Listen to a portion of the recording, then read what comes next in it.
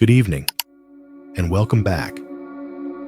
Before we begin, I want you to settle in wherever you are right now.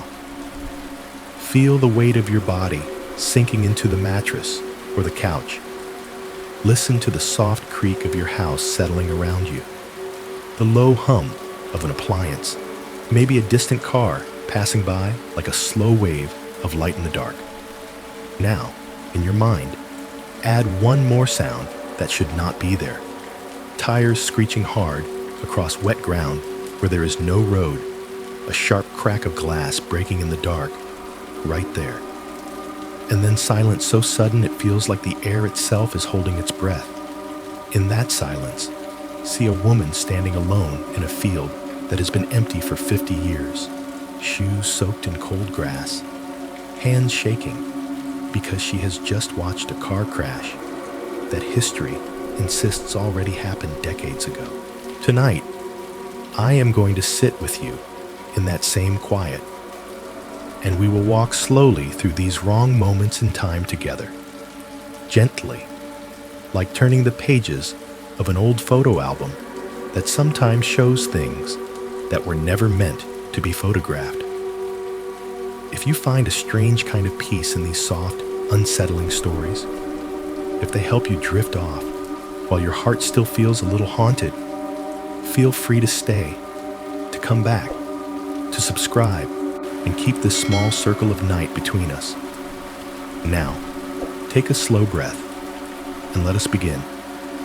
You are in your room tonight, not in a story, not in a legend, just here, in the ordinary little world you have built around yourself. The light from your bedside lamp is soft and a little yellow, the kind of warmth that makes corners blur instead of sharpen. The bulb has been used for months. It hums faintly, not enough to bother you, just enough that if you focus, you can hear it beneath everything else. Your blankets are not perfectly arranged. One corner is twisted over itself. Another is half hanging off the side of the bed, like it tried to escape some time earlier. The pillow under your head is familiar, broken in where you always lie, faintly smelling of your detergent, that clean, slightly artificial scent you associate with home. The sheet underneath your hand is cool in some places, warm in others, where your body has rested long enough to leave an impression. On the nightstand beside you, there is a glass of water. A circle of moisture has formed beneath it, a faint ring on the wood, or the coaster catching the lamplight. Tiny bubbles cling to the inside of the glass near the surface, and when you shift even a little, the water moves, just barely, sending soft ripples of reflected light onto the wall. Your phone lies nearby, its screen dark now, but still carrying the faint residue of the last thing you looked at. The world outside your door, compressed into notifications you are too tired to open. Beyond your walls, the night goes on with or without you. Somewhere out there, cars move along a distant highway, their sound softened by distance until it is just a slow, steady wash in and out like a mechanical ocean. Maybe there is rain tonight, or the slow tap of it against the window. Maybe it is only the wind moving along the sides of your building, finding every small gap and whispering through it. Your home answers with its own small voice, the occasional creak in the floorboards, the quiet sigh of pipes in the walls, your refrigerator rising and falling in a gentle electric rhythm. It is, in almost every way, a normal night. The kind of night you have had hundreds of times. You know this routine so well that your body begins to relax even before your mind decides to. Muscles loosen. Your shoulders sink a little deeper into the pillow. Your breathing evens out. There is a kind of peace in this repetition, in knowing where everything is without needing to look. This is the part of the day when the world usually stops asking you for so much. You are not expected to answer emails now, or pick up unknown numbers, or be anywhere but here. Whatever you did with your daylight, work, errands, scrolling, worrying, it has been cut off at the edge of the evening. You have done enough for today, maybe more than enough. The night is supposed to be the time when nothing else can reach you. Of course, that does not mean your thoughts stop. There are quiet worries that live in this room with you, even when nobody else does. They sit softly on the edge of the bed or crouch in the shadows of the dresser. You think about the bills waiting on the table, the messages you have not answered yet, the way a loved one sounded a little more tired on the phone than usual. You think about work, about a doctor's appointment you keep moving, about how fast your parents seem to be aging when you only see them in photos. You think about your own body, little aches that did not used to be there, fatigue that feels heavier than it used to. There is loneliness sometimes, even when you are not alone, a silence that has nothing to do with sound. And yet, in spite of all of that, time usually behaves itself for you. When you set an alarm for 7, chi, it goes off at 7, chi, not at 3, sar, not at 11, sangrit. When you start work at 9, your day divides itself into hours and breaks and lunch in a way that makes enough sense to get you through. The minutes may feel slow or fast, depending on your mood, but the clocks, at least, keep their part of the bargain. They move forward. They do not skip. Nights like this are supposed to be simple. You lie down, you drift, morning arrives. But if you think back, there have been nights that did not feel simple at all. Nights where you woke up and were sure you had slept for hours, only to see that barely 20 minutes had passed. Or nights when you closed your eyes for a second, convinced you were still half awake, and opened them again to see that 3, 4, 5 hours were gone. On those nights, you might have looked at the clock and frowned, mentally checking for mistakes. Did I misread it earlier? Did I dream checking the time? Did I forget something? You probably shrugged it off eventually, told yourself that you just lost track, that your sense of time is not as reliable as the numbers on the wall. Most people do that. They trust the clock more than they trust themselves. Somewhere in your room, on the nightstand, on the wall, across the room by the TV, there is some measure of time watching over you. Maybe it ticks, each second marked with a tiny mechanical click. Maybe it glows, a small digital rectangle casting pale numbers into the dark. You catch it from the corner of your eye sometimes, even when you are not trying to.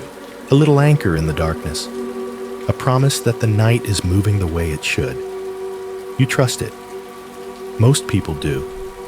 Most of the time, it deserves that trust. Tonight, as I speak to you, there is a clock in my room too. It sits just out of frame from where I am recording, a simple thing with a white face and black hands. I can hear it if I listen closely enough. The tiny impact of each second landing. The screen in front of me shows a timer as well, counting upward, smooth, steady. The numbers changing in perfect order. 101, 102, 103. And yet the clock on the wall is not quite keeping pace. For a moment, its second hand travels too quickly, skipping over a tiny distance as if it is in a hurry to get somewhere. Then a minute later, it slows, hesitating near one of the marks, taking a breath before it moves on. The ticks do not match the timer. The rhythm is wrong. I watch it for a while, feeling that strange, low tug of unease in my chest. That feeling you get when something familiar is behaving just a little too strangely to ignore. The waveform on my screen, though, does not care. It rolls forward in a perfect line, measuring sound and silence in its own invisible units, pretending everything is normal. That is how it is sometimes, when time wants to play a quiet trick. In your room, your clock still behaves, steady and loyal, numbers changing when they should, each second obedient. In mine, the hands stutter and rush, caught in some private glitch. Between us, in the space of this story, something thin and unseen stretches just a little tighter than usual. It is not enough to break the night, just enough to make it feel, if you listen closely, very slightly wrong. Long before digital clocks glowed on nightstands, before people argued online about timelines and glitches, human beings were already uncomfortable with how time behaved. They did not have the language of physics or dimensions, so they told stories instead.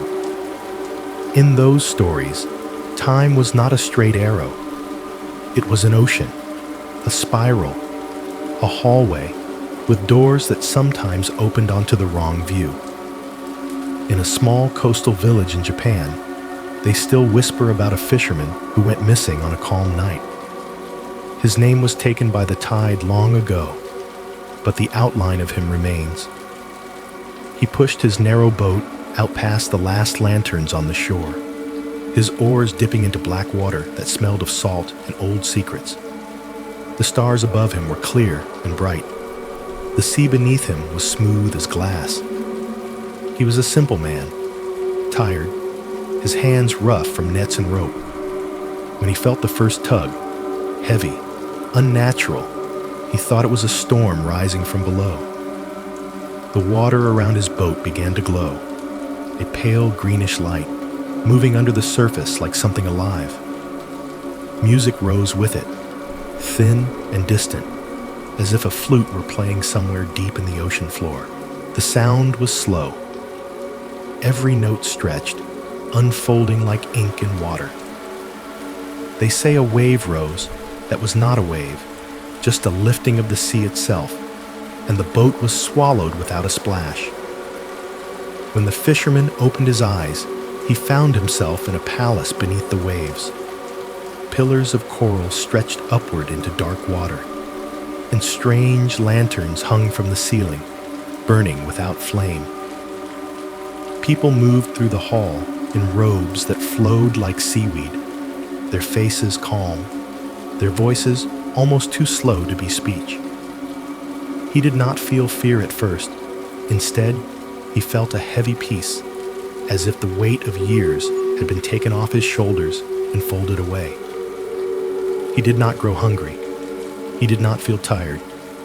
He listened to the music that wound through that place, a melody with no hurry in it, no sharp edges. He spoke with a woman whose hair flowed around her like a tide, and when he asked how long he had been there, she smiled, with eyes that held no answer. He could understand. Eventually, though, a thread of worry pulled him back to himself. He thought of the village above, the wife he had left sleeping on a straw mat, the nets drying on poles by the shore. He remembered the way morning light looked on the water. He remembered, with a sudden ache, the taste of plain rice and miso, the call of the market sellers. He asked to go home. The lady of the undersea palace agreed, but her expression tightened, just for a moment. She pressed a small lacquered box into his hands, its surface painted with waves and a rising moon. "Never open this," she said, her voice slower than his own heartbeat. "No matter what you find." Then the sea rose again, dark and blinding, and he was in his boat, bobbing gently on the surface as if nothing had happened. The stars had shifted. The air felt thinner, colder. He saw lights on the shore where his village should be, but they were too many, too bright, moving in ways he did not understand. He walked up the beach to find that his village was gone. The huts were replaced by houses with tiled roofs. The boats he knew were missing. New ones, larger and painted, rested where his friends' vessels used to sit. The few people he saw wore clothes in styles he could not place. When he called out, they stared at him like he was mad. He gave his name. No one knew it. He called the names of his wife, his brothers, the old fisherman who always fixed nets under the same tree. The tree was gone. The faces were all wrong. The language on their lips was almost his own, but not quite. Words were sharper. Edges moved. He understood enough to realize that they did not understand him. Alone on the shore that no longer belonged to him, his hands shaking, he remembered the box. He should have thrown it into the sea. He should have buried it in the sand. Instead, desperate for something that still had his past on it, he opened it. There was no object inside, no jewel, no treasure. There was only a sound, a rush of air, long and low, that felt like a lifetime exhaling. It poured over him in a wave that smelled faintly of salt and old tatami, of his wife's hair and his brother's pipe. It was the sound of decades he had not lived through, leaking back into the world. When it faded, nothing around him had changed. The houses, the people, the unfamiliar street lamps, all still there. Only he was different, suddenly hollowed out. A man with a body still in its prime and a life already stolen by time's quiet flood. Far from the sea, in a stone monastery wrapped in fog and bells, another man had his own encounter with time's strange habits. He was a monk, one of many. But the nights were long and quiet enough that his thoughts had time to stretch. He spent his days copying texts by hand, scripture, commentaries, the same dark ink flowing across the same pale pages. Hour after hour, under candlelight, the world narrowed to the scratch of the quill and the drip of wax. One winter night, when the wind outside moaned against the stones and the other brothers slept, he nodded over his work. His head drooped, his hand slipped, ink blotting the margin. His eyelids fell, and he felt himself pitch forward into darkness. In his dream, he was still in a library, but it was not the one he knew. This one was vast beyond understanding. Shelves rose higher than any tower he had ever seen, and each shelf groaned under the weight of books. The air smelled of paper and dust and something sharper, like rain on hot stones. Lights hung from nowhere in particular, steady and pale, with no flames, no smoke. He realized, with a cold clarity, that every book on those shelves was about him. He pulled one down at random. Inside, he read of a boy, born in the same village, to the same parents, but who never took vows. This version of him married, had children, grew old tending land instead of tending souls. Another book told of a short, tragic life ended by fever before his 10th year. Yet another showed him as an old man in the very monastery he knew, but with a different abbot, different wars, different kings ruling outside the walls. He moved along the shelves. In book after book, his life changed in small ways and enormous ones. Sometimes he died young. Sometimes he left the monastery in anger. Sometimes he lived to a very old age, copying texts until his hands shook too much to hold a quill. He began to feel dizzy. The possibilities piled up around him like snow. On one shelf, near eye level, he noticed a gap, a missing volume. Above the empty space, a small card was nailed into the wood. The card read, "Door number 13, never opens for the right person." He did not understand. He reached for the gap, and his hand met nothing but cold air that felt far too deep. He woke with a start. Back in the scriptorium, ink on his hands, the candle burned low. The page he had been copying was ruined by a line of text he did not remember writing. In careful, even letters, beneath the sacred words, it read, "Time is a house with more doors than they tell you about." Shaking, he tried to scrape it out. The ink would not lift. The phrase stayed, no matter how he worked at it, as if it belonged there now. On another continent, in another century, a man lay down under a tree at the edge of a dirt road. The war he had fought in had ended not long before. The blue and gray uniforms were still fresh in memory, the cries of cannon and musket not fully faded from his ears. He was tired in a way that had nothing to do with his body. The leaves above him shivered in a light breeze. Sunlight passed through them in shifting patterns. He listened to the wind and closed his eyes for just a moment. He woke to a roar he did not understand. When he sat up, the road beside his tree was no longer quiet. Giant metal beasts roared past on it, their bodies painted, their wheels spinning on strange black stone. Wires hung overhead, strung from tall poles, humming faintly. Buildings he did not recognize crowded the horizon. People walked by in clothes that looked wrong from head to toe. Their hats, their boots, their very posture, they belonged to a different story. He stumbled into the road and nearly died under the first truck. The driver cursed at him, words he recognized, but twisted by accent and time. Nobody believed him when he babbled about battlefields and officers, about news that was now 100 years old. They called him confused, ill, mad. They took him to a place with bright lights and sharp smells. He kept asking where the horses had gone. The only thing that had followed him into this new century was the tree. It still stood, a little taller, its trunk thicker, its bark scarred by carvings from hands long gone. It was the only shape that anchored him. Everything else had slipped. Time had taken a step he had not consented to. The fisherman beneath the waves, the monk in the endless library, the soldier under the tree. They never met, never knew one another's names.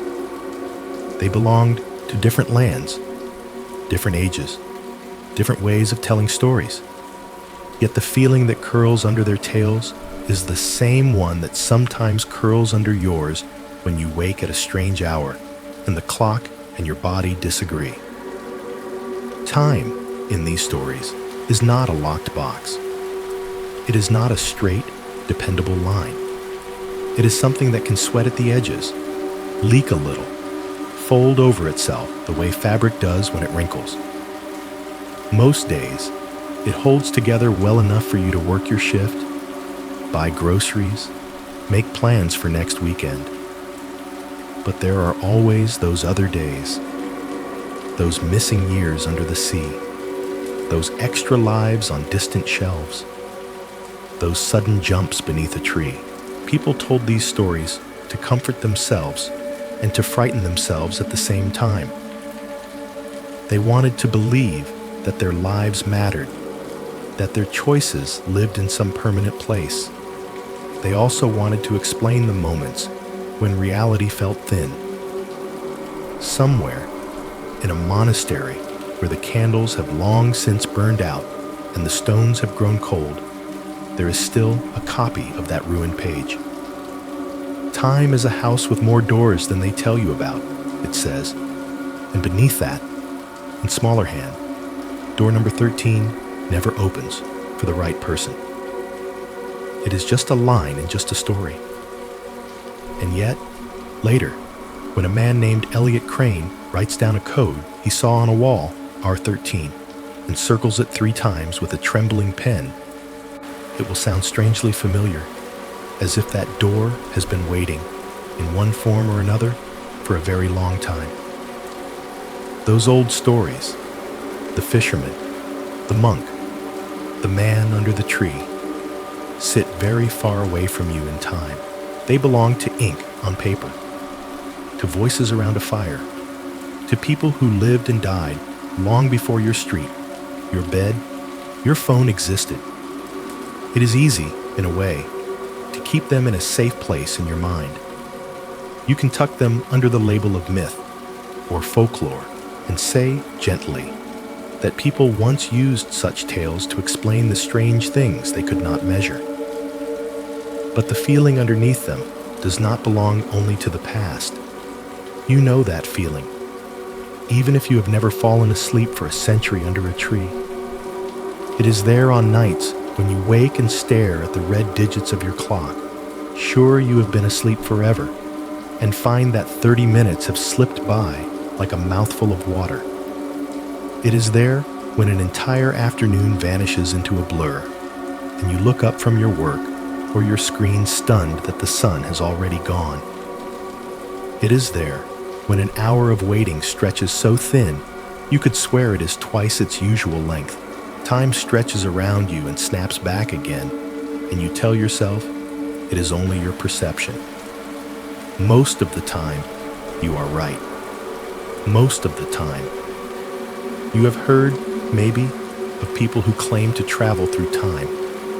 They build contraptions in movies, step into glowing machines, or chant words in books that echo down hallways of magic. Those stories are distant too, safe in their own way, because everyone agrees they are fiction. They belong to actors and special effects, not to the quiet space between the edge of your blanket and the dim line of your door. The ones you need to think about tonight are different. Some people do not travel through time on purpose. They do not build devices or cast spells or go looking for door number 13 in the house that time built. They are not chosen for greatness. They are not prophets or sorcerers or heroes. If you passed them on the street, you would not look twice. They are tired. They are ordinary. Their lives are full of lunchboxes and shift schedules, rent and mortgages, grocery lists, and aching feet. They stand in checkout lines. They sit in traffic. They wait on hold. Their backs hurt from standing all day or from bending over desks. They worry about promotions and layoffs and whether the car will pass inspection this year. They are people who would be deeply content if nothing uncanny ever happened to them at all. That is what makes it worse when something does. Imagine one of them now. A man in his 40s, perhaps, with a face you have seen 1,000 times and never really looked at.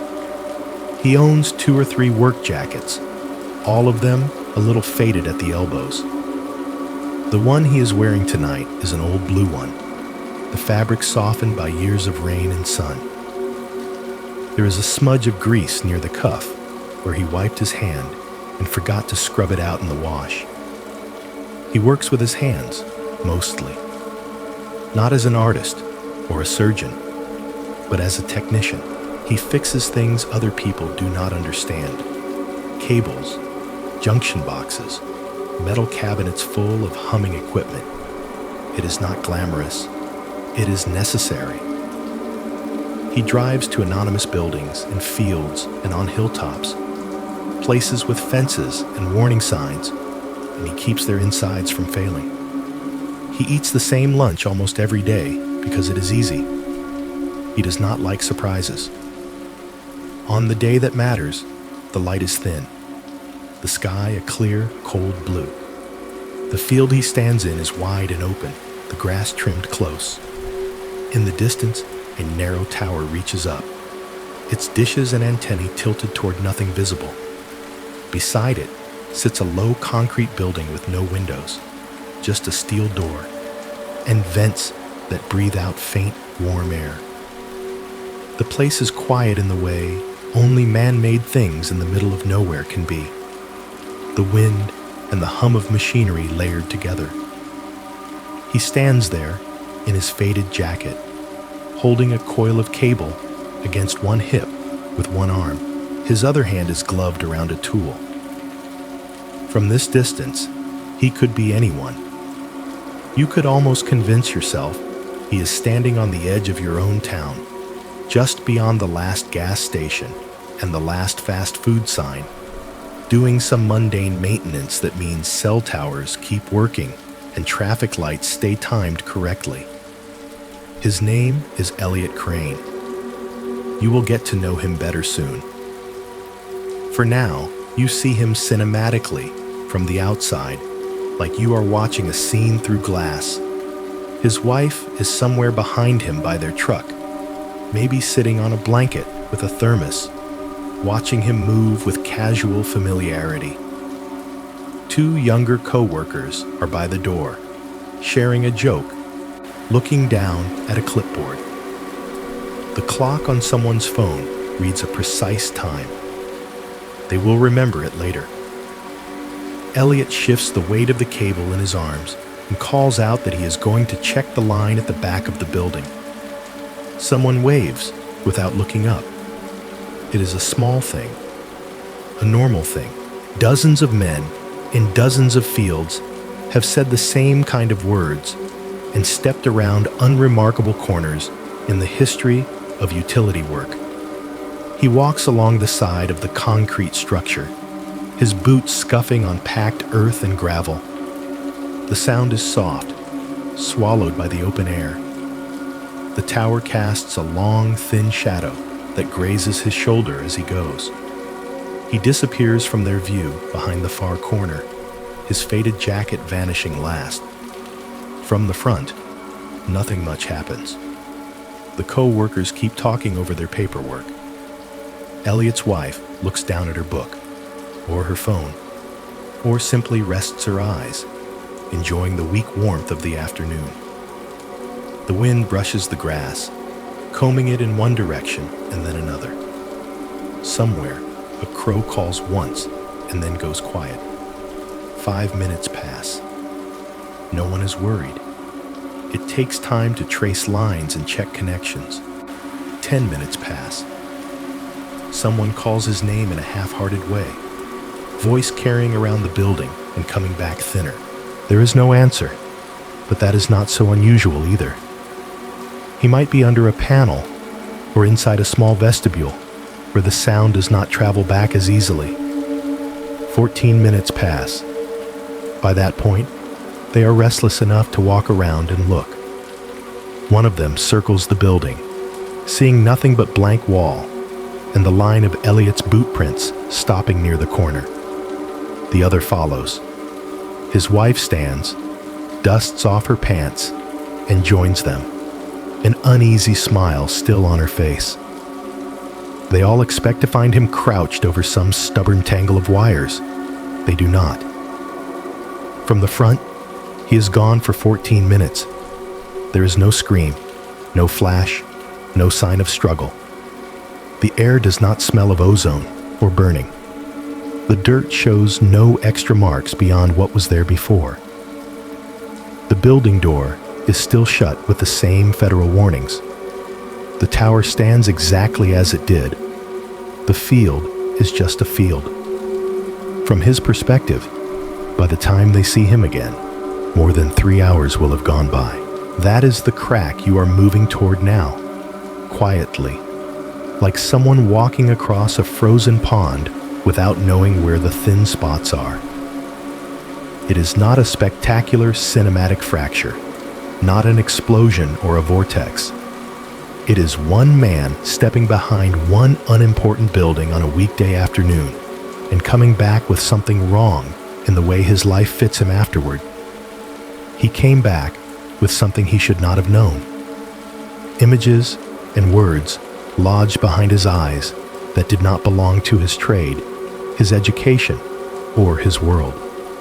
He came back without his old relationship with clocks, unable to look at them the same way, unable to trust the obedient sweep of their hands or the changing of their numbers. You might be wondering how anyone could know that in any detail. how his 3 hours elsewhere could be anything more than a story told by a shaken man after the fact, a mind trying to fill in a blank spot with whatever it can. I wondered that too. I did not hear about Elliot Crane in a campfire story, or in a thread online where names blur and exaggerations breed. I did not find him in a paperback about mysteries of the unknown, squeezed between tales of ghosts on highways and lights in the sky. I met him, in a way, in a colder place. I read about him in a report. It had no author listed, only a date and a room number. The language inside was dry and spare, full of codes and references, as if the person who wrote it was trying very hard not to feel anything at all.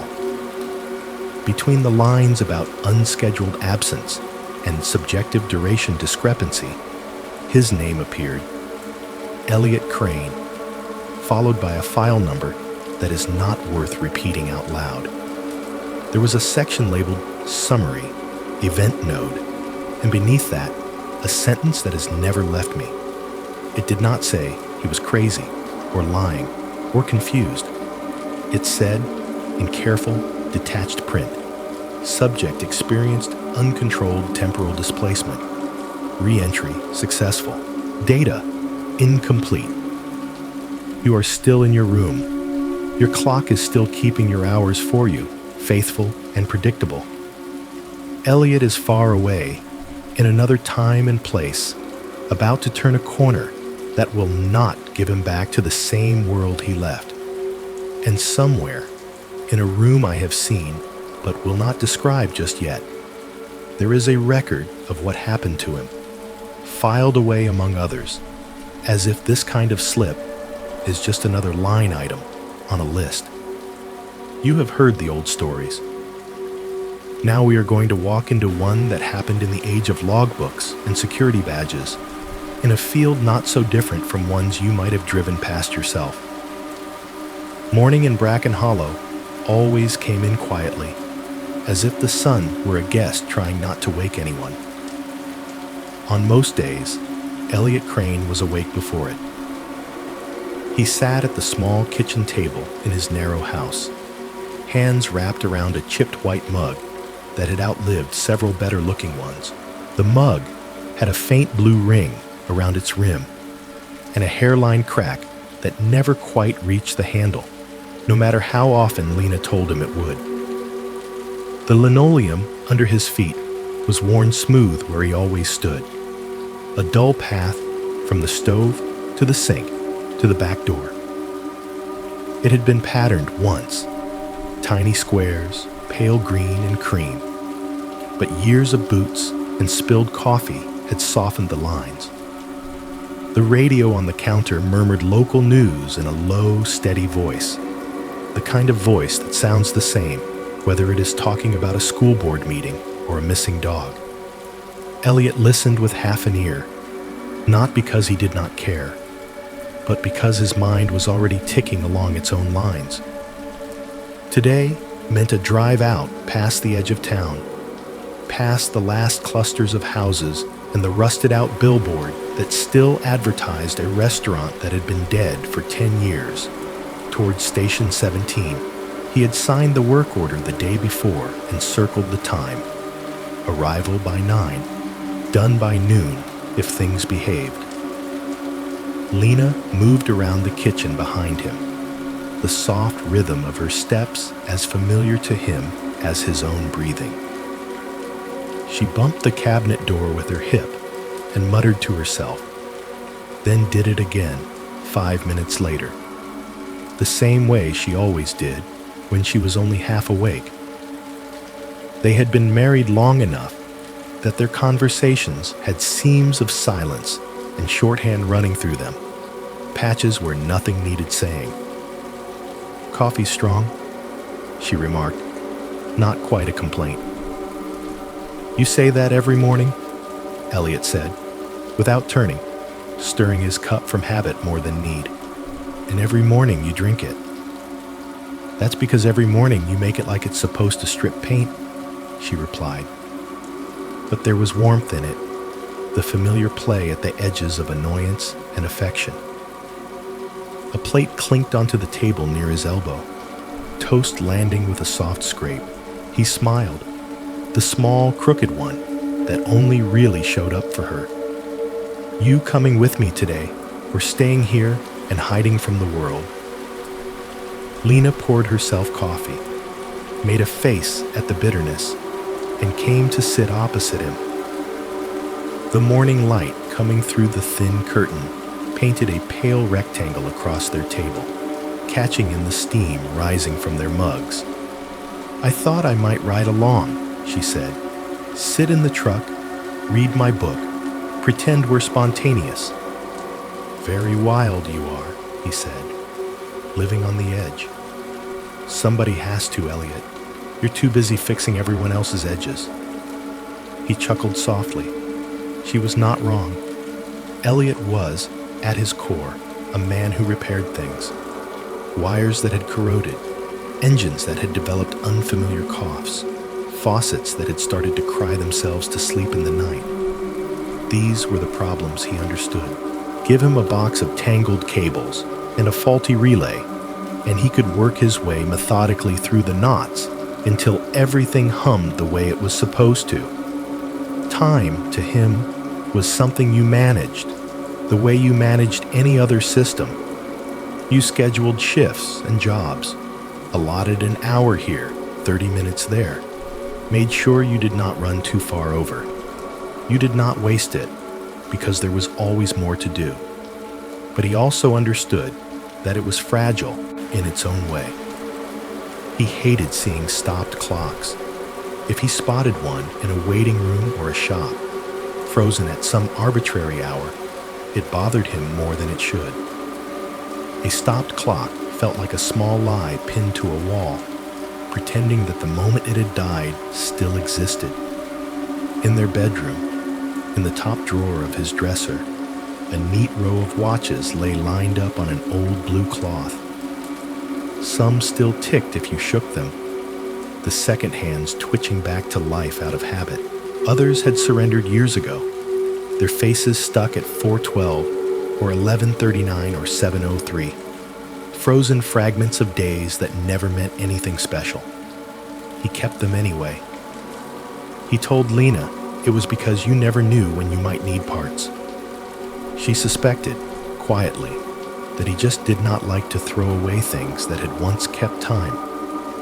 He worked for a contractor that did maintenance on government communications infrastructure, which sounded more impressive than it felt most days.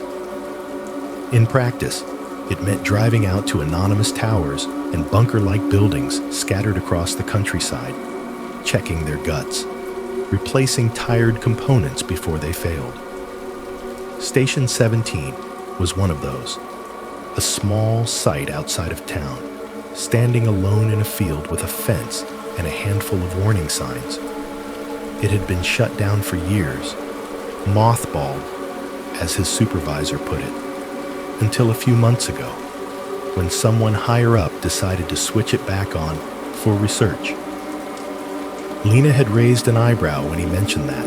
Research, she repeated, drawing the word out. That sounds mysterious. It sounds like extra paperwork, Elliot said, shrugging.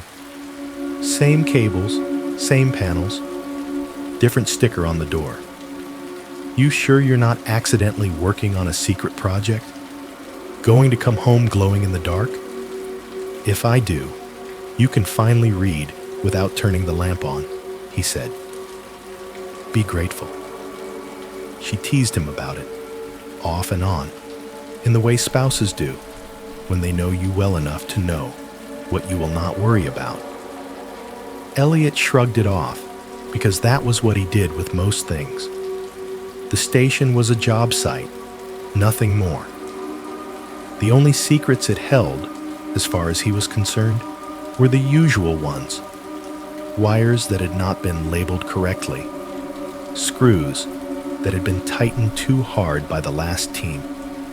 On the morning of the incident, the sky over Bracken Hollow was washed in that crisp, pale blue that only seems to exist in early autumn. The air outside carried the first serious hint of cold, smelling faintly of dry leaves and distant wood smoke. The grass in the yards they passed as they drove out of town was beginning to turn from summer's green to something more brittle, more resigned. Elliot loaded his tool bag and a coil of spare cable into the back of the company truck, checked the tires, and waited while Lena brought out a folded blanket and a paperback novel. Two younger co-workers, Tyler and Miguel, arrived in another truck, laughing about some video one of them had watched the night before. They were good kids, competent enough, always half in the world of their screens, even when they were standing in a real field with real dust on their boots. "Shotgun," Lena declared, sliding into the front seat next to Elliot. "Like I was going to argue," he said. "You bring snacks?" "I brought my charming personality. That should be enough." They pulled out onto the road, the town falling away behind them in a slow procession of houses, then fewer houses, then scattered trailers and empty lots. The radio in the truck played a song Elliot only half recognized, the kind that blended into the background. The digital clock in the dash read 8:17. He noted it without really meaning to. They were on time. As they passed under an old concrete overpass, one tagged with graffiti so faded it was more ghost than paint, the clock on the dash jumped. It flickered to 8:18, then 8:19, then dropped back to 8:18 again before settling, like a heartbeat that had stumbled and caught itself. The song on the radio stuttered for a fraction of a second, a half syllable repeating and then smoothing out. Outside, the world did not seem to notice. The trees lining the road stood where they had always been. The cracked asphalt under the tires did not ripple or shake. Lena did not see it. She was looking down, opening her book, tucking a strand of hair behind her ear. Tyler and Miguel were behind them somewhere, their own dashboard clocks glowing their own honest numbers. Elliot frowned at the display, a small furrow appearing between his brows. He tapped the plastic as if that could knock the time back into line. The digits stayed obediently where they were, pale green and steady. "Come on," he muttered under his breath. "Don't start that." "What?" Lena asked, glancing up. "Nothing," he said, letting out a short breath and forcing a smile. "Just the clock doing a little dance. It's fine." He laughed it off, because what else was there to do? Electronics misbehaved. Displays glitched. It was a tiny thing, almost not worth mentioning, the kind of hiccup you forget before the next song ends. The road stretched ahead of them. The sky arched overhead, and Station 17 waited patiently out in its field, humming with whatever new research it had been handed. The day was already bent, in a way so small that no one but Elliot had even felt the tug. He did not know that yet. He just drove on, hands steady on the wheel, the old overpass shrinking in the rearview mirror, taking that first quiet tremor of wrongness with it. Station 17 did not look like the kind of place where anything remarkable could happen. That was part of its purpose. From the road, it was only a fenced compound in the middle of a wide, shaved field, a square of metal and concrete pressed into the landscape like a thumbprint. No sign announced its name. No logo broke the blankness of its gray face. The building itself was squat and stubby, poured concrete with a single heavy metal door set into one side, painted a dull government green. A few vents along the walls exhaled faint warmth into the cool air. Beside it, a slender tower rose up, a narrow spine of steel bolted together, with shallow dishes and antennae branching from it like pale petals pointing toward the empty sky. The dishes were all turned the same way, toward some invisible horizon. The soundscape out there was thin and simple. Wind moved through the trimmed grass, making a low, constant hiss. The tower carried a faint hum, almost below hearing, the vibration of equipment buried inside the building. Somewhere beyond the fence, a crow complained once from an unseen perch, then gave up, as if even it was bored. Elliot pulled the truck through the open gate, gravel crunching under the tires as they rolled to a stop near the building. Tyler and Miguel pulled in behind them, their own truck rattling over the same stones. When the engines shut off, the sudden absence of their noise left the field feeling bigger. He climbed out, stretching his back, the morning stiffness returning after the drive. The air smelled dry, a little metallic, like dust and old machinery. Lena squinted against the brightness, stepping down carefully, blanket and bag tucked under one arm. "Glamorous," she said, taking in the concrete, the fence, the graceless tower. "You should see the other ones," Elliot replied, going around to the back of the truck to haul out his tool bag and a coil of cable. "This is practically scenic." Tyler hopped out of the second truck, clipboard in hand, Miguel juggling a coffee and a wrench. They were still laughing about some joke from the drive. Tyler swung the gate shut behind them loosely, the hinges squeaking in protest. Near the entrance to the building, a metal stand held a small weatherproof box with a sign-in sheet inside. Elliot flipped the lid open, shielded the paper from the wind with one hand, and wrote his name in the next blank line, E. Crane. In the column for time, he glanced at his watch and then at the digital display on Tyler's phone. "Arrived 3:14 p.m., he said aloud, more out of habit than necessity, and marked it down. The numbers looked small, but solid in his neat handwriting. "Plenty of day left to ruin," Miguel joked, taking the pen next and scrawling his own name beneath. Tyler followed, his handwriting looping and careless. Lena found a spot not far from the trucks, where the grass was shortest and the ground looked even. She shook the blanket open with a soft flap, let it fall, and smoothed one corner with her hand. The thermos clanked gently as she set it down, followed by the faint thump of sandwiches wrapped in waxed paper. She sat with her legs folded to one side, book already in hand, content to let the hum of the day settle around her. Elliot knelt by a ground-level panel near the base of the building, unscrewing its cover with practiced movements. Inside, rows of cables were clipped into place, some older, their insulation faded, others newer and thicker. He traced them with his fingers, checking labels, listening for the subtle ways machines tell you if they are happy or not.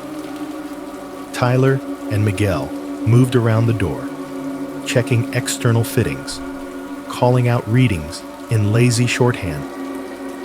There was a sense of routine to it all. The field, the fence, the tools, the banter, they were pieces in a familiar pattern. Even the sky played along, a flat pale blue, thin clouds stretched in long brushstrokes, the sun already lowering enough to cast longer shadows from the tower.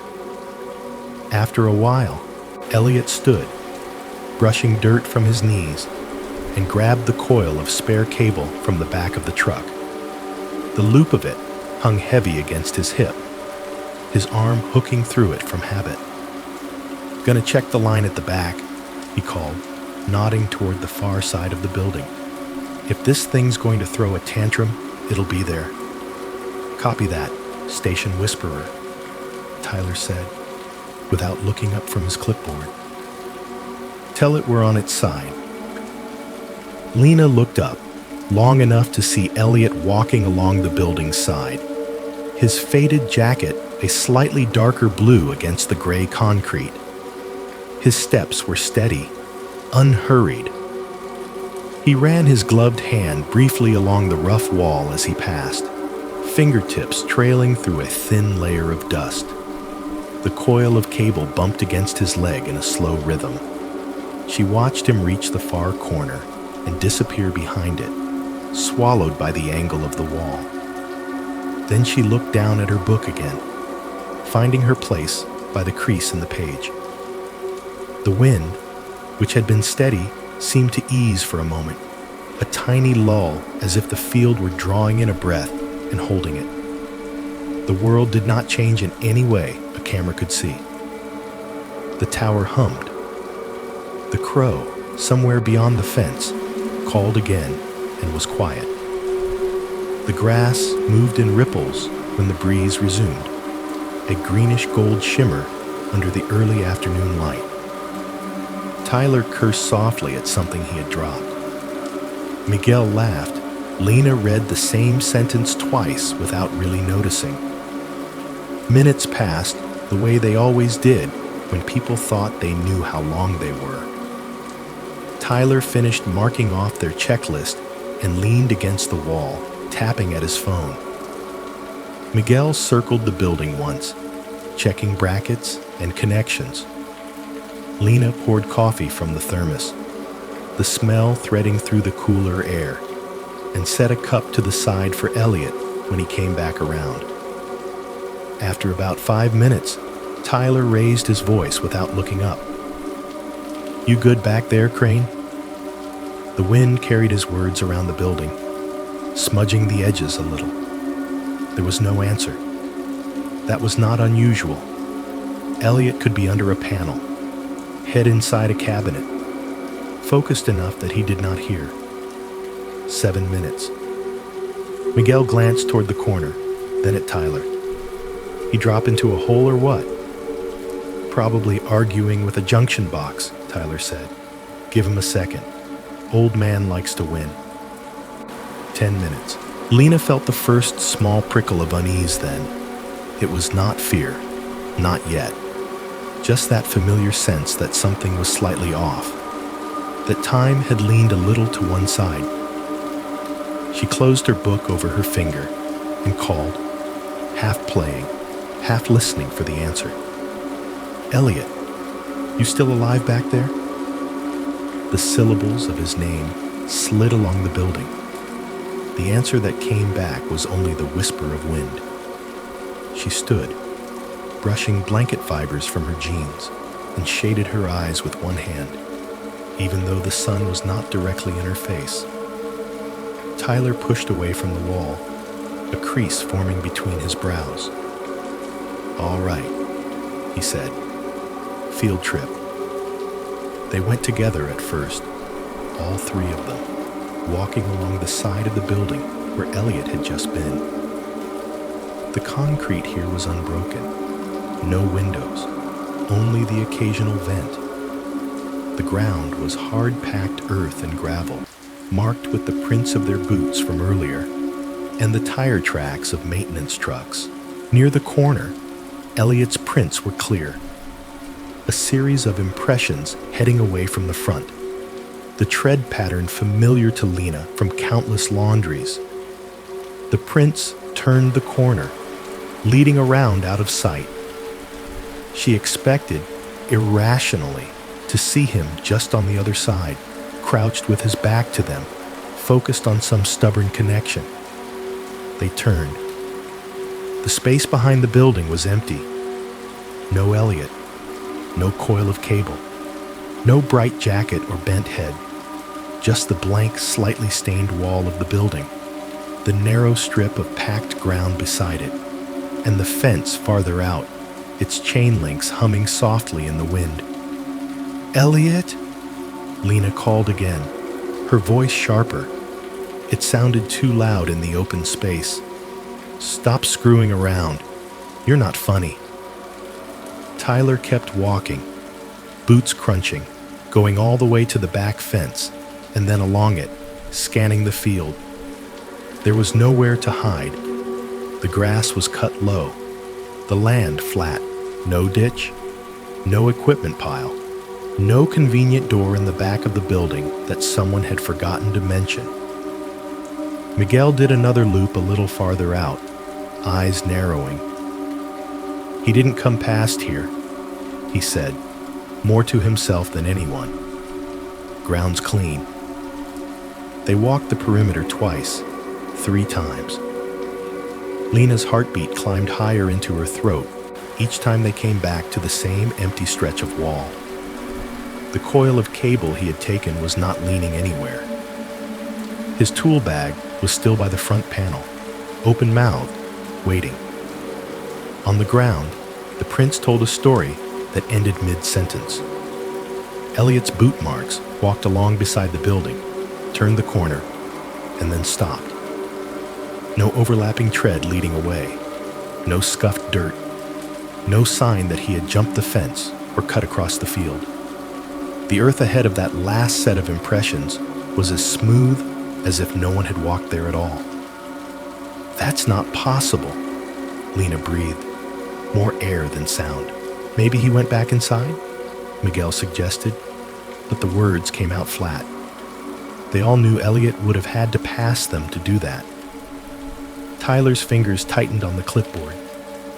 In a moment of instinctive grasping panic, he flipped it up and scanned the sign-in sheet again, as if the paper might give him some anchor. His own name stared back at him, ink still fresh. Miguel's scribble. Above them, Elliot's neat "arrived 3:14 p.m." There was a space for departed time on the same line, blank as they had left it. Except now, it was not. For a heartbeat, Tyler saw it. A set of numbers, written in a hand that was not his, not Elliot's, not Miguel's. Thin, precise strokes, 1714. The ink was faint, as if someone had pressed too lightly, or as if the pen had been running out, or as if the writing was already half erased. His breath snagged.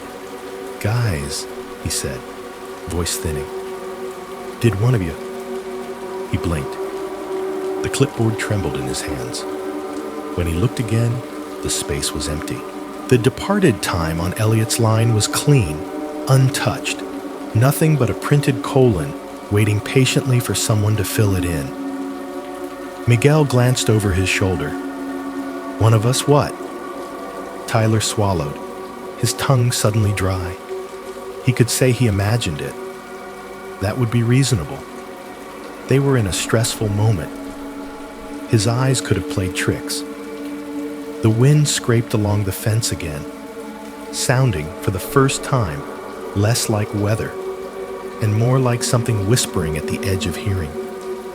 "Nothing," he lied, lowering the clipboard slowly. "Nothing yet." In the middle of a wide, shaved field, between a stubby concrete building and a too-silent tower, the afternoon continued to pour itself out in light and wind and the distant, unseen calling of crows. Somewhere, a clock ticked forward from 3:14 towards something else, and Elliot Crane, who had only gone to check a line at the back, was nowhere at all. When Elliot turned the corner, it felt at first like walking into thicker air. 1 second, he was moving along the side of the concrete building, the tower's shadow, a thin line on the packed dirt beside him, the sky above a flat pale blue. The next second, something in front of him pushed back. Not hard enough to stop him, just enough that his chest tightened, like stepping into a room where someone had turned the humidity up too high. His lungs protested. The breath he took came in shallow and strange. The sound came with it. A high metallic whine slid into his ears, far away and close at the same time, like a dentist's drill heard through walls, or the shriek of a train's brakes carried over miles of open land. It rose fast, threading itself through the normal noises he expected, the wind, the soft crunch of his boots, until those faded beneath it, He opened his mouth to call back a quick joke to Lena or the guys, something about the tower being in a mood, and the words died before they left him. The light around him smeared sideways. The tower, just visible over his shoulder, seemed to fold, its lines bending as if someone had grabbed the page of the world and started to turn it. Then everything snapped. He did not feel himself fall. He did not feel any lurch, no impact, no sense of movement. It was more like the moment when a slide changes in an old projector. One image, a mechanical click, then another image, already in place. The building was gone. The tower was gone. The open field, the fence, the sky, the crow, the hum, the smell of dry grass. All of it had been replaced by the long throat of a hallway. Elliot stood in the center of it, the coil of cable still looped over his arm, his tool hand half raised and holding nothing. The corridor stretched out in both directions, straight and without obstruction, as if someone had taken a block of concrete and carved a single tunnel through it. The walls were smooth, pale gray, almost the exact color of the building he had just been beside, but cleaner, colder. The floor was the same material, seamless, no cracks, no scuffs, no marks of use. The air was cold enough that he saw a faint ghost of his breath when he exhaled. It had a taste to it, faint and metallic, like the inside of a battery smells when it leaks. A tang on the back of his tongue that made his gums feel tight. Overhead, fluorescent lights ran in a line down the ceiling, their pale rectangles overlapping slightly. They flickered now and then, but the flicker did not match the hum. The sound they made was steady, a constant buzz, while the light shivered on its own rhythm, as if the two did not agree on what time it was. He swallowed, throat dry, and did the first thing his body knew how to do. He stomped his boot on the floor, hard, waiting for the comforting echo that should have bounced back at him from the walls. There was nothing. The sound of his stomp started and ended in the same instant, chopped off, like someone had cut the wire between his ears and the space around him. No echo, no residual vibration, just the memory of the impact in his leg. "Hello?" he said, and the word fell flat. He heard his own voice inside his head more than in the air. Panic tried to rise then, a hot, quick wave climbing up from his gut. He swallowed it back down on reflex, the way he had swallowed back nerves 100 times before, when something had gone wrong in a cabinet or a junction box. Panic never helped you figure out which wire was live and which was dead. He shifted the weight of the cable on his arm, more to give his hands something to do than because he needed it. The corridor stretched away in front of him, long and featureless. Behind him, when he turned to look, it did the same. No doors, no signs, no vents, nothing to tell him what direction was forward anymore. A faint line ran along the floor in the middle, glowing just enough to be noticed, like a stripe of paint with a nightlight inside it. It pulsed every few seconds, dim, bright, steady as a heartbeat. Standing still felt wrong. Standing still felt like inviting something to notice he was out of place. So he picked a direction and walked. His boots made soft contact with the seamless floor. Each step sounded smaller than it should have. The fluorescent lights hummed overhead, the flicker at their edges like the twitching of tired eyes. The walls remained blank. There was no temperature change, no draft, no hint of wind. The air seemed to sit in place and wait. He did not know how long he walked before he saw the first break in the sameness. Time had already begun to slip sideways, seconds stretching, his sense of them fraying. It might have been 30 steps, It might have been 200. All he knew was that, eventually, the right-hand wall interrupted itself with a smooth, taller panel, slightly darker than the concrete around it. There was no knob, no handle, no hinges that he could see.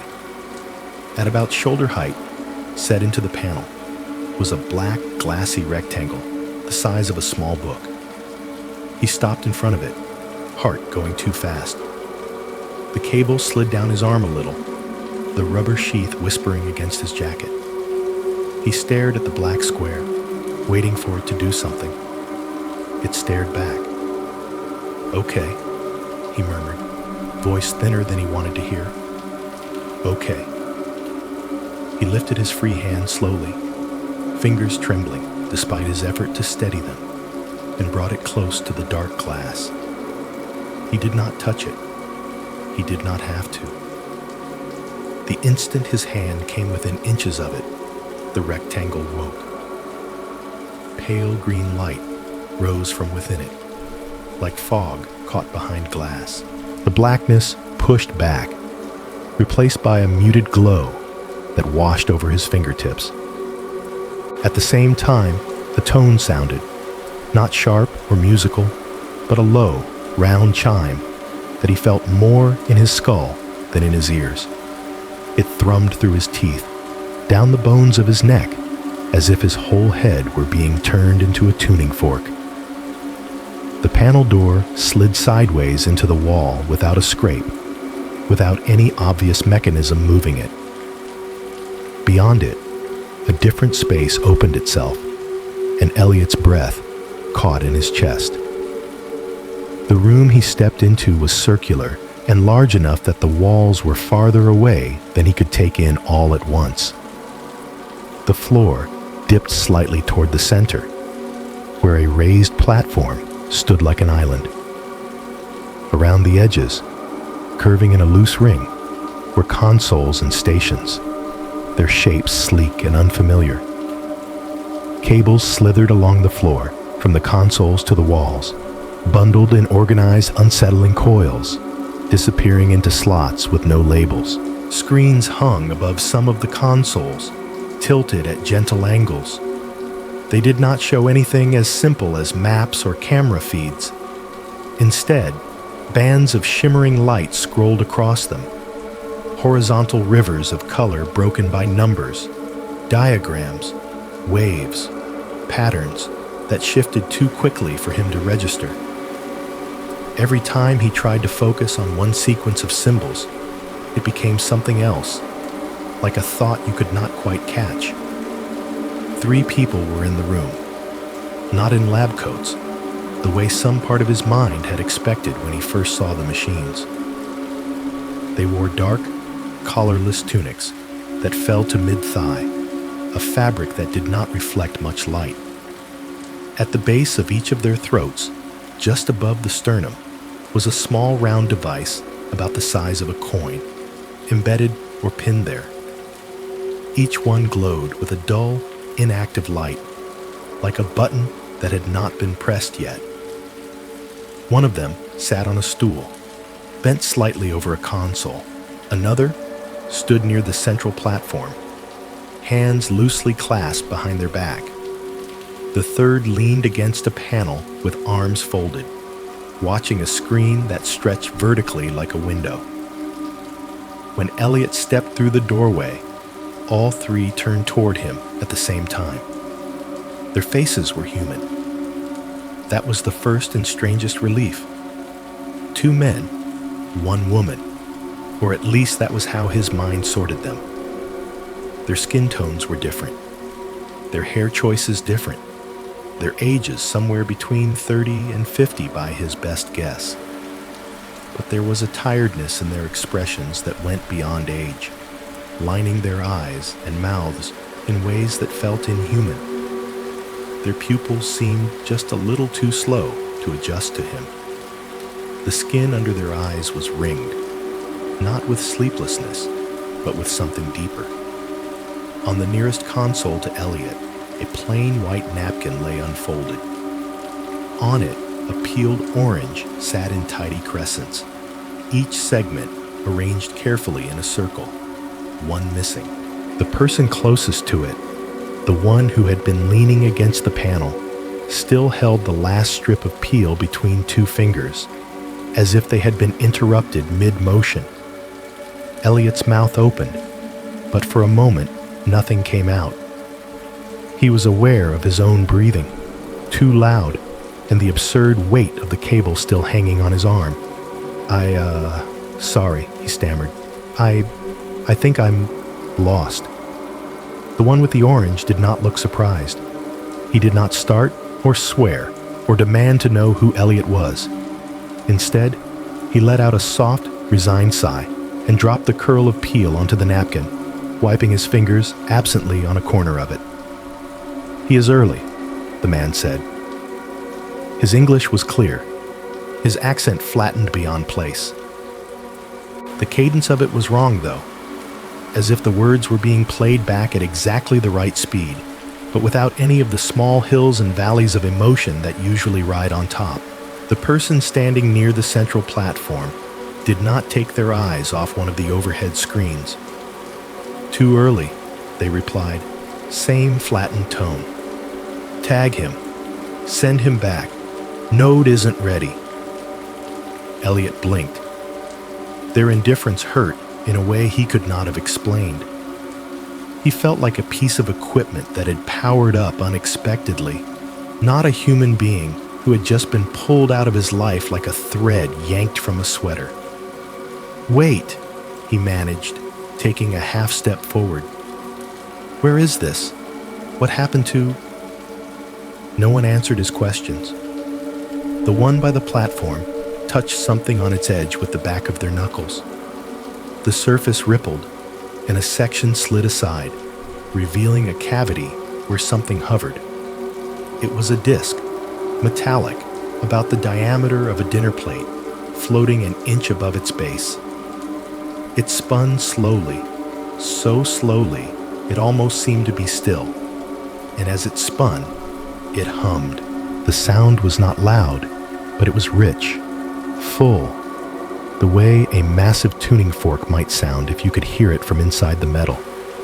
Heat radiated off it, not enough to burn, just enough that he felt it on his face, an odd, intimate warmth in this cold, chemical air.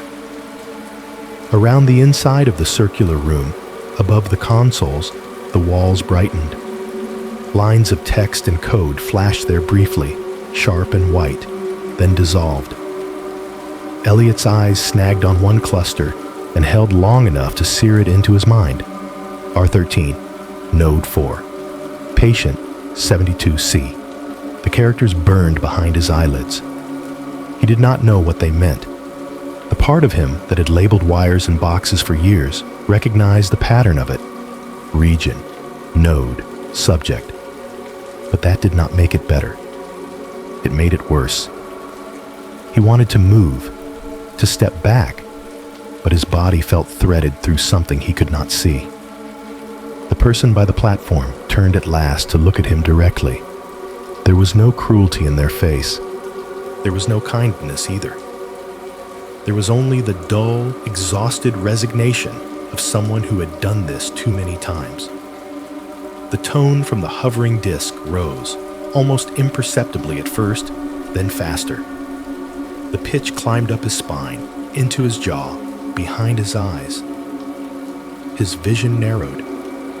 The lights above flickered, and this time the hum matched them, all stuttering together in a pattern that scraped his nerves raw. His last coherent thought was that he did not want to be here, that Lena was somewhere in a field with a blanket and a thermos, and he needed to get back to her. As the sound peaked, as the room seemed to draw itself inward, he became aware of one more thing, a detail at the very edge of his vision. On a distant screen behind the observers, an overhead view of Station 17 glowed. Their two trucks, the square of Lena's blanket, the small figures of Tyler and Miguel moving around the building. A tiny dot pulsed on the image, a small, steady light exactly at the corner where the wall met the ground. It pulsed in time with the glowing line on the floor at his feet. He had just enough time to understand, in a sick, dizzy way, that whatever this place was, it was not separate from his world. It was looking at it. It was watching it the way a technician watches a bank of monitors. Then the disc's hum snapped upward into silence. The room stretched, thin as a sheet of rubber pulled too far. Every part of Elliot's body felt like it was being pulled through the eye of a needle, compressed and yanked and remade. Light folded, sound broke. He was back at the corner of the concrete building, his boot hanging half an inch above the ground where his next step should land, the coil of cable still looped over his arm. The kitchen should have felt exactly the same as it always did. Same chipped white mug on the table, same worn linoleum underfoot, same radio on the counter, now turned low to a hymn station because Lena thought the music might settle him. It was the same house, on the same street, under the same patch of sky. But when Elliot sat down at the table that night, everything seemed thin, like the world had been printed one shade lighter by mistake. His co-workers had driven away hours before, their taillights shrinking down the dark road. They had promised to file the report, call the supervisor, let the base know there had been some kind of incident. Nobody had said the word disappeared out loud. Nobody had said gone, or missing, or 3 hours. They had said things like discrepancy, and we'll sort this out instead. Now, the trucks were gone. The paperwork was somewhere else. It was just Elliot and Lena and the kitchen that knew the shape of their marriage from the inside. He sat hunched at the table with his hands around the mug. Though the coffee inside had gone cold long ago, his fingers were not steady. The tremor was small, but it was there, running along the tendons on the backs of his hands, like a wire that had started buzzing. His eyes were unfocused, aimed somewhere over Lena's shoulder, as if he were still looking down that concrete corridor. "Do you want to tell me again what happened?" she asked quietly. She had asked already in the truck on the way home, and he had tried. The field, the corner, the thick air, the hallway, the circular room, the three people who had not been afraid to see him, the floating disc, the screens, the way everything had stretched and snapped. She had listened in silence, her knuckles white on the steering wheel. Now, in the kitchen, her face looked older than it had that morning. Not years older, just heavier. "I've told it," he murmured. "I've told it enough for one day." His voice sounded wrong to him, like it belonged to someone speaking through a wall. He took a sip of the cold coffee and forced himself not to grimace. The taste landed on his tongue and then slid away, unanchored. Lena reached across the table and touched his wrist lightly. Her fingers were warm. He focused on that. "You're home," she said. "Whatever that was, it's over. You're here. You're okay." He nodded because he knew that was what he was supposed to do. Agree with the basic facts. Affirm the reality in front of both of them. The kitchen table, the faded curtain over the window, the hum of the refrigerator, her hand on his skin. But under all of that, the hum from the disc still vibrated in him, a phantom sound lodged somewhere behind his breastbone. Night pushed itself into the windows gradually. The square of light over the sink turned black, reflecting the kitchen back at them like a cheap mirror. Lena moved around the room, put plates away, pretended at normalcy with the stubbornness of someone trying to build a wall against something they could not see. The radio sang soft hymns and static. She turned on the hallway light, then turned it off again when she realized it made the rest of the house look like a cave. They went to bed because that is what the clock said to do. Elliot lay on his side, staring at the faint glow of the alarm clock on his nightstand. The numbers changed with perfect, indifferent regularity. 11:03, 11:04, 11:05. Each minute looked like proof that the world still knew how to behave. He closed his eyes. The circular room bloomed on the inside of his eyelids at once, sharp as if he had stepped back into it. The overhead screens flickered with searing lines of data. The dull lights at the observers' throats glowed like sleeping eyes. He could smell the cold air again, chemical and sour. Hear the hum of the disc. He opened his eyes. The dark of their bedroom pressed in. The soft sound of Lena's breathing beside him was almost enough to anchor him. Almost. He closed his eyes again. The hum rose at once. He could feel the invisible needles of sound crawling along his teeth, down the bones of his arms. He tried counting instead, the old trick from sleepless childhood nights. 1, 2, 3, 4. His mind did not want to count. It wanted to repeat numbers from the wall. R13, Node 4, Patient 72C. He did not know what they meant. He did not know why they would not leave his head. He lasted like that for what might have been an hour or 10 minutes. Time had stopped telling the truth to him somewhere around the corner of Station 17. Eventually, the pressure in his chest, the need to do something, anything, grew too strong. He swung his legs out of bed. "What are you doing?" Lena's voice came from the darkness, thick with half-sleep. "Just can't sleep," he said. "I'll be in the kitchen. Go back to bed." She made a small, worried sound, but she did not follow him. He heard the faint rustle of blankets as she turned onto her back, staring up at the ceiling. The kitchen felt even thinner now that the world outside had emptied of light. The pale rectangle of the window was just a black mirror. His reflection was a blur in it, moving as he crossed the room. He avoided looking at it directly.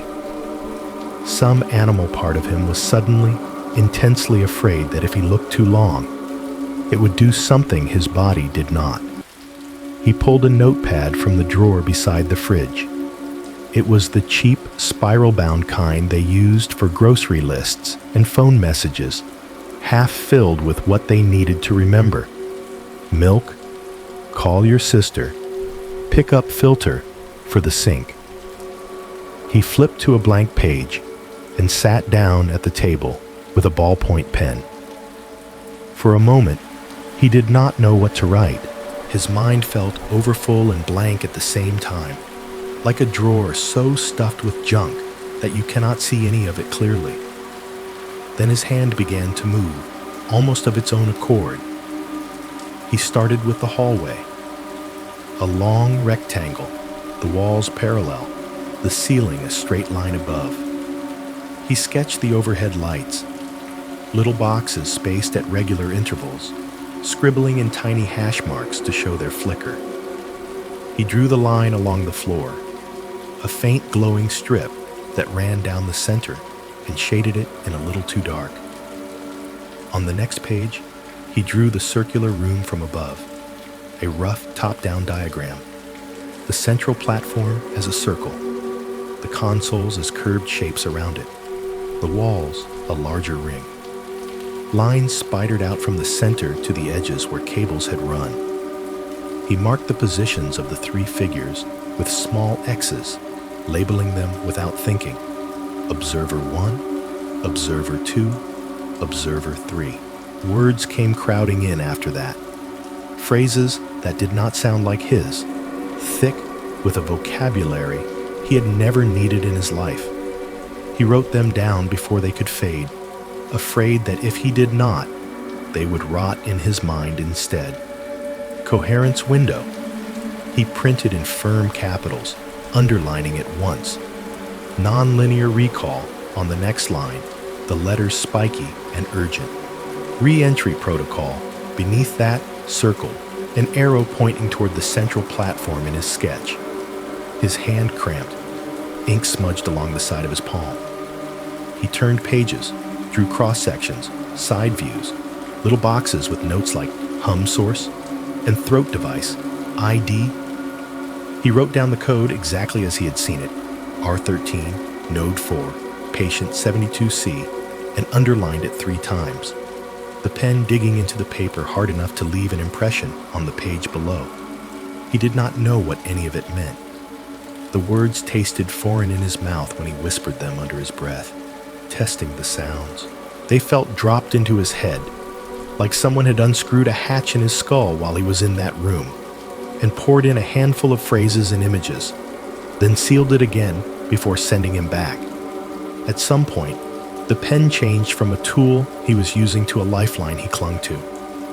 Writing was a way of dragging what he had seen out into the open air, nailing it down in black and white so it could not press as hard against the inside of his bones.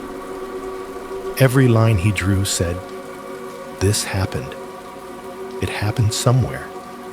It is not just a trick your mind is playing." He did not hear Lena's footsteps at first.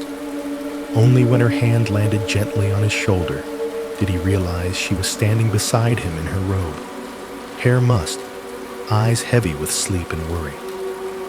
"Elliot," she said softly, "it's 3 a.m. He blinked up at her, disoriented. The kitchen clock on the wall confirmed it. 3:02. Its red digits indifferent. The pages in front of him were covered in ink, 11 of them, torn from the spiral and spread across the table, corners overlapping like a clumsy mosaic. "I couldn't," he started, then stopped. "I had to get it out." She slid into the chair next to him, pulling one of the pages closer with careful fingers. At first glance, it looked like nonsense. Lines and circles and blocky words. No clear story. Then her eyes began to pick out structure. The hallway, rendered with a precision that did not belong to someone half asleep.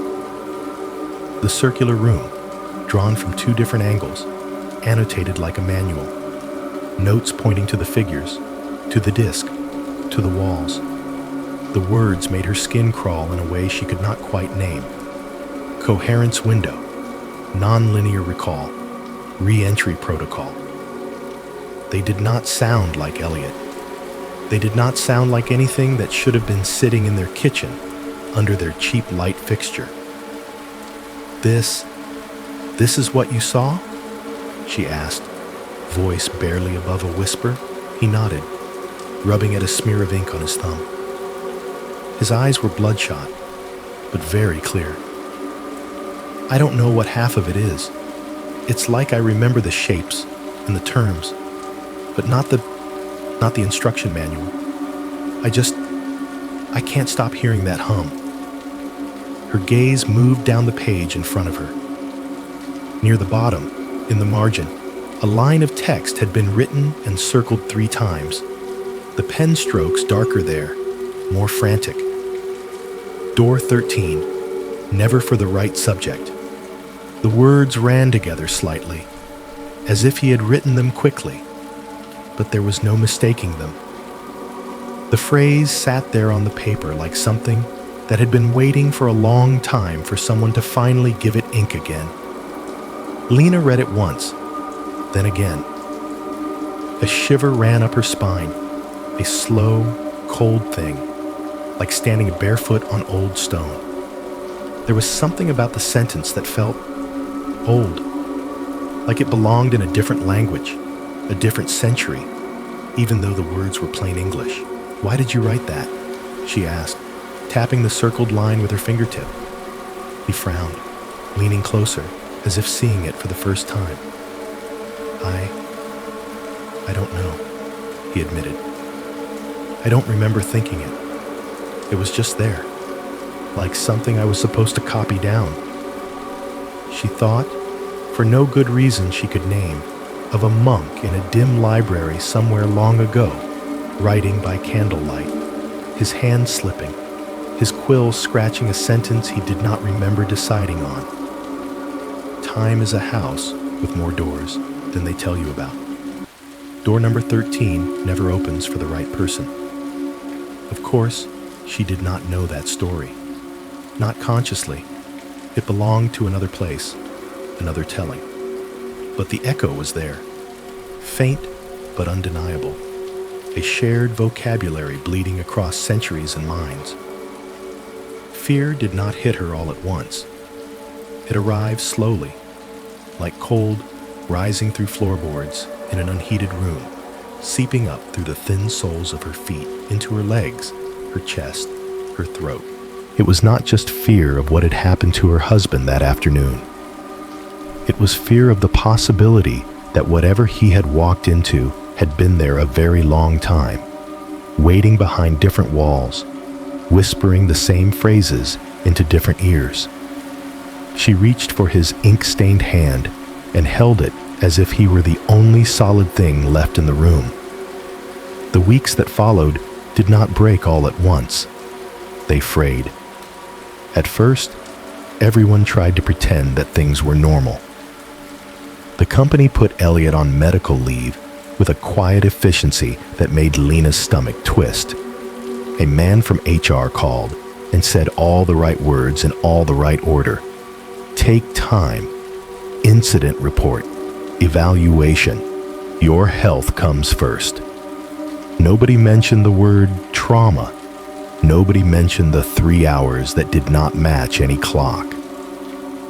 Elliot stayed home. That was the official story. He did not argue. He did not say much of anything. The first week, he moved through the house like a visitor who did not trust the furniture. He jumped at sudden noises. A car door slamming outside. A pot rattling slightly when the water inside began to boil. The low thump of something heavy in a neighbor's yard. When the telephone rang, he flinched as if the sound were sharp enough to cut him. Lena started turning the volume down on everything. He took to sitting in the living room in the middle of the day, hands folded, the television off. Sometimes he would get up and walk from one end of the house to the other, as if checking its walls, then sit back down again. It reminded Lena of the way he used to patrol job sites, except now there were no panels to open, no wires to trace, no clear problems to solve. Little by little, he began to avoid reflective surfaces. It started with a small hesitation, the way his steps slowed whenever he passed the mirror at the end of the hallway. The mirror had been there for years, a long rectangle that made the narrow space feel slightly less cramped. It was nothing special.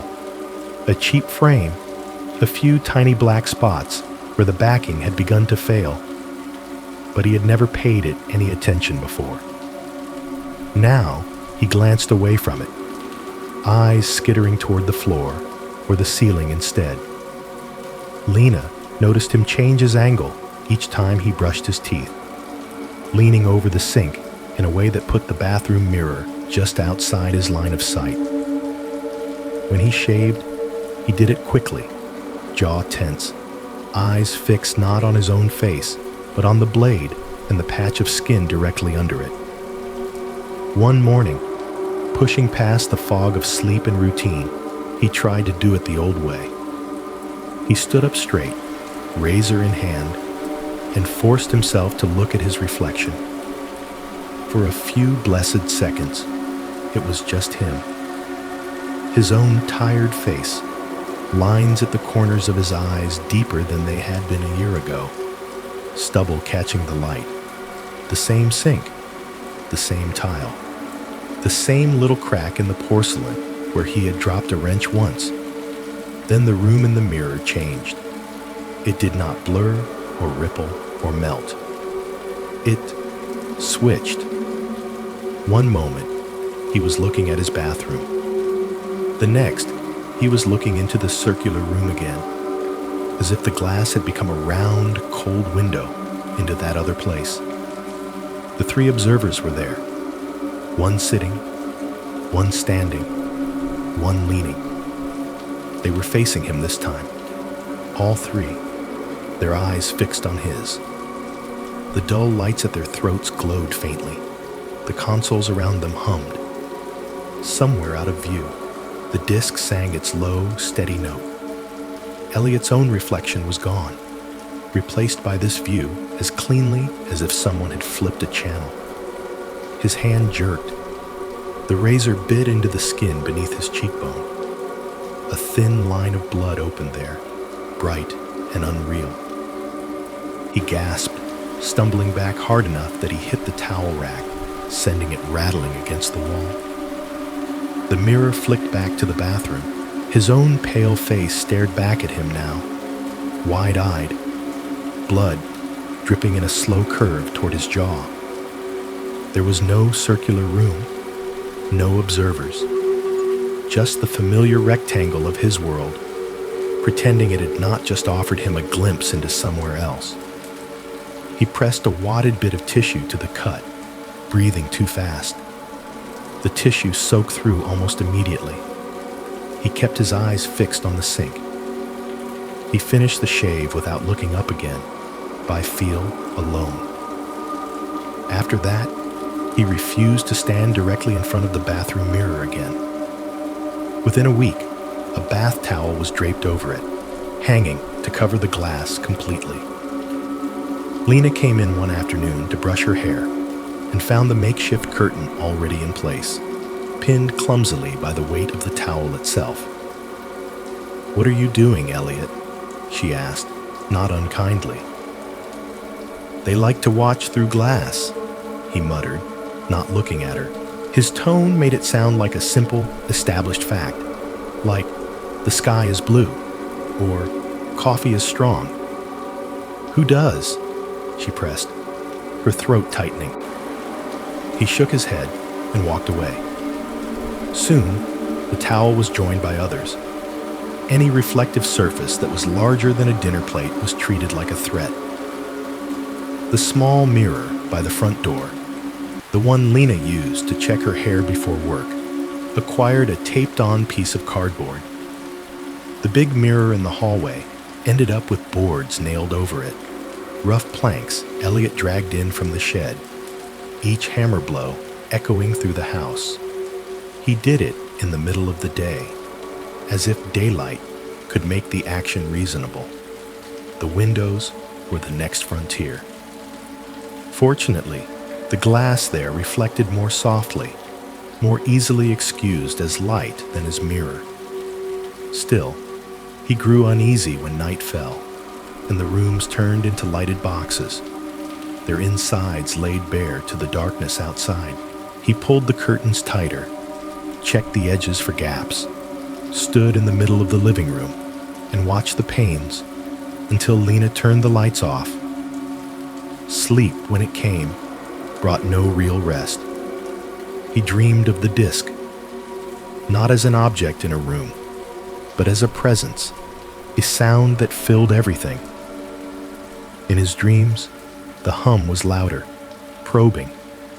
He stood on the raised platform, with his boots planted exactly where he remembered standing, but the circular room around him was not empty now.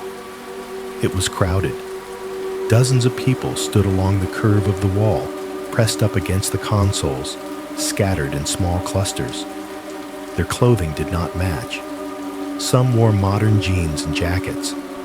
Some wore older styles, long skirts, suspenders, uniforms he could not name. Some wore things that looked like they belonged to no decade he recognized. Their faces were pale with fear, eyes wide, mouths moving. He could not hear their words over the hum. Every once in a while, one of them would flicker and vanish, leaving behind only an outline like a burn on film. Others did not vanish cleanly. They dissolved, their edges unraveling into threads of light pulled toward the ceiling or the floor. A few simply blurred, as if their shapes were being erased with a very slow hand, leaving the emptiness behind them somehow heavier than it had been before. He would wake with the taste of that humming air in his mouth, the impression of bodies crowding around him, the memory of someone's hand brushing his sleeve in panic. The name of a stranger sat on his tongue, as if he had been about to call out to them. Mara, he whispered once into the dark, surprising himself. There was no Mara in his life, no co-worker, no cousin, no old flame. The name meant nothing, and yet it hit his chest with the weight of a real person. On another night, Kayla. The word slipped out as he jerked awake, sweat cooling on his neck. He stared at the ceiling, heart hammering, and tried to remember who she was, what she had looked like in the dream. All that came back were shapes and sound, and the echo of fear that was not entirely his own.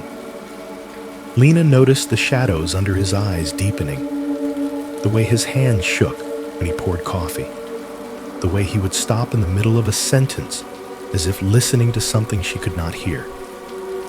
She suggested, gently, that he talk to someone, a doctor, a counselor, anyone. He nodded, said he would think about it, then let the suggestion fall away. The world outside kept turning. The mail arrived. The days grew shorter. The clocks ticked, unbothered. In grocery stores and parking lots, life continued at normal speed, full of people worrying about coupons and sales and what to make for dinner. One afternoon, Lena convinced him to come with her to the store, just to get him out of the house. The fluorescent lighting made everything look a little too bright, a little too sharp. The aisles smelled of fruit and cleaner, and something fried from the deli counter. Elliot pushed the cart while she checked her list. He kept his head down, uncomfortable under the hum of the lights.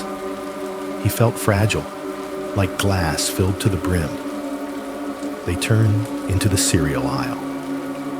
Halfway down, a girl of about 8 stood by a display, her small hand resting on a box while her mother read the price. The girl's hair was in 2 braids, tied with elastic bands too big for the job. Her sneakers had little lights in the soles that flashed when she shifted her weight. As Elliot passed, the girl looked up at him. Children look at strangers all the time. Curiosity, boredom, the random aim of young attention. That should have been all it was. But her gaze fixed on him with an intensity that felt out of place in someone so small. Her eyes widened, not with fear exactly, but with recognition. "You," she said softly, before her mother could hush her. "You were in my dream." Elliot stopped. His hands tightened on the cart handle. "What?" he asked, too sharply. "We were in a round room," the girl continued, as if reciting something she had memorized. "With all the lights. You were scared." Her mother glanced up, cheeks coloring with embarrassment. "I am so sorry. Ella, honey, do not bother people. Come on." She pulled the girl gently by the arm, steering her toward the next aisle. "Sorry," she repeated over her shoulder. The girl let herself be led away, but she kept looking at Elliot until the shelf blocked her line of sight. Then she was gone, absorbed back into the ordinary flow of shoppers and carts. Elliot stood frozen in the middle of the aisle, the buzz of the store suddenly deafening. The boxes around him, bright colors, smiling mascots, blurred at the edges. The cart handlebars were slick under his palms. He had never seen that child before in his life. Lena touched his arm. "Elliot," she said, voice low and careful, "you okay?" He swallowed, forcing his throat to work.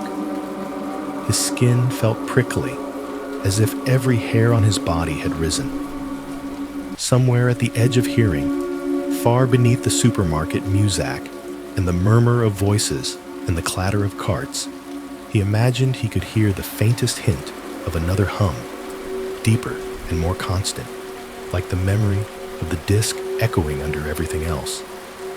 Yeah, he lied, eyes fixed on the place where the girl had vanished. Yeah, just thought I saw someone I knew. It was not entirely untrue. Whatever had reached out to touch his life at Station 17 did not seem content to live only in that afternoon anymore. It had begun to leak into mirrors and dreams, into the mouths of sleeping children, into the spaces between his breaths. The line between what was happening in his head and what was happening in the world had started to blur, and he did not know where one ended and the other began. Years have a way of blurring when they are filled with the same worries. Elliot and Lena did not explode apart. There was no dramatic fight, no slammed doors or broken dishes. Their marriage simply wore down along the same fault lines that had been there before Station 17, now widened by something neither of them knew how to live beside. His nights got worse. Her patience thinned, not because she did not love him, but because love alone could not make the hum stop, could not close the corridor reflected in his eyes. Eventually, he moved out. A small apartment first, with 2 thin walls and a window that looked over a parking lot. He covered the bathroom mirror there with an old sheet. He kept his drawer of watches, lined up carefully on a shelf, ticking and stopped side by side. When the nightmares and the panic attacks began to fracture his days as much as his nights, he went into assisted care, the kind of facility that smelled of antiseptic and overcooked food. Time shrank for him there into small routines, pills in little cups, vital signs twice a day, the television playing the news at a volume too low for him to follow. He walked the hallways in slow loops, checking the walls out of habit, fingers brushing the paint as if assuring himself they were still solid. He died in a county hospital, not far from where he had spent his whole life. By then he was much older, his hair gone thin and gray, his shoulders bowed. His mind had frayed under the constant friction of anxiety and memory. The staff knew him as the quiet one with the bad dreams. They did not know about the field, or the circular room, or the 11 pages in a storage unit. On the night that would end up as his last, a nurse on the late shift was making her rounds. The ward was a low-lit world of beeping monitors and the soft hiss of oxygen.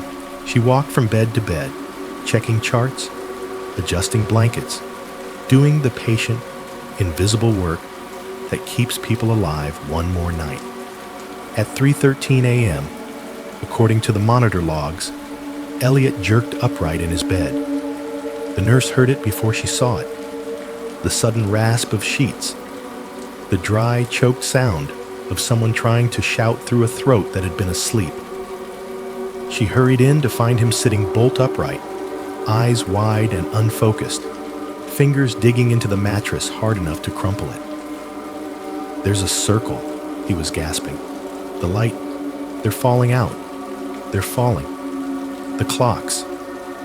She put a hand on his shoulder, feeling his heart racing beneath skin gone papery with age. "Mr. Crane," she said, gentle, but practiced. "You're safe. You're in the hospital. It was just a dream." He looked around, wildly, as if the walls might change in front of him. For a moment, something in his gaze seemed to pass right through her, as if he were still halfway somewhere else. Then it dimmed. His shoulders slumped. He let her ease him back down onto the pillow. Later, at the nurse's station, she clicked into his electronic file and added a note because she was supposed to. Patient woke at 3:13 a.m., screaming about a circle of light and people falling out of clocks, reoriented to present, settled. She rolled her eyes a little as she typed it. You saw things, working nights. The mind did strange tricks in the dark. She had heard stranger. She still wrote it down. He died within the week, quietly, his body deciding it had carried enough. After his death, the world did not stop. The hospital bed was stripped. A new patient was assigned. The note about 3:13 a.m. sank into his file among lab results and dosage changes. People who had never heard his name took over his room, his hallway, his view of the parking lot. Lena was older too by then, more fragile at the edges. Her hands shook a little when she held a cup. Her hair was thinner, her voice softer.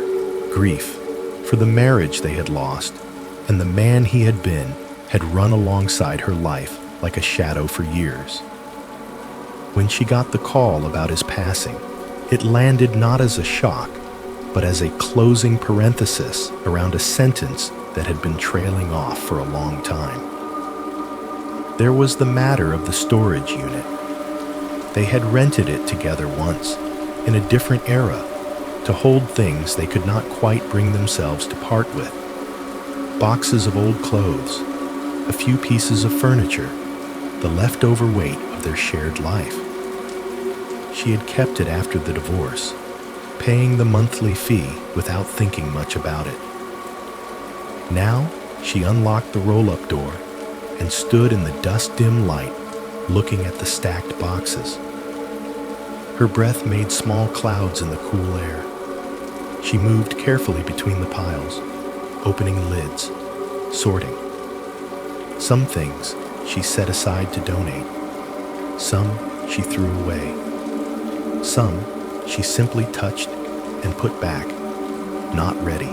In a battered cardboard box marked Tools, Misc, beneath an old extension cord and a tangle of wires, she found the notebook. The cover was scuffed, the spiral binding bent out of shape at one corner. Inside, the 11 pages from that first night were folded, edges softened by time. The ink had not faded much. Coherence window, non-linear recall, re-entry protocol, R13, node, 4, patient, 72C. The words looked as unnerving now as they had the night she watched him write them. Tucked behind the notebook was a manila envelope. Her name was on the front in his handwriting, shakier than it once had been. Inside, on a single sheet of paper, was a short note. If I die, and they ever admit anything, show this to someone who writes.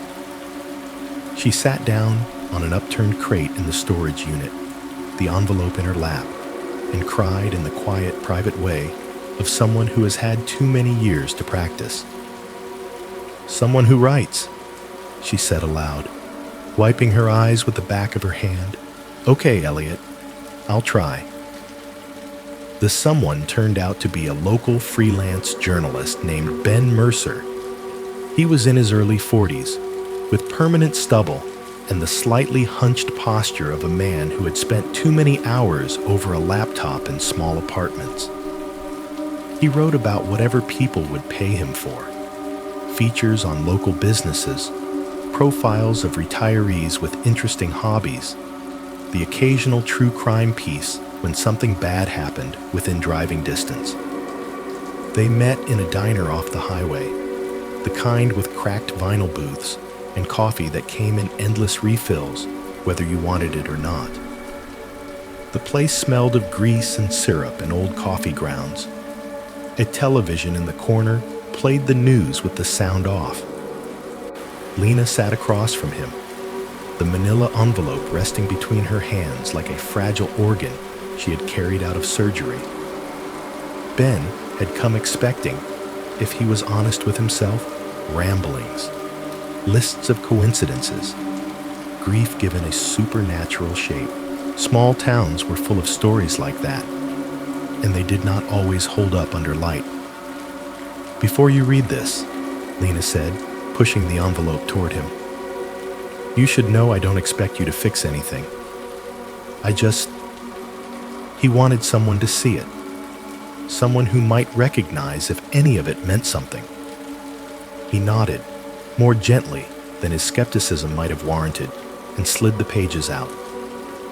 The diagrams caught him first.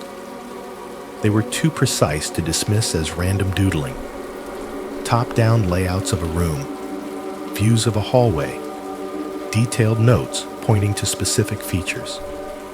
The handwriting shifted from steady to frantic and back again, but the information itself carried a strange internal consistency. Coherence window, nonlinear recall, re-entry protocol, R13, node, 4, patient, 72C, underlined 3 times. He frowned, the part of his brain that liked puzzles waking up. Phrases like coherence window and re-entry protocol had the flavor of technical language. The R13 code looked like a label for a segment of something larger. Where did he get this? Ben asked. From wherever they took him, Lena said. Her voice did not wobble. She had told this part enough times that the words were worn smooth. She told him about Station 17, the vanishing, the 3 missing hours, the corridor, the circular room, the disc, the years of dreams and mirrors and fear. Ben listened. He took notes because that was what he did. But somewhere along the way, his professional detachment thinned. There were small details she could not have invented easily. The timeline matched certain things he vaguely remembered hearing about tower maintenance out near the base.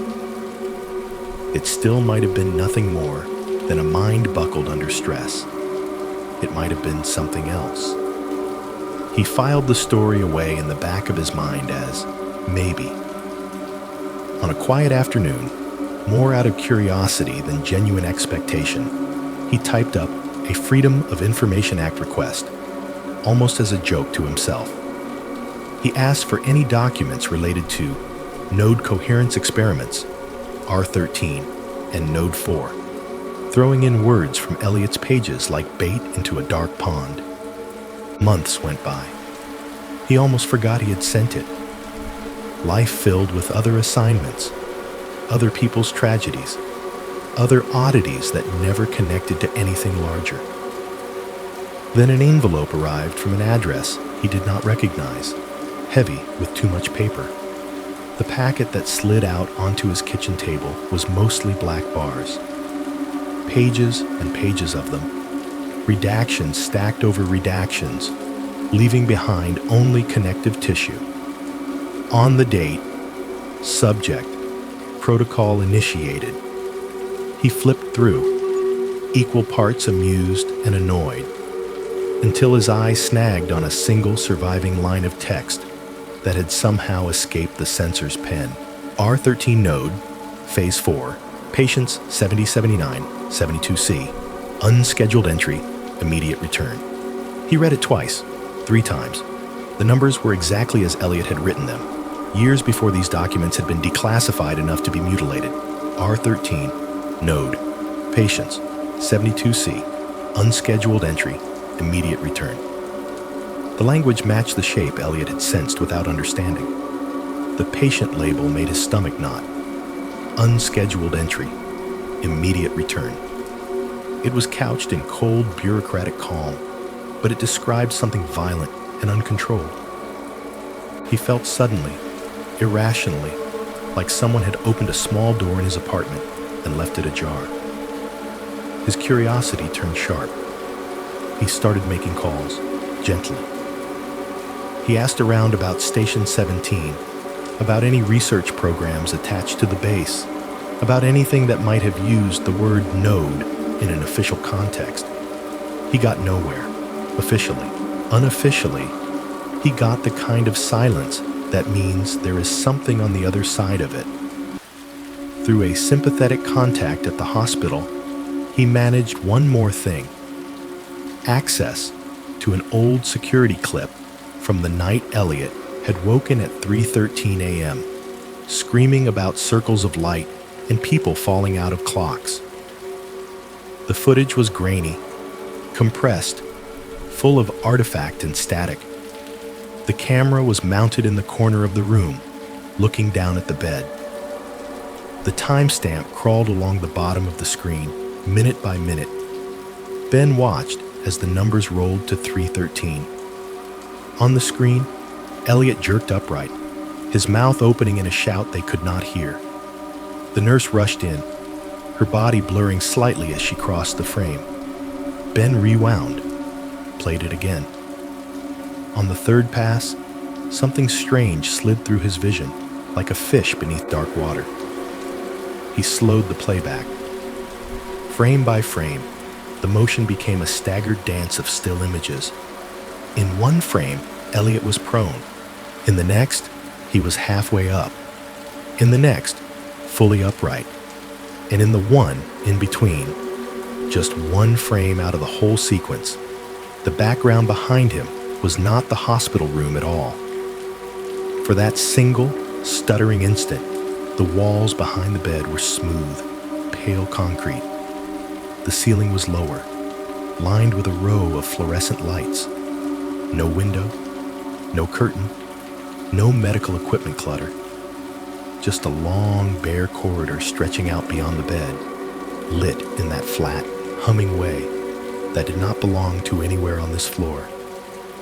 Then, in the very next frame, it was a hospital room again. White painted walls, curtain rail, the familiar clutter. Ben replayed that fraction of a second over and over, fingers tight on the keyboard. He knew about glitches. He knew about compression errors and drop frames. He had seen video do strange things before, but this did not look like pixels smeared or colors inverted. It looked like a cut, a splice, a world laid over another for the length of a blink. It suggested something he did not really want to name, that Station 17 had not been a one-time event for Elliot Crane, that whatever corridor he had stepped into once had brushed against his life again, years later, in the middle of an ordinary hospital night, long after everyone had agreed to call it just a dream. With the heavily redacted document on his table and the ghost frame of a different hallway flickering on his screen, Ben realized he was not just holding one man's delusion anymore. He was holding a thread that connected three places: a concrete field, a secret report, and a hospital ward at 3:13 a.m. He did not know yet where that thread led, only that it existed against every instinct that had taught him the world was simpler than this. By the time Mara Torres decided she needed a different kind of life, her body had already been telling her for years.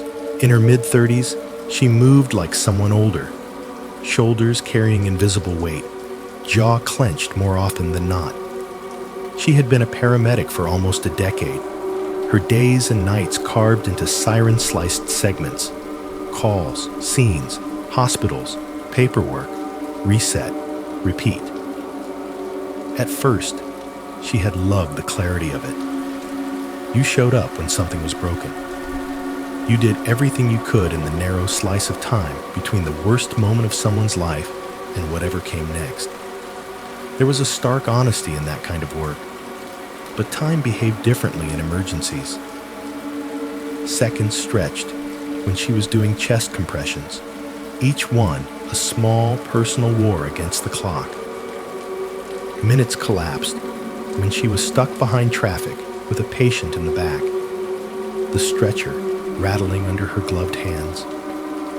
Entire lives seemed to hinge on whether a light turned green 3 seconds sooner or later. The phrase "too late" had burned itself into her vocabulary like a stamp.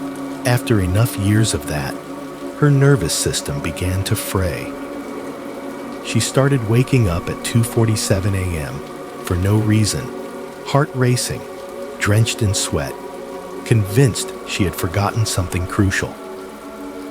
At the grocery store, The sound of a glass bottle breaking in another aisle sent her into a fight-or-flight surge so strong she had to steady herself on the cart handle. She had dreams where she was trapped in the back of the ambulance while the world outside sped up.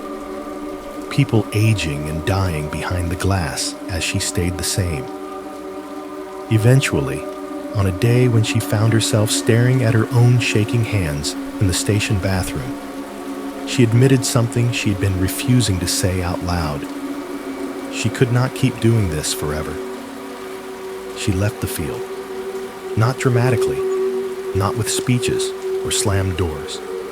She just stopped picking up extra shifts, then took a job in logistics at a distribution center, working nights. She told herself it was temporary, a way to let her system calm down. The work was simple in a way that comforted her. Inventory, routing, making sure boxes went where they were supposed to go. The stakes were lower. Nobody died if you misrouted a pallet of canned soup. Even so, the ghosts of her old life walked beside her through those fluorescent-lit aisles. Every beeping scanner reminded her of monitors. Every urgent call from a driver about a delay echoed with the tone of dispatchers paging her out at 3 a.m. It was better, but it was not enough. So when she heard about a job opening at a medical supplies company in a town about 2 hours away, day shift, no nights, no sirens, she let herself feel something dangerously close to hope. A steady schedule, a quieter kind of responsibility. Time that did not feel like a battlefield. The interview was set for 8 in the morning. The town was far enough that she would need to leave before dawn to be sure she got there on time. The night before, she laid out her clothes on the back of a chair. A soft blouse, slacks that still fit well enough, a blazer that made her feel more like someone who belonged in an office than in an ambulance bay.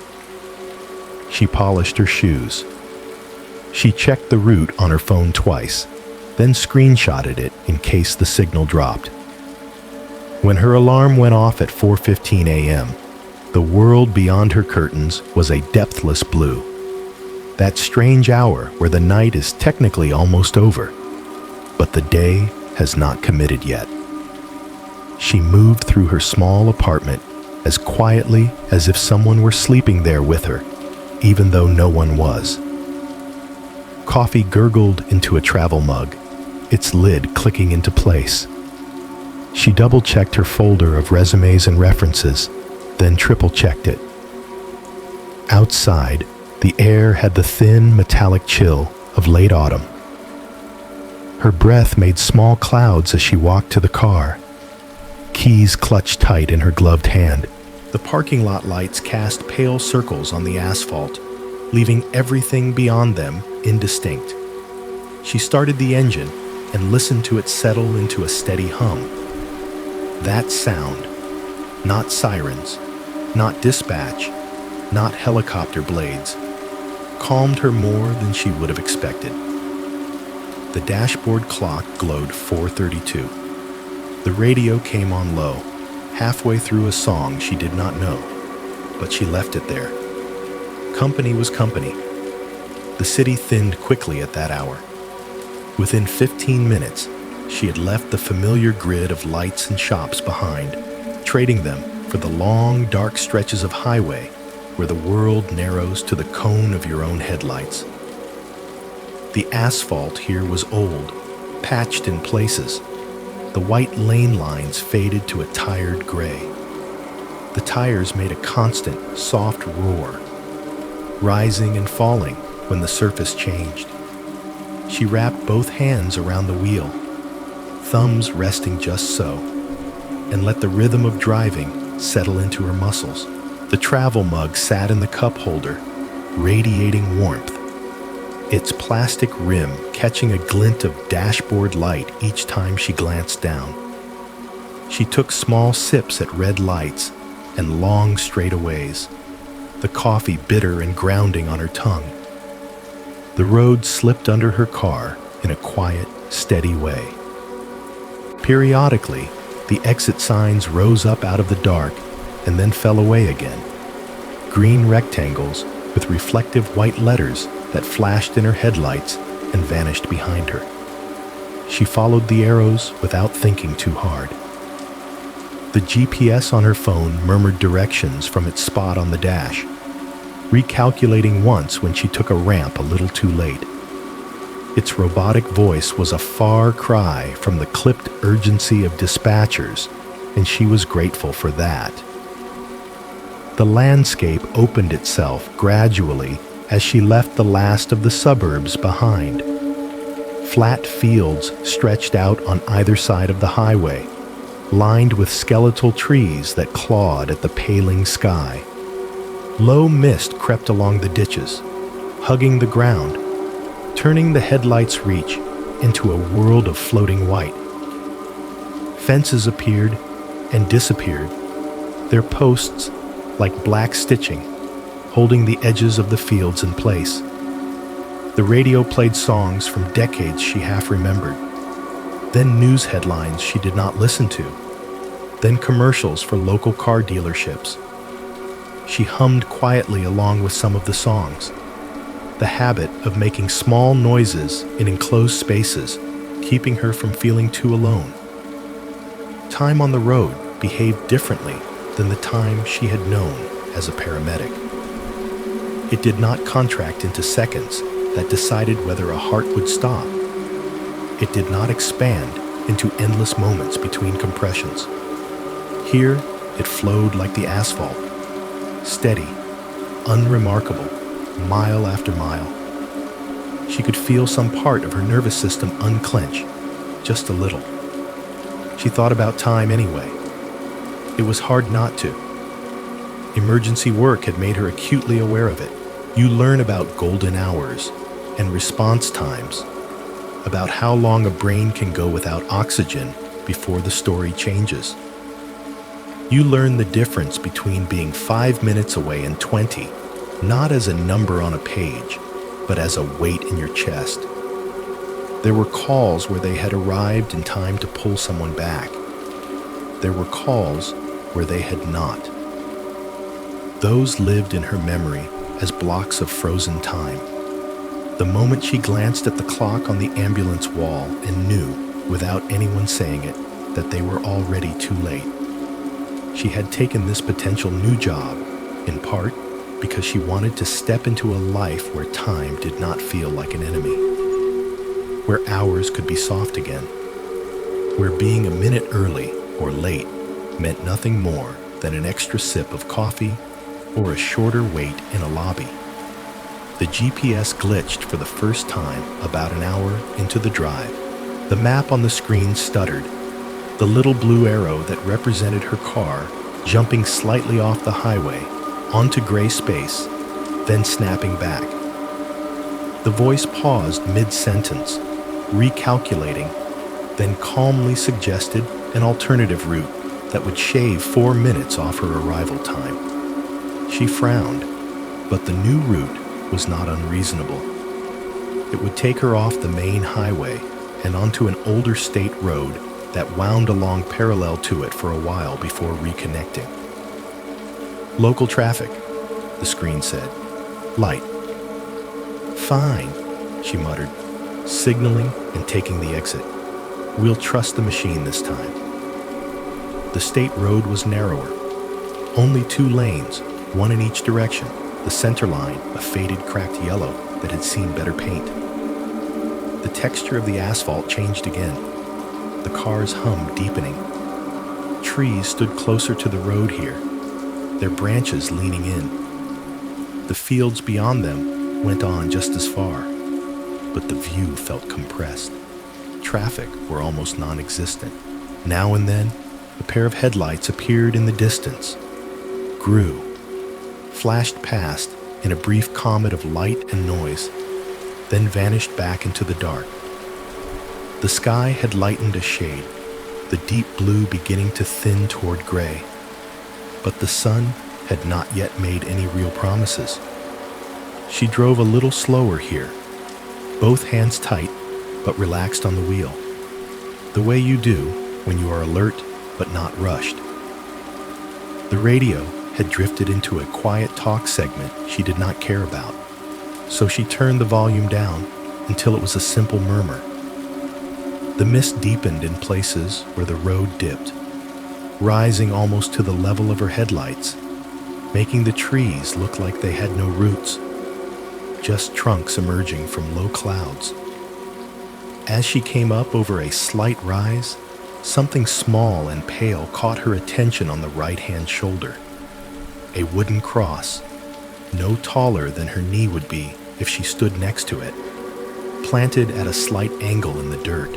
A cluster of plastic flowers clung to it, their colors faded by sun and rain until they were all the same tired pastel. Her headlights swept over it for only a second, picking out the glint of a small metal plaque nailed across the crossbar. There were words on it, and a date, a mid-1970s year, stamped in careful numerals.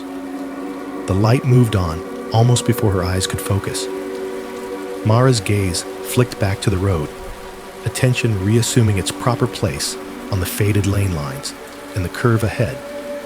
She had seen dozens of roadside memorials like that in her years on the ambulance. Crosses, photographs, teddy bears, candles that had long since burned out. Markers for moments when time had hit someone like a truck. She did not consciously register the date. Her mind took in only the shape of loss, filed it under too many stories like that, and kept driving. But the small cross and its mid-1970s plaque lingered for a heartbeat in the wake of her headlights, pinned there in the dark, waiting for the road and the wrong hour to intersect again. The curve announced itself the way all bad curves do, gradually, then all at once. The state road leaned left in a long, banking sweep, the yellow line bending away under Mara's headlights. She eased off the accelerator without thinking about it, the way years of driving had taught her, hands adjusting so the car hugged the arc. The sky ahead was a lighter shade of blue now, hinting at dawn that had not yet broken the horizon. Then she saw the lights. Headlights appeared up ahead, not as a distant glow, but suddenly, like a pair of eyes opening in the dark. They rounded the further edge of the curve too fast, the beam cutting a wide, sloppy path across the road. In the split second her brain took to process it, the lights drifted over the center line, aimed directly into her lane. Her body reacted before her thoughts could. Every call she had ever worked that began with the words "two-vehicle collision" rushed back at once. The angles of impact, the bone-breaking sounds, the way metal folds around bodies that were not built to stop that kind of momentum. Her shoulders tightened, her foot hovering between brake and gas. Her hands gripped the wheel so hard her knuckles went white. The oncoming car resolved itself like something developing in an old photograph. An old teal sedan, big-boned and boxy, glided toward her along the curve. Its paint was almost pristine, the kind of glossy color no one made anymore. Chrome trim catching what little light the world offered and throwing it back in thin, sharp lines. Its headlights burned a little yellow, not the clean white of modern bulbs, giving the road in front of it a sepia tint. Through the windshield, the driver was only a silhouette, a dark shape behind glass, hands at 10 and 2, head tilted forward in focus or fatigue. No details, no eyes, just the outline of someone who did not realize the road was turning away under them. Mara's heart slammed against her ribs. Time did that strange thing it always did in the seconds before a crash. Even when you were safely on the sidelines, it stretched. For one long, elastic moment, she saw the whole arc of what could happen. The teal sedan, drifting fully into her lane. The impact, the spin, the roll, the flattening of her story into one more report in a stack. "Come on, come on, come on," she breathed, as if the other driver could hear her. The sedan did not correct. Instead of following the curve, it continued straight. At the exact point where the road bent away, the teal car left it, front wheels plowing over the narrow strip of gravel shoulder, then through the fence that lined the edge of the field. Wood cracked under its weight, splinters flying in a burst of pale shards. The sedan pushed into the tall grass beyond without slowing, its rear end kicking slightly as it hit uneven ground. Time snapped into its slowest setting. Mara watched the car bounce once, twice, the suspension compressing, the metal chassis screaming in protest. The sound reached her a fraction of a second after the sight. The crunch of metal warping, the high scream of tearing steel, the shattering of glass exploding outward in glittering arcs. Dust rose in a low, expanding cloud. One of the headlights died mid-bounce. The other swung wildly, painting the field in erratic sweeps. The smell hit her next. That roast metal tang she knew too well. Something between hot brakes and burned oil, wrapped in the acrid bite of scorched rubber. Somewhere inside all of that, a horn blared, a raw, continuous note that stabbed through the early morning quiet, and then cut off, as if a hand had lifted off the wheel, or the circuit had been severed. Her car had already slowed. Instinct rooted deeper than thought sent her foot to the brake, guiding her vehicle safely onto the narrow shoulder. Gravel popped under her tires. The seatbelt dug into her chest as the car came to a firm stop. For a heartbeat, she sat there frozen, fingers welded to the wheel, the echo of the crash replaying in her head in a horrible loop. Then her training rose up through the fear, a practice script that had been burned into her through repetition. Park, hazard lights, assess. She slammed the gear shift into park, flicked on her hazards. The ticking sound of the relay filled the cabin, absurdly loud. Her trauma kit, never entirely retired, just relocated from ambulance to trunk, was within reach because she always kept it within reach.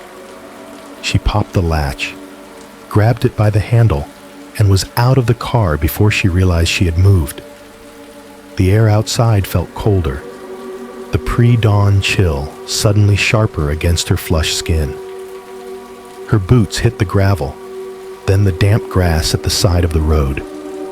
She ran toward the spot where the fence had given way, breath pumping, her brain already scanning through possibilities. One occupant? Multiple? Ejection? Entrapment? Fire risk? Adrenaline sharpened the world into a series of details. The fence, for one. From the road, she could see where the sedan had crashed through. Board snapped, wire twisted, posts leaning.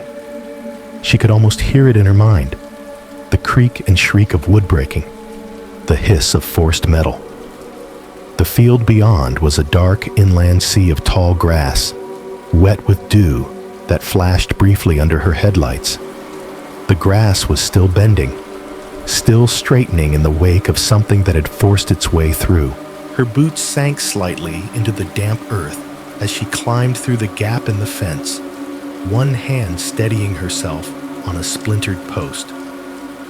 The trauma kit thumped against her thigh with each step, a familiar weight, comforting in its readiness. "Hello," she called, breath puffing in front of her in short white bursts. "Can you hear me? I'm coming to you, okay? Just hang on."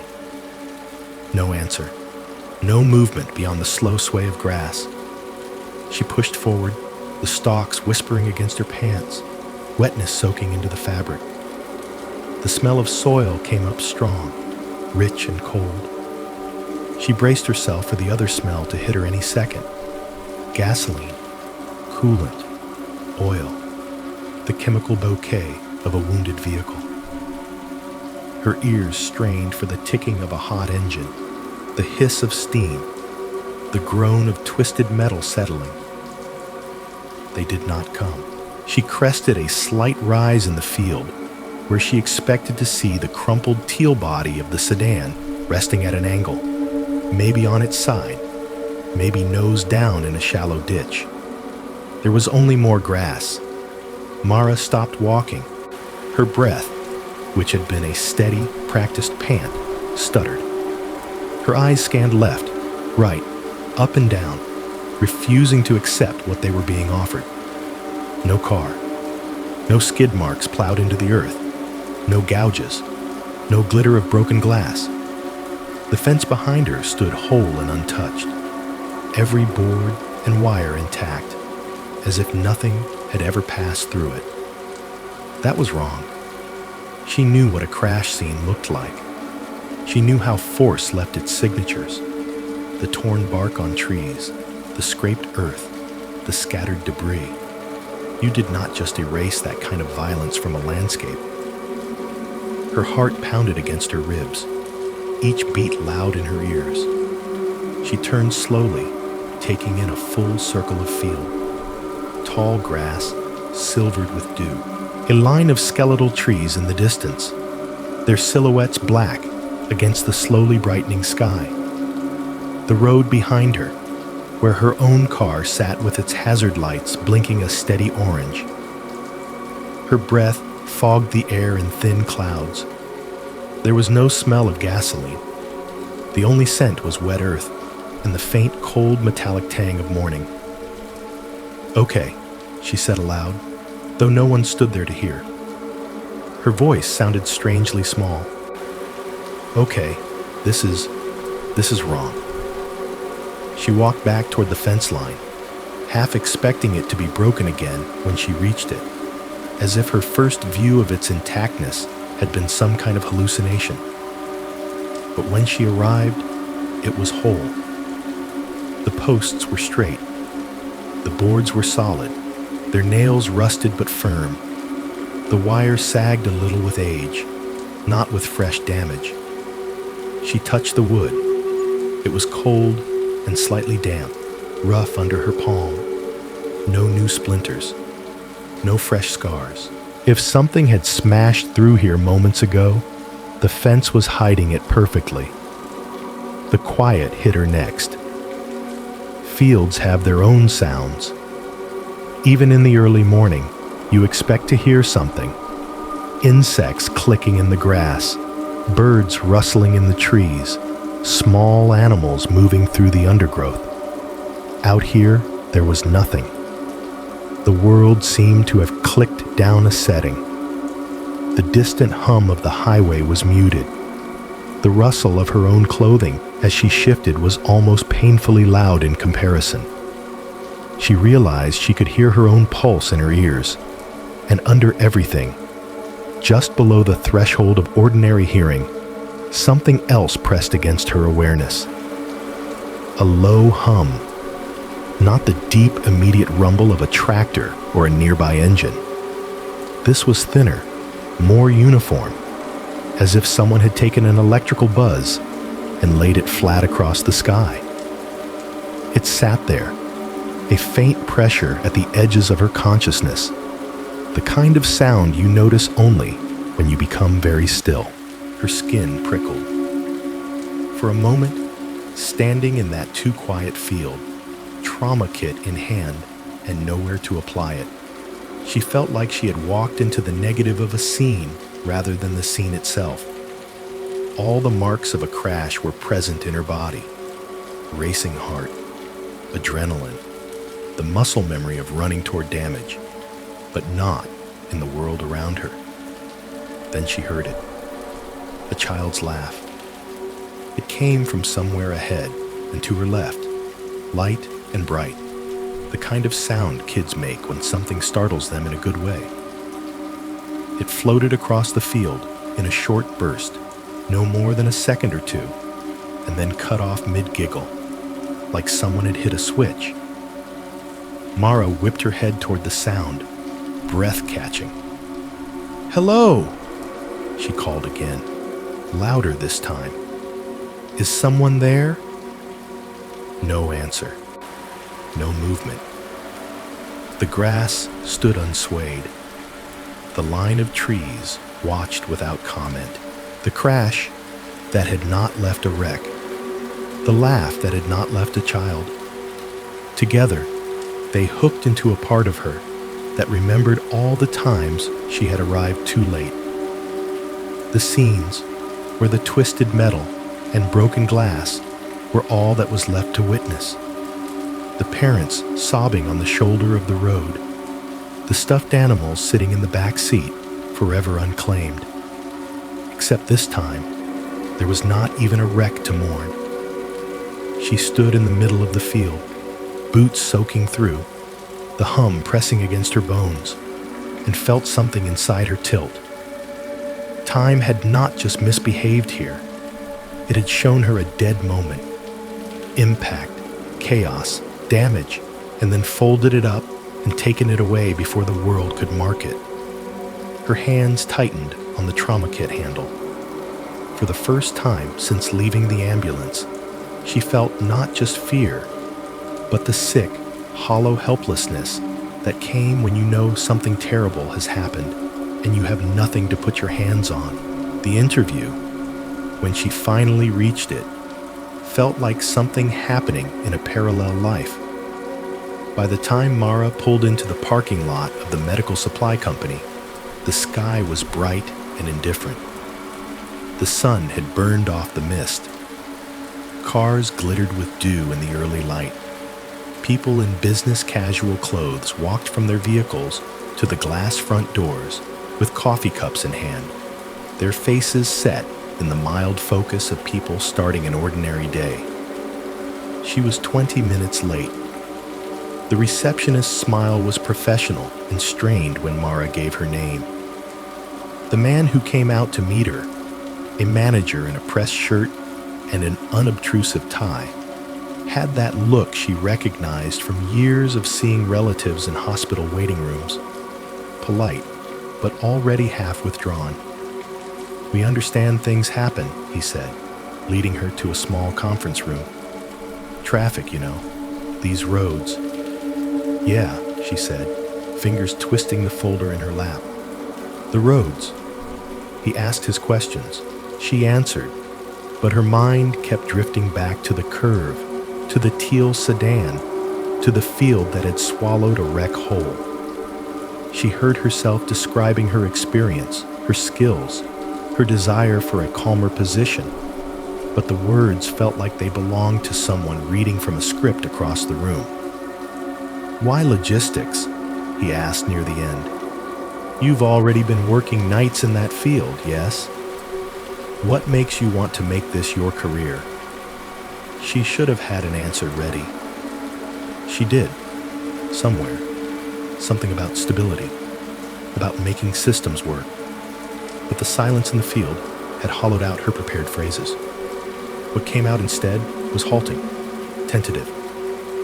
She saw him note it, mentally, even as he nodded. When she left, an hour later, she knew she had not gotten the job long before he said, "We'll be in touch."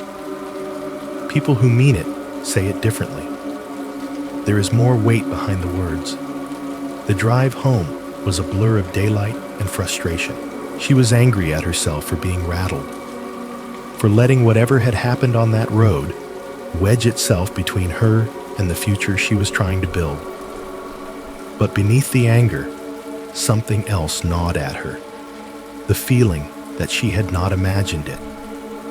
That there was a story under the asphalt, under the field, under her ribs, and she had only seen one frame of it. In the days that followed, the scene replayed in her mind with the stubborn persistence of trauma and unsolved puzzles. She tried to hand-wave it away the way she had sometimes had to hand-wave near misses in the ambulance. Adrenaline, low light, fatigue, shadows, and misperceptions. The brain filling in gaps. It did not stick. 4 days later, On her first night off in a week, she found herself back in the car before she had fully decided to be. The sky was clear. The afternoon light was soft, slanting. She told herself she just wanted to prove that it had been nothing more than a trick of fog and nerves, that she would see a perfectly ordinary curve, a perfectly ordinary fence, and feel the tension drain out of her shoulders. The route was easier by now. Muscle memory carried her through the turns. The state road looked different in daylight, less sinister, more worn. The trees were no longer silhouettes, but actual things, bark and branches and sparse leaves. As she approached the long curve, her hands tightened on the wheel anyway. Something had changed. The asphalt here was no longer cracked and patchy. A fresh, uniform layer had been laid down, smoother and darker than the stretches before and after. The center line was bright, newly painted yellow. On the outer edge of the curve, where the old fence had run, a modern metal guardrail now followed the road's bend, its surface shiny, bolts still clean with only the faintest blush of rust beginning around the edges. Mara slowed, heart sinking in a way that surprised her. The rational part of her mind leapt at the convenience. Road work. Improvements. Maybe the state had finally gotten around to fixing a dangerous section. Maybe she had misremembered where the crash had happened. Maybe it had been on some other curve, some other field. She pulled off onto a gravel turnout a little past the guardrail and killed the engine. The sudden quiet after the motor's hum made her ears ring. She sat for a moment, hands still on the wheel, looking at the metal barrier. "Fine," she said aloud, as if negotiating with herself. "We'll go look. We will see nothing. And we will go home." She stepped out of the car. The afternoon air was cool, brushed by a light breeze that stirred the tops of the grasses in the fields. The new guardrail gleamed. She walked along it until she found a gap where the ground dipped enough that she could step down and around without climbing over. The field on the other side was the same one she remembered in shape, if not in detail. Wide, slightly sloping, filled with grass now higher and thicker than it had been in the dim pre-dawn. Insects buzzed, but less than she would have expected. Birds called intermittently from the line of trees, then fell silent again, as if something in the middle distance were holding its breath. She moved inward, away from the road, her shoes crushing the stalks. The sound of passing cars faded behind her. The air took on the same faint, hard-to-name quality she remembered. Not quite a temperature change, not quite a smell. A thinness, or a thickness. She could not decide which. Deeper in, something caught the light. A small, vertical glint near her feet. She pushed a clump of grass aside and found a stunted metal stake, no more than a foot tall, half swallowed by the earth. At its top, a tarnished plaque clung, greenish with age. She knelt, brushing dirt away with her fingers. 3 names were engraved there, in small, cramped letters. Beneath them, a date from the mid-1970s. She felt a slow chill move up her arms. She did not have to consciously remember the roadside cross she had passed in the dark to recognize the year. Some part of her mind had filed it away. Now, the match clicked into place with a quiet, horrible neatness. This was not just any field. It was a place where something had already happened, long before her car and her headlights and her travel mug had touched this stretch of space. She stood, legs aching slightly from the crouch, and kept walking. The grass grew taller in a shallow dip farther out. Her shoes slipped on damp soil once, sending her hand out to catch herself against a clump of earth. The air felt heavier here, The buzz of insects thinned again. Then she saw it. Half sunk into the ground, angled slightly to one side, as if it had tried to continue moving, even as the earth claimed it, lay the remains of a car. It was more skeleton than vehicle now. The roof had caved in, the metal crumpled inward. The glass was gone, every window an empty eye socket edged with rust. The frame had been eaten away by years of water and air, leaving jagged curves where once there had been clean lines. Even so, the color showed through. Patches of teal paint clung stubbornly here and there, under flakes of oxidized brown and orange. A strip along the door, a section of hood, the dull shine of old chrome on what remained of the bumper. Plants had grown up through the hollow where seats used to be, grasses and small saplings reaching for the sun through the ribs of the frame. Mara stood very still, staring. It was the same model she had seen on the road, the same shape of hood, the same proportions of body and windshield, the same sense of size and weight. But this car had not crashed here moments ago. It had been lying in this shallow grave of dirt and grass for decades. Her mind tried to pull the two images apart. The pristine teal sedan, chrome gleaming, headlights too yellow for modern roads, plowing through an intact fence, and this corpse of a car, half dissolved, its materials returning slowly to the earth. They pressed together instead, overlaying in her memory until she could almost see the crash happening in reverse, metal uncrumpling, rust streaming back into color, glass shards leaping into empty frames. She walked closer, boots sinking softly into the spongy ground around the wreck. Up close, the smell was of damp soil and old metal, the faint sting of iron. She touched the hood with her fingertips. It was cool, rough with corrosion, not the hot, sharp surface of a recent accident. "This happened," she said quietly, not sure who she was speaking to. It already happened. She pictured the names on the plaque. 3, all at once, or over time. Had there been a paramedic on scene in the 1970s, someone like her, but younger, in a different uniform, running toward fresh wreckage while the world was still ringing with the sound of impact? Had they seen the same angle of twisted frame, the same tear in the landscape, but with glass still glittering and steam still rising? She drew her hand back and let it trail along the line of the fender, the rim of where the windshield had been, the curve of the steering column exposed in the decay.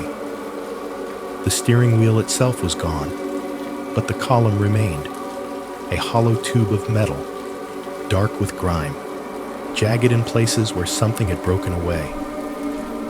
On impulse, she reached into the hollow with her fingertips, feeling along the inside surface. The space was tight. Rust flaked off onto her skin. She traced along a ridge and felt something that did not match the random roughness. Lines, shallow grooves, grouped together. Human-made. She pulled her hand back, squinted into the shadowed tube, then turned her head to catch the light at the right angle. It took a moment for her eyes to make sense of what they were seeing.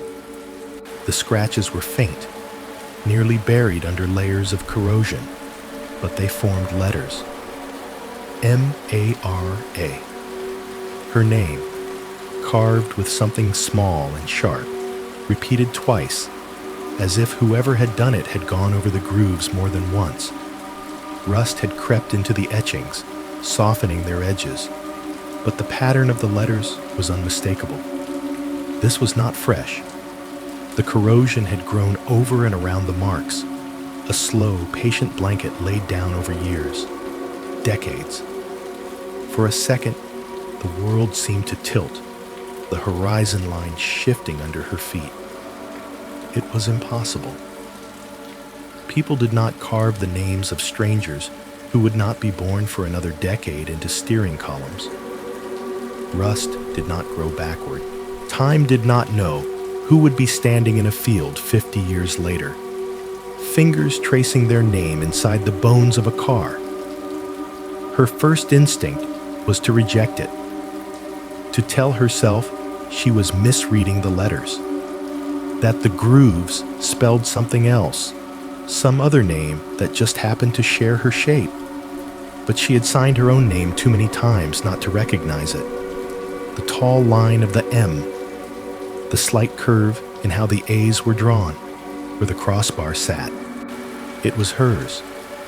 A loop, her mind suggested faintly. A circle. A narrative bending back on itself so neatly it made her stomach knot. Or something else entirely. A machine. Or a system. Or a pattern that had already accounted for her before she ever set foot on this road. She stood up slowly, pulling her hand out of the hollow. Her fingers were dusted with reddish brown, the fine powder of old metal and older air.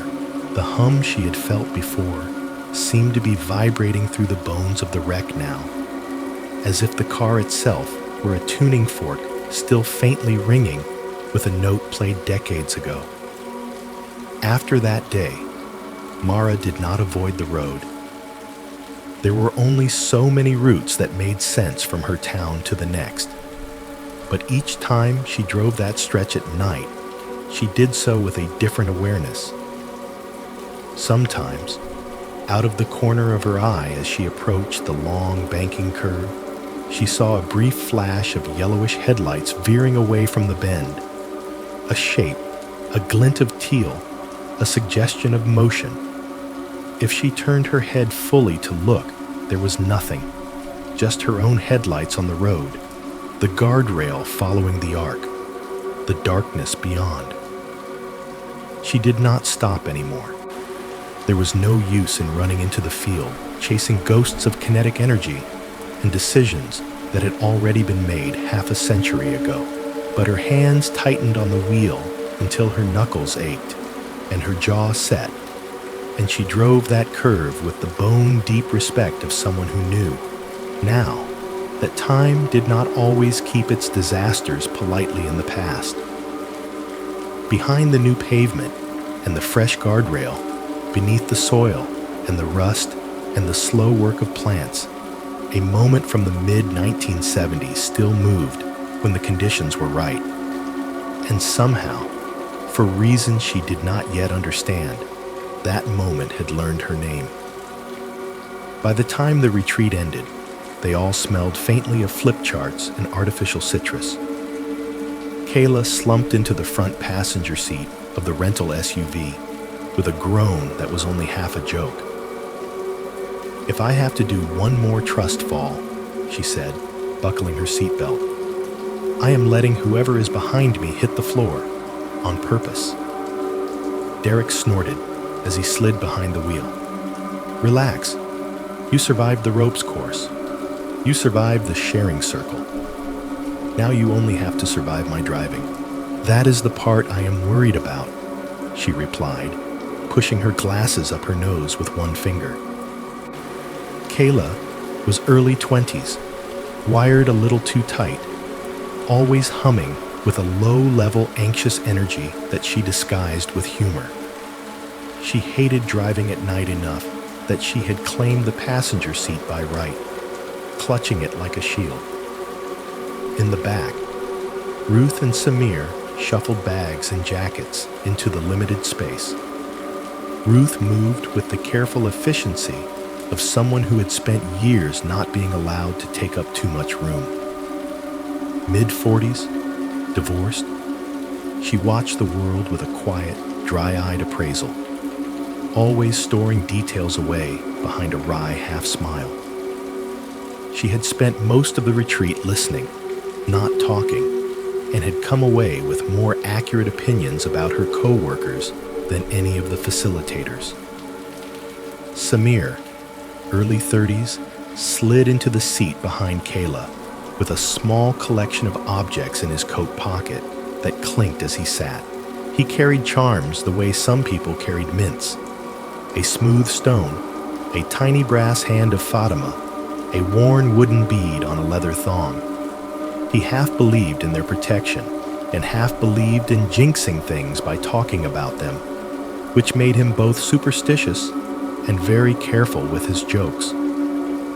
The desert resort they were leaving behind glowed faintly in the rearview mirror, its low buildings lit by warm, artificial light, palm trees arranged with the self-conscious casualness of a brochure.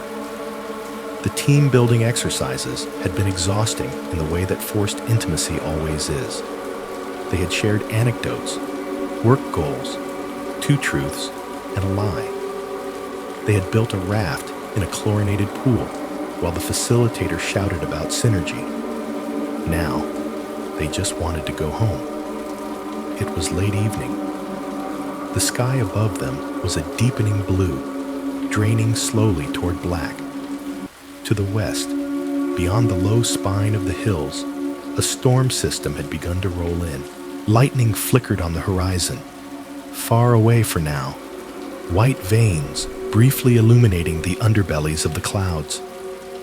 The air ahead of the storm felt strangely still, the way it sometimes does when the weather is thinking about changing. Derek turned the key. The engine coughed, caught, and settled into a steady rumble. Music clicked on low, some playlist with enough overlap and taste that nobody immediately complained. "Everybody strapped in?" he asked, giving the wheel a small tap with his fingers. "Yes, Father," Kayla said. "Very funny," he replied. Late 20s, sarcastic almost as a reflex, he had an easy charm that worked well in meetings and at bars.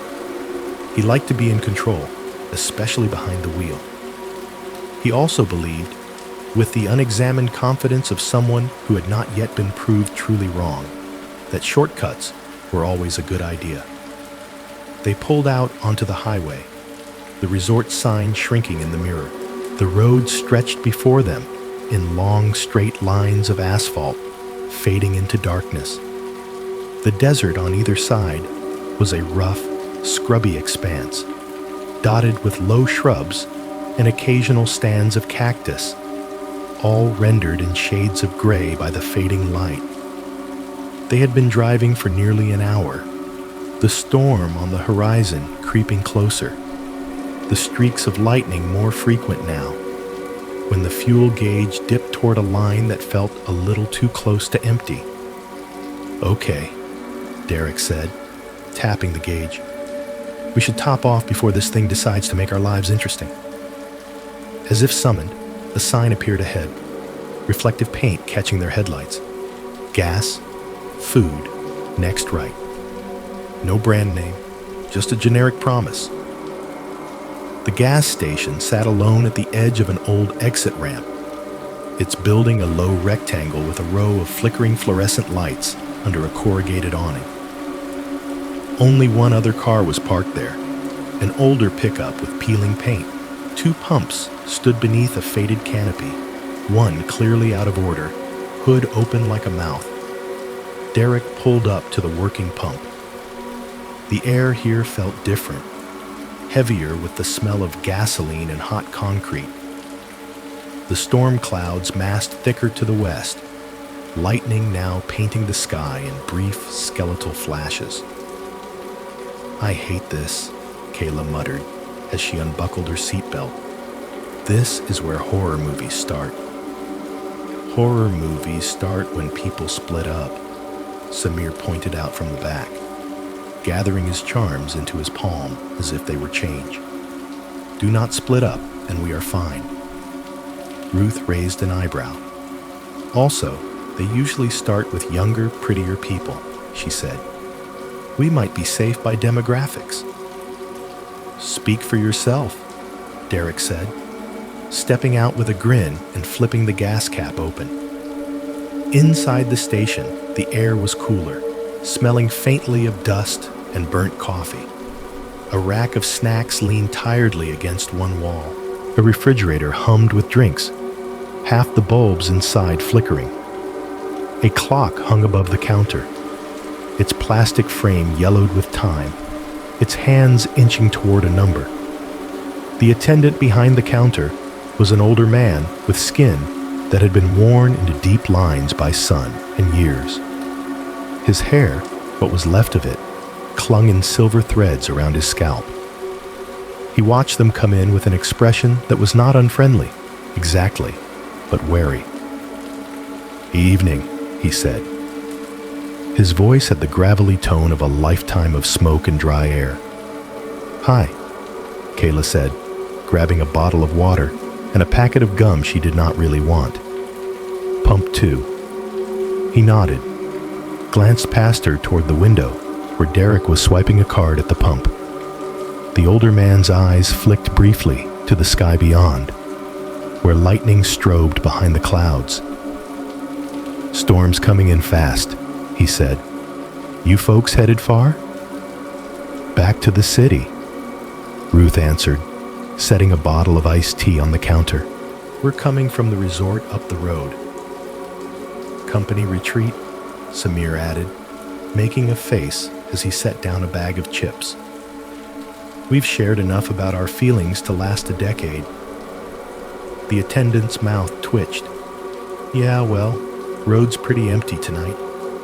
People don't use Route 9 much anymore. GPS doesn't like it." There was something in the way he said it that made the back of Kayla's neck prickle. Casual, but not entirely. A statement wrapped in a warning that did not quite name itself. Derek came in then, shaking off a bit of dust from his sneakers. "Yeah, I noticed that," he said, overhearing the last part. "GPS wants us to take the long way around. 9 adds like 40 minutes to the trip." "Sometimes longer is better," the attendant said, ringing up their purchases. "Roads out here, they remember things." Kayla laughed, a little too loud, trying to dispel the heaviness. "That is very ominous, sir." "Just telling you what I see," he replied. He handed back their change, fingers rough against Kayla's palm. "Fill up, keep your headlights on, and if the road feels wrong, turn around. No shame in that." Back at the SUV, Derek popped open the glove box while the pump ticked over in steady increments. A folded paper map slid out, yellowed at the creases. He unfolded it across the steering wheel, the interior light casting a warm cone over the lines. "Look," he said, tracing with a finger. "Here's the highway route. Adds almost an hour with this storm slowing things down. But here," he pointed at a thinner line running west. "Old Route 9, scenic. Cuts across and drops us back on the main road way closer to home. 20-30 minutes shaved off easy." "That man literally just said people do not use Route 9, Samir said, leaning forward between the seats. "And that GPS does not like it. This is when the ghost truck shows up and eats us." "It's a road, not a monster," Derek said. "The GPS doesn't like old data, that's all. It wants big highways. Corporations, man." Ruth looked out at the storm front. Lightning rolled silently along the horizon, closer now. The clouds, a dark wall against the last smear of dusk. "If we stay on the main highway and the storm catches us in the open, that's not great either," she said. "Shorter route might mean beating the worst of it." Kayla chewed her lower lip, eyes moving between the paper map and the blue glow of her phone screen. On the map, Route 9 was labeled with a neat, fading script, Route 9W, scenic. On her phone, the path did not appear at all, just a blank stretch of pale gray where the line should be.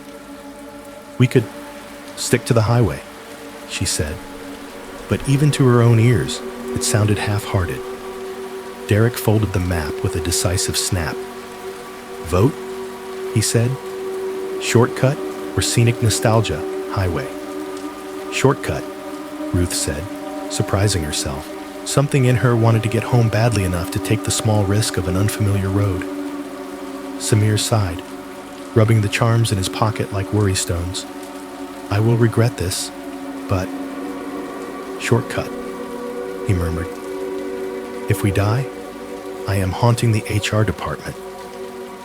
4 eyes turned to Kayla. She blew out a breath. Fine, she said. Shortcut. But if the road starts doing weird things, we turn around. No macho, just push through. Derek placed a hand over his heart. Scout's honor. You were never a scout, Ruth pointed out. Metaphorical scout's honor, he amended, grinning. As they finished paying inside, Kayla's attention drifted up to the wall behind the counter. The clock there, the same one she had barely registered when they walked in, ticked with a tired, analog sound. Its hands pointed to 8:14 p.m. She glanced down at her phone to check the time she had texted her roommate about being on the road. The screen lit her face briefly in blue. At the top, it read 7:52. Her brow furrowed. Huh, she muttered. Your clock's fast, she told the attendant. He looked up. Is it? He asked mildly, glancing at it. The second hand ticked on, indifferent. For a moment, that made her stomach flip. Both displays seemed to hesitate. The clock's minute hand twitched. The numbers on her phone glitched, the last digit flickering. 7:52 became 7:59, then 8:01, then 7:58, in rapid succession, too quick for any normal lag. The analog clock's hand jerked backwards by a minute, then forward by 2, like someone had nudged the mechanism with a finger. Then, as if agreeing on a compromise, both settled at exactly 8:00 p.m. The second hands, real and digital, resumed their steady march. Kayla blinked. Okay, that was weird, she said, half laughing, the sound thin.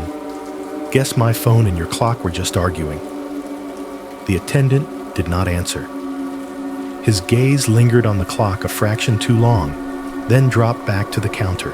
Roads out here remember things, he said again, almost under his breath. Sometimes clocks do too. Kayla pocketed her phone, the brief time warp already smoothing itself over in her mind as a glitch. Electromagnetic interference, old wiring, faulty synchronization.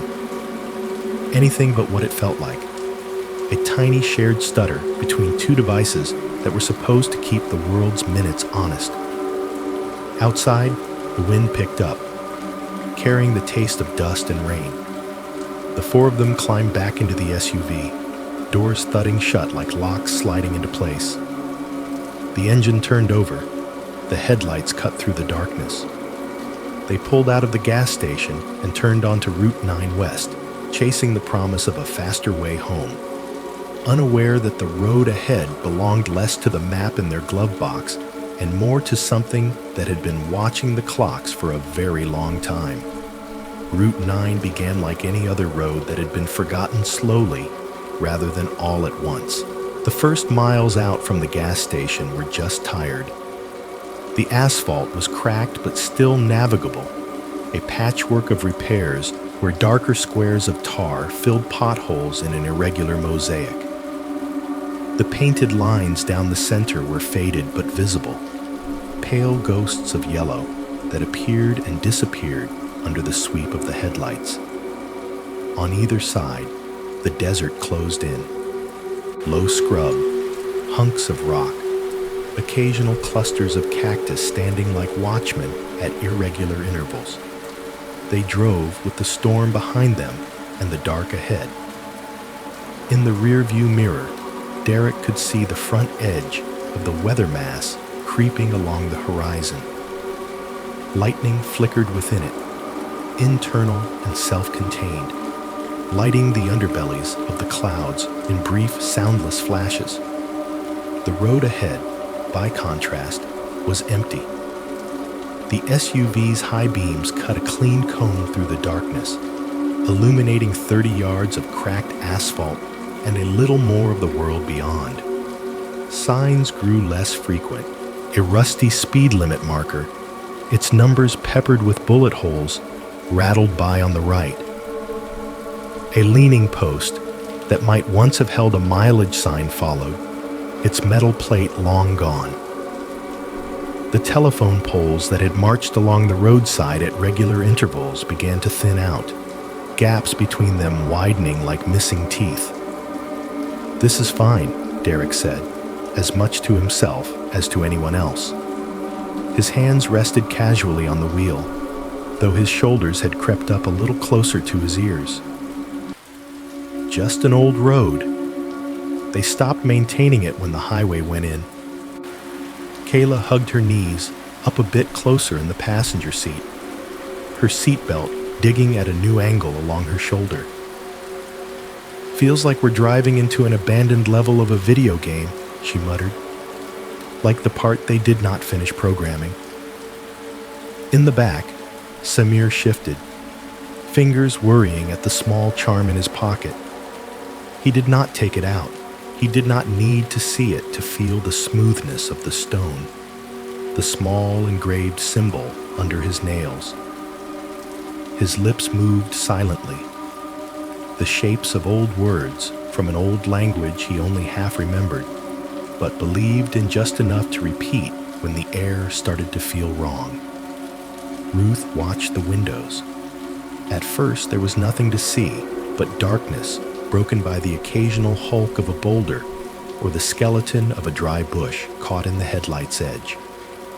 After a while, as they moved farther from the main highway, the night seemed to grow deeper rather than thinner with distance. The pockets of darkness between the beams felt heavier, as if filled with something more than absence. She tilted her head to look up, away from the road, searching for constellations she knew. The sky here should have been crystalline, a spread of stars not washed out by city lights. And yes, there were stars, sharp, cold points scattered across the black. But something about them bothered her. "There are too many in one spot," she said quietly, more to herself than to the others, "and not enough in that corner." "What?" Kayla asked, grateful for anything to break the silence. "The sky," Ruth said. "Look, that cluster, there." She pointed up through the windshield. "That doesn't belong there. And over there, where you'd expect to see, I don't know, something familiar. It's emptier than it should be." "Maybe you are just seeing new stars," Derek said. "Different latitudes, blah blah astronomy." "We didn't drive far enough to change the constellations," she replied, but her voice stayed soft. She was not sure she trusted her own eyes. Over the next few miles, the changes picked up, small but cumulative. The painted center line grew fainter, then broke apart entirely. One moment, it was a broken yellow stripe. The next, it was simply gone, leaving the asphalt a blank dark ribbon with no guidance down its middle. Derek adjusted by habit, keeping equal distance between the edges, but the absence made his palms itch. There was something reassuring about a line that told you which side of the story you belonged on. The telephone poles stopped. Just stopped.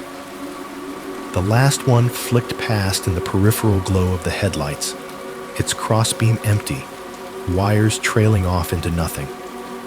Beyond it, there were no more vertical silhouettes punctuating the horizon. No more wires tracing invisible connections back to people and power. Mile markers vanished. They had not been paying much attention to them, but now their absence was a presence of its own. No slow countdown of numbers on small green signs to tell them how far they had come, how far they had to go.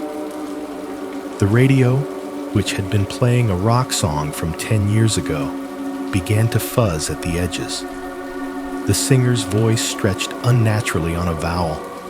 then cut out as if someone had removed him from the track. The guitar line stumbled, repeated a bar, then bled into static.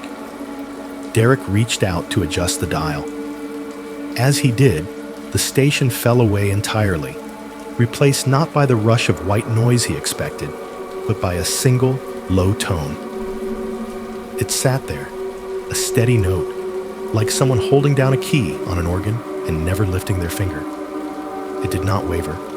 It did not crackle. It just hummed, low and unnerving, through the speakers. "Okay, that's not normal," Kayla said, staring at the radio as if it had betrayed them. "It's just interference," Derek insisted, twisting the knob. No matter where he turned it, the tone remained, changing only in volume. Old wiring, weird topography, the storm, whatever. "Turn it off," Samir said quietly. Derek clicked the radio off. The tone vanished, but its impression lingered in the air like aftertaste. The farther they went, the more the world pared itself down to essentials: car, road, dark. The storm behind them had fallen out of sight, or else the landscape had risen enough to hide it. There was only the path ahead, illuminated in crisp white arcs, and the sense that the desert on either side had turned its face away. Then, after a stretch of road that might have been 10 miles, or might have been a lifetime, they saw lights. "Finally," Kayla breathed.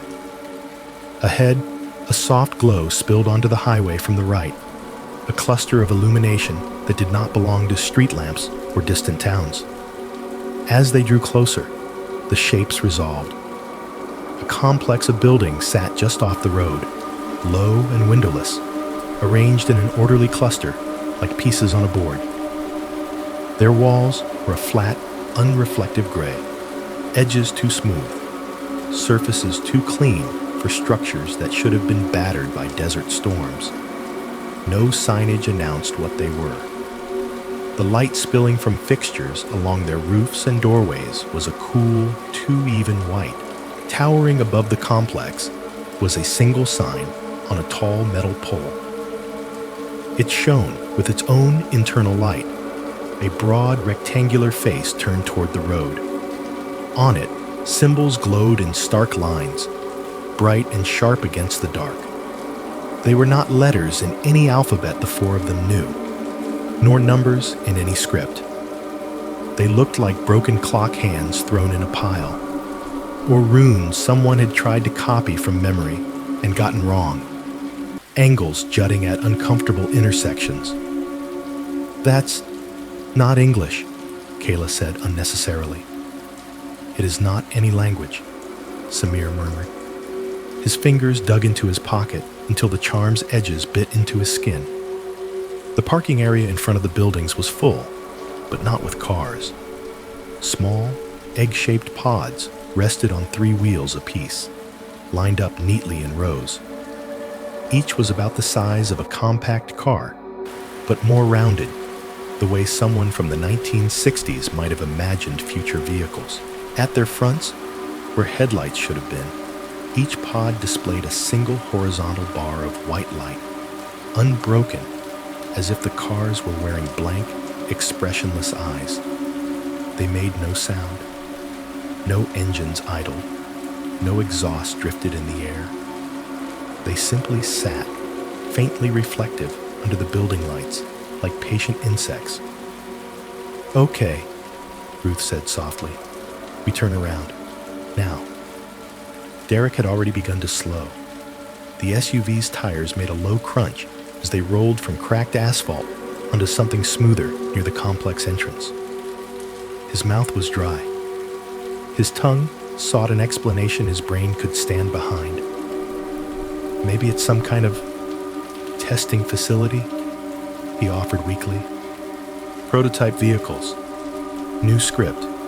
Science fiction fan club headquarters." Kayla was about to snap back when the nearest building moved. A segment of its wall, flush and featureless a moment before, slid sideways with unnerving smoothness, revealing a vertical seam of darkness that brightened quickly as interior lights came on. No hinges, no handles, no visible mechanics, just a section of reality rearranging itself. Several figures stepped out into the light. They were tall. That was the first undeniable fact.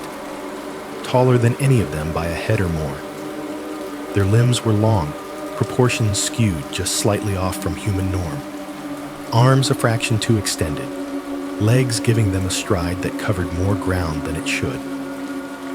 Their joints bent smoothly, but there was something about the angles that made the eye want to look away, like seeing a familiar action filmed just a few frames too slow. Their faces, at first glance, were human. 2 eyes, a nose, a mouth, but the features were spaced just wrong. Eyes set a touch too far apart, noses a touch too narrow or too long, mouths resting in a line a shade lower on the face than expectation. It was like looking at mannequins designed by someone working off a second-hand description of people. Their skin had a flatness to it, not quite reflective, not quite matte. The lighting from above seemed to rest on it without truly sinking in. Their clothing, if that's what it was, hung in straight lines from their shoulders to mid-thigh, collarless, in colors that the brain registered as gray and not gray at the same time, refusing to resolve into any familiar hue. They moved in unison at first, stepping out and fanning slightly, and their motions had a delayed echo, as if they had been filmed at one frame rate and the world around them at another. Limbs seemed to leave faint after images in the air, micro smears that vanished when you tried to focus on them. "Reverse," Ruth said. Her voice had dropped into a register that brooked no argument. "Derek, reverse." He put his hand on the shifter, but his eyes were locked on the figures. "Maybe they need help," he muttered, the habit of assuming normalcy still clinging to him. Samir reached forward and grabbed his shoulder. "They are not walking like people who need help," he said. "They are walking like people who have been expecting us." Kayla could not speak. Her throat had closed around something hard and cold. All she could do was stare through the windshield as the figures turned toward them. At first, she thought they were looking directly at the SUV. It would have made sense. 4 strangers in a recognizable vehicle pulling up uninvited. But as their heads tilted up, she realized their gazes were aimed not at the hood, not at the windshield, not at the driver. They were looking slightly above the car. Their eyes, too pale, too flat, traced a path over the top of the SUV, focusing on a point in the air, maybe a foot above the roof, their attention fixed there, not wavering, as if watching something perched above the vehicle like an invisible passenger. Kayla's skin iced over. Without seeing anything, without the benefit of any shape or sound, she felt a weight in the cabin that had not been there a moment ago. A pressure in the air above their heads, bending it slightly. The hairs on her arms rose. A chill slid down from the crown of her head to the base of her spine. "Something is in here with us," her body whispered before her brain could put words to it. "Sitting just above us, in the dark." For a second, she had the wild, irrational sense that if she reached up, her fingers would brush against something warm and humming that did not belong to this interior, this year, this world. Instead, she kept her hands clenched in her lap, nails digging crescent moons into her palms. Outside, the tall figures continued to study that point above their car with an uncanny stillness, like scientists watching a specimen. like priests watching an altar. "Reverse. Now," Ruth repeated. This time, Derek listened. Derek did not remember making the decision. One moment, he was frozen, staring at the tall figures staring at the space above their car. The next, his hand slammed the gear shift into reverse so hard the transmission protested. The SUV lurched backward, tires squealing on the unfamiliar surface, headlights swinging wildly across the gray walls of the building complex. "Seat belts. Seat belts," Ruth said automatically, grabbing the handle over her door with one hand and bracing herself against the dashboard with the other. The tall figures did not flinch at the sound of screeching rubber. They simply continued to watch that point above the roof, heads turning slowly together as the vehicle jolted away. Derek cranked the wheel, threw the car into drive, and stomped the accelerator. The engine roared, the front end dipped, and they shot forward, back toward the black ribbon of Route 9. The beams of their headlights found the road again, the only familiar thing in a landscape that had quietly edited itself. "Do not stall, do not stall, do not stall," Kayla heard herself chanting under her breath, hands clamped to the edges of her seat. Behind them, something moved. In the rearview mirror, the parking area came alive in a way that made Derek's skin crawl. The egg-shaped pods lifted slightly on their suspensions, wheels aligning. Their single horizontal bars of white light brightened, narrowing into tight, focused beams. Then they glided out of their neat lines with a speed that did not match their size. There was no tire squeal, no revving of engines. They simply accelerated, smooth and silent, rolling out of the lot and onto the road as if someone had pressed a play button on the scene. 3 of them, then 4, then more behind, all falling into formation with an eerie precision. "They're following us," Kayla said, voice high and thin. "No kidding," Derek snapped, though the edge in his tone was fear, not irritation. He pushed the accelerator closer to the floor. The speedometer needle climbed. The landscape blurred more at the edges, but the pods behind them did not fall away. Each pod's light barreled down on them like a white spear. The beams did not spread or soften with distance. They remained narrow and intense, aimed directly at the SUV's rear window. In the mirror, it was like being chased by 4 unblinking mechanical eyes. Samir had twisted in his seat once, just enough to see them, then whipped his head back forward, fingers digging into the small charm in his pocket. "Do not look back," he said, voice shaking. "Do not look back. They notice when you look." "How do you know that?"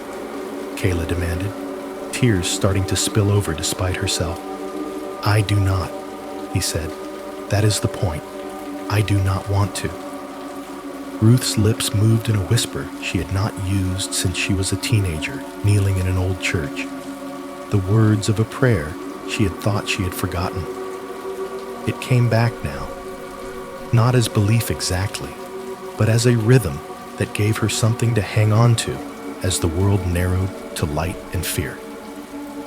The road itself began to misbehave. What had been a straightforward stretch of asphalt now seemed to bend in subtle, repeating ways. The same long, gentle curve appeared, vanished, and reappeared, like a looped background in a cheap cartoon.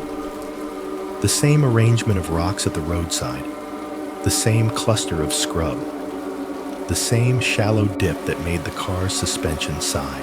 "We've already done this corner," Ruth said, voice low and even, fighting to keep panic from sharpening it.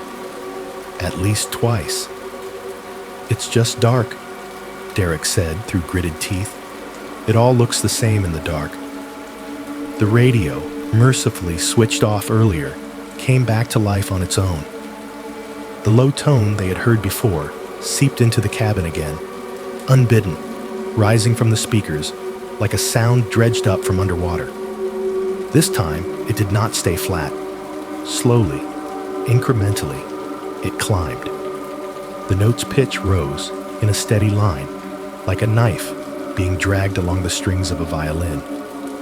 It threaded itself through their teeth, into their fillings, under their fingernails. "Turn it off," Kayla gasped. Derek slapped at the power button. Nothing changed. The dial clicked under his fingers, but the tone continued its relentless ascent. The nearest pod drew closer.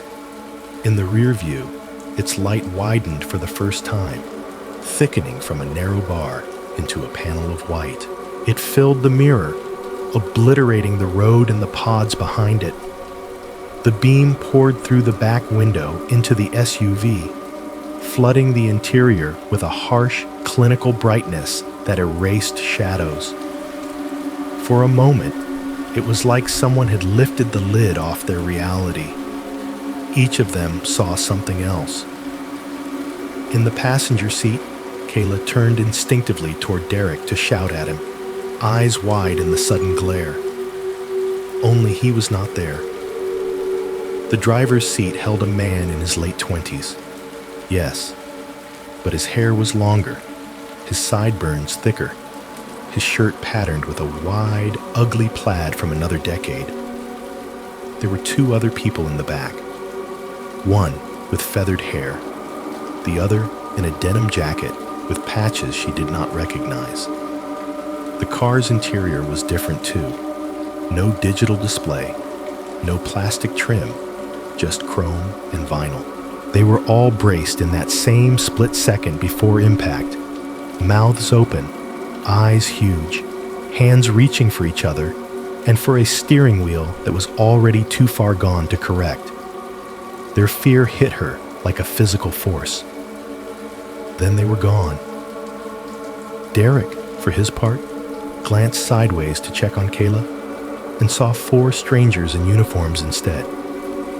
They sat in seats that were not quite seats, in a cabin that was not quite a car.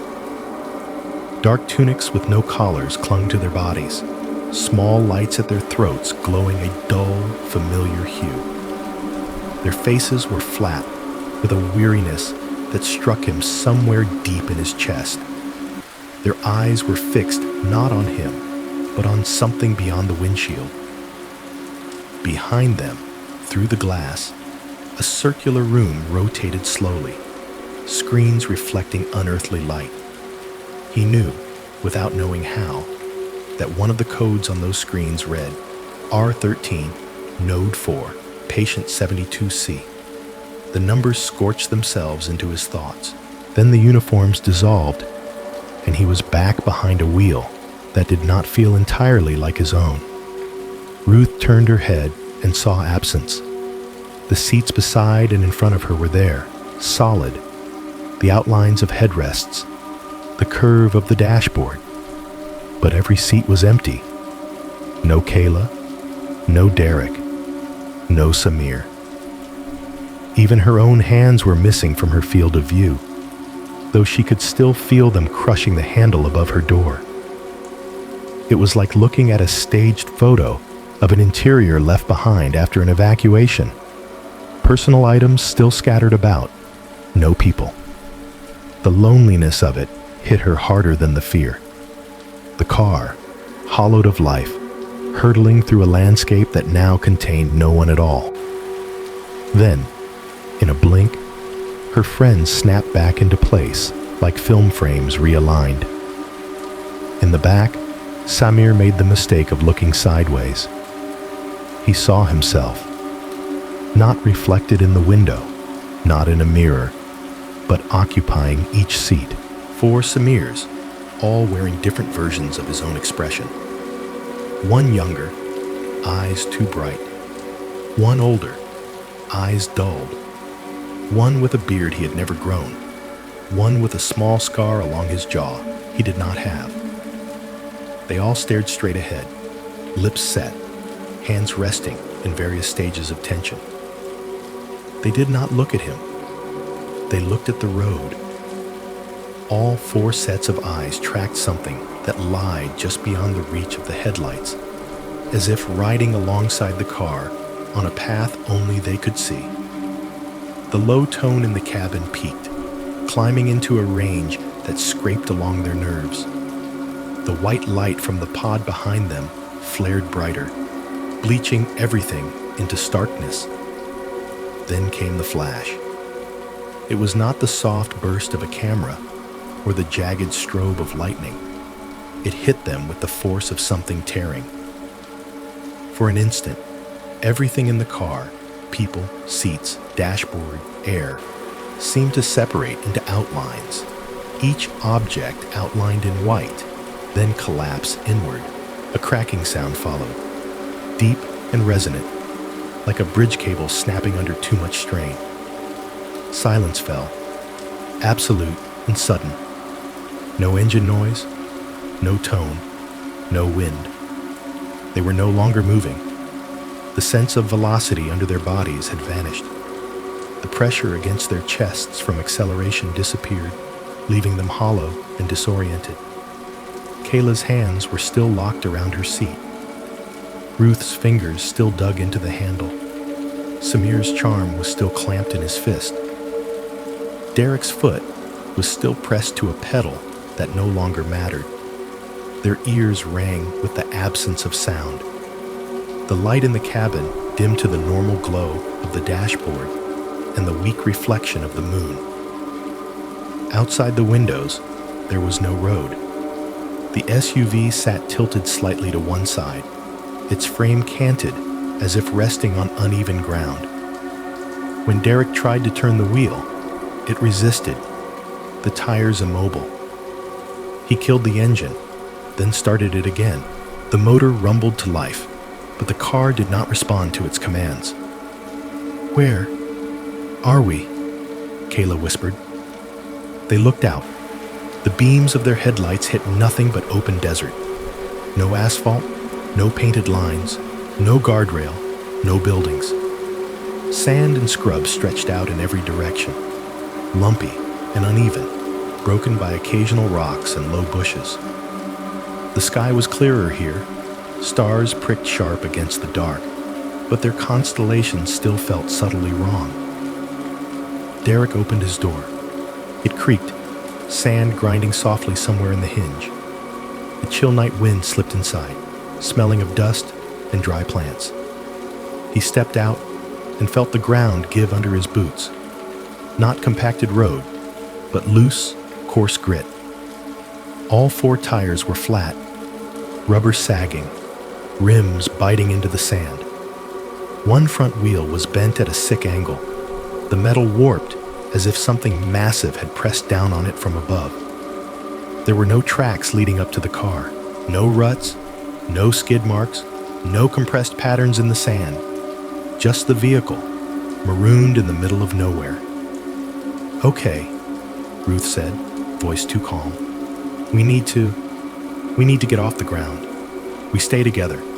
We head toward any lights we can see." There were none.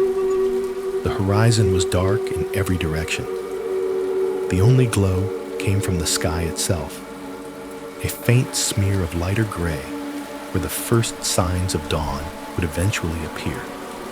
The storm they had been trying to outrun was nowhere in sight. It was as if they had driven out past the edge of the weather system, beyond where it had ever planned to reach. They took the trauma kit, bottles of water, the few supplies they had, and started walking.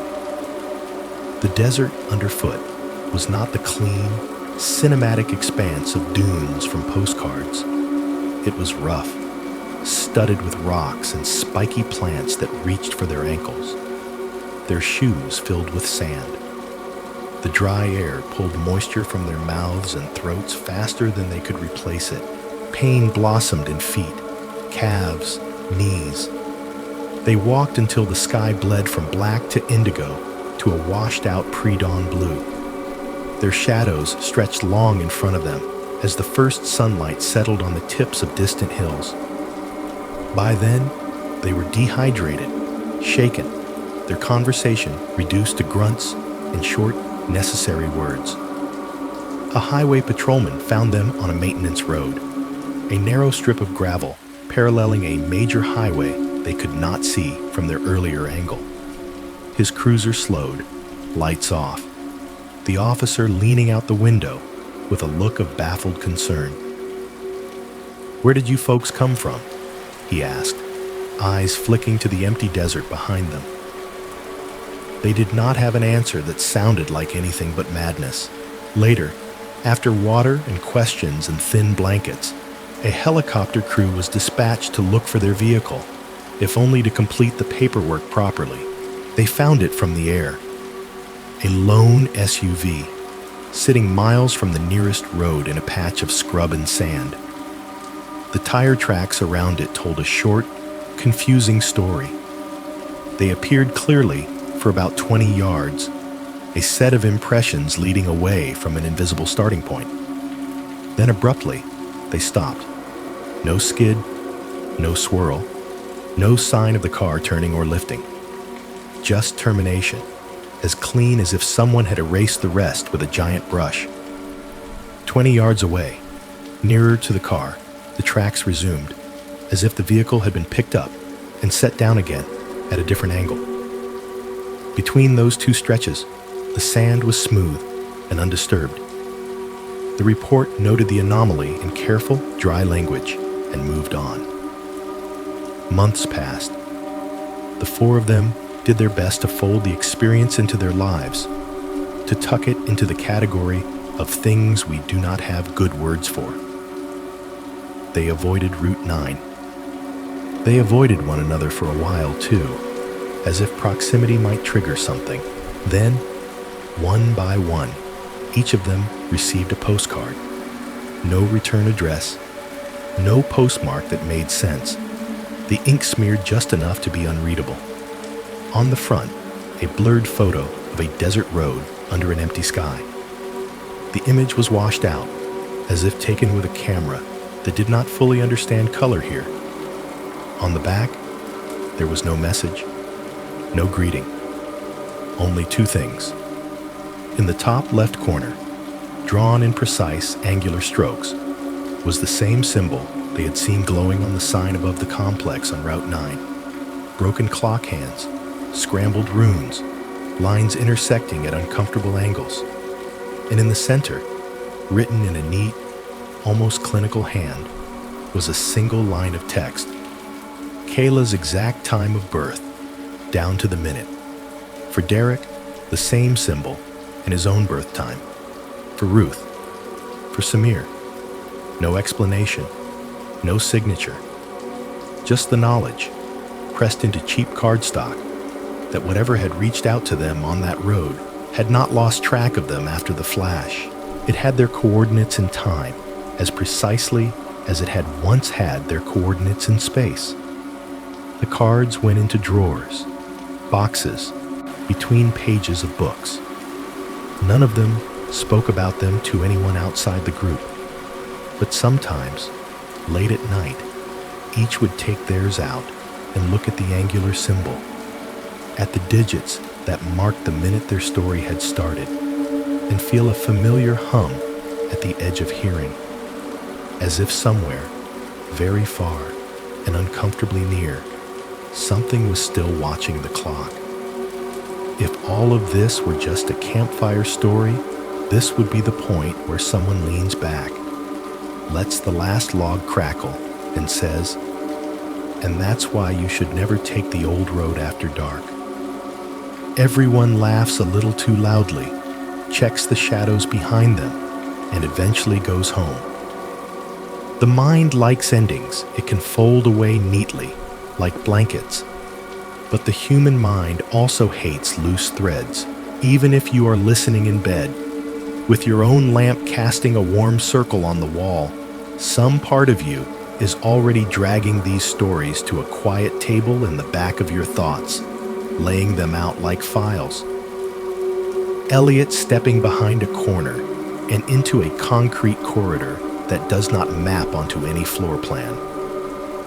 Mara watching a crash that had already rusted into history. 4 co-workers driving away from a resort and finding themselves pursued by vehicles that do not exist in their world's catalogs. At that table, your mind does what it was built to do. It reaches for explanations. Some of them are familiar, even comforting. Stress, fatigue, shared hallucination, misremembered events stitched together over time. A brain trying to make sense of something mundane and failing in interesting ways. You have probably used versions of those explanations yourself, talking someone down from the edge of their own strange story. They are not wrong, exactly. The brain does distort. It does confabulate, filling gaps with whatever makes the story feel complete. But there is another set of frameworks sitting nearby. Less cozy, more mathematical. One of them is often called the many worlds idea. The thought that reality does not flow like a single river, but branches constantly like a tree. Every decision, every quantum coin toss, every left or right, sends a tiny split through the fabric of things. Most of the time, those branches drift apart quietly. In one, the glass falls off the counter and shatters. In another, you catch it. Both are real in their own lanes. You only live in one. Now imagine that reality is not a tree, but a bundle of wires. Each wire is a version of the world, carrying its own current of events. Most of the time, they are insulated from one another. You only feel the charge in the cable you are holding. Sometimes, the insulation fails. Physicists have dry names for some of this. Coherence, decoherence, interference. The idea that under very particular conditions, 2 systems can line up just enough for their probabilities to touch. The metaphor stretches, but it is useful. If 2 branches of a timeline pass very, very close to each other, almost identical histories, almost identical presents, there might be points where they come into resonance. Coherence points, you could call them, places where the wires brush. What would that feel like from inside one of the wires? Eliot might describe it as stepping behind a concrete building and finding the air suddenly thickening, the world folding sideways, the sky and tower and field replaced by a maintenance corridor that exists between branches, a service tunnel built for something that moves between versions of the world the way technicians move between floors. He did not go there on purpose. He simply stepped onto the wrong access panel at the wrong moment, when 2 wires rubbed too close. Mara, driving through the blue hour before dawn, might have brushed against a moment on an adjacent branch where the crash in that field was not a rusted fact, but a present tense disaster. For a few seconds, her path overlapped with a slice of 1970-something's reality, where that teal car was still in motion, still destined to leave 3 names on a plaque. She watched the impact fire again, like lightning trapped in a loop. Then the wires slid apart, and she was left alone in a field that only remembered. The Route 9 crew, laughing and complaining and choosing a shortcut in the shadow of a storm, might have taken an exit that should not have existed in their version of the map. A ramp built for traffic in a nearby branch, where a complex of low, windowless buildings and 3-wheeled vehicles is as ordinary as strip malls are in yours. Their road bent toward it for a while, long enough to pass under its sign, into its light, into the notice of whatever uses that place as a node.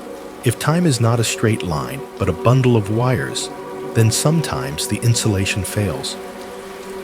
Currents leak. A hand reaches into the wrong cable. A signal meant for one branch arcs across the gap and burns a mark into the other. Of course, these are only frameworks. Metaphors laid over mathematics we barely grasp. If you ask 3 physicists about many worlds, you will get 5 different opinions and at least 1 headache. Some will tell you that the branching is real. Others will tell you it is just a way to keep the equations neat. Very few will sit down and say, calmly, yes, that is why a man in Kentucky saw a room that does not exist yet. The narrator in this kind of story, me, sitting here with you while the night leans against your window, does not have to pick one answer. My job is not to convince you, only to lay out the pieces so you can feel their shapes under your fingers. Perhaps the simplest way to hold it is this: the world you trust might not be sealed.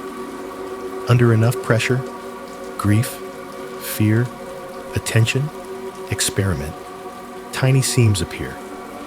A maintenance corridor, a night field, an empty stretch of desert where the road does not quite belong to any single map. For most people, those seams remain abstract, the stuff of research papers and late-night arguments. For a few, they are very real.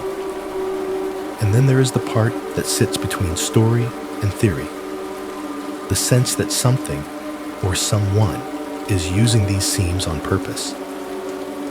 Elliot did not walk into an empty hall. There was a disc, and observers with tired, flat eyes, and a screen already tuned to the field he had left. Mara did not find a random wreck. She found her own name carved into its bones. 4 co-workers did not get lost on a random shortcut. Months later, someone sent each of them a postcard bearing the symbol from that impossible sign and the exact minute their lives had begun. Storms roll over cities all the time, indifferent to the people under them. A storm will hit your city next Thursday as well, washing the sidewalks, pressing tree branches against windows, making traffic lights blur into colored smears. Hit your city last spring. I am sorry. Sloppy language. It is late, and sometimes tenses slip when you talk about time for too long. We will stay here with before and after and now, because those are the anchors that help you sleep. The mind at your quiet back table can keep shuffling its explanations, stacking science on one side, superstition on the other, comfortable lies in the middle. It might even find a way to live with not knowing. But somewhere beneath all of that, in the hum that lives under your walls and wires, a question remains. If there are branches, if there are seams, if there are corridors, who is watching the crossings, and how many times have they slipped a hand into the wrong world just to see what happens when someone like you notices the clock stutter? Scientific language can be a comfort because it feels clean. Equations do not look back at you. They do not hold grudges. They simply describe. But not everyone who brushes against these cracks in reality comes away thinking about branching timelines or coherence points. For some, the only words that make sense are older ones.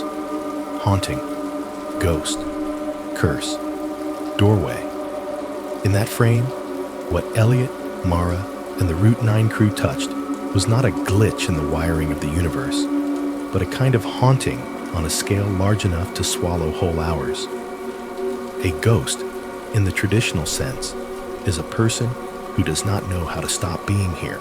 They replay, in smaller and smaller loops, the worst or strongest moments of their lives. A woman on the stairs, a man at the window, a child in a hallway, forever about to ask a question. Places hold those impressions the way fabric holds a smell. You walk through, and for a second, you are wearing someone else's fear. Now stretch that idea until it creaks.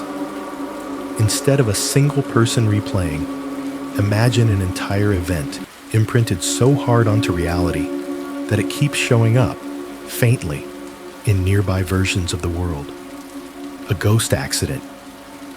Not just the people who died in that teal sedan, but the crash itself, burned into the bone of that curve in the road so deeply that even decades later, under new asphalt and new guardrails, the moment still pushes through. To someone like Mara, driving through at the wrong hour with an old trauma for collisions humming in her nervous system, that ghost scene might not appear as a vague feeling. It might fire in full, just for her. Glass, crunch, headlights, horn. The universe replaying a bruise. Route 9, in that view, is not just an old road. It is a road that remembers too many versions of itself at once. The wide, well-maintained highway it was supposed to become. The dirt track it started as. The branch where the building complex and the egg-shaped pods are as boring as gas stations. The branch where it never existed at all, and the desert runs unbroken. All those possibilities piled up in the same physical space like translucent overlays. Occasionally, a car full of tired co-workers cuts across that stack at just the right angle, or the wrong one. Then, there is the circular room. Even if you lean hard on the "it was all in his head" explanation for Elliot, the image of that place sticks.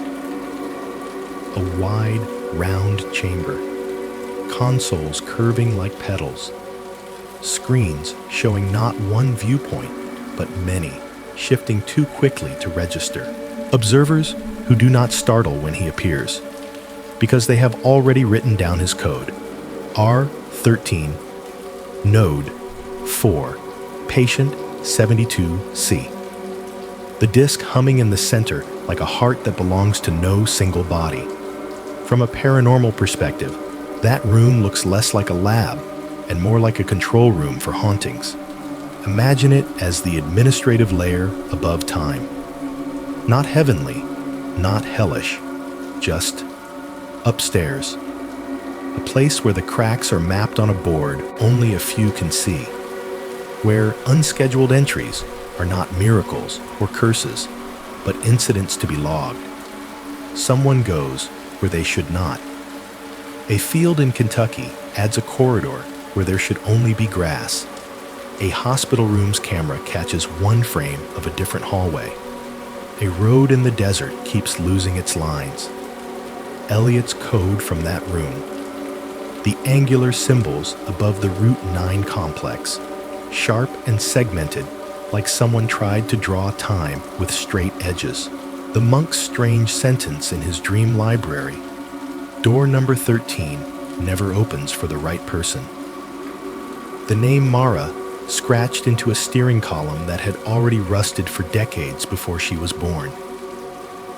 Taken individually, they are oddities. Taken together, they begin to look like a filing system.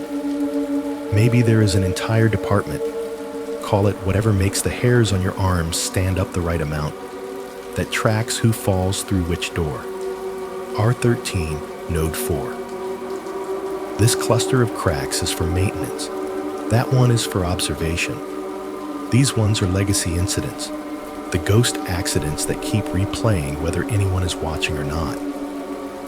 From that angle, what happened to Elliot was not a random abduction by some occult force, but a misrouted piece of paperwork. He stepped into the wrong corridor at the wrong time. The people in the room saw his dot light up on one of their screens and sighed, the way tired workers do when another unexpected form lands on their desk. "He is early," one of them said in his memory. "Tag him. Send him back. Node is not ready." What happened to Mara was a similar clerical error, a moment from the 1970s, long filed under closed cases, bleeds through into her branch when she drives past. Someone somewhere ticks a box. Annotations: exposure limited, no contact. Result: increased insomnia. What happened on Route 9? Well, you could argue that was closer to a deliberate test.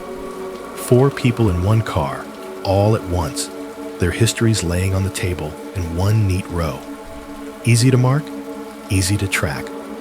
A quick pass through a stretch of road that does not technically belong to them. Lights, pods, figures stepping out. A sample of reactions, a flash to reset their position. Then postcards, later, like tags put on migrating birds. If that sounds too neat, too conspiratorial, remember that this is only one more layer of story.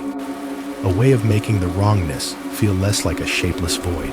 In spiritual terms, we reach for intention where there might only be pattern.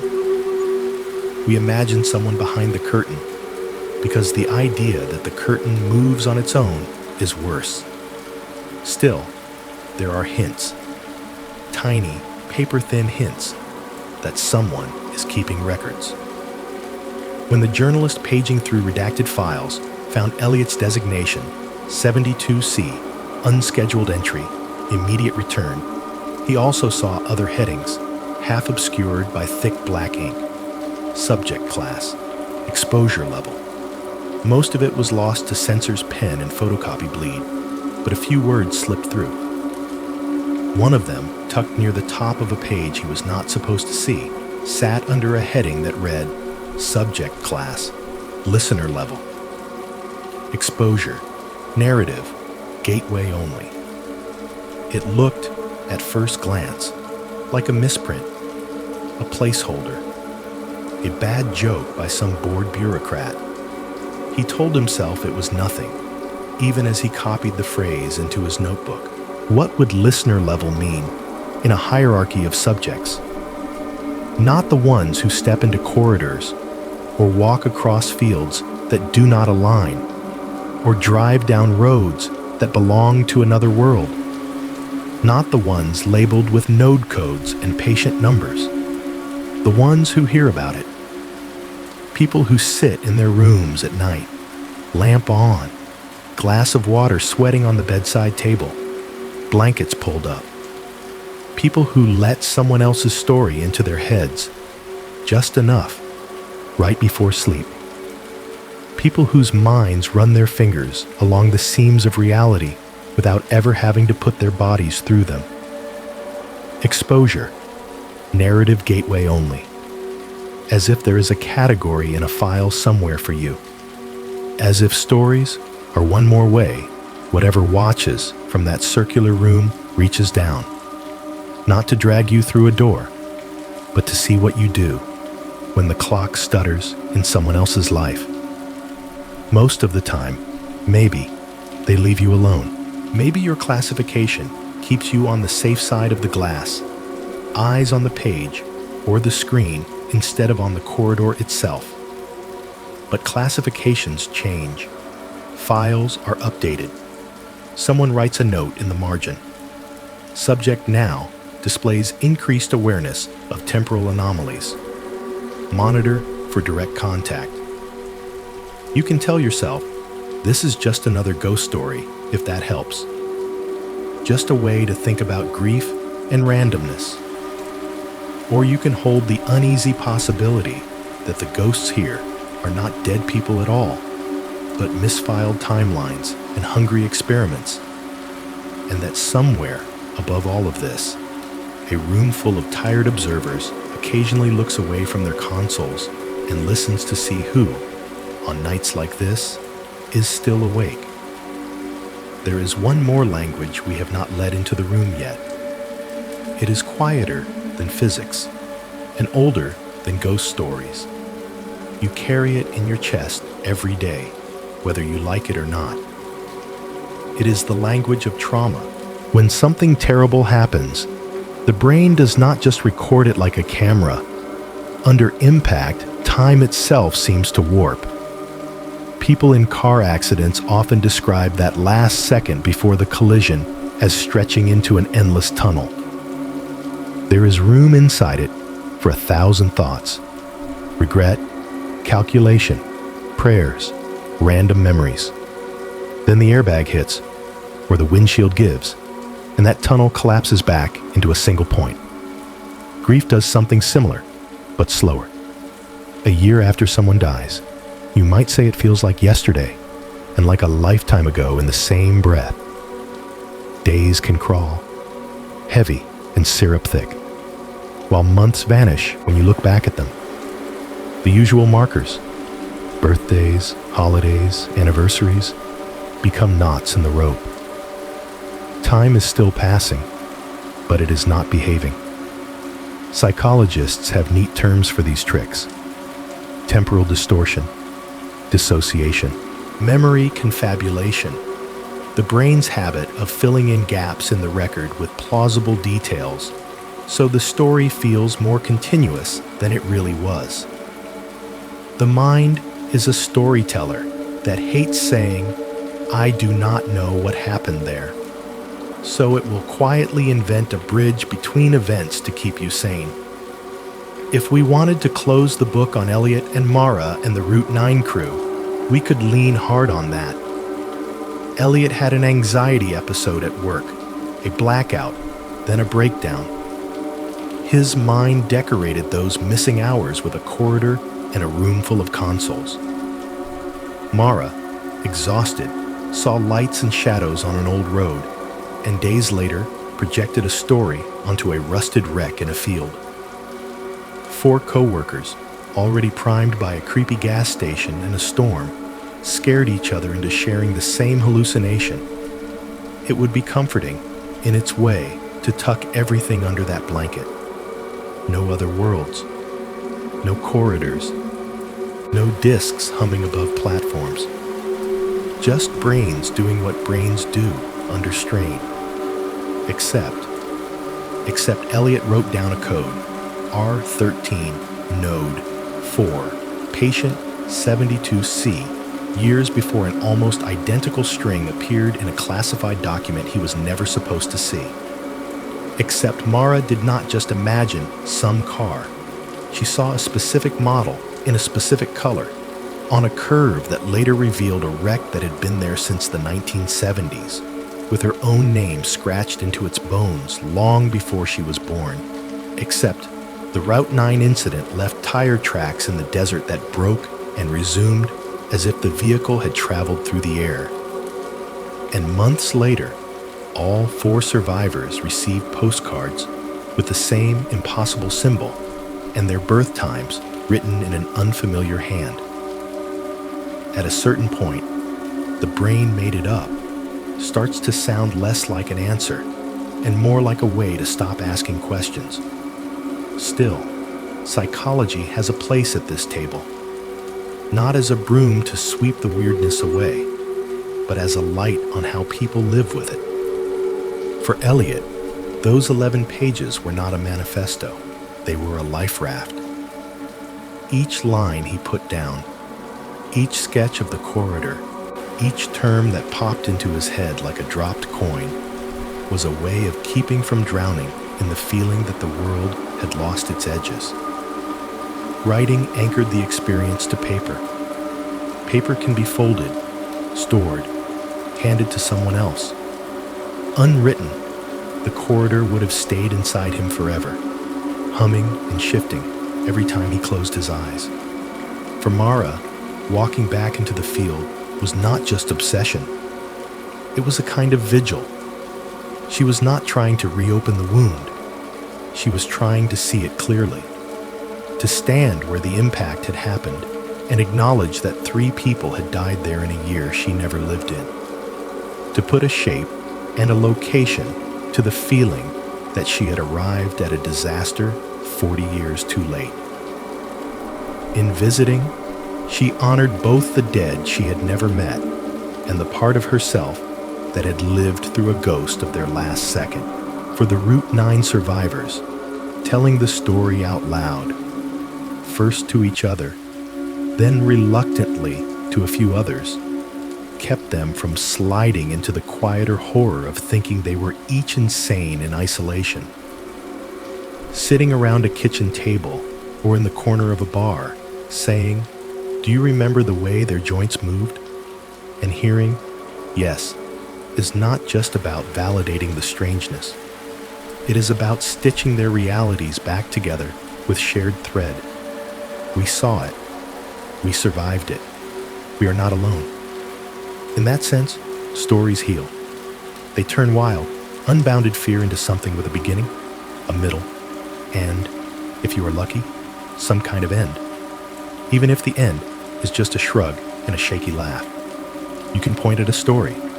You can put it on a shelf. You can play it in your car, on the way to work, and let it scare you safely, wrapped in someone else's life. But there is a darker way to look at stories too. If there is something in that circular room, call it a project, a program, an intelligence that tracks who falls through which crack, it needs a way to tag its subjects. Codes and files work for people like Elliot. Node numbers, patient numbers, dates and times. But what about all the others? The ones who never step into the corridor, but stand close enough to feel the draft. Maybe stories are tags as well. Think about it this way. Each time you retell one of these incidents, you raise a small flag over your corner of the world. You say, "Here I am. I remember. I am paying attention to this scene." You take the raw experience and turn it into a narrative object, something that can be passed from mouth to ear, from screen to mind. The more polished the story becomes, the more people hear it. The more people hear it, the more little flags go up. From above, if there is an above that cares about such things, it might look like a map lighting up. Here are the ones who stepped through. Here are the ones who stood at the edge. Here are the ones who only listened, late at night, heart steadying as the narrator's voice rolled over them. There is a comfort in that too, oddly. If stories are tags, then you are not just a passive consumer. You are part of a pattern, a network of people who, in their own quiet nights, have also stared at their walls and thought, something is wrong with the way time feels today. I should tell you something before we leave this chapter. I did not discover these stories on my own. They did not drift to me as rumors or urban legends or forum posts. They arrived in a stack. A file, thick and redacted, set down in front of me in a room with no windows and a clock that did not tick. The lights were bright and tired. The air smelled faintly of paper and the ghost of coffee. A voice I did not see, not through a doorway, not around a corner, just present, like sound piped in from some other level, said, "These are your assignments. Present them as narratives, listener-level subjects only." I said yes, because that is what you do when someone hands you a job in a place where time does not quite behave. So here we are, you in your room, me with my stories. Somewhere, maybe, a file with your classification on it being updated, exposure level increased, responds strongly to temporal anomalies, replays details near sleep onset. The good news is, for now, you are only listening. Narrative gateway only. No corridors. No fields at the wrong hour.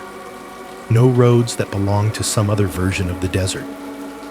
Still, as you let your eyes grow heavy and the details blur, consider this. If stories are tags, then every time you choose to hear one, you are not just staying up late for a scare. You are standing up, quietly, in a crowd you cannot see, raising your hand in the dark so something, or someone, in a room full of humming machines can mark, in careful pen, that you were here and that you remember. Your lamp is lower now. The warm circle of light it throws on the wall has shrunk without you noticing, as if the night has slowly leaned in and negotiated a softer brightness. The glass of water on your bedside table carries a thin ring of light around its rim, catching the glow from your screen. A little halo around something ordinary.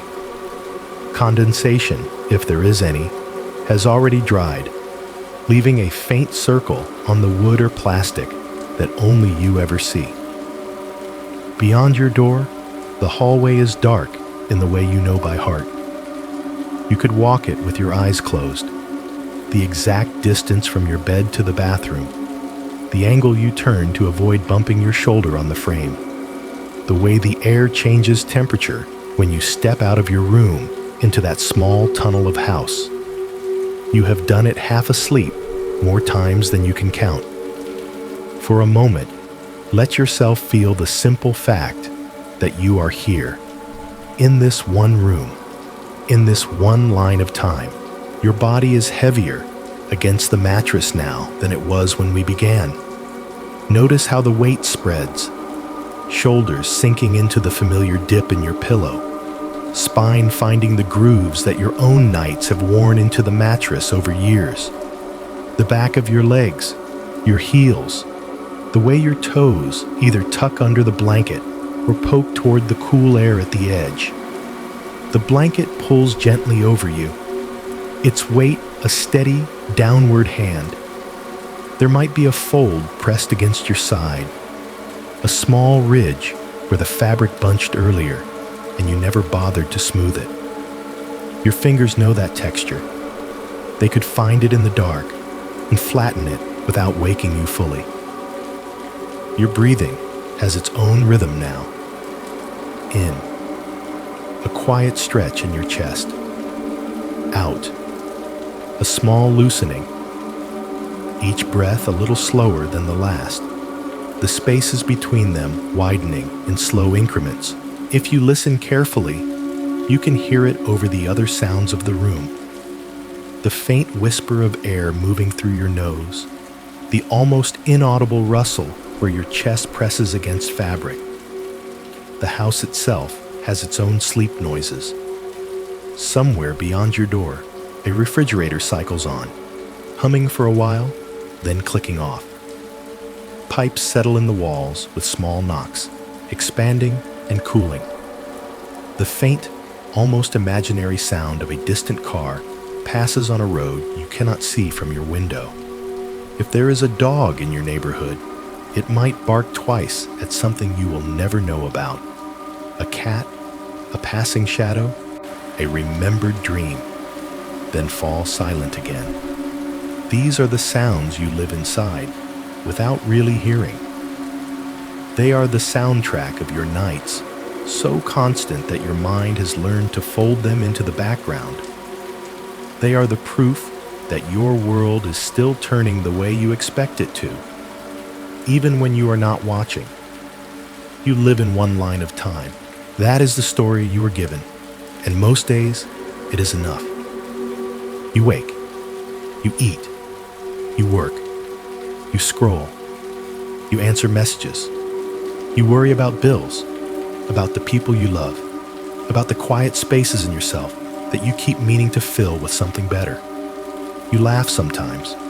You say you are tired a lot, half joking, half not. Then you collapse into this bed, with this lamp, in this room, and you give yourself back to the dark for a few hours. It feels simple. It feels straight. Tonight, you let other people's bent hours into your head. A man who stepped behind a concrete station and fell out of his own afternoon. A woman who saw a crash unfold decades after it had already rusted into the ground. 4 co-workers who took a shortcut and found out the road did not entirely belong to them. Their fear has been living in your ears for a while, walking beside your own thoughts. Notice the difference in your body now compared to when we started, the first time the corridor appeared, or the teal sedan left the curve. Some small part of you probably tensed, jaw, shoulders, the muscles at the base of your skull. You might have shifted on the bed, drawing your legs up, adjusting the blanket as if to armor yourself. That is what stories do, even when you know you are safe. They light up the little watchtowers inside you.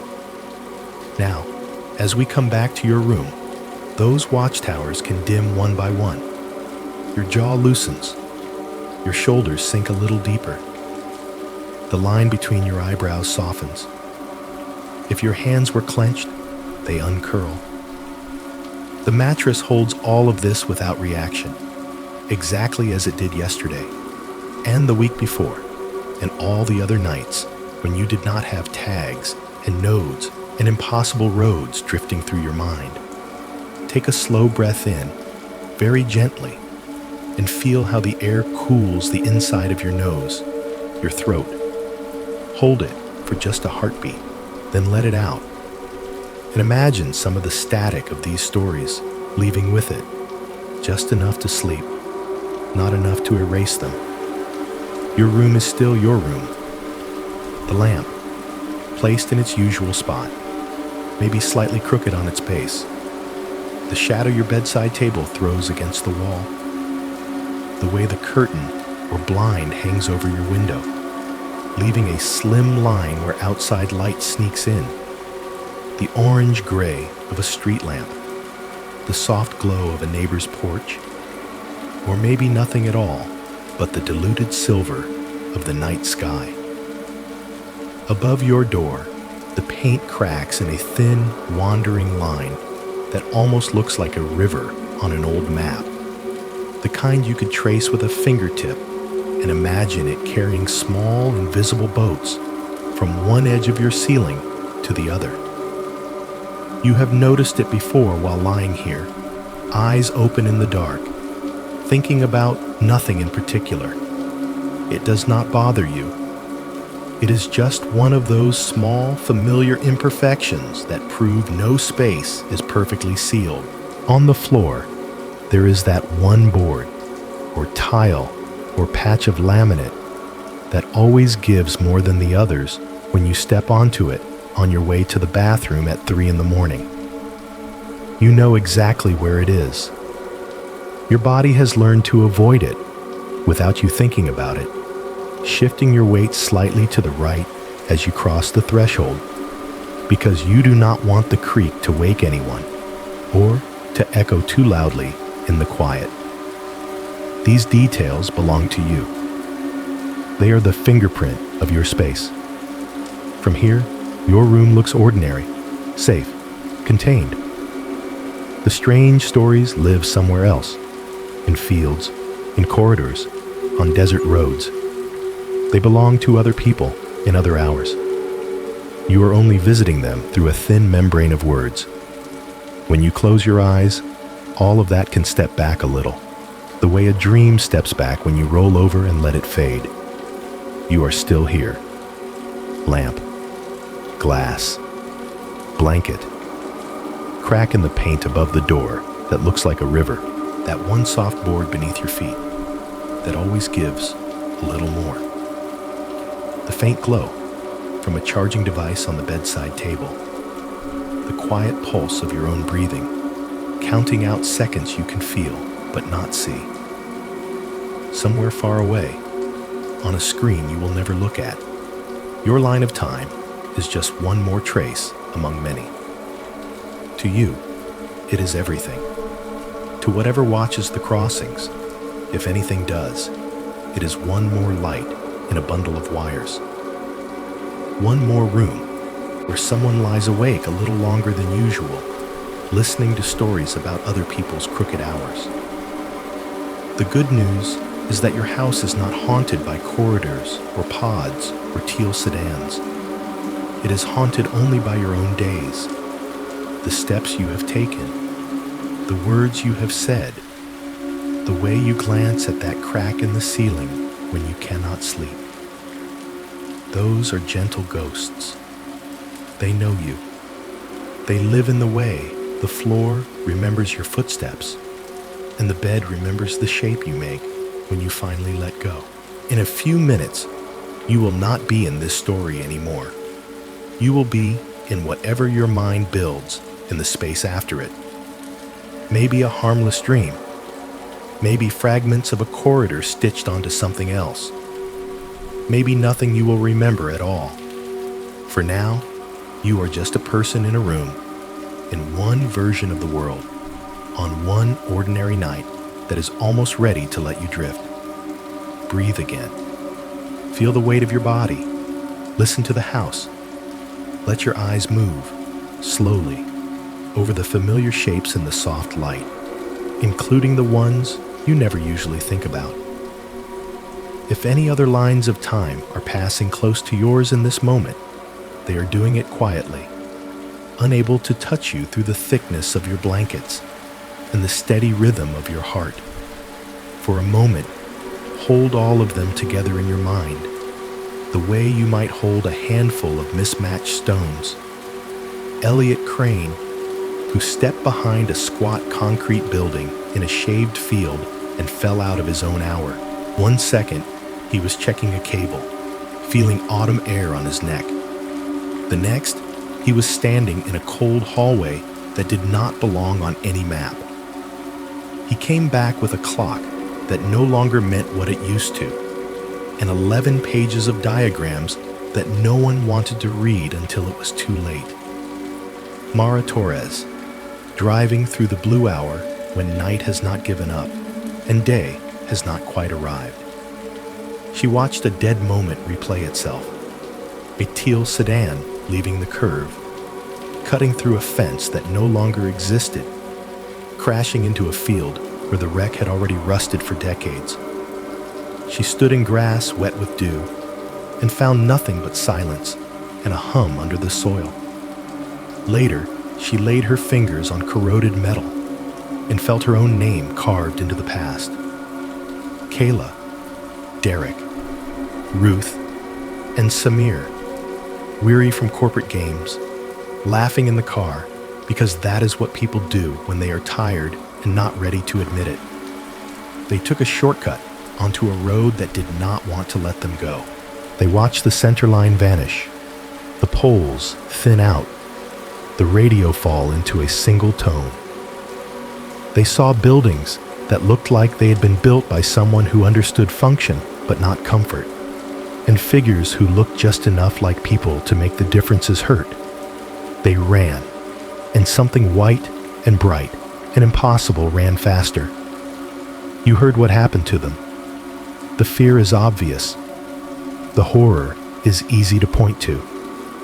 The part the mind catches on, though, once the sharp edges have dulled a little, is quieter.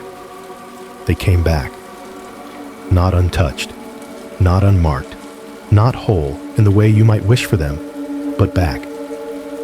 Elliot stood again in that field, sweat-soaked, minutes missing from everyone else's clocks, and hours missing from his.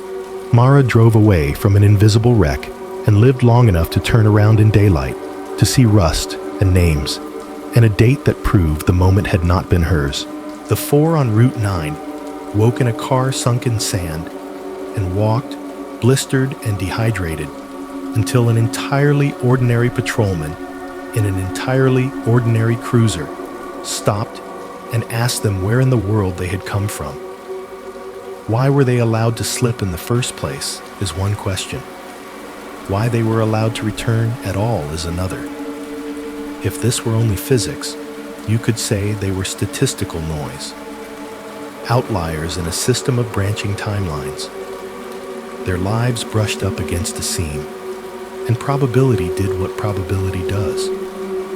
Most of the time, when someone drives that curve, or walks behind that building, or takes that desert road, nothing happens.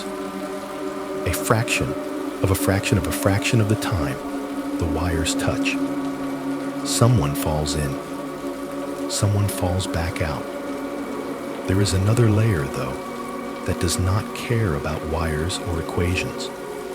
It sits closer to the part of you that wonders at night why you are here now and not somewhere else. What does it mean that they came back? Perhaps they were warnings. Tiny alarms that whatever runs the deeper machinery of reality is not as clean as it thinks. A man in a corridor too early. A woman seeing echoes of a crash that should have stayed in its own branch. 4 co-workers marked as listener level, and then given more than a story to chew on. If you design a system with doors and thresholds and nodes, you need to know where the leaks are. Perhaps they were tests. Not of courage, exactly. though they all had to find a kind of courage afterward. Tests of what ordinary hearts do when they meet impossible memories. Elliot covered his mirrors and tried to live with the knowledge that the world had hallways in it that most people would never see. Mara went back to the field instead of pretending it had all been a trick of fog and nerves. The Route 9 crew did not all vanish into their separate silences. They found each other again, years later, in diners and over video calls, just to say, "I remember it too." Or perhaps, this is the softer possibility, they were acts of mercy. Elliot was not chosen in any grand sense. He was a quiet man with a drawer full of old watches and a habit of fixing other people's broken things. For a few disorienting hours, he bore witness to something enormous, something that said, in a language of humming discs and cold corridors, that his world was one of many, not the only stage in town. His life afterward was not easy, but his notes outlived his fear. Someone else read them. Someone else believed him. Mara had built her whole adult existence around the brutal arithmetic of too late. The calls where seconds killed, the scenes where she arrived after the worst had already happened. Standing in that field, touching rust laid down before she took her first breath, she saw that time kept some moments alive in strange ways. Dead was not the same thing as gone. One impact in the 1970s could still reach a hand into her pre-dawn drive and tap her shoulder. That does not erase the pain of being too late for other people, but it changes the shape of the word. The Route 9 survivors lived with a new kind of knowledge, that the roads they drove were not entirely theirs, and that somewhere, someone knew the minute each of their lives had begun. They all wrestled with that in different ways. One buried the postcard in a drawer. One burned it. One kept it in a book they pretended not to revisit. One carried it folded in a wallet until the ink began to wear. When they met again, they did not talk much about nodes, or many worlds, or hauntings. Mostly they said, "I thought maybe I had imagined it," and felt the relief of hearing, "You did not." He rolled from far above, or far below, or simply sideways. None of that might matter. In the circular room, the observers who watched the discs and the screens and the dots blinking over fields and roads could mark each incident on a console with 3 quick strokes. Subject slipped, subject returned, subject retained partial recall. Imagine them standing there, or sitting, or simply existing on their own strange terms, reviewing playback that is your horror story and their data point. Elliot, in a kitchen at 3 in the morning, ink on his fingers, writing, "Door 13, never for the right subject," without knowing he is echoing a sentence from a medieval monk's dream. Mara, tracing her name in rust, the wind lifting her hair, her face set in a mix of fear and recognition. 4 co-workers in a fluorescent diner booth, hands around mugs of coffee, leaning in as one of them whispers, "Do you still get the dreams about the light?" On a distant screen, those scenes flicker. Someone notes the outcomes. Subject returned with partial recall. Outcome, stable enough. No immediate breach. Psychological adaptation within acceptable parameters. Mark for long-term observation. From that vantage, even the healing can look like part of the design. The way Elliot's writing steadies him just enough to keep him from breaking completely. The way Mara's second visit to the field lets her fold her ghost accident into a story she can live with. The way the Route 9 group turns their unspeakable night into something they can put words around, even if those words are halting and often interrupted by silence. You do not have to like that idea. You do not have to accept it. You can choose to believe that meaning is something humans make in the aftermath of chaos, not something imposed from above by tired observers with consoles. Either way, the fact remains, not everyone who slips gets to come back and tell someone about it. These were allowed to be afraid, to be confused, to heal in uneven, imperfect arcs, allowed to leave behind notes, rust-traced names, tire tracks that make no sense, postcards with angular symbols, and times written in a careful hand. And tonight, allowed to be here with you, in your room, in your one line of time, turning their bent hours into a story that winds itself gently around your breathing as you drift toward the part of the night where questions soften and answers are not required to be clean. The night around you has settled. The stories have walked their circuits from fields and corridors and desert roads back to the small square of light around your bed. The words that carried them here are quieter now, like voices down a hallway with the door half closed. You are still here, exactly where you were at the beginning. Let yourself notice that. Your eyelids feel heavier than they did when Elliot took his first step behind the building. The muscles around your eyes have done a lot of invisible work while you listened. They have narrowed slightly at each strange detail, widened at each twist, softened again as the story slowed. Now, they are ready to rest. If they want to fall shut, let them. If they want to hover halfway, that is all right too. There is no exam at the end of this. Listen, for a moment, to the sounds of your own space. The faint buzz of something electronic. Charger, router, screen, sitting somewhere just out of direct sight. The low, regular sigh of air moving through vents, or the old, uneven breath of a radiator if your house has one. The small pops and clicks as the building cools and shifts, wood and metal adjusting to the temperature of the night. Maybe a car far away, a late one, passing through some other person's story before it loops back into quiet. If there is another person in the house, you might catch the muffled thump of a door, the distant murmur of a voice, the soft scuff of footsteps. If you live alone, there is a different kind of peace. The knowledge that any sound you hear is the house itself, doing what houses do when they think no one is listening. Now, look at what has not changed. The lamp is still where you left it, its shade casting the same familiar shape on the wall. The glass of water sits in the same ring of light, surface calm.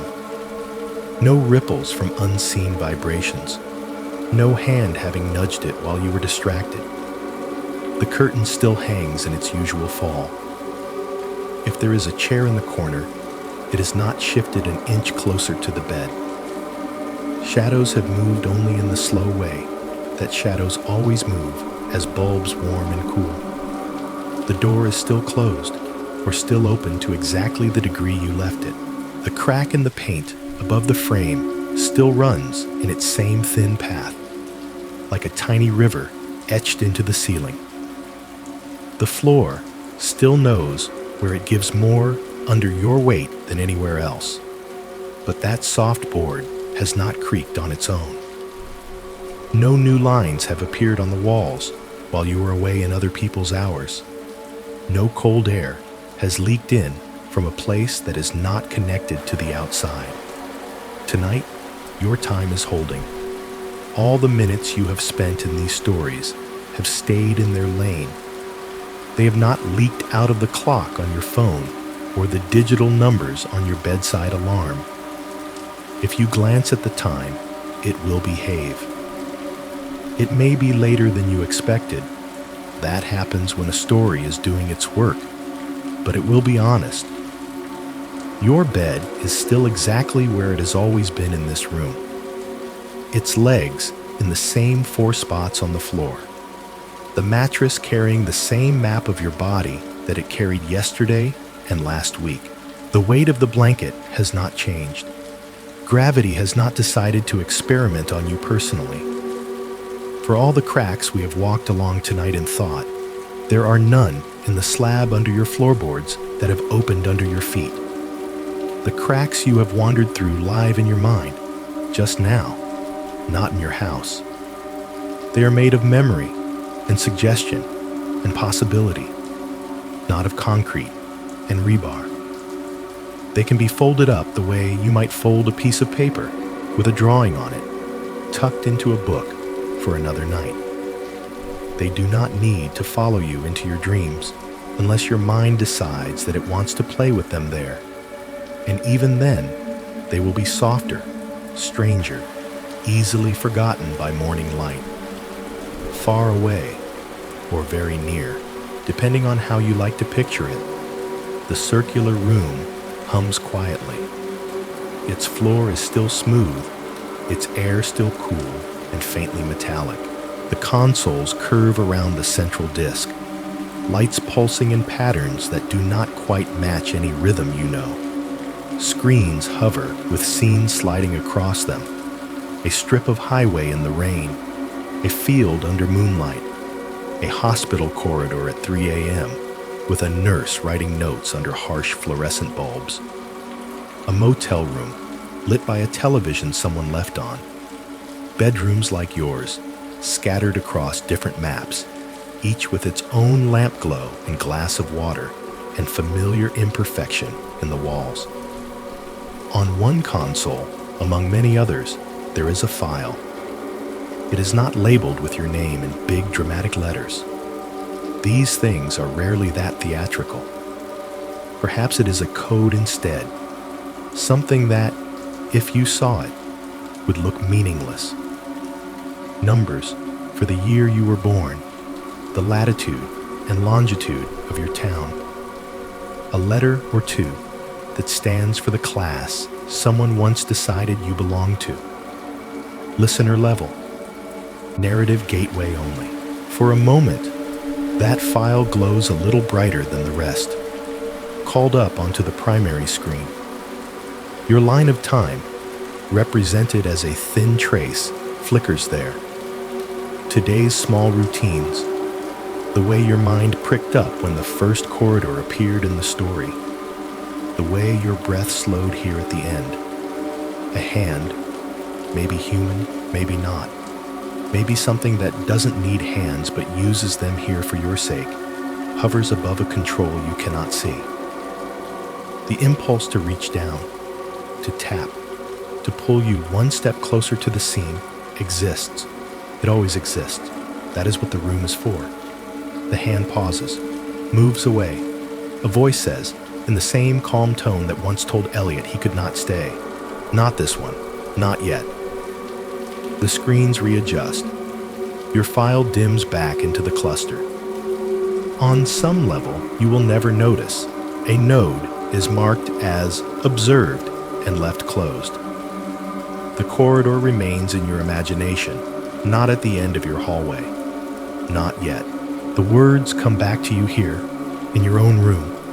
No consoles, no hum, only blankets and quiet and your tired body. Not yet, not tonight. Tonight, you are only a listener. That is your classification for this hour. Not a subject walking through concrete halls. Not a driver taking a road off the map. Not a woman touching rust with her own name in it. You are the one who heard about them, held them for a little while, and will set them down. Thank you for that, for carrying their stories in your thoughts, just long enough for them to echo once more, for letting their fear and their confusion and their strange little moments of grace brush against your own life. You do not have to do anything with them now. You do not have to solve them or hold on to every detail. You are allowed to let them go. Imagine rinsing your hands under a tap, cool water running over your fingers, carrying away dust and ink and the thin residue of someone else's hours. The shape of what you touched is still in your memory, but the weight is lighter. The water runs clear. You dry your hands. You turn off the tap. If there are cracks in the slab of time you walk on, they can wait until morning.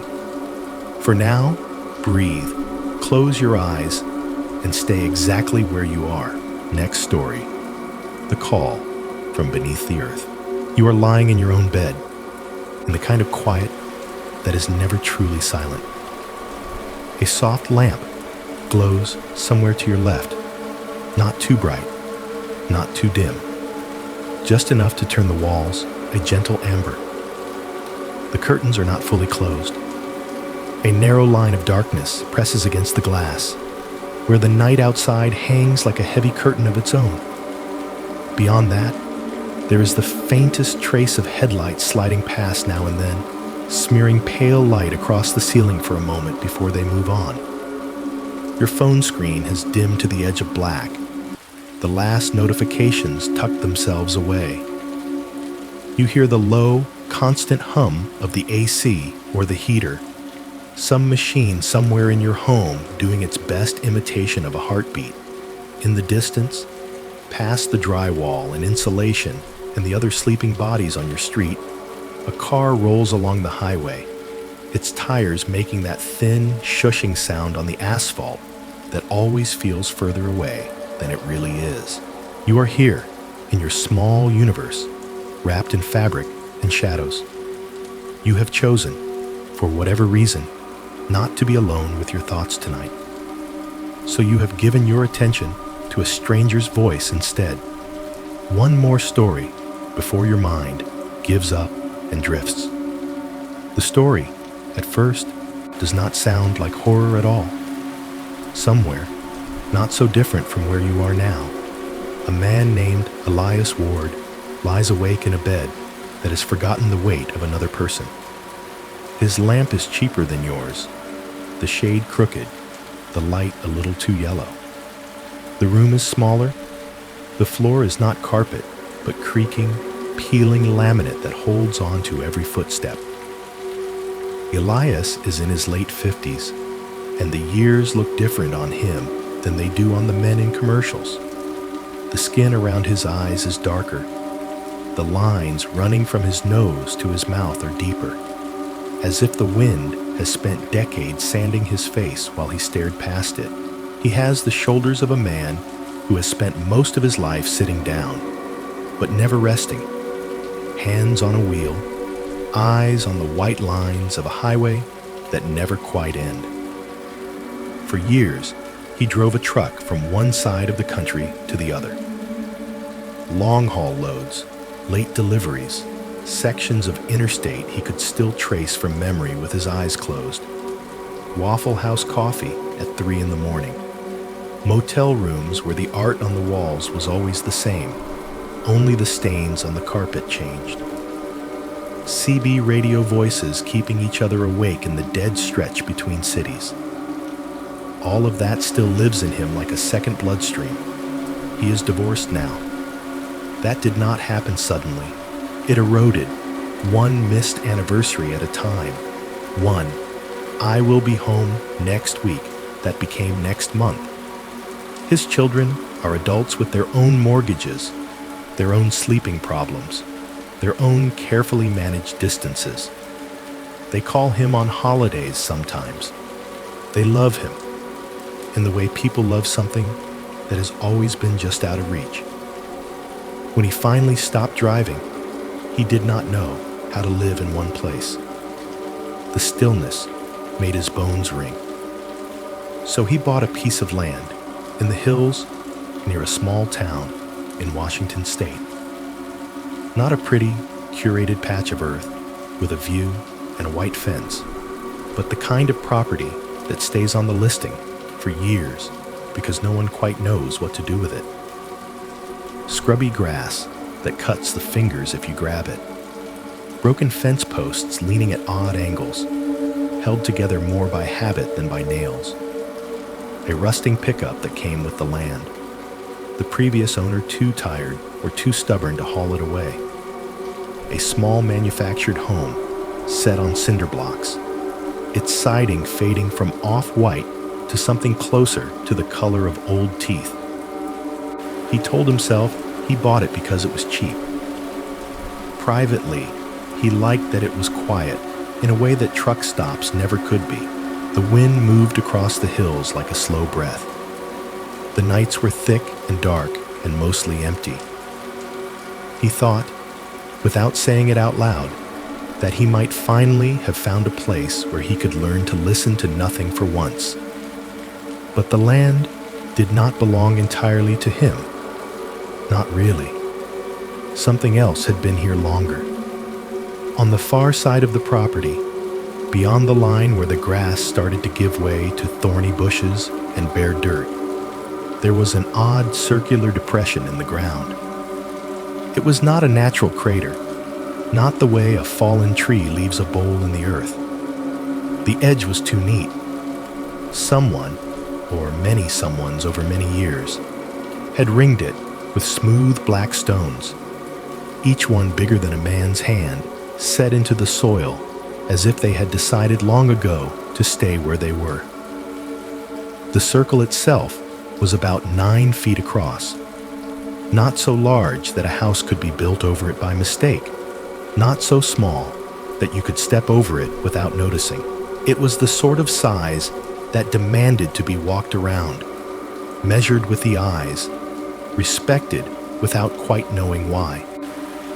The neighbors, the ones with their own tired houses and their own endless repairs, were casual about it. When Elias first asked, leaning one elbow on the counter of the local hardware store, they shrugged. "Oh, that old pit?" one of them said, chuckling in a way that did not match his eyes. "Been there since before my granddad's time. We used to toss junk in there when I was a kid. Old tires, busted furniture, you name it. Saves you a trip to the dump." "Spooked the women," another added. "You know how it is. Said it was bad luck. We just thought we were clever, having a free trash hole." They called it the old pit, like a shared joke they were slightly tired of telling. "You got a free dump out there, Ward," someone told him, clapping him on the shoulder. "Just do not fall in, and you will be fine." He laughed with them in the way you do when you are new, and you need people to think you are normal.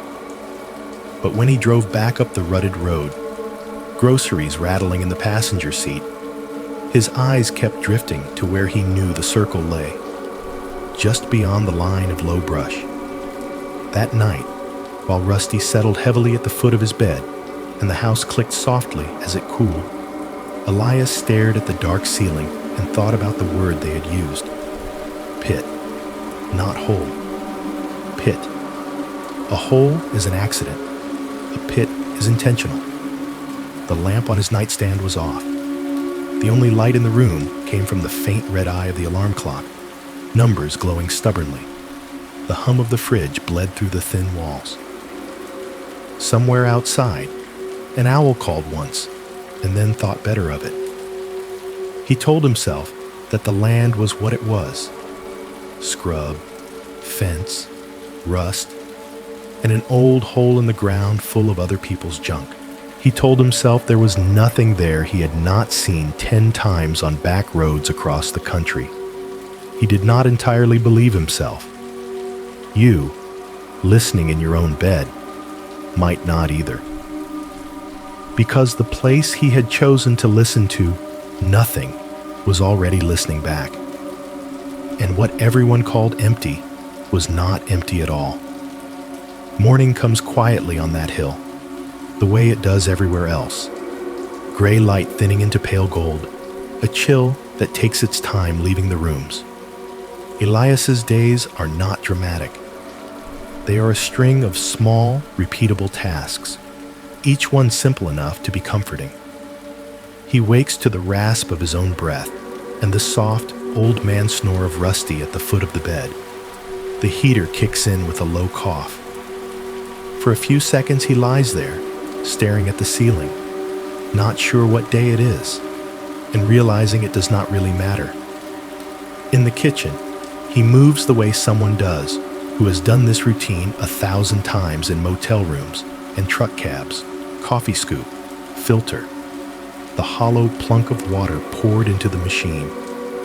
The smell hits first, sharp, bitter, familiar, filling up the little house faster than the warmth does. Sunlight, still weak, comes through the small window over the sink, catching the dust motes that never quite settle. Out there, the grass moves in slow waves, a tired sea of dried stalks leaning under the weight of the breeze. He checks the mailbox at the end of the rutted driveway, more out of habit than hope. Most days, it is the same. Thin envelopes, pre-approved credit he will never use, a church flyer, a bill for something that is always just about to be overdue. He tucks them under his arm without looking too close. He fixes a section of fence that sagged under last night's wind, nailing old wood back into place, Rusty nosing around in the weeds as if checking his work. There is comfort in that repetition. Fence, mail, coffee, canned soup warmed on the stove for lunch, the hiss of the burner, the metallic clink of spoon against the pot, the smell of tomato or chicken or whatever was cheapest that week. You can almost feel the rhythm of it from where you are. The small rituals of a man trying to live on the surface of his own life without stirring up anything too deep. It would almost be peaceful, if not for the circle in the ground that waits just beyond the edge of his chores. The first time he decides to use it, it is for nothing more sinister than trash. He has a small pile of broken things leaning against the side of the house. A microwave that died with a sad little pop, and a burnt smell.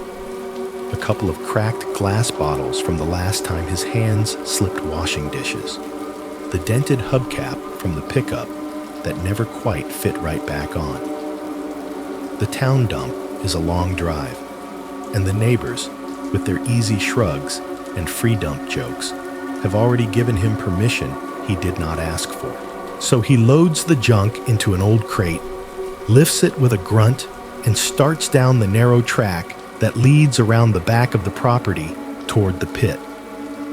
The path is not really a path so much as the suggestion of one, a place where feet have passed enough times to press the grass low and keep the briars from closing in. Rusty trots at his heel at first, claws clicking on the occasional rock. The sky is high and thin, the sun pale behind a smear of cloud. Somewhere a hawk cries out, its voice sharp and clean. Halfway there, Elias notices the air. It is nothing obvious. No sudden fog, no sudden drop into winter. Just a change. The breeze that had been brushing against his face seems to go around him now, as if skirting some invisible dome. The temperature dips a few degrees, cool fingers across the skin of his neck. It smells less like dry grass and more like the inside of an old well. Earth and stone and something faintly metallic. Rusty slows. His nails no longer click. They sink into the ground. Elias glances down and sees the dog's ears tip back, his tail lose its easy swing. By the time they reach the low stand of scrub that marks the last bend, Rusty's paws are dragging, his body angled away, his whole posture saying, without words, that he would rather go literally anywhere else. Elias steps around the brush, and there it is. In daylight, the pit looks almost simple. The ring of dark stones stands out against the dull, dusty soil. Up close, they are stranger than he remembered. Not rough rocks hauled from a field, but smooth, glossy things worn down by years of hands or weather. They look like they should be slick and cold if you touch them, like river stones that have never met a river. The depression they frame is perfectly round, the earth slipping away in a clean curve that the sun does not seem eager to shine into. From the edge, you cannot see a bottom. It is not just shadow dark. It has that dense quality that makes the eyes hesitate, unsure of what they are being asked to look at. Holding the crate against his chest, Elias steps closer. The air here is definitely cooler, a fine, breathless chill that makes the hairs on his arms want to stand up.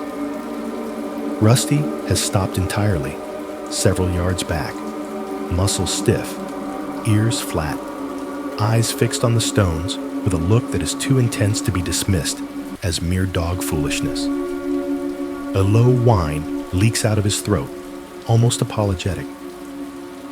"It is just a hole," Elias says, mostly for himself. His voice sounds oddly small out here, stripped of the walls that usually throw it back at him. He sets the crate down, reaches in, and pulls out one of the glass bottles. It is heavy and cloudy, the crack running through it like a jagged scar.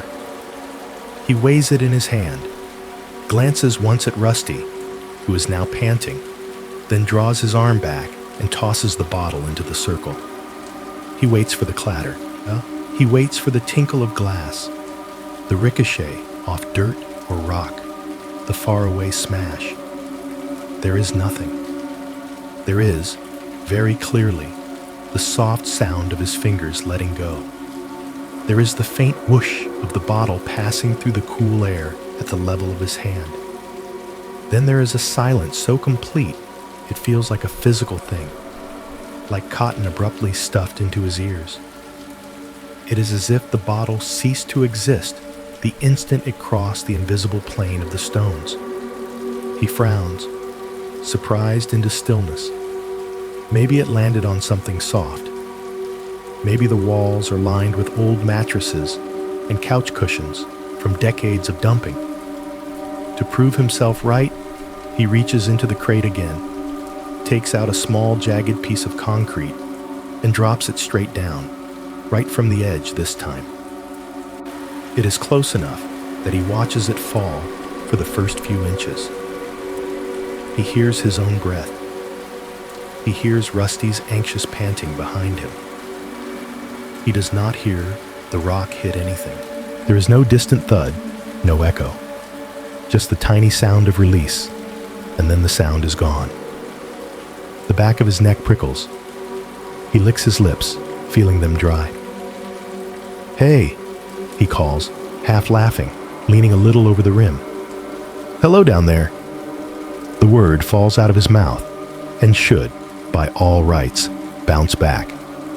It should stretch itself thin across the space, return in a warped version of his own voice. He has shouted down wells and under overpasses and into long loading docks before. He knows what echo feels like in his bones. Here, the sound seems to get no further than his tongue. The moment he speaks, the air in front of him tightens, and the word is just eaten. There is no return. It is like shouting into a mattress. Behind him, Rusty growls, a low warning note that vibrates in his own chest more than in the air. Elias straightens up slowly, feeling suddenly, irrationally, as if something is standing at the very bottom of that impossible dark, looking up. He tells himself not to be stupid. He is standing in the open, under a blue sky. There is nothing here but stones and bad acoustics. He turns to go, to grab the crate, to pretend this was just another chore, but a movement at the corner of his eye catches him. A stray dog, lean and dust-colored, has wandered into view along the far fence line. Nose down, it sniffs its way toward the scrub, tail wagging absently. It does not see Elias at first. It does not see the pit. Dogs go where their noses lead them, and right now, its nose is pointed straight toward the circle of stones. "Hey," Elias calls, more forcefully than the situation deserves. The dog looks up, ears perked, finally noticing him. It trots a few steps closer, then crosses some unseen boundary in the air around the pit. Everything in its body changes. Its ears flatten tight to its skull. Its tail drops and tucks. The fur along its spine lifts in a rigid line. Its paws skid slightly as all four legs dig in at once, breaking hard on loose dirt. The dog lets out a strangled whimper and yanks itself backward, eyes fixed not on Elias, but on the empty space at the center of the circle. For a frozen heartbeat, man and two dogs share the same awareness. There is a line drawn around this place, and nothing with sense ought to cross it. The stray pivots and bolts, full speed, back the way it came, a streak of tan disappearing over the rise without a backward glance. Rusty barks after it, once, sharp, like a scolding exhale. Elias swallows. There is a faint pressure building in his own head now, a soft fullness just behind his eardrums. It feels like the moment before a plane begins its descent, that uncomfortable pop waiting to happen. He pinches his nose, blows gently, and hears the familiar little click in his ears. But it does not fully go away. On a strange impulse, he plucks a tiny pebble from the dirt at his feet and holds it between thumb and forefinger. He takes a slow breath, steps so close to the edge that his boots scrape the nearest stone, and drops the pebble straight down. Then he holds his breath. For a brief second, something moves through him. Not a sound, exactly, but a sensation.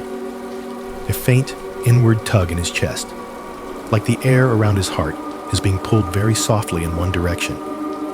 It is so subtle, he cannot be sure it really happened. But it feels, for that one thin slip of time, as if the pit itself inhaled. He steps back, more quickly than he means to. The cool air loosens. Rusty presses against his leg, solid and shaking a little. Curiosity sits in his gut, nudging at him. Unease sits beside it, heavier. Up on the hill, the wind goes on, moving through the tall grass, pretending nothing has changed at all. For the rest of the afternoon, Elias does what he has always done when something bothers him. He keeps moving. He carries the crate back from the pit, feeling the weight in his arms and trying not to think about the weight that never landed. He stacks what is left of the trash beside the house, telling himself he will drive it to the proper dump one of these days. Inside, he rinses his hands at the sink, watching pale lines of dirt swirl down the drain in spirals that look too much like the shape of that circle in the ground. Dinner is a can of beef stew, heated on the stove, steam fogging the glass of the kitchen window. The TV in the living room throws its flickering light against the doorway, the canned laughter of a sitcom spilling in thin waves. He eats in front of the screen, bowl balanced on his knee, eyes on some rerun he has seen twice before on hotel televisions. He lets the noise wash over him, half listening, half counting the beats between laugh tracks. He tells himself, out loud once or twice in the empty room, that the pit is probably an old mine shaft. There are plenty of those in these hills, holes dug by men who were looking for ore or coal or water and found nothing but trouble. Maybe the way it eats sound has to do with the shape of the shaft, the angle of the walls, some trick of acoustics, air currents, temperature gradients, words that taste like science when he says them, smooth and reassuring. After the show ends and the credits roll, he pulls the old laptop out from under the coffee table. The casing is scratched. One corner is held together with tape, and the battery died so long ago it only lives if it is tethered to the wall. He waits while it boots, the familiar whine and clatter sounding much louder in the quiet house than he remembers. The satellite internet is in one of its moods. Some pages load halfway and freeze. Others time out before anything appears. He types in search phrases with 2 fingers anyway. Abandoned shaft, sound no echo. Deep hole, no sound physics. Why no echo geology? He squints at badly formatted websites with dark backgrounds and white text that make his eyes hurt. At forum posts, full of people arguing with more confidence than credentials. Nothing he finds fits what he saw. There are mentions of odd caves, weird canyons, certain old bunkers where echoes behave strangely. None of them talk about a place where sound seems to be swallowed whole the instant it leaves your throat. The more he clicks, the more the laptop stutters and chokes. Eventually, the connection drops completely, the little icon in the corner turning into a hollow, accusing shape. He sighs, closes the lid, and tells himself he is better off not reading what the internet thinks about holes in the ground anyway. By the time he turns off the TV, the wind has picked up outside. It comes in long, low sweeps over the hill, scraping at the siding, making the corners of the house complain. Elias moves through his small space, flipping off lights one by one, until only the bedroom lamp remains. The reflection of the room in the dark window follows him as he goes. A man, a dog, a narrow bed, a worn-out rug. Rusty hops up first, circling twice in the spot he has claimed at the foot of the mattress before collapsing with a grunt. Elias sits on the edge of the bed, pulling off his boots, feeling the ache in his feet that never quite leaves, the ghost of all those pedals and parking lots. When he finally slides under the covers, the sheets are cool and a little stiff, smelling faintly of laundry detergent and the dry air they have hung in. He lies there, eyes open, staring at the ceiling, where shadows from the tree outside move in slow, crooked patterns. The house creaks as it settles, as if reminding him how much weight it has held without complaint. Somewhere in the plumbing, a pipe pops softly, expanding or contracting. Rusty's breathing settles into a steady rhythm, a metronome for the dark. Sleep does not come right away. Instead, he finds himself driving again, in his head, without trying. Mile after mile unrolls behind his eyes, the endless ribbons of interstate, the wash of white lines flickering in the beams of his truck's headlights. He remembers the glow of dashboard gauges, the greenish smear of the radio display, the faint crackle of channels slipping in and out of range. He remembers talking into the CB just to keep his own voice company, conversations with strangers whose names he never knew, whose faces he will never see. His mind loops, highway to highway, until the boundary between memory and dream thins without him noticing. He is behind the wheel again. The world outside the windshield is desert, the kind he has crossed so many times that all of them have blurred together. The sky is a deep, empty blue over the last light of day. The land on either side flat and colorless. The road ahead is a straight arrow, stretching so far it might as well be a line drawn on the skin of the earth by a careless hand. The yellow center lines blur as they come under the beam of the headlights, then pass beneath and vanish behind. For a while, that is all there is. Hum of engine, soft hiss of tires on asphalt, low murmur of the CB radio. Then the lines begin to curve. It is not the road that bends. It is the paint itself. The yellow stripes slowly arc inward as if drawn toward some invisible center. At first, he thinks it is a trick of his tired eyes, but the curve tightens, the lines peeling away from the edges of the lanes, curling in front of him like something alive. Asphalt disappears. The straight stretch of highway dissolves into a dark, perfectly circular void painted onto the world. He eases his foot off the accelerator, heart rate ticking up. The truck does not slow. The black circle grows larger in the windshield, swallowing the pale beam of the headlights. He glances at the rearview mirror, expecting to see the road he has just traveled, mile markers ghosting by. There is nothing behind him. The mirror reflects only a round hole in the darkness, identical to the one ahead. Not even the faint glow of taillights from other vehicles. No stars, no horizon. Just that circle, deeper than shadow, the same shape as the pit on his land, hovering where the road and sky should be. His hands grip the wheel so tightly, his fingers ache. He opens his mouth to curse, to pray, to ask if anyone else can see this, but his throat is dry, and the cab is oppressively quiet, except for one sound. The CB radio, mounted to the dashboard, crackles to life. "Breaker," the voice says.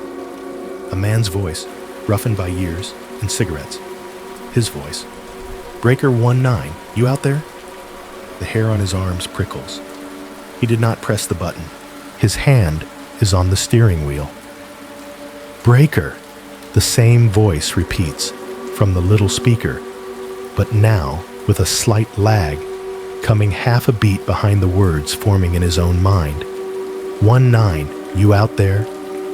He tries to say something, anything, but the sound that comes out of his mouth is caught, folded, and fed back to him on a delay.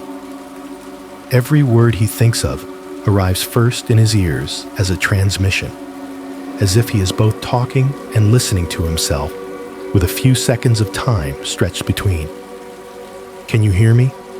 he asks finally, his lips moving in sync with the voice from the radio. "Can you hear me?" the radio asks, a fraction of a heartbeat later, unable to do anything but echo. The black circle ahead fills his vision.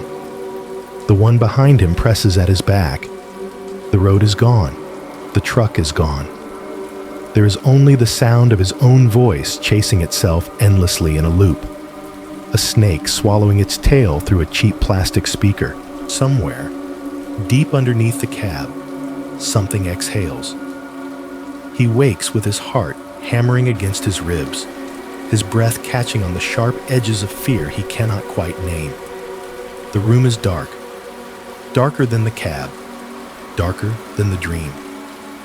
The only light is the red glow of the alarm clock and the faint silver smear of moon through the curtain gap. Rusty is sprawled sideways across the bed now, legs twitching in some simple dog dream. The heater has cycled off. The silence is thick and immediate. Elias swallows, forcing himself to take inventory. Bed, dog, walls, lamp, nothing else. His chest rises and falls, slower now. He rubs his hand over his face, the ghost of the steering wheel still imprinted in the ache of his fingers. It was just a dream. A bad one, but just a dream. He is not on the road. He is not about to drive into anything. He tells himself that.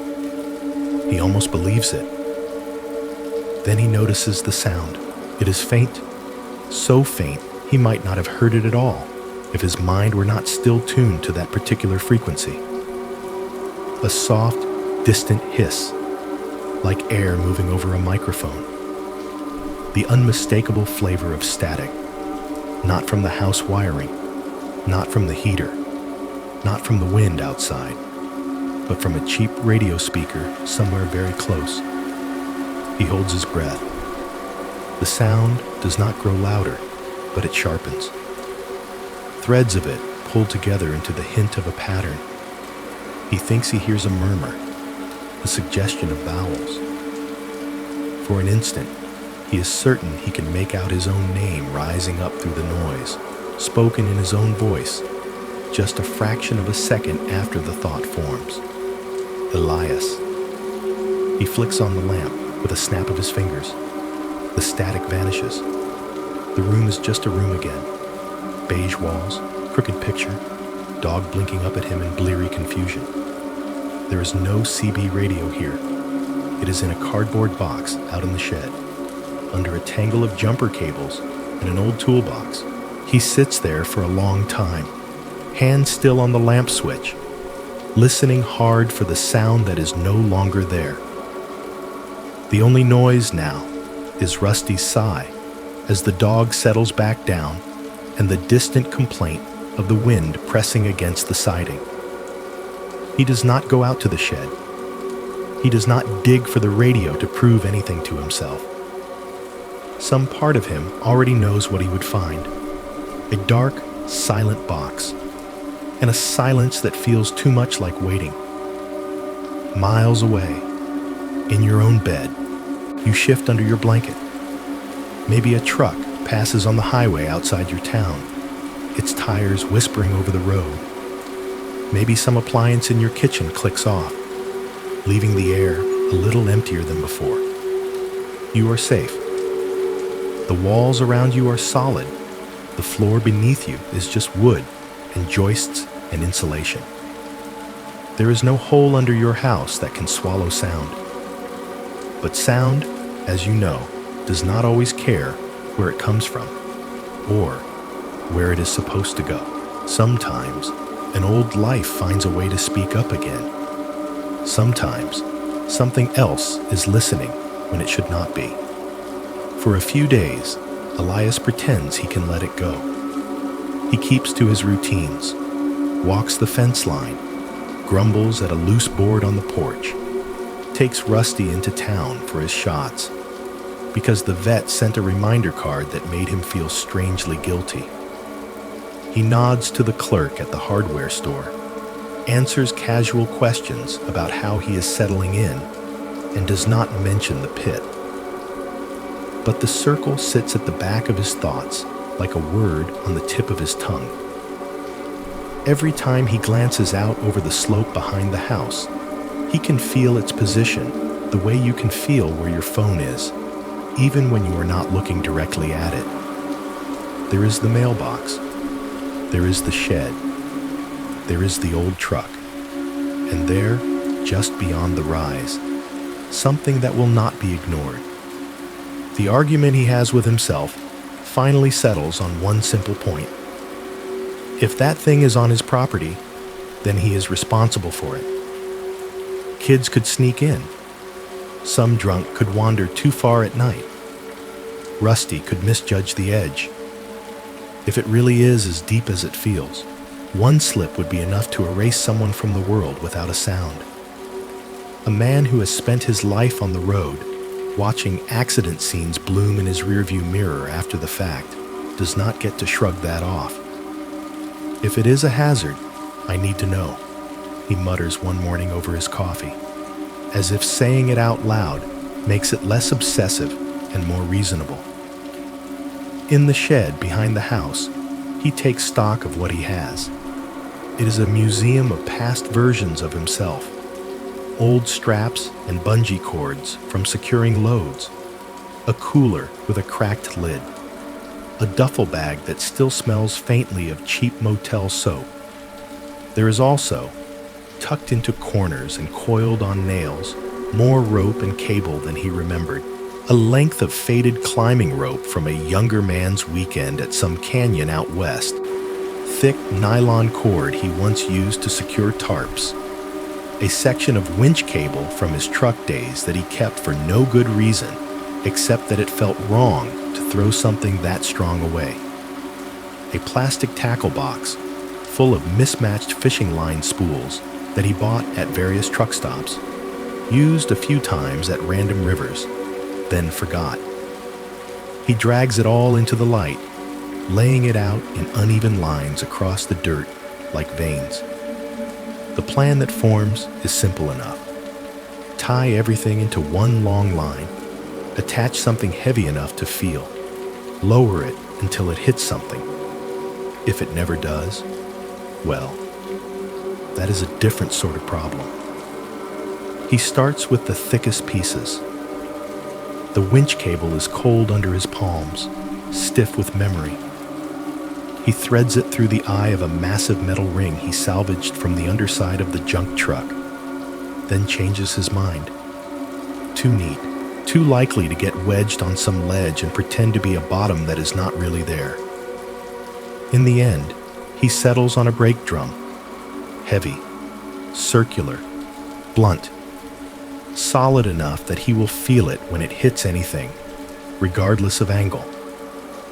He loops the cable through two of its holes, securing it with a serious knot, then adds a backup knot for his own peace of mind. The metal thuds against the ground when he tests the weight, leaving a small crater in the packed earth. Connecting the different lines together is slow, repetitive work. His fingers remember how to make knots that do not slip, how to splice fibers so they share strain. The ropes are different textures, some slick, some rough, some fraying. He tests each join with his full weight before moving on, leaning his body back until his boots dig into the dirt. Rusty lies nearby in a patch of sun, head flat on his paws, eyes tracking the movement without enthusiasm. Once in a while, he huffs, as if to comment on the foolishness of all this.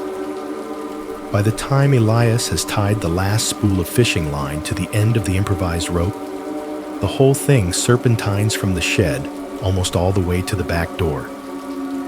It looks absurd in a way. A long, mismatched umbilical cord made of every strong thing he has ever kept, now pressed into service for one single question.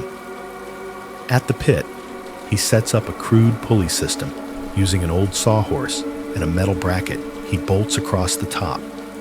It is not elegant, but it will keep the line from sawing directly against the stones. He braces the sawhorse with rocks, checks its stability twice. The wind slides past his ears, bringing with it that familiar drop in temperature as he crosses into the unseen circle animals hate. Rusty stops at his usual distance, whining once, then sitting down with resignation. He will wait, but he will not come closer. "Stay," Elias tells him, voice softer than the command usually is. He feeds the brake drum toward the edge, both hands on the cable. For a second, as he inches it forward, he has the insane idea that the pit might reject it, that some invisible barrier will bounce it back. Then the weight passes over the lip and is gone, swallowed in an instant, the line running over the pulley with a muted hiss. He lets it slip through his gloves, slowly, easing it down. The drum drags the rope after it, gravity doing most of the work. The pulley creaks. The stone ring watches blandly. Every 100 feet or so, he pauses and wraps a piece of bright tape around the line, counting the marks aloud as he goes. 1, 2, 3. The numbers stack up in the air between him and the hole, flimsy defenses against the sense that this is, on some level, a ridiculous thing to be doing. The wind gusts once, hard enough to rock the sawhorse. The line vibrates, singing faintly against the bracket. Elias clenches his hands, ready for the sudden, comforting jolt that will say, "There, that is it. That is how far this goes. You can stop imagining all the rest." The jolt does not come. He adjusts his stance, plants his boots wider, keeps feeding. Tape mark, count. Tape mark, count. His breath falls into rhythm with the motion, and after a while, it feels almost meditative. The world shrinks to the circle, the rope, the pulley, the quiet whistle of the line disappearing into darkness. Shadows shift around him, but he does not notice at first. The sun, which had been sitting in the middle of the sky when he started, slides along its arc. The heat on the back of his neck dulls, then moves, then fades entirely as clouds gather from nowhere particular. His shoulders begin to ache, a deep, grinding sort of fatigue that does not belong to just this day, but to every heavy thing he has ever lifted. He blinks sweat out of his eyes and glances up for the first time in what feels like a few minutes. The light has changed. The sky is a softer blue, the edges of the hill already touched with shadow. The color of the grass has shifted subtly toward evening. For a moment, he is sure the sun has skipped a step, jumped from one part of the sky to another, without bothering to move through the space between. How long? He mutters, fumbling for his phone with one hand, while the other still maintains contact with the rope. The screen, when it comes to life, is already down to a sliver of battery, much lower than it should be for this time of day. The clock insists that hours have passed. He feels a lurch in his stomach, as if one of the tape-marked segments of the line has slipped out of reality and taken whole chunks of his afternoon with it. He replays the motions in his head, lowering, taping, counting. Yes, it took a while, but this long? The rope still moves over the pulley, steady as a heartbeat. No drag, no slack. It disappears into that same black knot shadow, thinner and thinner, until the line itself might as well be an idea rather than an object. His counting has gotten sloppy somewhere along the way, but he knows enough to do the math. A few hundred feet at a time, again and again. The number in his head climbs past what he knows to be the height of any building he has ever seen, past the depth of any mine shaft he has ever heard of, toward figures that belong more to flight paths and altitudes than to anything on land. There is a point where a man's common sense should assert itself and say, "You made a mistake. You miscounted." The rope stretched. The drum is caught somewhere on a ledge, dangling, and you just cannot feel it. He waits for that voice to step in, embarrassed and scolding. It does not. Instead, there is just the quiet mechanical realness of his own setup. The pulley, the line, the marks of tape, the dull ache in his forearms, and that hole, which accepts everything he offers without comment. "Thousands of feet," he whispers, not sure whether he is more unsettled by the size of the number or by the calmness of his own voice saying it. By all logic, the brake drum should have reached a point where the earth grows hostile, rock layers compressing, temperatures rising to cook human foolishness into ash. He ought to have felt a thickening, a sluggishness in the way the rope moves, some hint that the world under him is structured the way the diagrams and textbooks say it is. There is nothing. It is as if he is feeding the line not into rock and soil, but into an endless, vertical absence that goes on and on, swallowing weight and time in equal measure. A gust of wind finally snaps him out of it, a sharp, cool hand against his face. He blinks again, looks at the length of rope still coiled by his feet, and realizes with a jolt that he is near the end of what he has. There is only a short tail of fishing line left, thin and impossibly fragile compared to the depths it has already spanned. He could tie on every shoelace he owns, every belt, every cable from every appliance in the house. It would not be enough. At some point, there is no more line to give. He wraps the last few turns around a cleat he has bolted into the side of the sawhorse, securing it for now. His hands are shaking when he steps back, not from fear exactly, but from the sudden absence of motion after so many hours of repetitive, purposeful labor. The world around him looks wrong in the way a room does when you wake from a nap at the wrong time, both too bright and too dim, angles slightly off. Rusty is not where he left him. The dog has shifted halfway behind a clump of scrub, watching the pit with his chin on his paws, as if guarding against something that has no intention of climbing out. Elias checks his phone again. The battery symbol is a thin, accusing line. The clock says, late afternoon.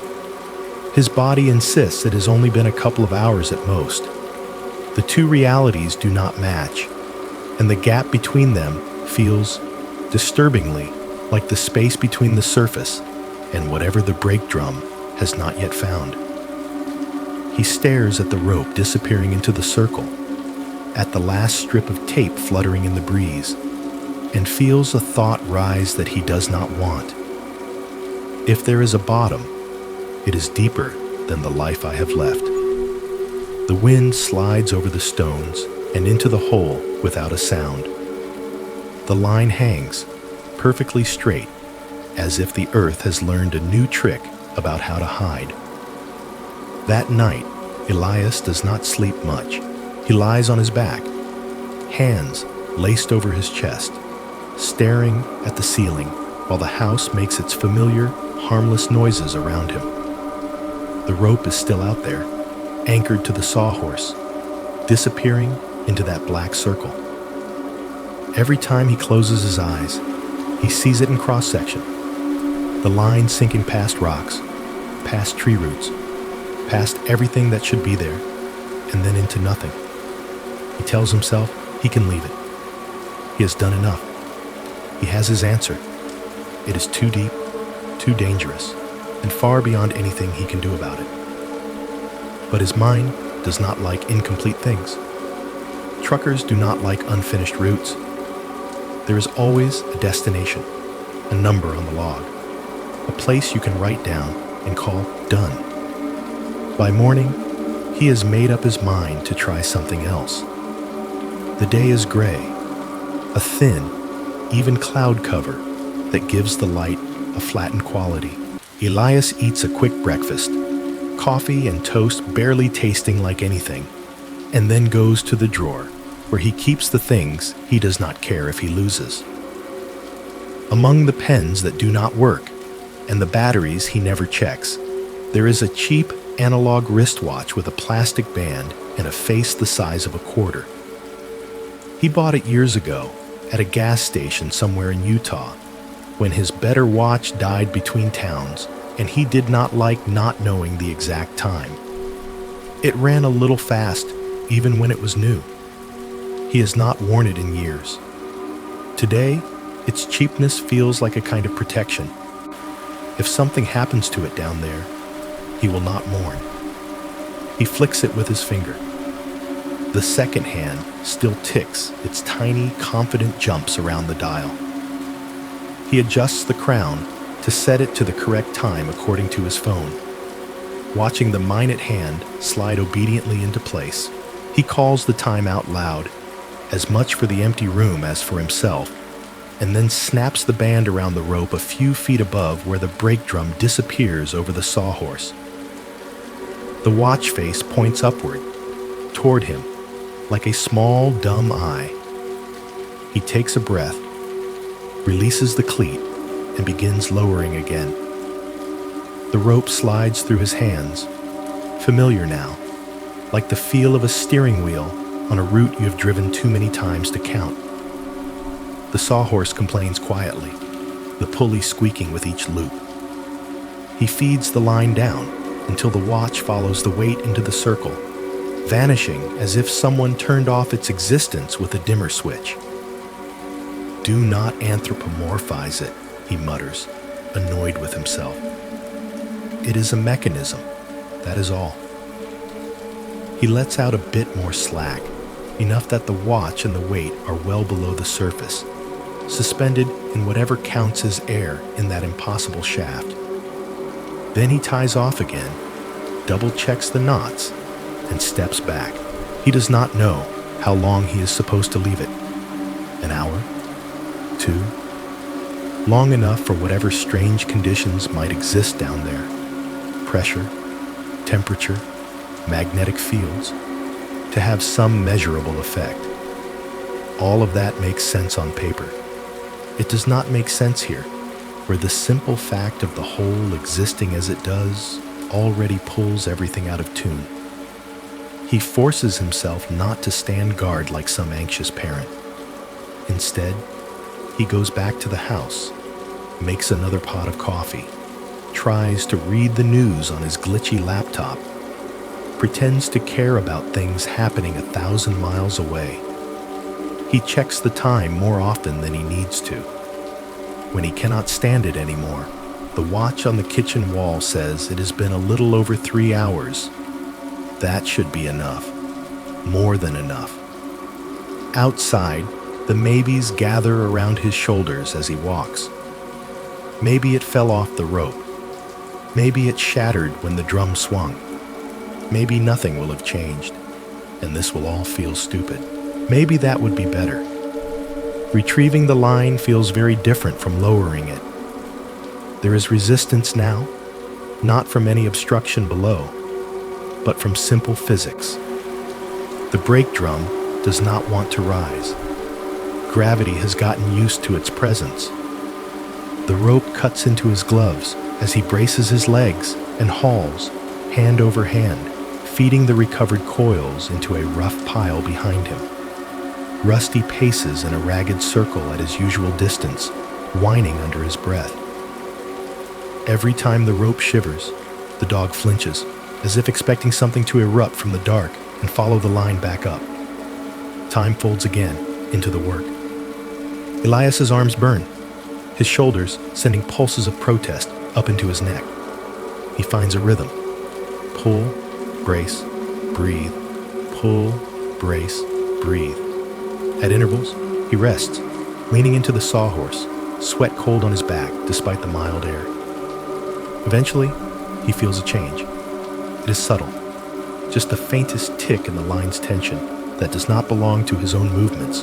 There is a dull clank as something solid brushes the underside of the metal bracket. The weight is near. He slows, careful now, guiding the last few feet as if handling something fragile instead of a hunk of rusted truck part. The brake drum emerges first, rising over the lip as if surfacing from thick black water. It swings a little as it clears the edge, heavy and indifferent. Elias muscles it onto solid ground and lets the rope go slack. The watch, wrapped to the line just above the drum, spins slowly and then settles. For a beat, he does not touch it. It looks exactly as it did when he sent it down. Cheap plastic band, scratched crystal. The face is smudged with whatever dust clings to everything on this property. The second hand is frozen. He swallows, crouches, and picks it up. The glass is unbroken. The casing is not warped or cracked. There is no sign of extreme heat or cold. No condensation inside the dial. Nothing that would make a normal man think anything at all happened to it. It is just a watch, warm from his fingers, silent. The second hand points between two marks and refuses to budge. He looks at the time. The hour and minute hands are locked at a position that means nothing. It is not the time he noted before lowering it. It is not the time the kitchen clock showed when he came back out. It is some arbitrary slice of night, a point between 2 and 3 in the morning, when he was probably asleep on some other day, in some other year, in some other town entirely. He taps the face once, twice. No change. He pulls the little crown out and pushes it back in. The gears do not catch. A battery dies. That is all, he tells himself. Sometimes they go suddenly. Sometimes they stop when it is inconvenient. It is coincidence that it froze at some random time that he can imagine himself driving through in another life. He does not quite buy it, but it is the only story he has. He stuffs the watch into his pocket anyway, as if it might confess something later under different light. That night, the dream of the circling road comes back, slightly changed. In the morning, he wakes more tired than when he lay down, with the sense that he has been measured by something that does not use clocks the way he does. He does not reach for the laptop this time. Instead, he digs in the shed until he finds another relic, his old AM radio, the one that used to sit on the passenger seat of his truck, picking up stations from towns he would never visit except as names on signs. The plastic casing is yellowed, the handle sticky with age.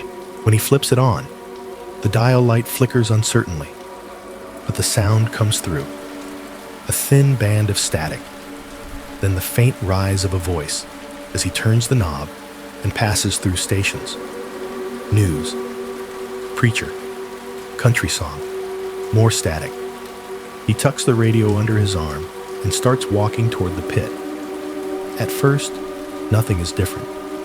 The grass whispers against his jeans. The sky is a clear, indifferent blue. The radio mutters to itself as he scans, catching a shout of an advertisement here, a fragment of some talk, show there. As he crosses that invisible boundary where the air cools and Rusty stops, ears down, the sound shifts. The station he has landed on, some easy listening channel, begins to fray at the edges. The music wobbles, like an old cassette being chewed. Then it dissolves entirely into static, a broad, fuzzy roar that pricks at his eardrums. He frowns, taps the radio, checks the antenna. No change. He takes another step toward the ring of stones. The static cuts off mid-hiss. In its place, crisp and sudden, comes the unmistakable sound of a live baseball broadcast. Bottom of the seventh, 2 men on, 2 out. A voice says, rich and confident, with that old-school cadence announcers used to have when they were half narrating, half myth-making. And Mitchell is up to bat, looking to break this tie once and for all. Crowd noise swells under the words, a living ocean of claps and shouts. The crackle of the AM signal is there, but only a seasoning. The call is clean, energized, and wrong. Wrong, because Elias knows that voice. Not the announcer's, but his own, layered over the memory of a night he has no right to be able to taste this vividly. He knows that game. He listened to it driving I-80 across Nebraska years ago, chewing on sunflower seeds and trying to stay awake while the sky turned from purple to black. He stops walking. The stones of the pit are still a few yards ahead. The radio in his hand, heavy now, keeps talking. Mitchell steps back out of the box, shakes his head. The announcer goes on, takes a breath. The pitcher sets. The names, the order, the stats, they come in exactly as he remembers them. He can feel the ghost weight of the steering wheel in his hands, though he is standing in the dirt. He can smell the chemical sweetness of truck stop coffee in a world where there is only the dry tang of dust and the metal-cold taste of the air around the pit. He turns the dial a fraction of an inch. The signal fades, then snaps back, as if anchored not to the station's frequency, but to the space he occupies. The radio is not picking up a replay. The station ID, when it comes between innings, belongs to a call sign that does not exist anymore. One that used to serve a city whose AM towers have long since gone silent or flipped format. On the other end of that transmission, the year is one he has already lived through. The game is long over. The players are retired or dead. The station has changed hands or gone dark. The world that is broadcasting should not be able to reach him here. And yet, in the shadow of the listening pit, on a morning that is undeniably now, The past is speaking to him in real time, as if it never stopped. The wind comes in waves that night, pushing at the walls like a restless hand. The house answers with its usual complaints, rattling the loose pane in the kitchen window, worrying at the vent cover in the hallway, making the siding creak in small, tired pops. It is not a storm, not really, just that kind of persistent weather that keeps everything slightly on edge. The lamp in the living room flickers once and steadies, its shade throwing a crooked oval of light across the table. Elias is not in bed. Sleep feels like something that belongs to other people right now. He sits at the small kitchen table with his elbows braced on the scarred surface, and the watch he dropped into the pit lies in front of him like a piece of evidence. Its plastic band is open, splayed out like limp arms. The face, cloudy under the scratched crystal, still shows that impossible time. Somewhere in the hollow middle of the night, disconnected from when he sent it down or pulled it back. The second hand has not moved. It points stubbornly between two ticks, as if refusing to acknowledge that any time at all exists between one and the next. He turns it once, then again, watching the dim light catch on the curve of the glass. He has tried everything simple: new battery, gentle taps, adjusting the crown. The mechanisms inside have decided they are done. The only thing that watch will do now is sit there, frozen at a moment that does not belong to the day it lived through. His body feels a little like that, out of sequence. On the counter behind him, the old AM radio rests, plugged in, its handle folded down. He turned it on earlier to prove to himself that the baseball game was a fluke, that if he walked around the yard with it long enough, he would find some mundane explanation. The explanation did not come. A station that should not exist anymore had called out plays for a game from his past until he stepped away from the pit's invisible boundary, and the present snapped back into place like an elastic band. Now, more out of habit than curiosity, he reaches back and pulls the radio closer, setting it on the table beside the watch. The plastic is warm under his fingertips from the day's use. The volume knob feels grainy, as if sand has gotten inside over the years. He turns it down low, not wanting to wake Rusty, who is asleep on the rug in the living room, legs kicking occasionally in some harmless dog chase. The dial light flickers to life, casting a pale glow on the watch face. For a moment, the stop time and the electronic eye share the same small universe of light. Two machines pulled into one man's sleepless orbit. He begins to move the tuner slowly, more to give his hands something to do than because he expects anything remarkable. The familiar terrain of late-night radio rolls past his ears, a fragment of a country song about someone leaving, a talk show host taking calls from people who sound more awake than they ought to at this hour, a monotone preacher insisting the end is nigh. Static, static, static. The wind outside gusts against the window. The glass trembles in its frame. He keeps turning the dial. He passes through a patch of dead air so complete it is almost comforting. Nothing trying to sell him anything. Nothing trying to save him. Just the soft hiss of distance. He could leave it there. Let the noise be a white blanket to smother thought. Instead, he nudges the knob a fraction further.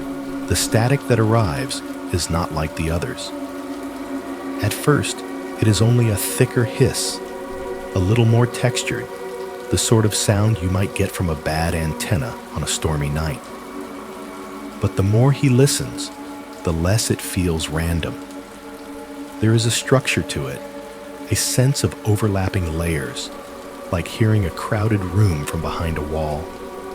He leans in, brows drawn together. The volume is low, but the radio might as well be pressed against his skull for how clearly he hears the subtle shifts inside the noise. Tones rise and fall. Rhythm emerges. It is as if dozens of distant voices are whispering at once, all speaking too quickly and too softly and too close together for any individual words to be picked out. His skin crawls, not in fear at first, but in recognition. Human brains are built to find patterns in chaos. That is what lets us hear a voice in a crowd or a melody in a mess of notes. He knows this. He tells himself that is all that is happening now. His tired brain is pulling intent out of randomness. He should turn it off. He does not. Instead, he tilts his head slightly, eyes half closed, giving his ears permission to chase shapes in the sound. The layered whispers seem to breathe in and out with the wind, rising in volume when the gusts press against the house, sinking when the pressure eases. "I am making this up," he mutters, more to anchor himself than to interrupt. The radio disagrees.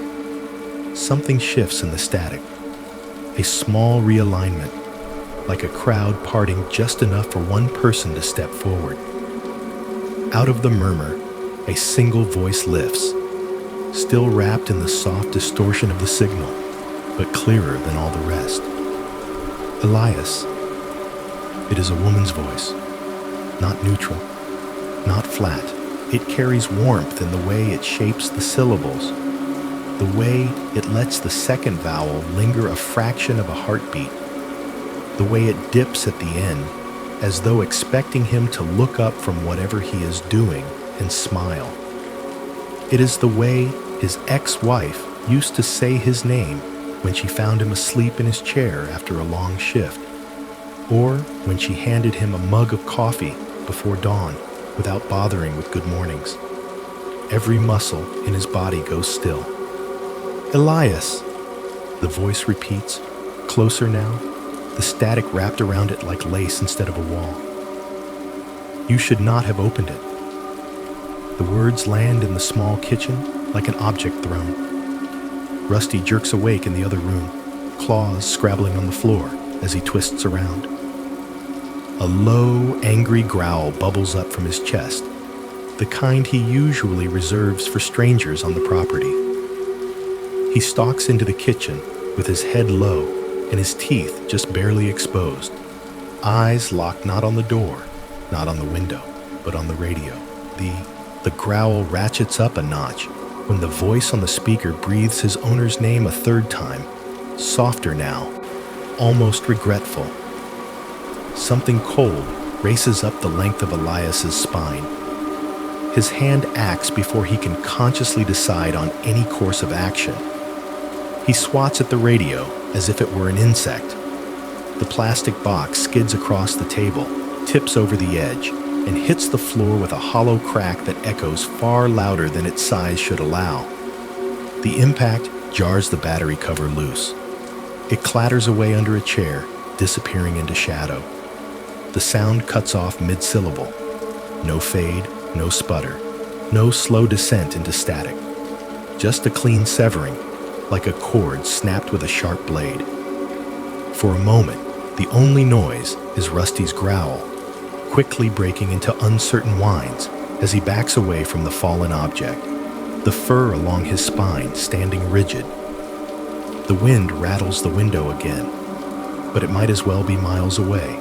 The quiet inside the house feels too sudden, too complete, like the silence that follows a slammed door. Elias stands there with his heart pounding against his ribs, one hand still outstretched over the table, as if expecting the radio to leap back up at him.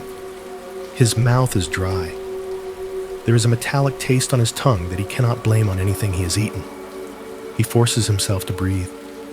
In, out, in. It was nothing, he hears himself say, surprised at how hoarse he sounds. Just bleed over. Some old recording. Interference, my head playing tricks. He kneels, muscles protesting, and retrieves the radio. The casing is scuffed, but unbroken. The back panel hangs open, the battery half jarred out of its compartment. He reseats it with clumsy fingers, snaps the cover back into place, sets the box on the table as if returning a dangerous animal to its enclosure. His thumb hovers over the power switch for a long moment. Finally, because not knowing is worse than almost anything, he turns it on. A burst of static fills the air, ordinary and bland. He lowers the volume, tunes through a few stations. Late-night host discussing politics, a commercial for sleep aids, a song he does not recognize, the murmur of someone's distant conversation about crop prices. No layered whispering, no voice that sounds like someone who left him years ago, but still occasionally stares out from the corners of his dreams. If the pit is involved, if the anomaly in the earth is somehow bleeding into the airwaves, then it is not going to perform on command just because he is shaking. Rusty has retreated to the doorway, where he sits and watches Elias with wide, uneasy eyes. His tail is halfway between alert and tucked, unsure which way to commit. Pareidolia, Elias mutters, dredging up the long word from some article he read once. Brain wants patterns. Hears words where there are none. Faces in clouds, voices in noise. He says it 3 times, like an incantation, as if syllables alone can wall off whatever just slipped through. It helps, and it does not. The rational explanation and the memory of the exact intonation of his name occupy the same space in his head, refusing to dislodge each other. He turns the radio off and leaves it there, dark and inert. The watch lies next to it, frozen at its meaningless nighttime. 2 artifacts on a cheap table, bound by something that does not care whether he believes in it. Somewhere under the hill, under the stones, under all the layers of dirt and time, there is a place where sound goes and refuses to die. A place that can reach up through frequencies and circuits and pull out the one thing that will cut through all his defenses. The sound of someone who used to love him, saying his name and telling him he has already gone too far. The wind outside finds a new angle and rattles loose siding like fingers drumming impatiently. In the dark kitchen, with the lamp off and his pulse slowly settling, Elias sits very still and realizes that for the first time since he moved here, he does not feel like the one doing the listening. He feels listened to, and the idea that something on this land, not a neighbor, not a prankster, not a man-made signal bouncing off the atmosphere, knows his name and can speak it back to him in the voice it knows will hurt the most, sits in his chest like a stone. The pit, he understands now, is not just a hole that swallows things you drop. It is an ear, and it has begun, in its own strange way, to answer.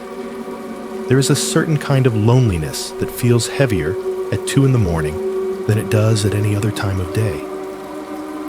The world outside the windows is not just dark, it is emptied. Stores are closed. Neighbors' houses are black and quiet. Even the highway, that moving river of headlights, slows to a thin trickle. You hear fewer engines, more of the deep, structural noises of the world. The distant hum of transformers, the whisper of wind along power lines, the slow breathing of your own house. Those are the hours when people like Elias turn on the radio. Not the polished daytime stations with chirpy hosts and traffic reports. The other kind. The ones that know more than half their audience is lying awake, alone with thoughts that have nowhere else to go.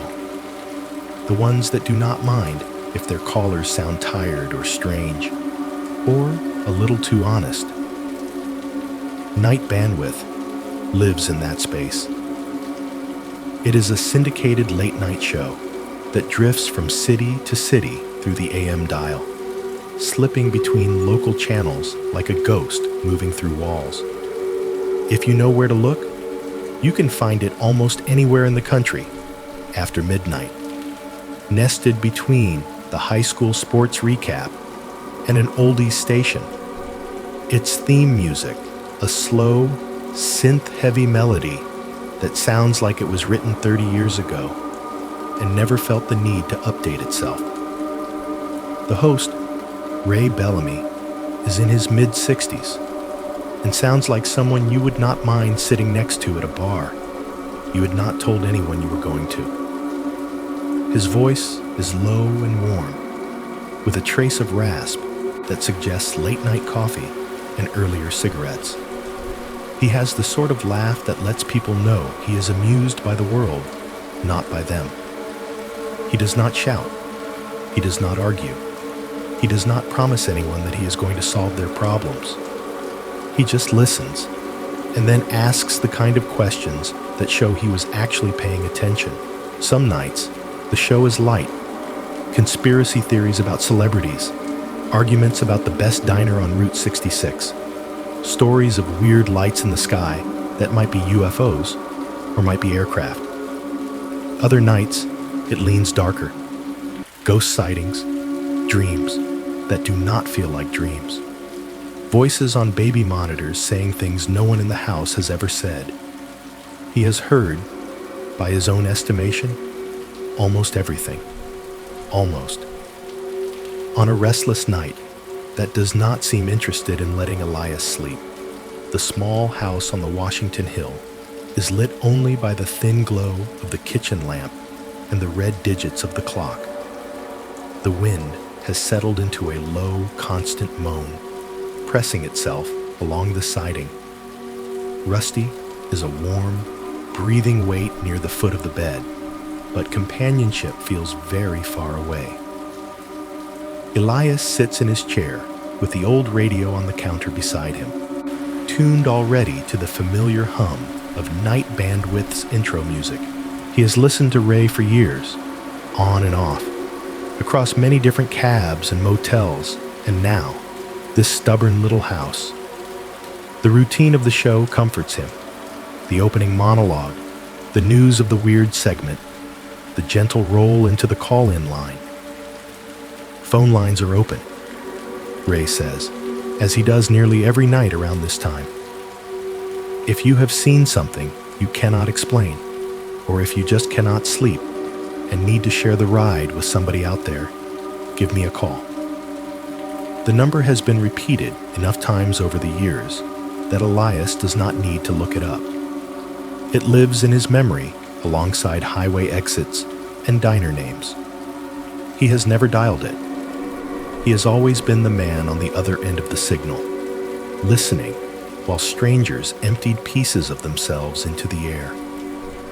Tonight, the line between listening and talking feels thinner than usual. He looks at the watch on the table, frozen at its impossible hour. He thinks of the soundless pit swallowing every rock, every word he offers. He remembers the baseball game that should not have been playing, and the voice that should not have known his name. The phone is an arm's length away. His fingers close around it almost without his permission. He dials. The signal hops towers and wires, invisible and uncaring. Somewhere hundreds of miles away, in a studio that smells like coffee and faint ozone, a light blinks on a board to let Ray Bellamy know someone else, somewhere else, has decided this is the night they speak.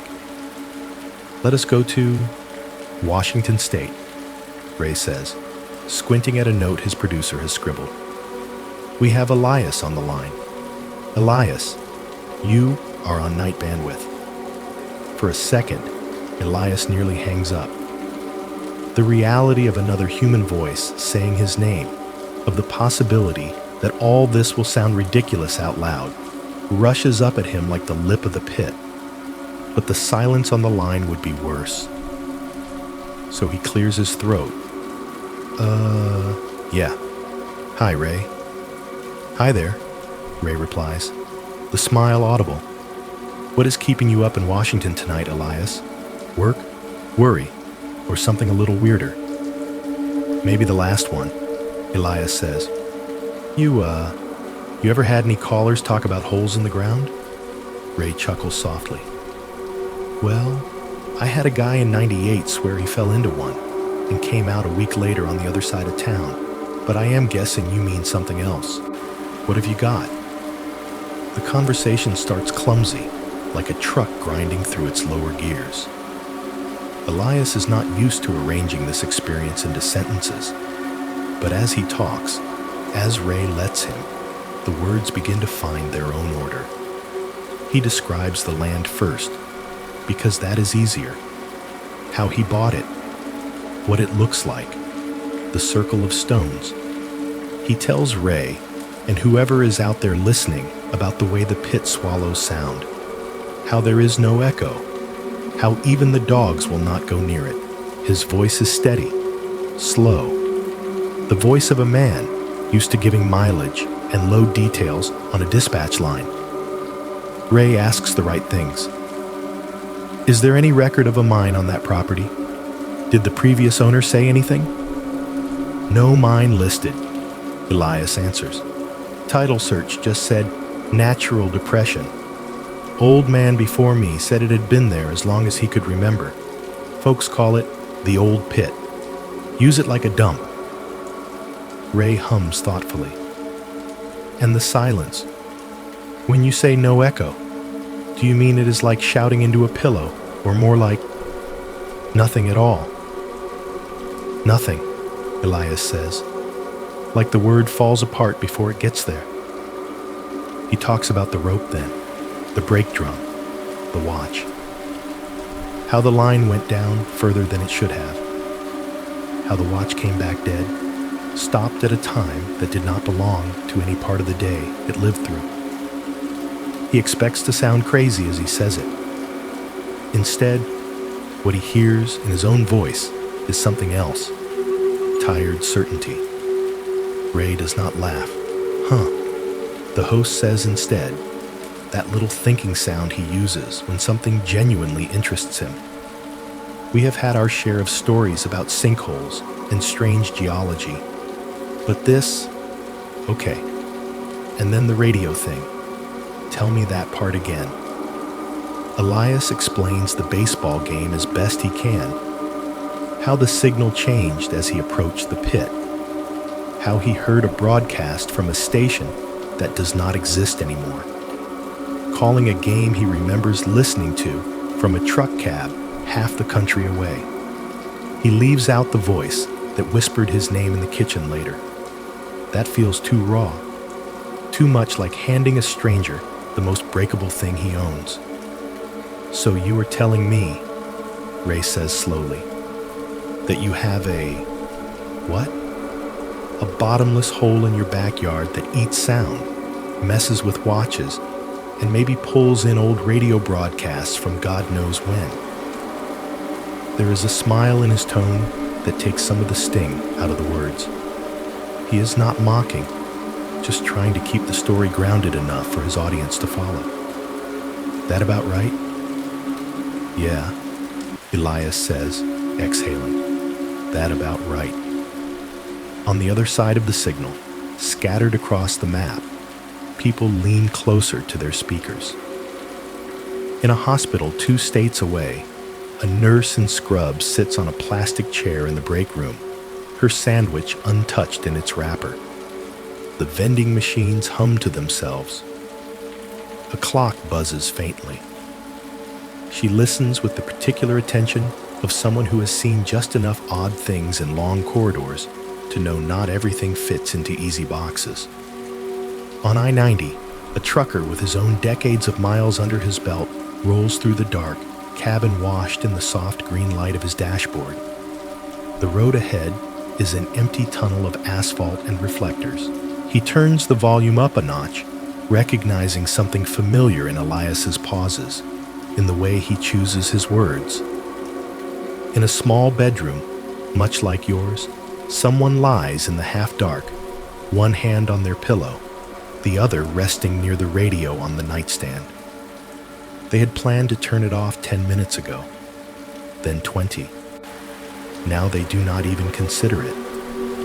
The story has that stickiness certain late-night tales have, the sense that if they miss even one sentence, they will not be able to put it down properly in their mind later. You, listening where you are, can almost feel that invisible web stretching between all of them. Between you and Elias and Ray and everyone else whose lives are brushing up against this moment purely because they happen to be awake and tuned in.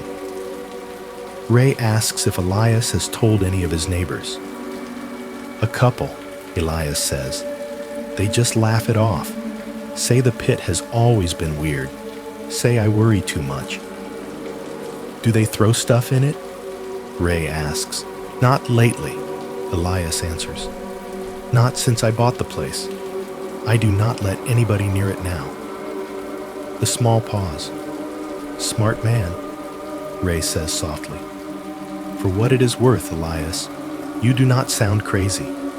You sound like somebody who found something he does not understand and is trying very hard not to make more of it than it is.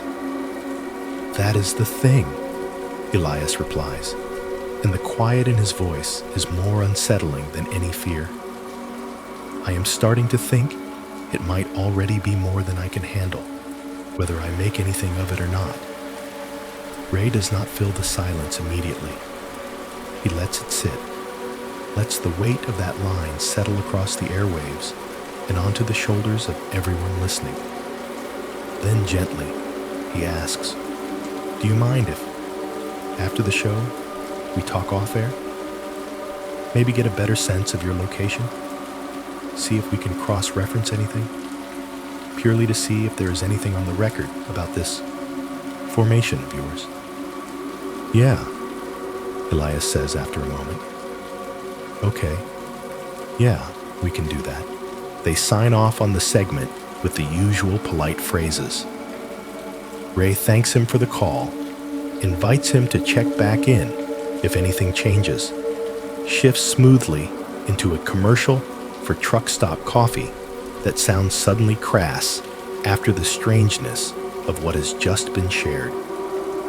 But the feeling lingers. In the hospital break room, the nurse looks at the clock and realizes her 15 minutes are over. She gets up, tosses the uneaten sandwich, and goes back to fluorescent-lit halls where machines beep and people hover at the edge of sleep and waking. On the highway, the trucker taps the wheel once, twice, thinking about the places he has seen from the road that never showed up on any map. In your room, you move your head slightly on the pillow, eyes half closed, listening to the sound of a man in the hills who has just crossed an invisible line. His private unease is now a public story, threaded through antennas and wires, stitched into the fabric of a radio show that feeds on exactly this kind of fragile, frightening honesty. Somewhere under the ground, on Elias's land, the pit remains what it has always been. Dark, silent, hungry for anything that falls into it.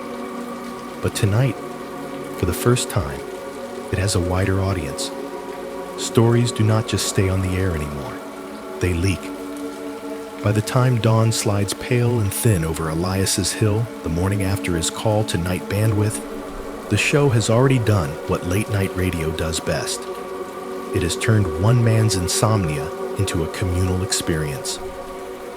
Across time zones, listeners finished their shifts, parked their trucks, peeled off their scrubs, crawled into bed, and carried his words with them back into their own lives.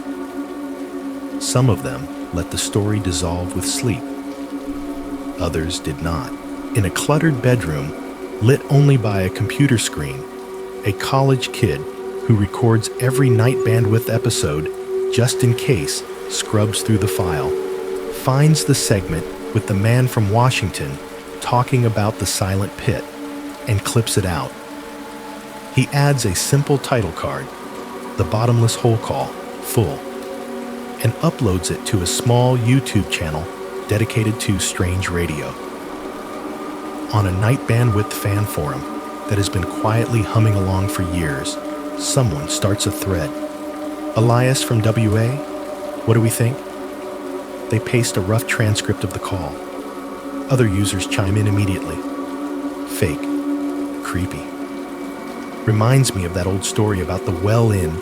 Geology does not work like that. But what if, on Reddit, in a corner of the internet dedicated to the weird and unexplained, a link appears to the clip with the caption, "Guy calls in about a hole in his property that eats sound and time. Anyone else hear this live?" The comments fill up with arguments, jokes, genuine unease. It is the kind of content the algorithm likes. Long enough to keep people watching, strange enough to stick in their heads, simple enough that everyone can imagine it in their own backyard. People who miss the original broadcast find it online instead, the tinny edges of the recording somehow making it feel more real. Elias's voice, with its ordinary cadence and careful honesty, carries across low bit rates and cheap speakers. The pauses sound like what they are: a man searching for the least dramatic way to describe something that does not make sense. Amateur sleuths start doing what they always do when given a puzzle. They pick apart his offhand details, a mention of how far it is to town, the way he describes the local weather, the direction the wind usually comes from. They line those fragments up against maps and satellite images and their own half-remembered road trips. 9 miles west of a certain town in central Washington, one person writes, drawing circles on digital maps. If we assume he is near Ellensburg, another pulls climate data, matches it to his comment about cold wind across the hills. Someone else digs into old property records, trying to cross-reference recent sales with parcels that show any kind of depression or anomaly from above. It becomes a game for people who have never even seen his state. Back in the real version of that landscape, the universe shrinks for Elias rather than expands. A few days after his call, he is in the hardware store again, buying nails and a new handle for the back door, when one of the men behind the counter looks at him a little too long. "You been on the radio?" the man asks, keeping his tone light, but his eyes are sharp. Elias's heart gives a small, irritated thump. "I listen," he says. "Why?" "Heard a guy last week," the man replies, sliding his gaze away as if he knows he is pushing too hard. "Talking about a pit out on his land. Dump hole that does not echo. My cousin swears he knows that voice, swears it is you." A woman picking up a box of screws at the other end of the aisle glances over, curiosity pricking her like static. Elias forces a shrug. "Lot of pits out here," he says. "Lot of guys named Elias." The joke is flimsy, and they both know it. But the man behind the counter lets it drop. People in small towns understand the value of not pressing when someone clearly does not want to talk. That does not stop them from talking when he is not around. He feels it in the way conversations pause when he walks into the diner, the way laughter dips just a little too sharply at his approach. No one comes right out and asks to see the hole. No one admits to believing in anything other than bad ground and old stories, but their eyes, when they meet his, are more measuring now. The change out on the road is subtler at first. Drivers, have always come past his dirt turnoff. Farmers heading to fields. Teens going out to nowhere in particular to smoke and listen to music too loud in cars too small. He is used to the occasional set of headlights slowing as they pass. The natural curiosity of anyone seeing a new mailbox or a recently repaired fence in a place that has not changed much in a long time. After the call, the slowing becomes lingering.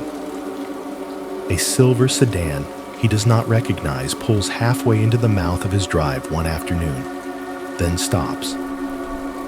Through the living room window, Elias watches its occupants, a couple in their 30s maybe, look down at their phones, argue mildly, look up at his house, then reverse and back out, wheels spinning a little in the gravel. They drive away with exaggerated casualness. The next day, a dusty SUV pulls over on the shoulder opposite his property. No one gets out. The engine idles for 10 minutes while the driver appears to be fiddling with a GPS or making a call. Then it moves on. A note appears tucked into the slats of his gate sometime late in the week. He does not see who leaves it. It is just there one morning, paper rippling slightly in the breeze. The handwriting is neat, deliberately anonymous. I believe you. Please be careful. No name, no contact, just those 4 words, which somehow feel heavier than the paper deserves. He folds it once, then again, and slips it into the pocket of his jacket without quite deciding why. At night, the feeling of being watched loses its metaphor. It begins with a pair of headlights that come down the road and then slow to a crawl as they near his driveway. Instead of pulling in or driving on, they cut abruptly. The sudden absence of light is somehow brighter than their presence. Elias, who has been sitting in the living room with the TV on low, reaches for the remote and switches off the screen. The room drops into shadow, lit only by the faint glow from the kitchen and the thin smear of moon through the curtains. He moves to the window and stands just to one side of it, a habit from old motel rooms in bad parts of town. Looking out from darkness, he can see more than anyone can see looking in. There is a vehicle parked on the shoulder, a late model SUV, dark-colored, the kind with tinted windows that turn everything behind them into anonymous shapes. No farm logo, no local business name, no bumper stickers. For a long minute, nothing happens. Then, in the place where a driver's window would be, a small orange circle flares into life, blossoms brighter, then dims. A cigarette, then another, on the passenger side. 2 points of ember glow in the stillness, inhaling and exhaling in turns. Faces remain invisible. The night makes masks out of the glass. Elias watches them watch his house. Rusty lifts his head from his spot on the rug, ears pricked, a low growl rumbling faintly in his chest. His gaze tracks to the front door, then toward the unseen line of the pit at the back of the property, as if trying to decide which direction is more dangerous tonight. After 5, 10, 15 minutes, time feels slippery. One of the cigarette tips arcs out and drops to the asphalt in a small shower of sparks. A door creaks open, shuts. The SUV starts with a smooth, expensive purr and rolls away, slow at first, then faster as it joins the thin river of the road. This becomes a pattern. Not every night, not even every week, but often enough that Elias begins to keep a small spiral notebook by the front window. In it, he writes down dates, times, descriptions. Black SUV, no plates I could see, 2 people, 11:47 p.m. White van, parked 200 yards down, no movement, left after 20 mins. He notes when his internet drops inexplicably, when his phone rings once and then stops, caller ID scrolling. Unknown Unknown, unknown. When the air around the pit feels colder than the rest of the land by more than just a few degrees on the thermometer he nails to the shed. Regret and relief sit side by side in him, uncomfortable roommates. He wishes, in some small, stubborn part of himself, that he had never picked up the phone, that he had never called Ray, never poured his strange little corner of the world into the hungry maw of the late-night airwaves. If he had kept quiet, maybe the SUVs would not be here. Maybe the note on his gate would not exist. Maybe his pit would still be just a private nightmare, a problem for one man and his dog. And yet, there is also the knowledge, soft and treacherously comforting, that somewhere out there are people who heard him and did not dismiss him as insane. Someone cared enough to leave a note begging him to be careful. Others talked about him not with ridicule, but with that same mix of fear and fascination he feels about his own land. He is not alone with it anymore. Whatever good that does, whatever danger it brings, that fact will not go away. On certain nights, when the wind is not too loud and the house feels less like a shelter and more like a thin shell, Elias sits at the table with his notebook open, the pages filling gradually with cramped handwriting. He documents everything he can think of: rope lengths, watch times, radio anomalies, license plate fragments, even the way Rusty's behavior changes when certain cars appear. It is not that he believes writing it down will save him from anything. It is that if something is going to happen, he wants a record, a counterweight, a story in his own words to set against whatever other stories might get told about him later. Outside, up on the road, a pair of headlights slows as it passes his drive. The beam lingers a second too long on his mailbox. The numbers painted there glowing back like eyes. Deep under the soil, beneath the line of sight of any drone or satellite, the pit waits. It has not changed in any way a human instrument can measure. It still eats sound, still swallows weight, still offers nothing back that can be held in the hand. But something else has shifted now, out at the edges of the property. For the first time since it yawned open in this patch of ground, the silence above it is not empty. It is full of whispers, engines, the soft tick of cameras, the scratch of pens on paper. The hill has begun to listen back. The weeks after the first call stretch and blur. Elias measures them not in days, but in small repeating anomalies. The cars that park a little too long on the shoulder. The phone that rings once and cuts out before he can reach it. The moments when the AM dial behaves itself, and the moments when it does not. His notebook fills with short, jagged entries, squeezed between coffee stains and thumbprints. Once or twice, he thinks about calling night bandwidth back, and then does not. Ray has his story. The listeners have their opinions. Maybe it is better to let it fade, to let his voice become just another clip, lost in the endless scroll of weird radio moments online. But the world does not return the favor and forget him. One afternoon, his phone rings while he's out near the shed. He jogs back toward the house, boots thudding on the packed earth, breath a little short. The screen shows unknown, the word sitting in the middle like an accusation.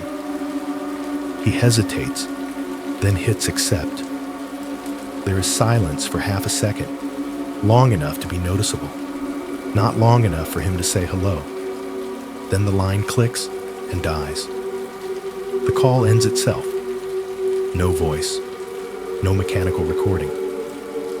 He stands in the yard with the phone warm in his hand, listening to the non-sound on the other end, feeling foolish. It happens again and again. Sometimes the ring is a single chime that cuts off just as he turns his head toward it. Sometimes it goes long enough for him to get the phone out of his pocket, swipe, say, "Yeah," into the empty air, only for the connection to vanish mid-syllable. He notes each one down in the notebook. Time, date, duration. It starts to look like the logbook he used to keep in his truck, except these journeys never actually begin. When Ray's producer calls the number Elias gave during their first off-air conversation, it is one of the rare occasions the phone behaves like a normal piece of technology. "Elias, this is Tom from Night Bandwidth. Ray was hoping to have you back on for a few minutes tonight, if you are up for it. Listeners have been asking." He is not sure if "listeners have been asking" comforts him or not. Still, when the show rolls around and the intro music hums through his kitchen once more, he finds himself holding the phone like a lifeline, waiting for the line to click and that warm, familiar voice to say his name again. "Welcome back to Night Bandwidth. We have a returning caller on the line tonight," Ray announces after a segment about haunted hotels. "You might remember Elias from Washington, with the unusual backyard. How are you holding up out there, Elias?" "Tired," Elias says honestly, "but still here." They talk like two people who have already skipped the awkward introductions. This time, Ray does not need to draw the story out of him. He asks, gently but directly, what has changed since they last spoke. So Elias tells him. He mentions the SUVs on the shoulder, the slow-moving sedans, the cigarette tips burning quietly behind tinted glass. He describes the note on his gate, the neighbors who know more than they say, the way the pit seems to pull not just sound, but attention. He talks about the calls with no caller ID, how they ring once and vanish, how sometimes there is the sound of someone breathing for a fraction of a second, or a faint click before the line dies. He is careful not to sound paranoid. He does not talk about red dots or shadows yet. He sticks to facts, even if he is still not sure which parts count as fact and which parts feel more like the outline of something he cannot see.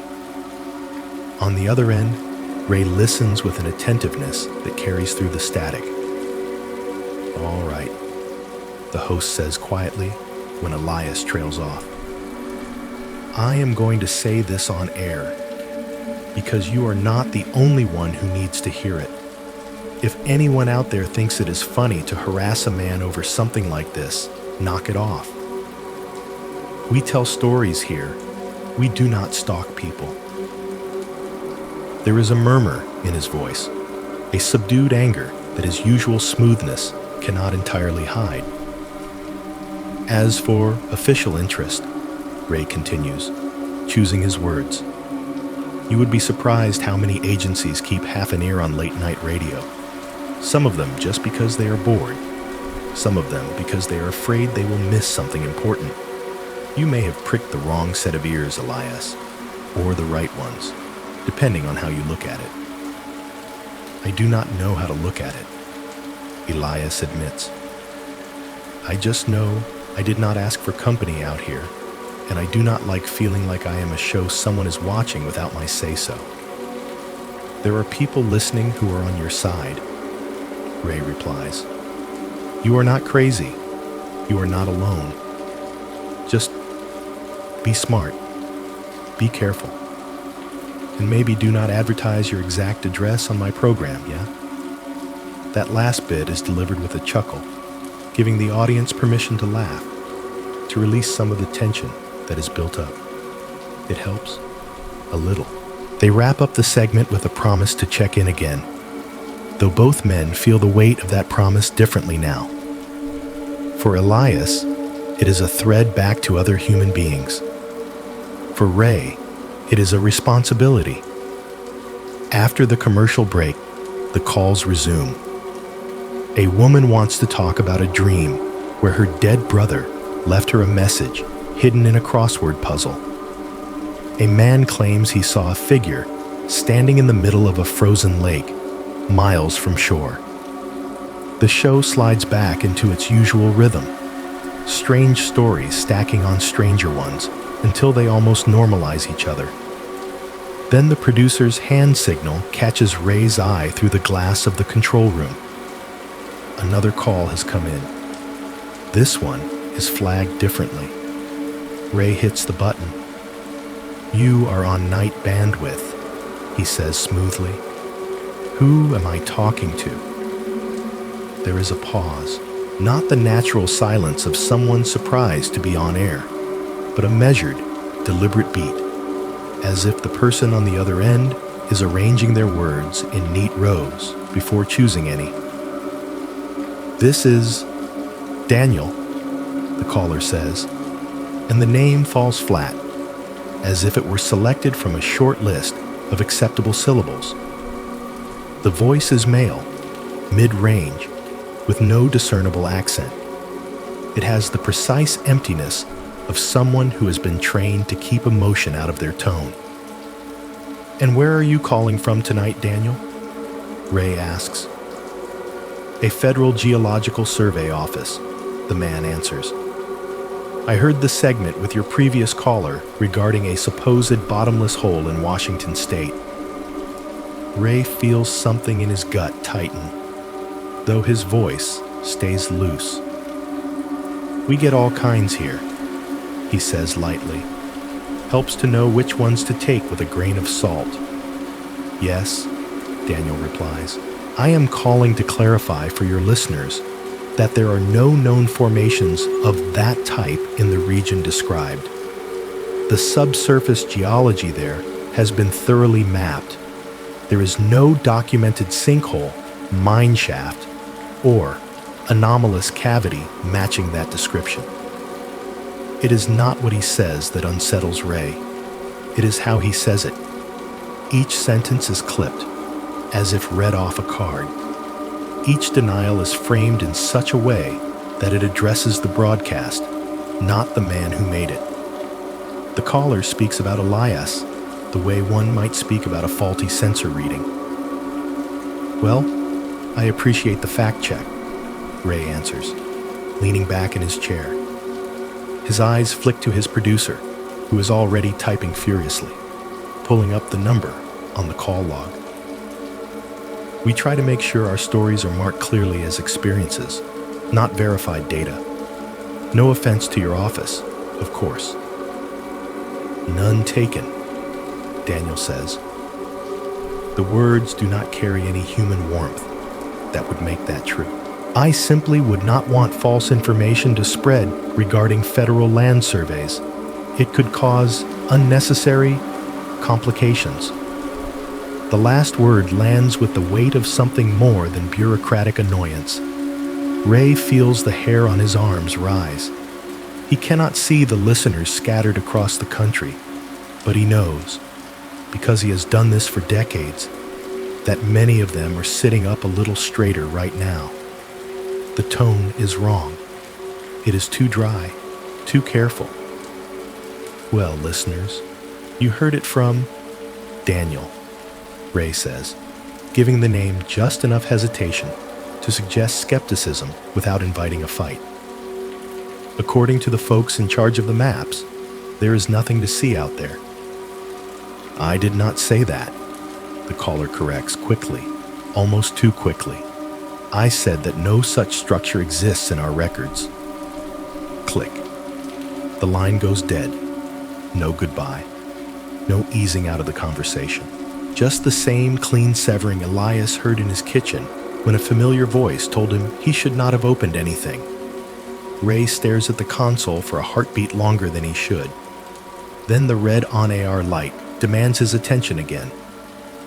He shifts tone, cracks a small joke about Big Rock coming to defend its reputation, and moves on to the next segment. His producer slips in a scrap of paper a few minutes later. "Number trace 2, generic Gove switchboard. Extension, no match. Ray tucks the paper under his mixing board and forces his mouth around the rest of the show's words. He does not let his unease leak into his voice again. But when the theme music plays him out at the end of the night and the studio lights dim, he pulls out his phone. He scrolls to Elias's contact. "Hey, it is Ray," he says when the call goes to voicemail. It is late, and the line rings too long for him to believe the man is going to pick up. "Just wanted to say, maybe keep it quiet for a bit. Lay low. People are paying attention who do not call shows like mine to have fun." He hesitates, listening to his own breathing, then adds, "And if anyone starts asking you questions in person, you do not owe them any answers, not even if they say they do this for a living." He hangs up, rubs his eyes, and tells himself for the 100th time that this is just a job, that his callers are adults, that the world has always had watchers. Up on the hill in Washington, the night does not care about any of that. Elias stands in his darkened living room, the phone still on the table where he left it, the voicemail icon not yet lit. He has turned off the lamp and the TV. The only light comes from the street, a faint wash of gray through the front window. He is not sure what wakes him, a shift in the wind, a scrape of gravel outside, Rusty's low warning growl, more vibration than sound. Then he sees it, a tiny red dot, no larger than the head of a pin, appears on the glass near the edge of the window. It moves in a slow, careful line, tracing along the pane as if someone outside is drawing invisible diagrams on the house. It passes over the arm of the couch, the picture frame on the wall, the corner of the table. For a heartbeat, it rests on the vague outline of where his chest would be if he were standing in the center of the room. He does not breathe. The dot flickers, winks out. Rusty barks once, sharp and furious, charging toward the front door. He stops a foot away, hackles up, teeth bared at the wood, as if someone is standing on the other side with their hand already raised to knock. No knock comes. No engine revs. The world outside remains maddeningly quiet. Elias goes to the window and stands to the side, heart a drum against his ribs. He peers out through the narrow gap between curtain and frame. The road is empty. No headlights. No parked SUV. Just the faint ghost of his own reflection. Eyes wide, overlaid on the darkness. He thinks of the caller to Ray's show, the flat voice assuring millions of listeners that nothing like what he described exists on any official record. He thinks of the unknown numbers that call and hang up, the way his story has slipped from his own control into systems and networks he will never see. Out in the yard, the earth sleeps, indifferent. Under the yard, the pit does what it has always done, takes in whatever is offered, and says nothing. It is not alone in that anymore. Something else is watching now. Something that does not need to climb down into the dark to feel threatened by what might be waiting at the bottom. The day feels wrong before he even sees the road. It starts in small ways. The grocery store is busier than usual for a weekday morning. People stand too long in the canned goods aisle, talking in low voices that stop when he passes. The woman at the checkout, who normally chats about nothing in particular, barely looks at him. Her "have a nice day" lands flat, a script line delivered without eye contact. Outside, the parking lot has an extra vehicle in it, a white pickup with a magnetic logo on the door he does not recognize. Something about the design is aggressively vague. A mountain outline, some wavy line that could be water or air. The words "Regional Environmental Services" in block letters that manage to say nothing at all.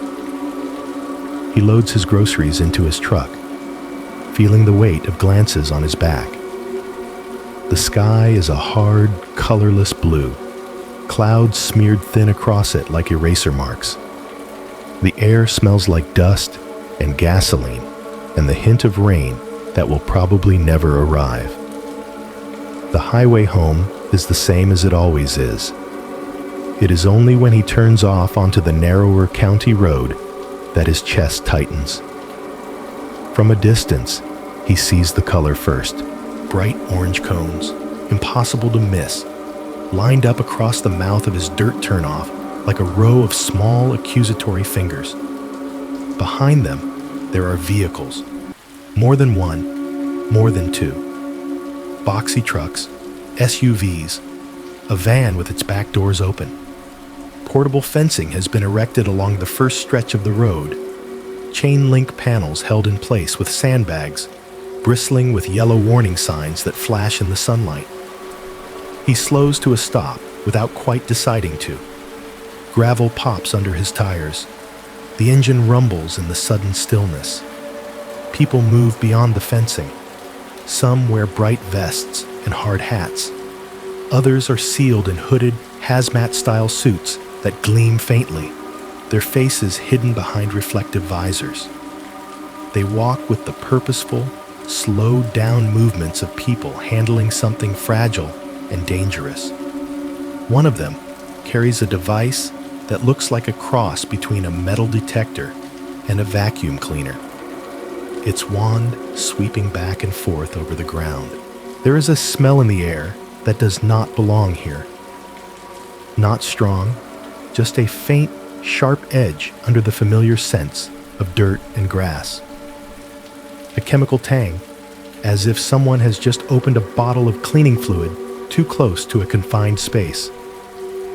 For a moment, Elias sits with his hands on the wheel, watching the scene as if he has stumbled into the wrong movie. Then someone in a windbreaker lifts a hand and waves him forward. It is a single motion, practiced and economical, the kind that says more than words. Come here, stop there, stay where we can see you. He pulls closer until the nose of his truck is almost touching the first cone. A man steps out from behind a portable sign and approaches the driver's side. He is in his 40s maybe, with the sort of face that is easier to remember in generalities than in detail. Short hair, neutral features, eyes the color of the sky when it is thinking about rain. His windbreaker has another of those bland logos stitched over the chest. There is no name tag. Morning, the man says, with a smile that is friendly enough on the surface. You, Elias Ward? Elias feels the reflexive urge to deny it, to be anyone else, if only for a minute. But the mailbox at the end of this road has his name on it. The title on the property records has his name on it. Ray's radio show carried his name all over the map. Yeah, he says slowly. That is me. What is going on?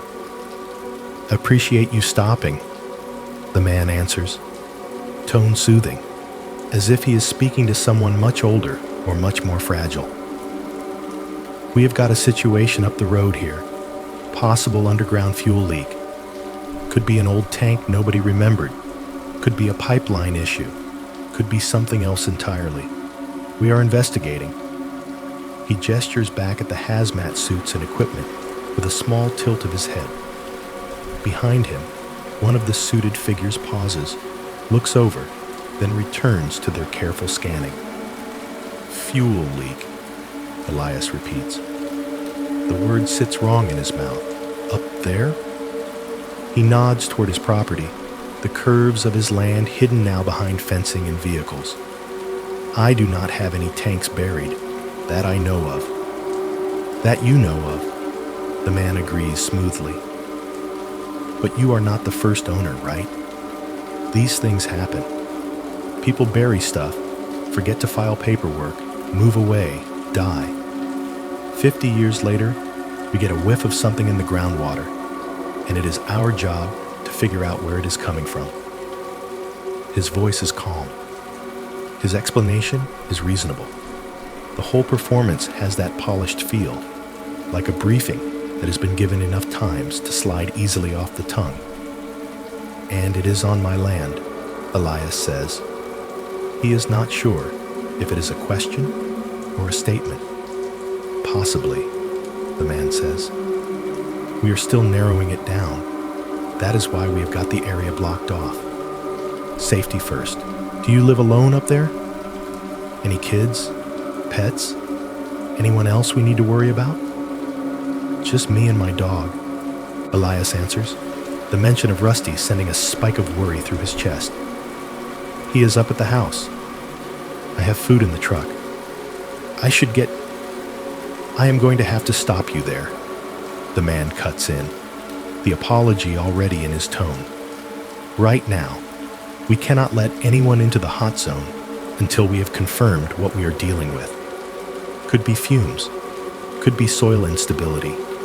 Worst case scenario, you walk in, ground opens, we have a sinkhole and a body on our hands. Nobody wants that.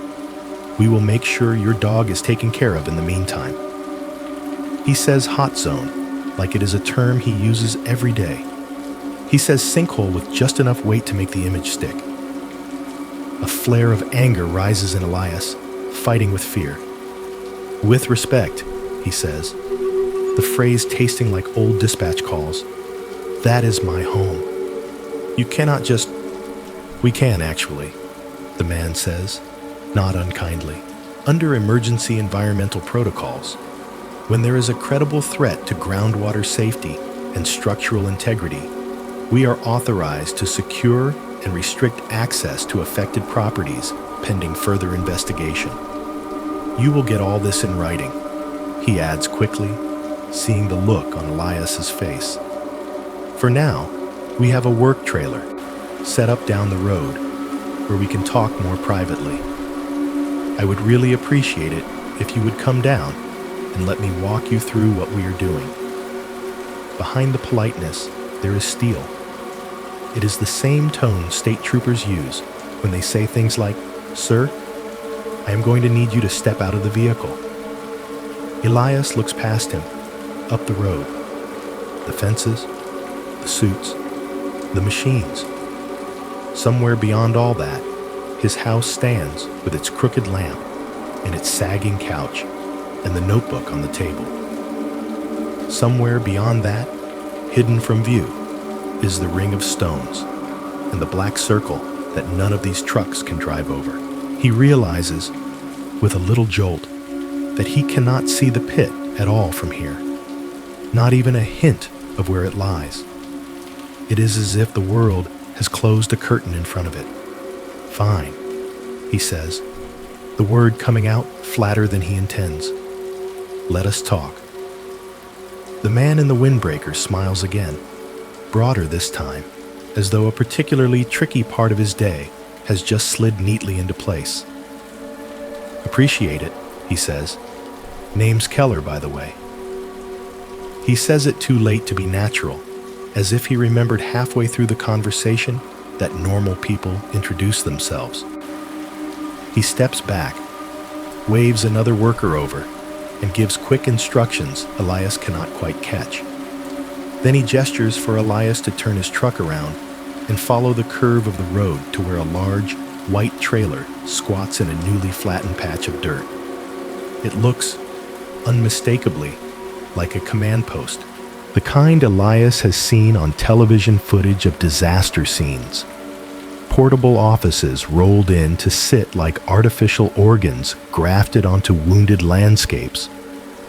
Cables snake out from beneath it to generators and antenna masts.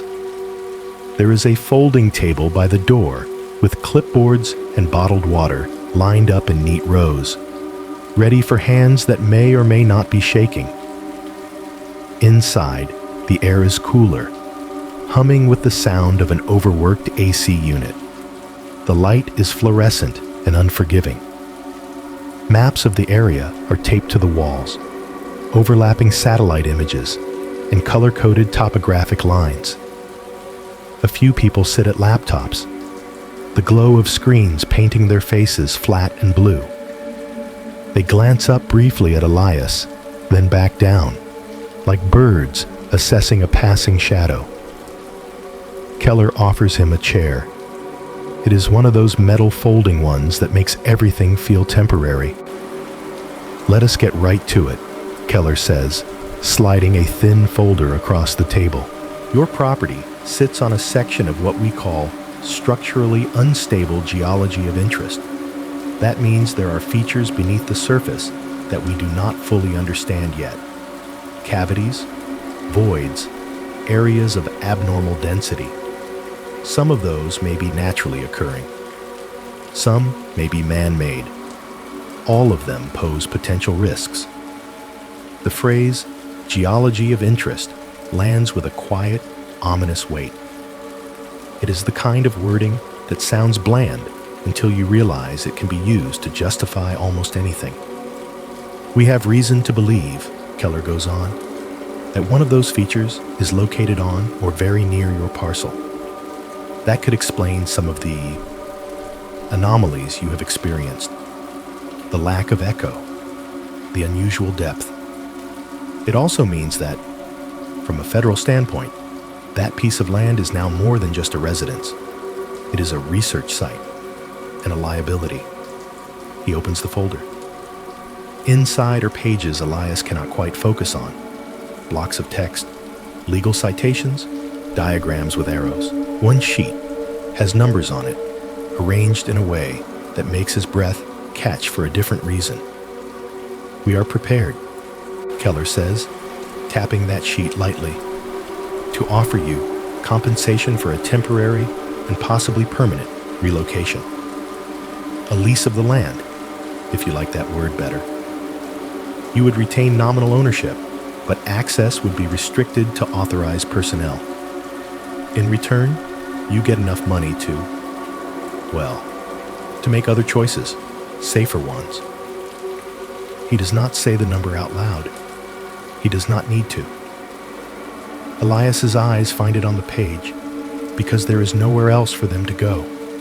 It is not a fantasy figure, not the absurd millions people joke about when they talk about winning the lottery.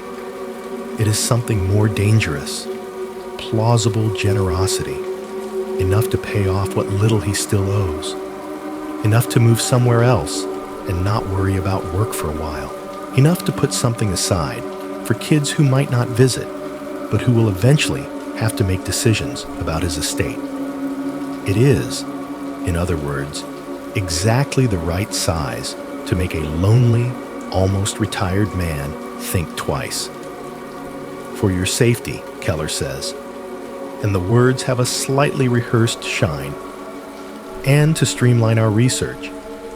There would be some basic non-disclosure terms, of course, nothing unusual. We do not want half the county showing up out there thinking there is a tourist attraction on your back 40. The idea of tourists stomping around his hill, dropping their candy wrappers near the stones, is so absurd and wrong that it almost makes Elias laugh. The sound does not make it past his teeth. He looks up from the number and meets Keller's eyes. There is something there that is not in the script. Not exactly threat, not exactly empathy. Just a kind of watchfulness, as if the man is waiting to see which way he will tilt, like a glass filling too close to the brim. "What happens if I say no?" Elias asks, his voice low. Keller's smile does not change, but his gaze hardens by a degree. "Nothing, immediately," he says. "We cannot force you off your land without due process. These things take time. Reports, hearings. In the meantime, though, you would be living on top of a known hazard. Access would remain restricted until we could certify it safe. That includes you. I do not think you want to spend the next months or years arguing over property lines and access rights when you could be somewhere secure. With this," he taps the number again, "in your account." Outside, Through the thin walls of the trailer, the faint sounds of the operation drift in. Boots on gravel, the beep of some machine backing up, a distant shout. Under it all, quiet and steady, the wind moves across the hill, passing over a circle of stones that suddenly does not belong to him in any way that matters. He thinks of the pit, of the rope, of the watch frozen at a meaningless hour. He thinks of the voice on the radio saying his name, and the red dot drawing invisible patterns on his window. He thinks of the line of cars that have already started appearing, drawn to his land by a story he thought he was just telling into the dark. He has spent his life answering to dispatchers, to bosses, to schedules, to the endless instructions of the road. The idea of surrendering the only piece of ground he ever really had to people in windbreakers and hazmat suits tastes like defeat. But the number on the paper tastes like survival. Keller waits, hands folded, patient. The hum of the AC fills the small space. Somewhere far below their feet, deeper than any survey or drill has admitted, there is a hollow that does not care what humans call it or who claims to own it. It has its own rules. So do the people assembled here. And both sets, Elias understands, in a cold, settling way, are about to shape the rest of his life. They let him drive back up once, under escort. 2 white trucks roll ahead of him. Another sits behind like a shepherd dog. Whatever is happening on his land, it now requires chaperones. The cones are moved just enough for his pickup to squeeze through. The portable fences have multiplied, sprouting yellow tape that flaps in the wind like cheap plastic flags. He parks where they tell him to park. "Stay on the path, please," one of the suits says, pointing out a strip of ground marked with bright spray paint. "We have flagged the safe areas." Safe. His own yard, translated into a language he no longer understands. He walks slowly, hands in his jacket pockets, feeling the gravel and dirt under his boots, like he is memorizing it through his soles. The house looks smaller than he remembered, even more so with the temporary structures and equipment crowding around it. Like his home is an old piece of furniture someone has shoved into the corner of a busy warehouse. Rusty barrels out the front door the second he hears the truck, straining at a leash held by one of the workers. His bark cuts across the yard, sharp and frantic. When he sees Elias, the bark breaks, dissolving into whines as the dog lunges and wriggles. "Easy, boy," the handler says, but he loosens his grip at a look from Elias. Rusty hits him like living weight, nails scratching his leg, nose trying to reach every piece of his skin at once. Elias drops to one knee, ignoring the way his joints ache, and presses his face into the dog's fur. The smell of him, grass, dust, the ghost of whatever cheap shampoo the vet used the last time, is a rush of something painfully normal. "Hey," he whispers, fingers curling tight into the coarse hair at Rusty's neck. "Hey, I am here. I am here. For now." They have roped off the back half of the property entirely. From where he stands on the porch, he can see the top of the sawhorse he used for the pulley, now swallowed by a perimeter of orange netting and stern signs. Beyond that, somewhere he is no longer allowed to go, lies the circle of stones and the hole that has taken too much already. "Can I?" he starts, nodding toward the back. "Sorry, Mr. Ward," Keller says, appearing at his elbow as if he has been summoned by the thought. "For your own safety, we cannot let you pass the markers. Anything you need from inside the house, though, we can help you get. We have got guys to carry, pack, load, whatever you need." It sounds like kindness, It feels like eviction. Inside, the house smells of stale coffee and dog and his own soap. He moves from room to room, touching objects as if saying goodbye. The stove that clicks twice before the burner catches, the dented fridge door, the couch with the sun-faded arm where Rusty likes to sleep. He picks up the spiral notebook from the table, thumb smoothing over the filled-in pages, and slips it into his bag. The radio stays where it is. He does not realize he has left it behind until he is halfway through packing the bedroom and sees the empty spot on the dresser where it used to sit. The thought of going back for it, of asking to go back for it, makes the skin between his shoulder blades crawl. He lets it go. Maybe that is for the best. By evening, cardboard boxes have sprouted everywhere like a second kind of invasive plant. Men in uniforms carry them out one by one, their boots thudding on the steps that used to only know his tread. Rusty paces anxiously between rooms, clearly aware that something is being dismantled that does not fit into his understanding of the world. The pit remains hidden behind tape and protocol. No chance for a last look. Just the knowledge of it sitting there, untouched by all this busyness, in the thin crust above it. That night, in a motel on the edge of town, with an air conditioner that rattles and a bedspread printed with abstract shapes that might have been fashionable 20 years ago, Elias feels the weight in his chest for the first time in a way he cannot ignore. It has been there for years, really. A tightness in the lungs after a long flight of stairs. A cough that hangs on a little longer than it should after every winter cold. A heaviness that he chalked up to age, to diesel fumes, to cigarettes smoked outside truck stop doors while engines idled nearby. He has not seen a doctor in longer than he wants to admit. The medical forms always seemed like too much hassle. Insurance was a mess. Time was scarce. There were always miles to make and loads to deliver and reasons to put off the appointments. Now, with his land under someone else's jurisdiction and his future compressed into the space of a number on a sheet of government paper, the ache in his chest feels less like background noise and more like a message. The clinic in town smells like disinfectant and burnt coffee. The waiting room has a stack of outdated magazines and a television mounted in the corner, playing some health segment with the sound off.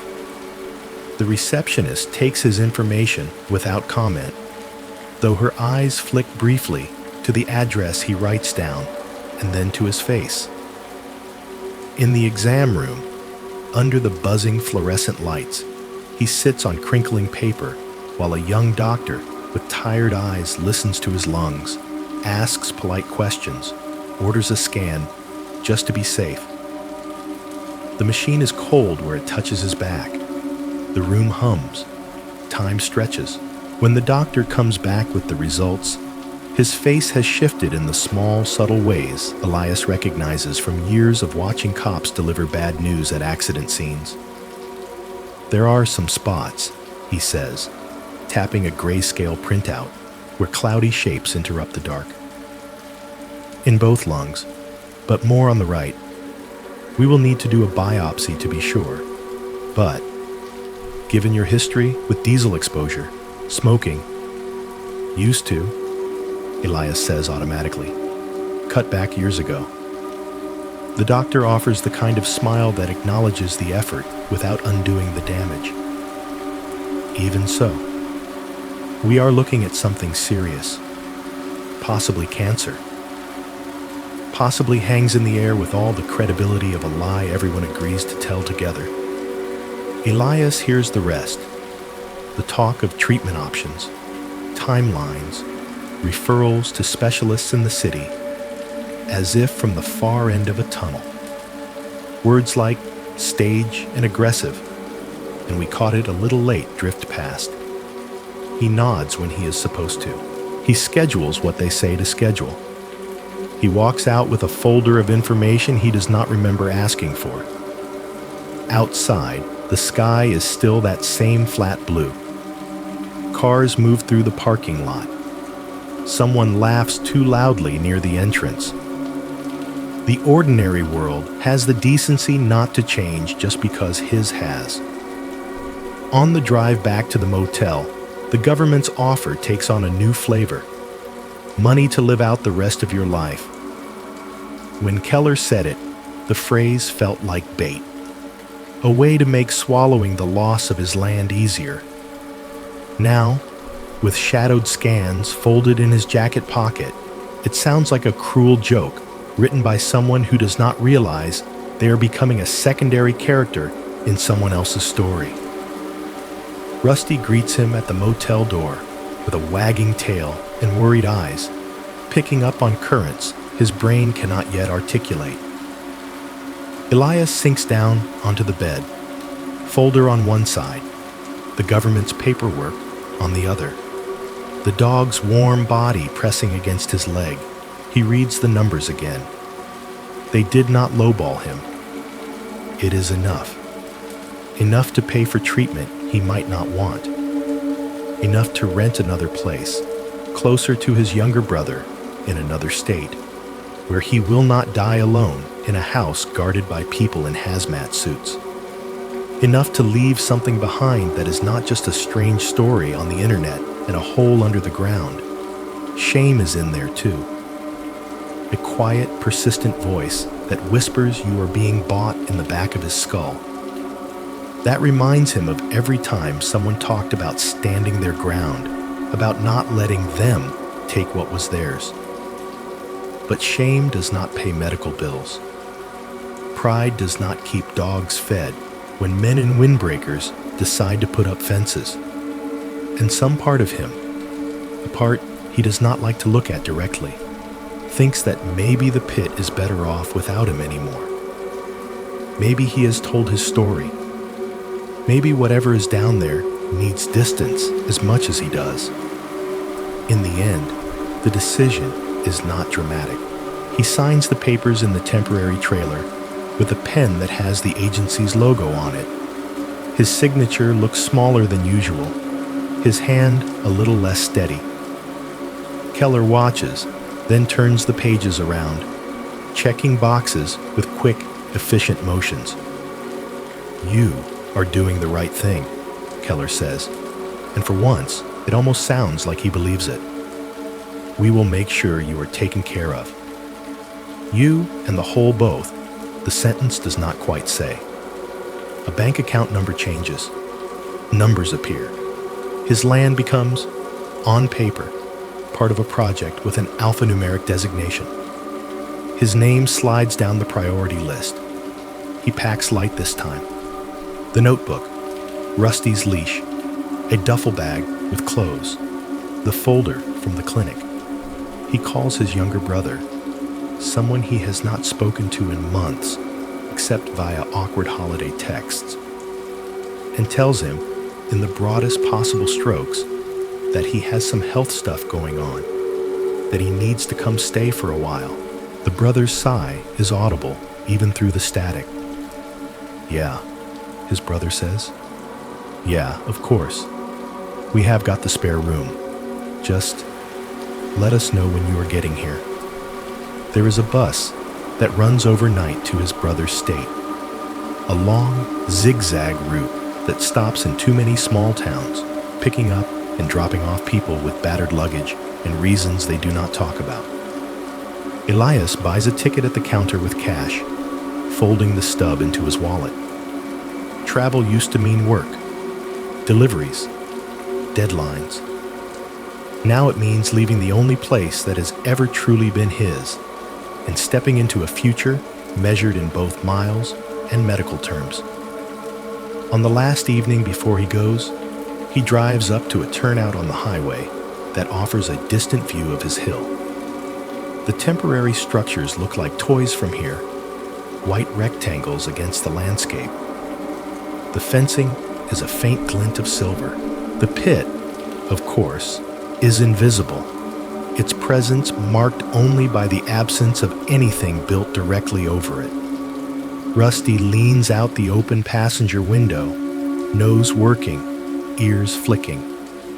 There is a faint hum in the air that might just be the wind, might be the distant generators, might be something else entirely.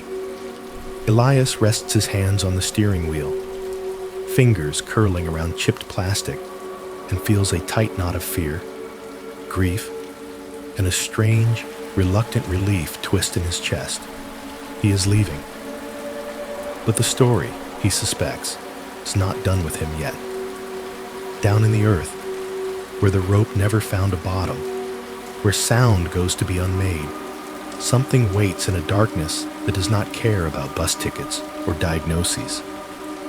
It has all the time in the world.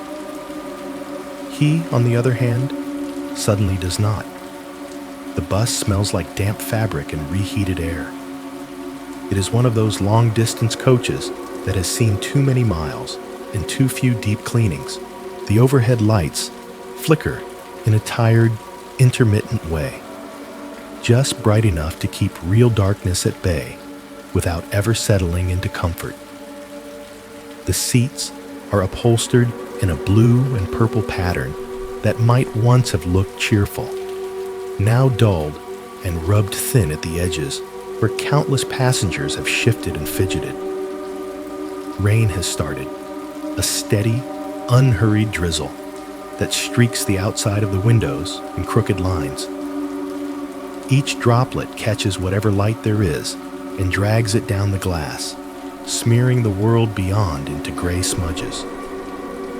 Highway lights pass at long, regular intervals, briefly turning each streak into a tiny sliding star before it vanishes again. The heater hums too loud and too warm, blowing out air that smells faintly of engine and old dust.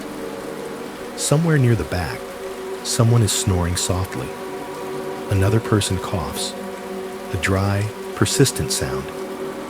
A baby cries once and is quickly soothed back into half sleep by a murmured lullaby.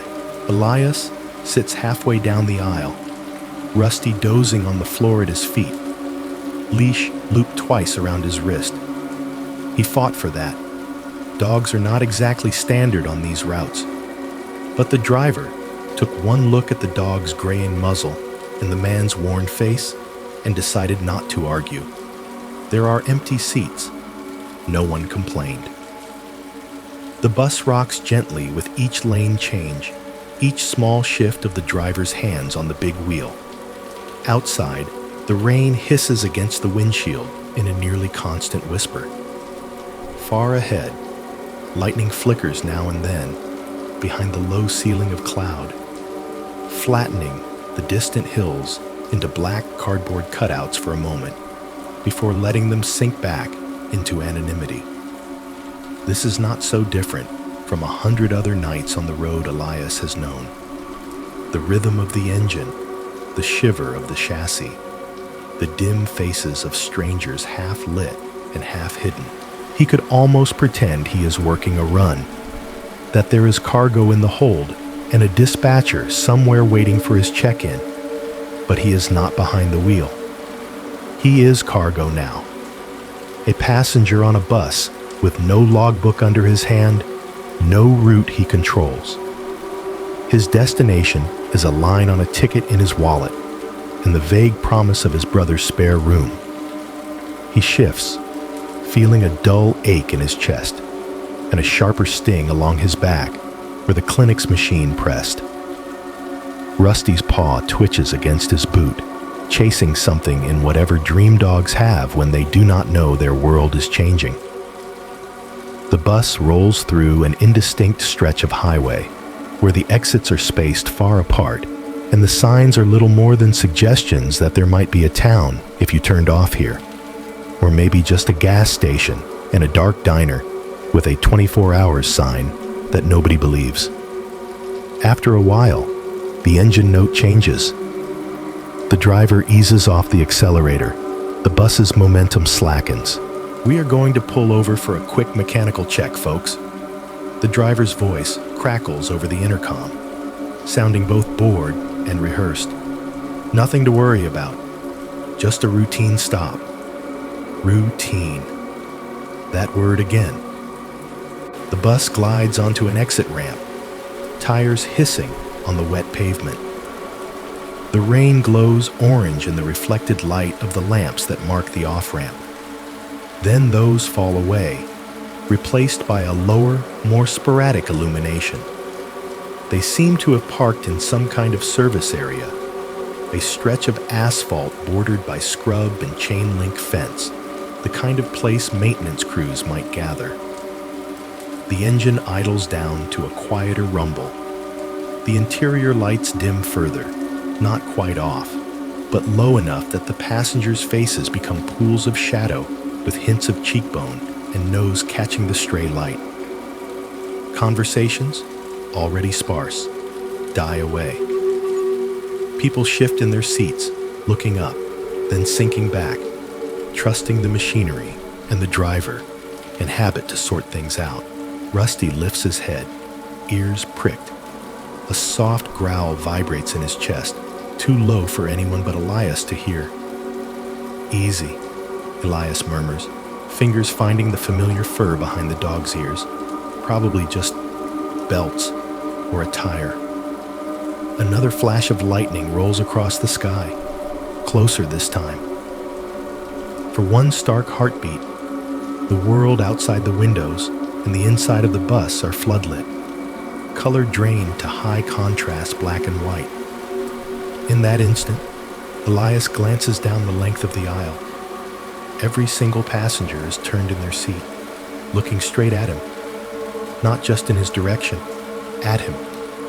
The woman with the sleeping toddler, the man in the baseball cap near the back, the teen with headphones around his neck, the elderly couple who boarded 2 towns ago. All of them, bodies angled, necks twisted, faces pointed toward his seat. Their eyes, in that flat lightning glare, look wrong, featureless, as if the pupils and irises have been wiped away, leaving only pale, blank ovals, not glowing, not bleeding, just empty, hollowed. The overhead lights flicker once, then they go out completely. The bus dives into sudden, absolute darkness. The rain's whisper becomes louder by contrast. Someone gasps. Someone else mutters a curse. Rusty's growl snaps into a sharp bark that echoes in the closed space like something thrown against the walls. For a second, just one, maybe 2, Elias cannot hear the engine at all. It feels as if the bus is suspended in night, cut loose from the road, floating in a pocket of nothing. Then there is a different sound, the soft clank of metal, a door opening and shutting near the front, boots on the steps. A flashlight beam snaps on, too bright in the dark, slicing a narrow path down the aisle. It shines low at first, along the floor, catching bag edges and shoe tips and Rusty's bared teeth. Then it lifts, angled in such a way that it never quite hits anyone's face directly. "Sorry about that, folks," a voice says. Not the driver's. Another man. This one, with the clipped, professional cadence Elias has learned to distrust. "We are just going to do a quick head count and make sure everyone is okay while the mechanic takes a look." The light moves deliberately from row to row. As it approaches Elias, there is a shadow behind it, a figure in some kind of uniform, the details lost in silhouette. He cannot see the man's face, only the outline of shoulders, the glint of something clipped at his belt. "Sir?" the voice says softly, too close now. "You feeling all right?" A hand reaches out, gloved fingers cool and precise where they press lightly against the side of his neck, right over his carotid, checking his pulse, just like any dutiful responder might do. Rusty lunges, snarling, teeth snapping inches from the hand. The leash bites into Elias's wrist as he jerks back, startled. "Easy there, boy," the man murmurs, unperturbed. He does not yank his hand away. He simply adjusts his stance, putting more of his shadow between the dog and the rest of the aisle. "We will take care of your friend, too." The gloved thumb presses a little harder. The flashlight beam wobbles, just for a moment, then steadies. Elias feels a prick of something cold at the crook of his arm. So small and sharp, he almost convinces himself it is a stray bit of metal from the seat frame. Then his thoughts start to slow.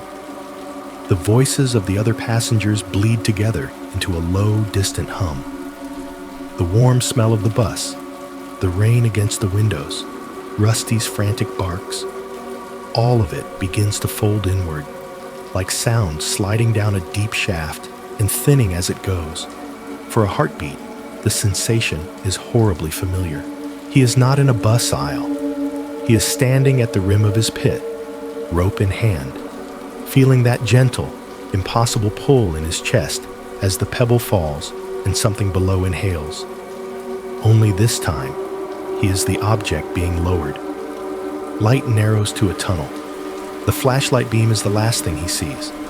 A small, artificial star at the far end of a black corridor. Then, nothing. No dreams. No drifting sense of time. Just a hard edit in reality, like a tape spliced with a razor blade. When he opens his eyes again, the world has changed. He is lying on a cot in a room that smells like antiseptic and tired air. The ceiling above him is low and white, dotted with acoustic tiles. There is a fluorescent light fixture humming quietly, its plastic cover slightly yellowed. To his left, a machine beeps in a slow, lazy pattern. An IV stand looms nearby, its bag half drained. His arm itches near the elbow. When he moves, there is a deep soreness in his back, as if he has been lying too long on something too hard, or as if someone has pushed him around while he was not there to object. A nurse sits on a stool near the door, a paperback open in her hands. She looks up when she hears him shift. Her eyes are ringed with fine lines, the kind that come from smiling at patients who do not always smile back. "Well, there you are," she says, voice gentle but not surprised. "Back with us." "Where?" His throat is dry. The word rasps. "Where am I?" "Downtown," she says, and names a city that takes him a second to place on a map in his head. It is not where he was supposed to be. It is not where his brother lives. It is sideways. "You were brought in by EMS a while back," she continues. "They said they found you confused and dehydrated near the bus depot. No luggage, no phone on you, just your wallet. You kept talking about a bus, but when we called the companies, none of them had a record of you on their runs." Her tone stays neutral, but there is a thread of curiosity there, a hint of the story she will tell later in the break room about the man who arrived like a dropped file, with gaps where there should be facts. He licks his lips.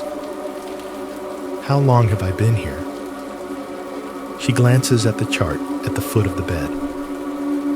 "You have been with us 3 days," she says. "They said you might have been out there a little longer before someone called it in. 3 days. The number lands like a stone in shallow water." "Can I see my phone?" he asks. She hesitates. "They brought it in later," she says. "Found it near where they picked you up. We gave it to you yesterday, actually, but you were not really tracking. It is in the drawer." He fumbles it out with unsteady fingers, heart already racing ahead of the logic. The screen is smudged, a faint crack running along one corner that he does not remember. When he presses the power button, the device hesitates, then springs to life. The date glows back at him. He counts, lips moving silently. 11 days. 11 days since the bus pulled off the highway for a mechanical check. His call log is a mess of missed calls from his brother, a vague, "Are you okay?" text from Keller's number, and a few spam numbers that feel grotesquely normal. There is a gap, a stretch of time-stamped nothing where there ought to be the usual digital debris of a man's life. He scrolls through the photo gallery. There are no new pictures, no accidental shots of floors or ceilings. It is as if the phone spent that time in a pocket that did not exist. Later, when he is discharged with a sheaf of instructions and a recommendation to follow up with his own doctor, he finds a public library terminal and logs into his bank account. The browser's progress bar feels like an old rope sliding through his hands. The balance, when it appears, is wrong. There is no large incoming deposit. No sign of the government's neat, reassuring number. The line where it should be is blank, as if someone has erased an entry from a ledger and smoothed the page flat. Worse, the existing savings he had, modest but real, have been nibbled away by a series of strange transactions. Processing hold, verification transfer, temporary authorization. Each one small enough to look like bureaucratic noise. Together, they have hollowed out his account like termites. He clicks on the details of one withdrawal. The destination field reads simply, Federal Clearance, ADJ. No phone number, no contact name, just an abbreviation that looks official enough no automated system has thought to flag it. He logs out, hands shaking, and sits there staring at the library's beige monitor frame as if it has spoken his name in his ex-wife's voice. On the bus, they took him out of sequence. 11 days plucked from his life and moved somewhere he cannot access. His body bears faint evidence, a constellation of needle marks on his arms, a sore spot between his shoulder blades like someone pressed there with intent, bruises that do not match any remembered fall. His money, promised and already half spent in his mind on hypothetical rent and hypothetical treatments, has been hollowed too. He left the land. He signed the papers. He surrendered the pit. In return, something took more than ownership. It took time. It took identity. It took the clean line between memory and blankness and cut a jagged hole through it.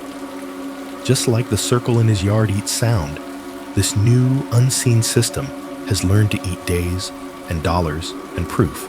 He walks out of the library into a city that does not know him, with a dog at his side, a diagnosis in his pocket, and the uneasy sense that whatever is listening beneath that hill has grown itself a mirror above ground, an opening in bureaucracy and power that can erase things just as silently and with just as little effort. The pit is far away now, fenced and guarded, but the feeling of falling, of being lowered into a dark that does not echo, has followed him onto every mile of road since. The first time he called night bandwidth, Elias was a man with a strange hole in his backyard and more questions than answers.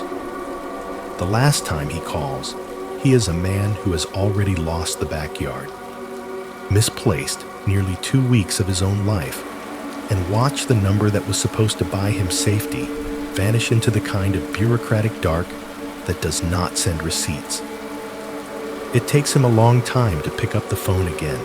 He drifts for a while after the bus and the missing days, crashing on his brother's couch, shuttling between clinics, sitting for scans that take pictures of his insides with the cold indifference of satellites.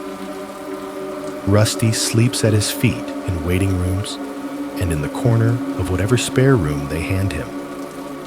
The diagnosis solidifies into words on paper, into staging and percentages and treatment plans that sound vaguely like troop movements. He keeps the spiral notebook close, now creased and swollen with use. The early pages are full of measurements and radio anomalies. The later ones hold notes about SUVs, anonymous phone calls, the day in the trailer with Keller, the empty bank account, the date stamp on his own missing time. On a night when sleep is an impossible concept and the walls of his brother's guest room feel too close, he takes the cheap little radio out onto the back porch and lets his hands spin the dial until a familiar synthy theme trickles through the static. And this is night bandwidth, Ray Bellamy is saying, his voice a little rougher than Elias remembers. For the insomniacs, the third shifters, the folks driving through nowhere in the dark, and everyone who has ever seen something they could not quite explain and had nowhere respectable to put it. The words slide into him like the first sip of coffee after too long without.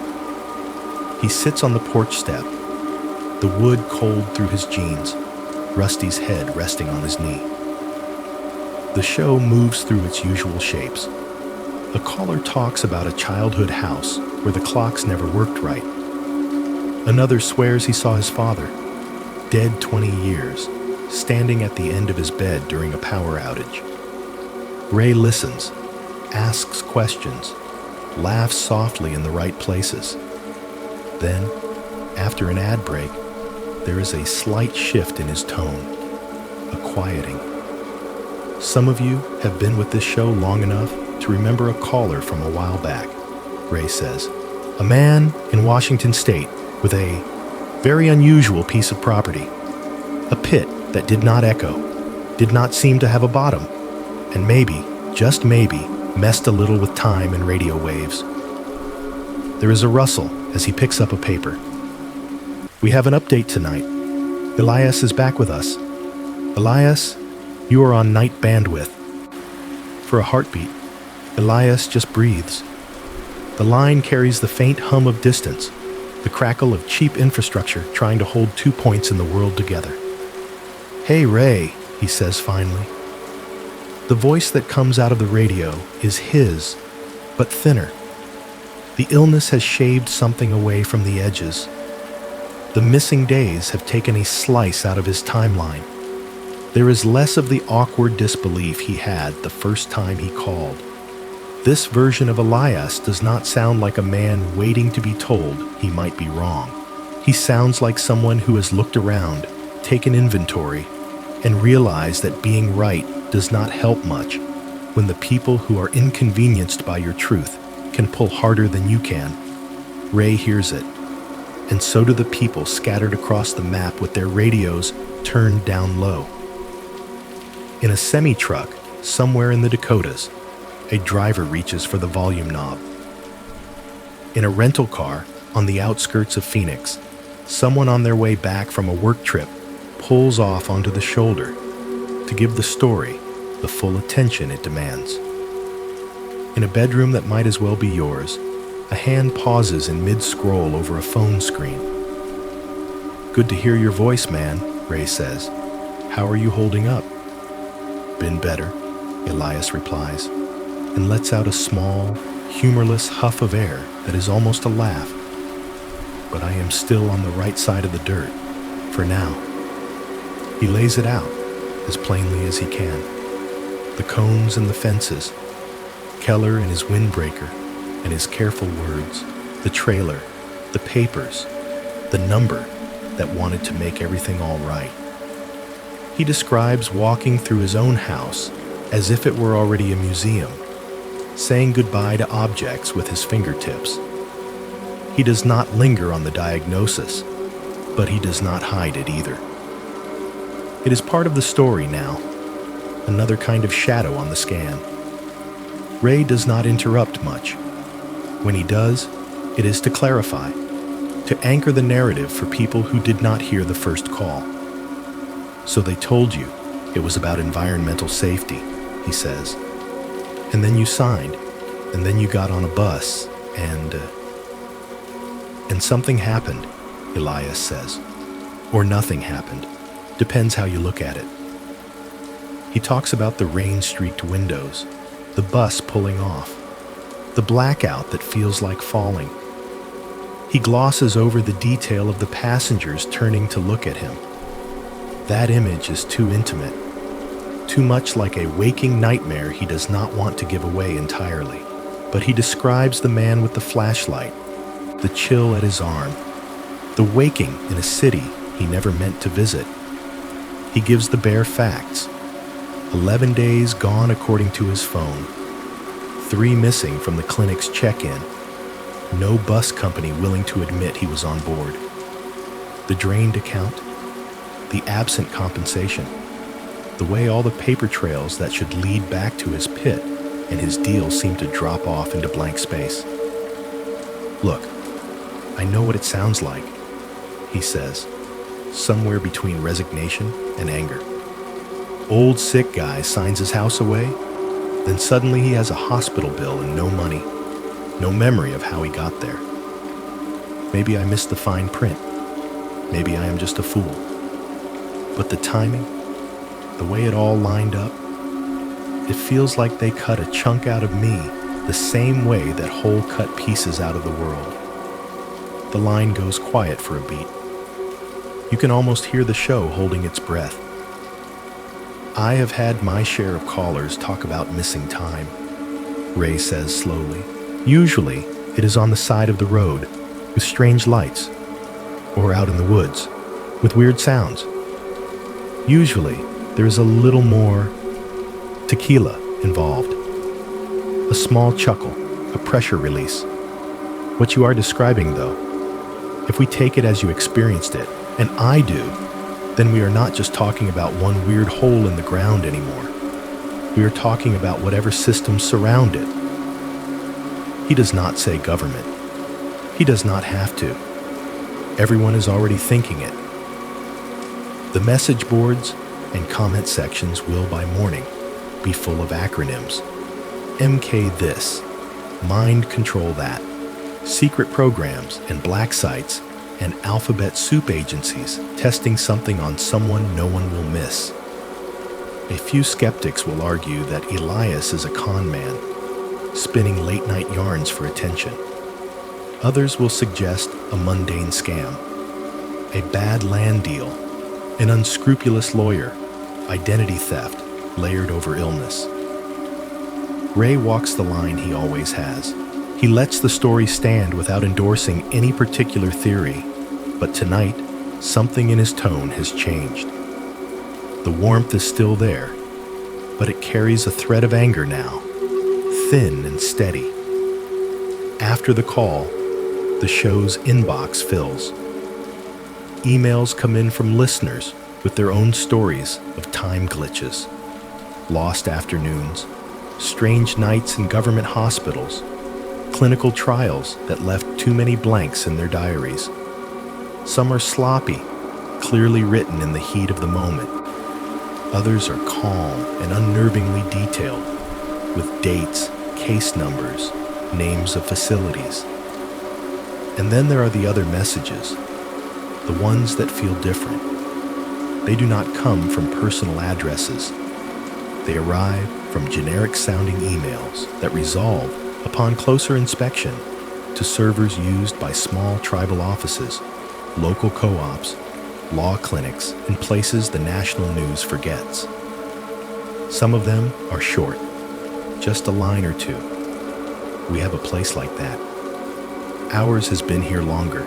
You should be careful who you tell.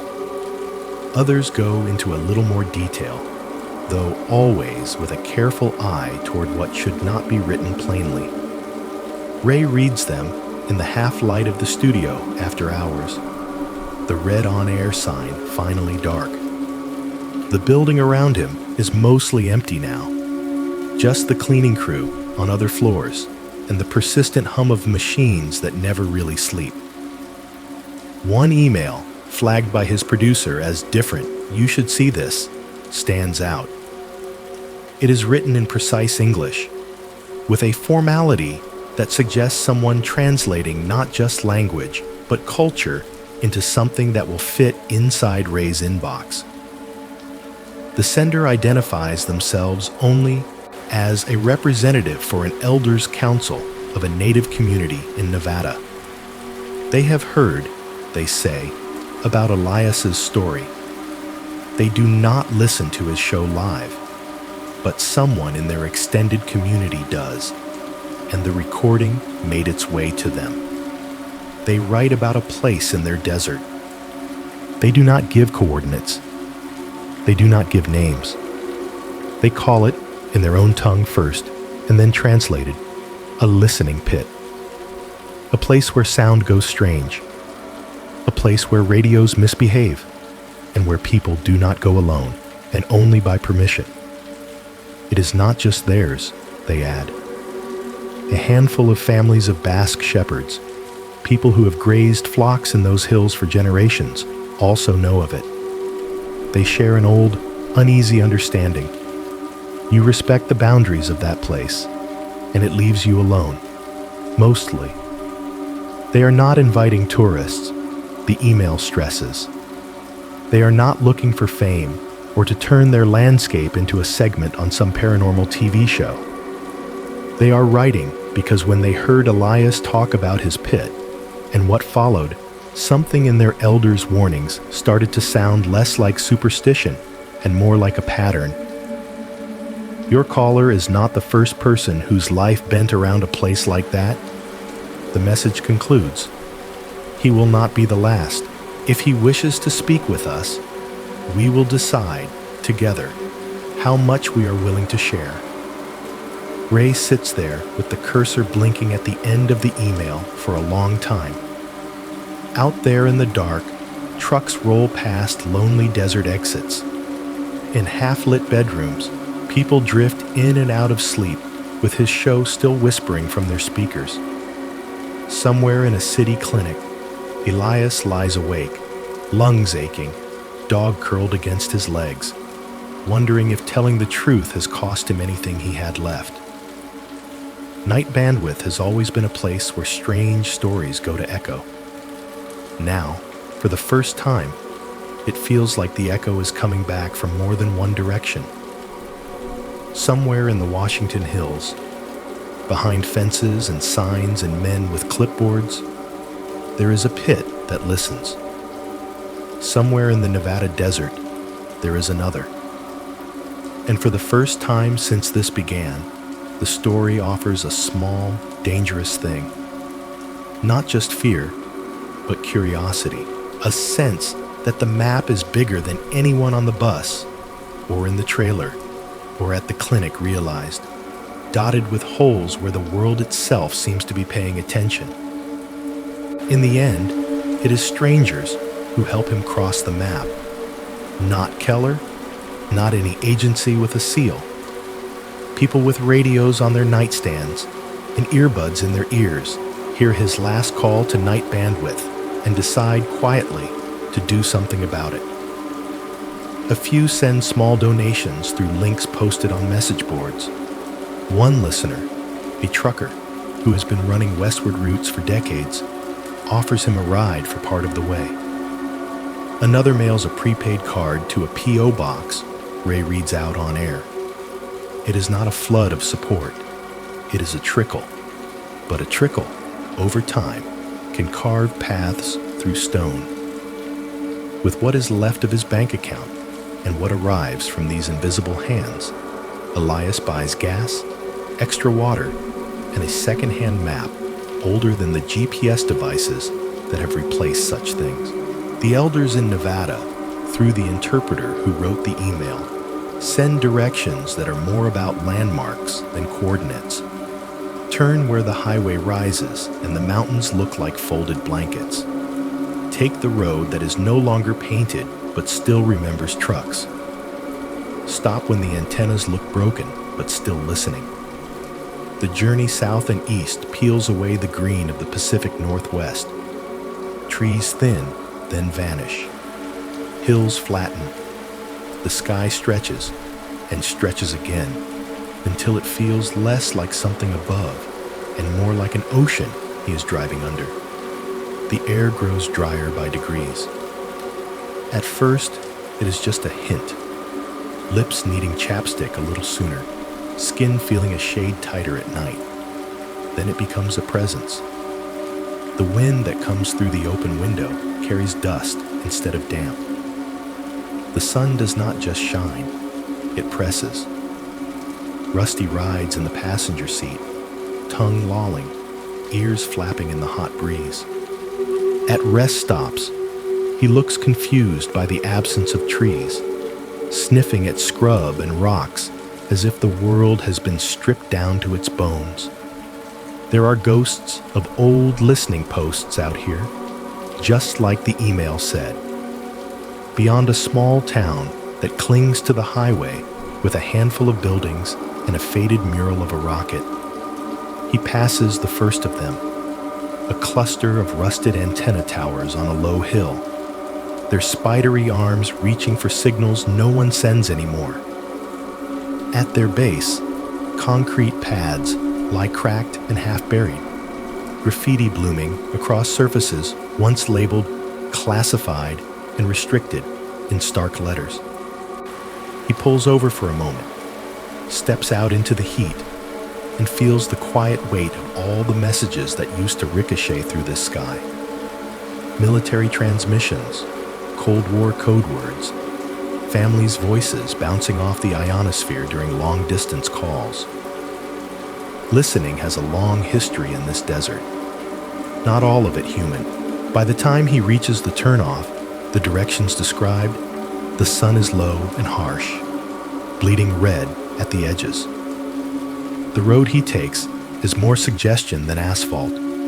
Two pale tracks veering away from the main highway into an expanse of scrub, rock, and thorn. He drives slowly to spare his suspension and his dog. Dust rises behind the truck in a long, trailing plume, the only cloud in a sky gone hard and clear. They are waiting for him when he arrives. The settlement is not a town in the way outsiders would define it. A handful of houses, some trailers, a low concrete building that might once have been something else and is now whatever they need it to be. Meeting hall, clinic, storage. Beyond that, a scattering of pens and sheds where sheep and goats huddle in the shade of corrugated metal and scrap wood roofs. Children watch from doorways and under porches as he pulls in. Their eyes are sharp and still.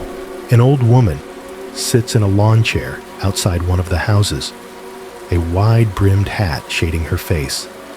Beside her, a man with a weathered face and a cap pulled low.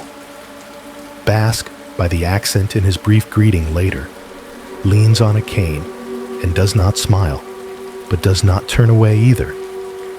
A younger woman steps forward as he climbs out of the truck, Rusty hopping down after him with a snort.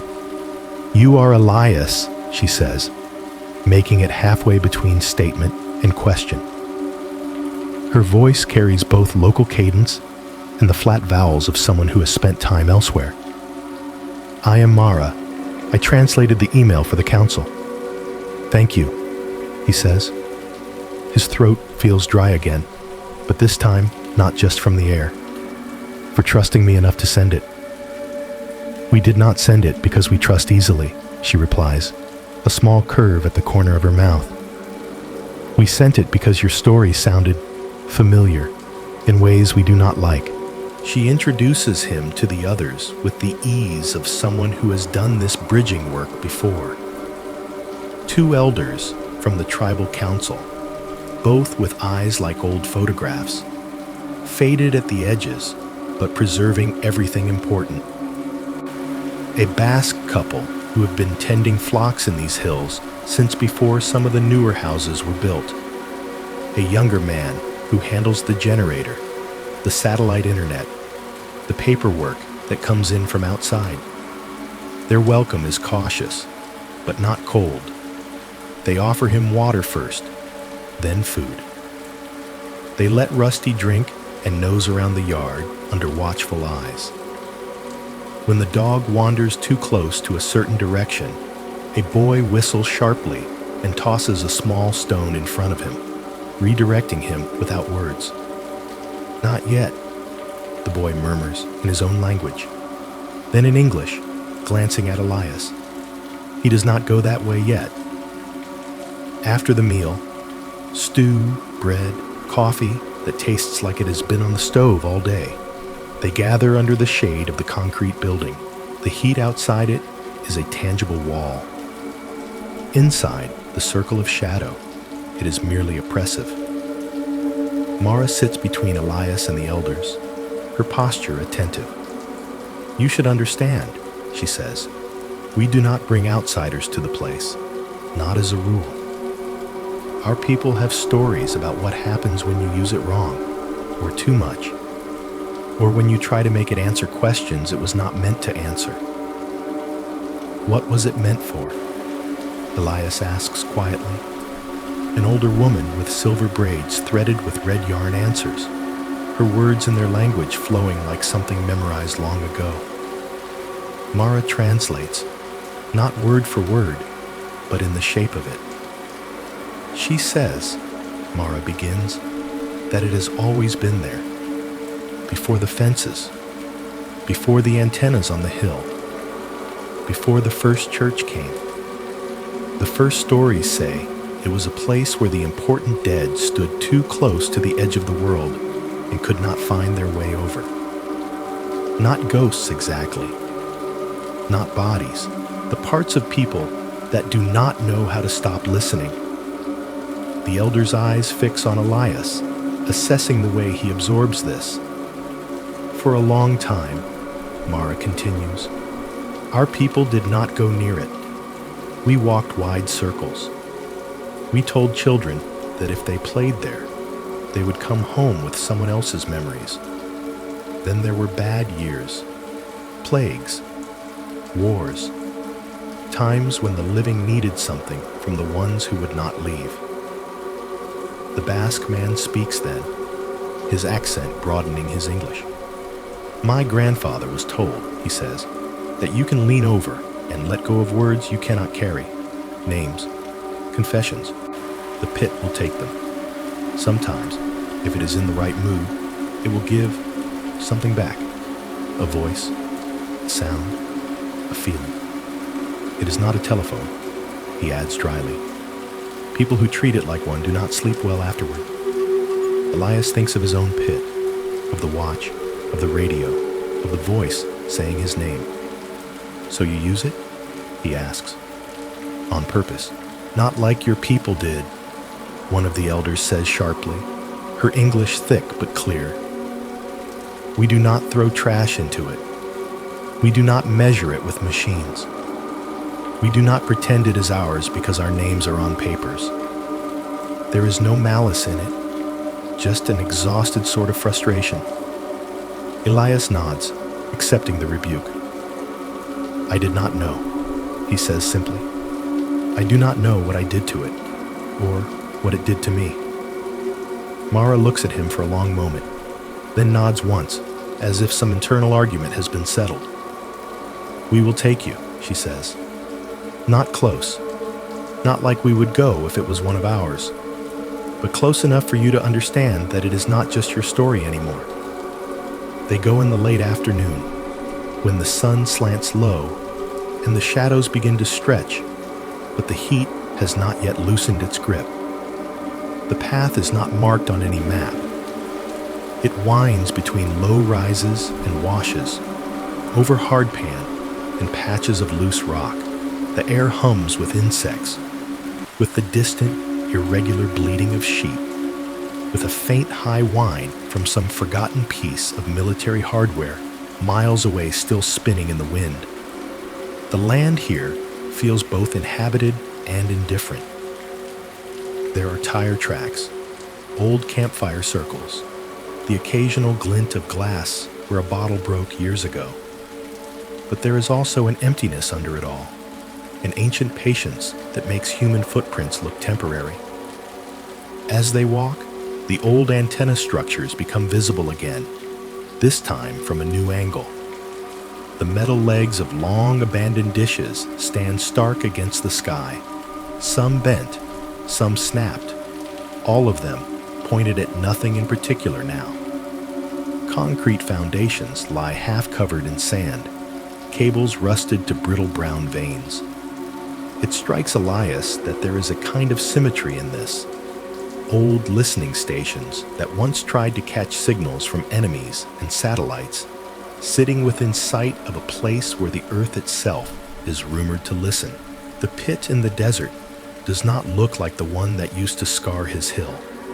It is wider by a little, but what marks it most is not the hole itself. It is the ring. Instead of rough stones, there is a collar of metal encircling the mouth of the shaft.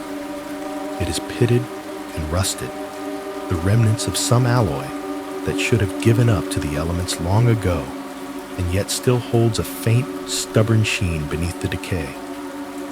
Symbols are scratched into it, some old, some newer, some in alphabets he recognizes, others that might be stylized animals, or storms, or things with too many eyes.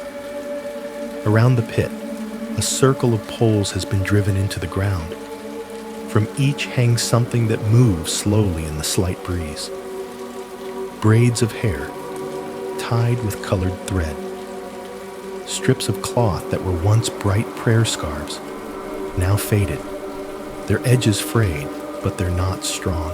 Old photographs sealed in plastic, corners yellowing, but faces inside still visible.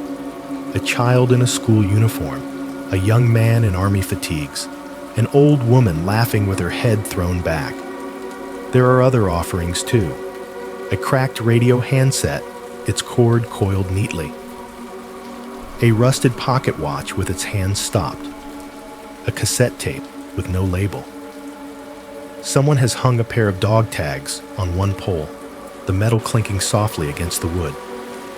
The air inside the circle feels different. Elias notices it the second he crosses an unseen line. It is not cooler exactly. The heat is still there, pressing on his skin. But it feels denser. Each breath pulls in air with a weight to it, as if the molecules are more tightly packed. The taste on his tongue shifts subtly. Less dust, more metal. Like breathing in the memory of coins and cut wire. The wind, which had been sliding over the land in loose, lazy gusts, seems to bend around the circle rather than through it. The cloth strips flutter less inside than outside, their motions muted. Rusty stops short.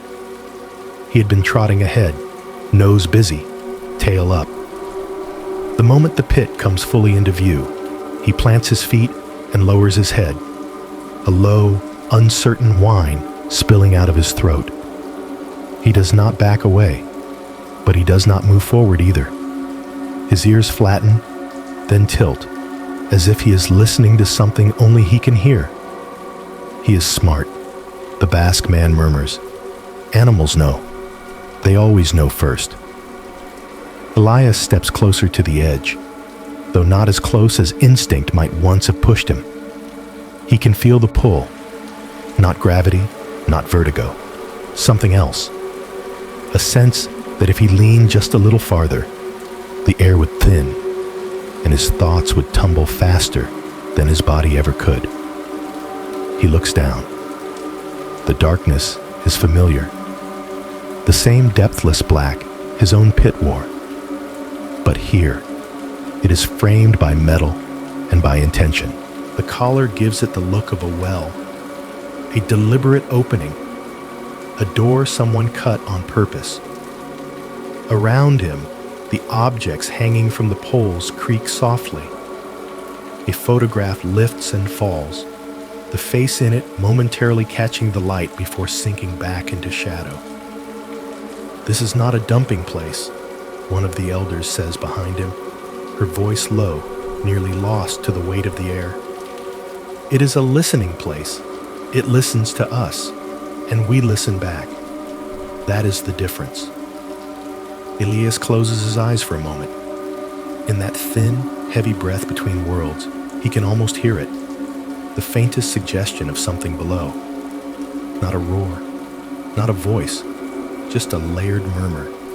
like static tuned far, far away, full of words he will never quite make out. It feels less like menace here, and more like standing in front of an altar you do not fully understand.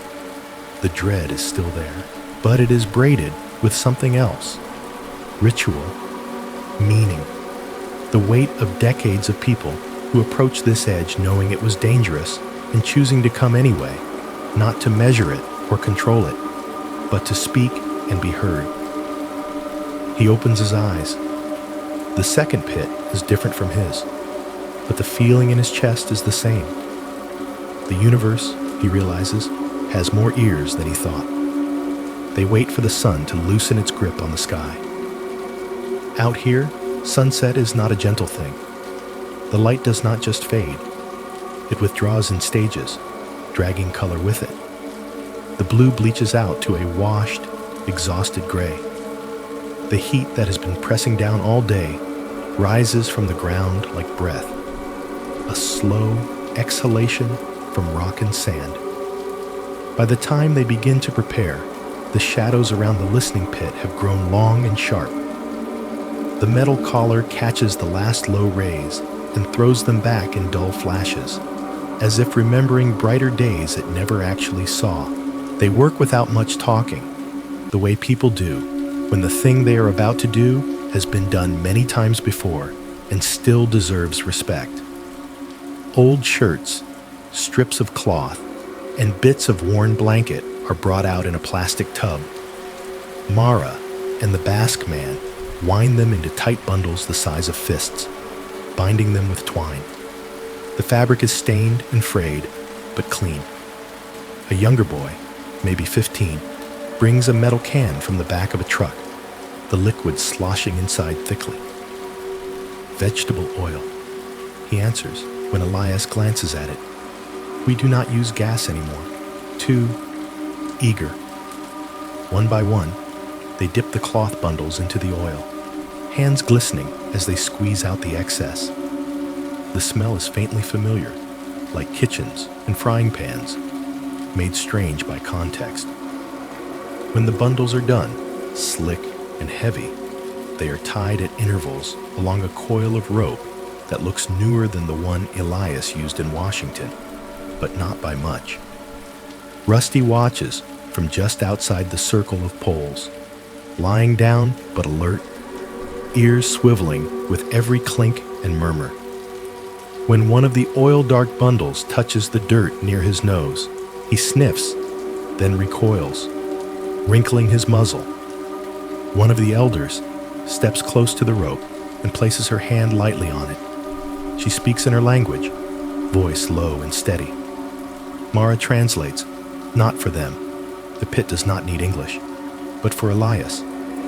She says, Mara murmurs, we are asking the pit to listen, but not consume, to let us see and hear without falling in ourselves, to be patient with you. There is no drama in the words, no thunder, just that quiet assumption that something beneath their feet is capable of patience and of its opposite.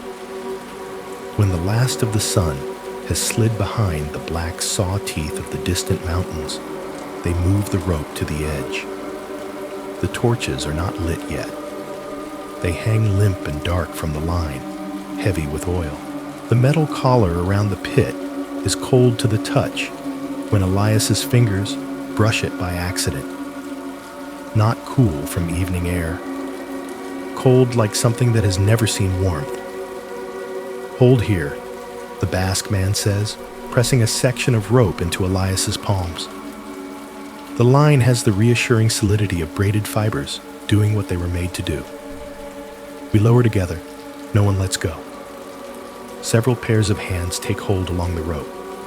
Elders, Mara, the boy, the shepherd. Even the generator man has come, his fingers pale against the dark fibers. The circle tightens, bodies oriented around the pit opening like numbers around the face of a clock. Someone strikes a match. The first torch catches with an eager whoosh, yellow-orange flames licking up the oiled cloth. The others catch from it, one after the other, until there is a row of small suns dangling along the rope.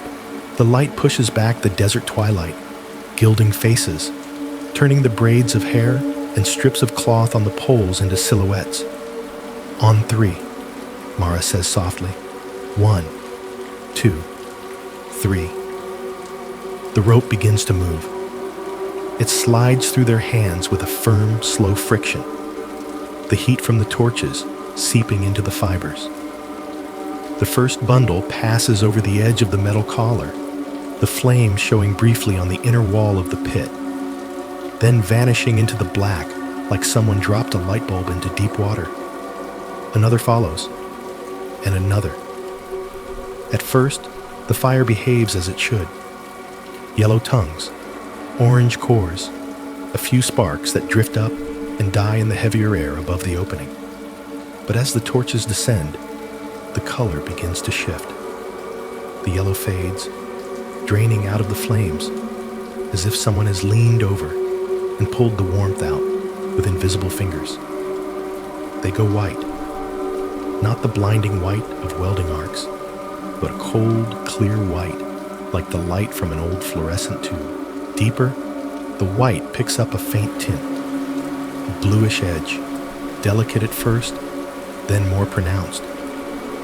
Elias watches, fascinated and uneasy, as the light from below begins to look less like fire and more like something that has been slowed down. The flames no longer flicker, they flow. Movement stretches, smoothed into a viscous sway, as if time itself is thicker down there. The rope trembles slightly in his hands, not with the sharp, jerky motion that would signal hitting a ledge or snagging on a rock.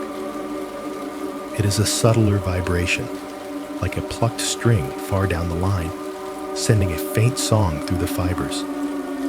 Elias feels it in his skin, in the old scars on his fingers from years of hauling cable and chain. "Keep lowering," one of the elders murmurs. "It is all right." All right is a relative term. The air around the pit feels heavier now, pushing against their chests, making each breath a conscious act. The light from below has taken on an almost colorless quality, no longer clearly blue or white or yellow.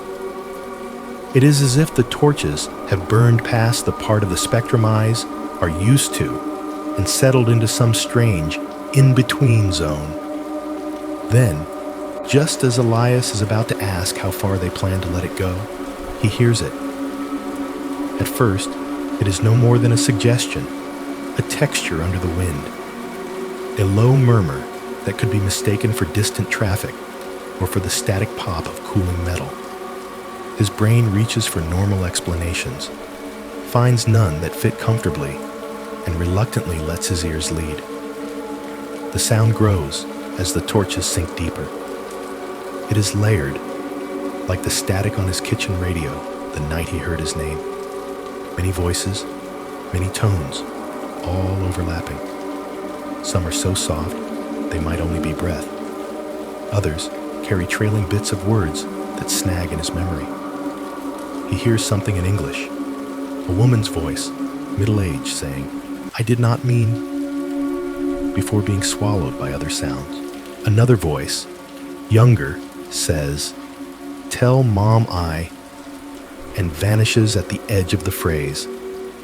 There is Spanish, phrases of apology and love tangled together. There are words from languages he does not recognize, syllables rising and falling in patterns that speak of prayer or storytelling or pleading. "Do you hear that?" he asks, though the question is unnecessary.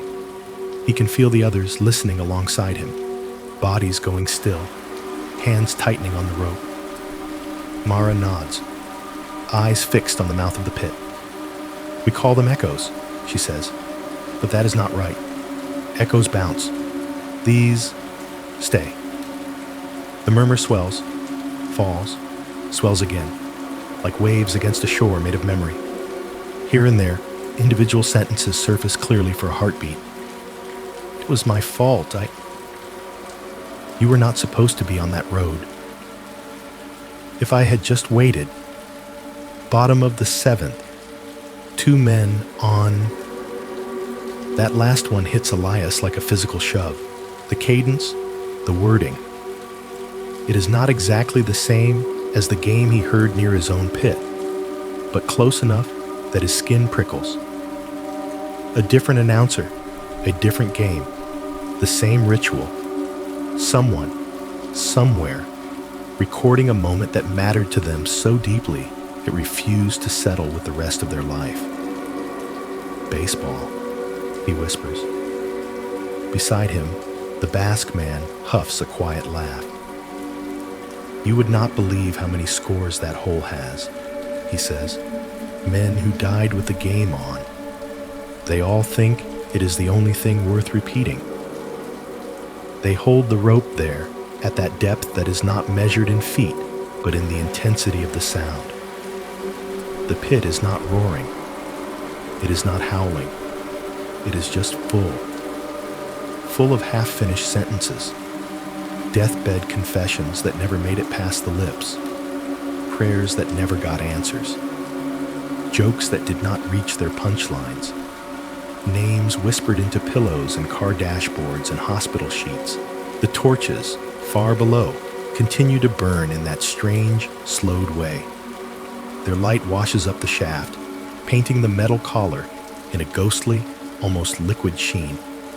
Shadows of the hanging hair braids and prayer cloths stretch and sway around them, elongated by geometry and something else. Now we pull, the elder with the silver braids says, before it starts asking us for more. They haul the rope back hand over hand, muscles working, breath sinking into a rhythm that feels almost like chanting. The line is heavier now, not with physical weight, but with whatever clings to it from the depths. Elias feels each inch grind along his palms, the fibers biting into his skin. As the first torch head appears over the rim, there is a collective intake of breath. The flame is still there. It has shape, color, movement, but it does not look quite like fire anymore. It burns with that same slow, almost syrupy motion, a pale, restless glow that does not throw heat the way it should. When Elias leans closer, expecting a wave of warmth against his face, there is nothing. The air is the same dense, cool, heavy mix it was a moment ago. He could reach out and put his hand over it. He does not. The sound, which had been loudest when the torches were deepest, has not ceased. It has changed. The layered murmur from below has thinned, but each torch that comes up now hisses faintly, not with the crackle of burning oil or the pop of sap and wood, but with whispers. It is like hearing someone talk through a wall of paper. The words are muffled, but rhythm and tone leak through. Each torch seems to carry a different cluster of voices, a different flavor of unfinished business. One whispers in rapid, overlapping sentences that sound like arguments, the phrases indistinguishable, but the emotion clear. Regret, frustration, longing. Another emits a low, almost musical chant, notes rising and falling in a pattern that makes the hairs on Elias's arms stand up. He leans a fraction closer to one, just enough to catch a clearer fragment. Elias. His name, buried in the hiss, spoken in a voice he cannot place. Not his ex-wife this time. Not anyone he remembers. The syllables curl around the edge of the flame and dissolve into static. He flinches back. It remembers you, the elder says quietly. They talk to each other, holes, or whatever they are. Stories move between them. Once you speak to one, you are in the system, Mara finishes, with a humorless half-smile. They lay the torches out carefully on a flat patch of bare earth a few yards from the pit. The flames do not consume the cloth the way they should. They nibble at it, rearranging threads rather than devouring them. The lack of heat remains disorienting. Elias's skin anticipates a burn that never comes. The whispering continues, softer now, like the last murmur of a crowd leaving a stadium, like phone calls ending one by one around the world. Occasionally, a distinct phrase emerges and collapses. I forgive you. Do not forget to feed the dog. Tell them I tried. The elders watch with a tired respect. This is not spectacle for them. It is confirmation. This is what your people do not understand, the silver-braided woman says. They find a place like this and think it is a weapon, or a resource, or a problem to bury. They do not see that it is also a graveyard, not for bodies, for conversations. Elias looks back at the pit. The darkness inside it looks no different than it did before the torches went down, but he feels differently about it. His own pit in Washington was a devourer. This one, too, takes, but it also holds. It is less a mouth than an archive of everything said too late or never said at all. The thought is not comforting, but it is something, a frame. As the last of the torches gutter, the whispers thin to a sigh. The flames wink out, leaving behind bundles of cloth that are not charred so much as altered. The fibers look rearranged, fused in odd patterns, as if the fire burned through meaning instead of oxygen. Rusty whines softly, edging closer to Elias's leg until their sides touch. Do you hear them? Mara asks him. Yeah, he says, voice rough. I have been hearing them my whole life. Just did not know where they went when nobody listened.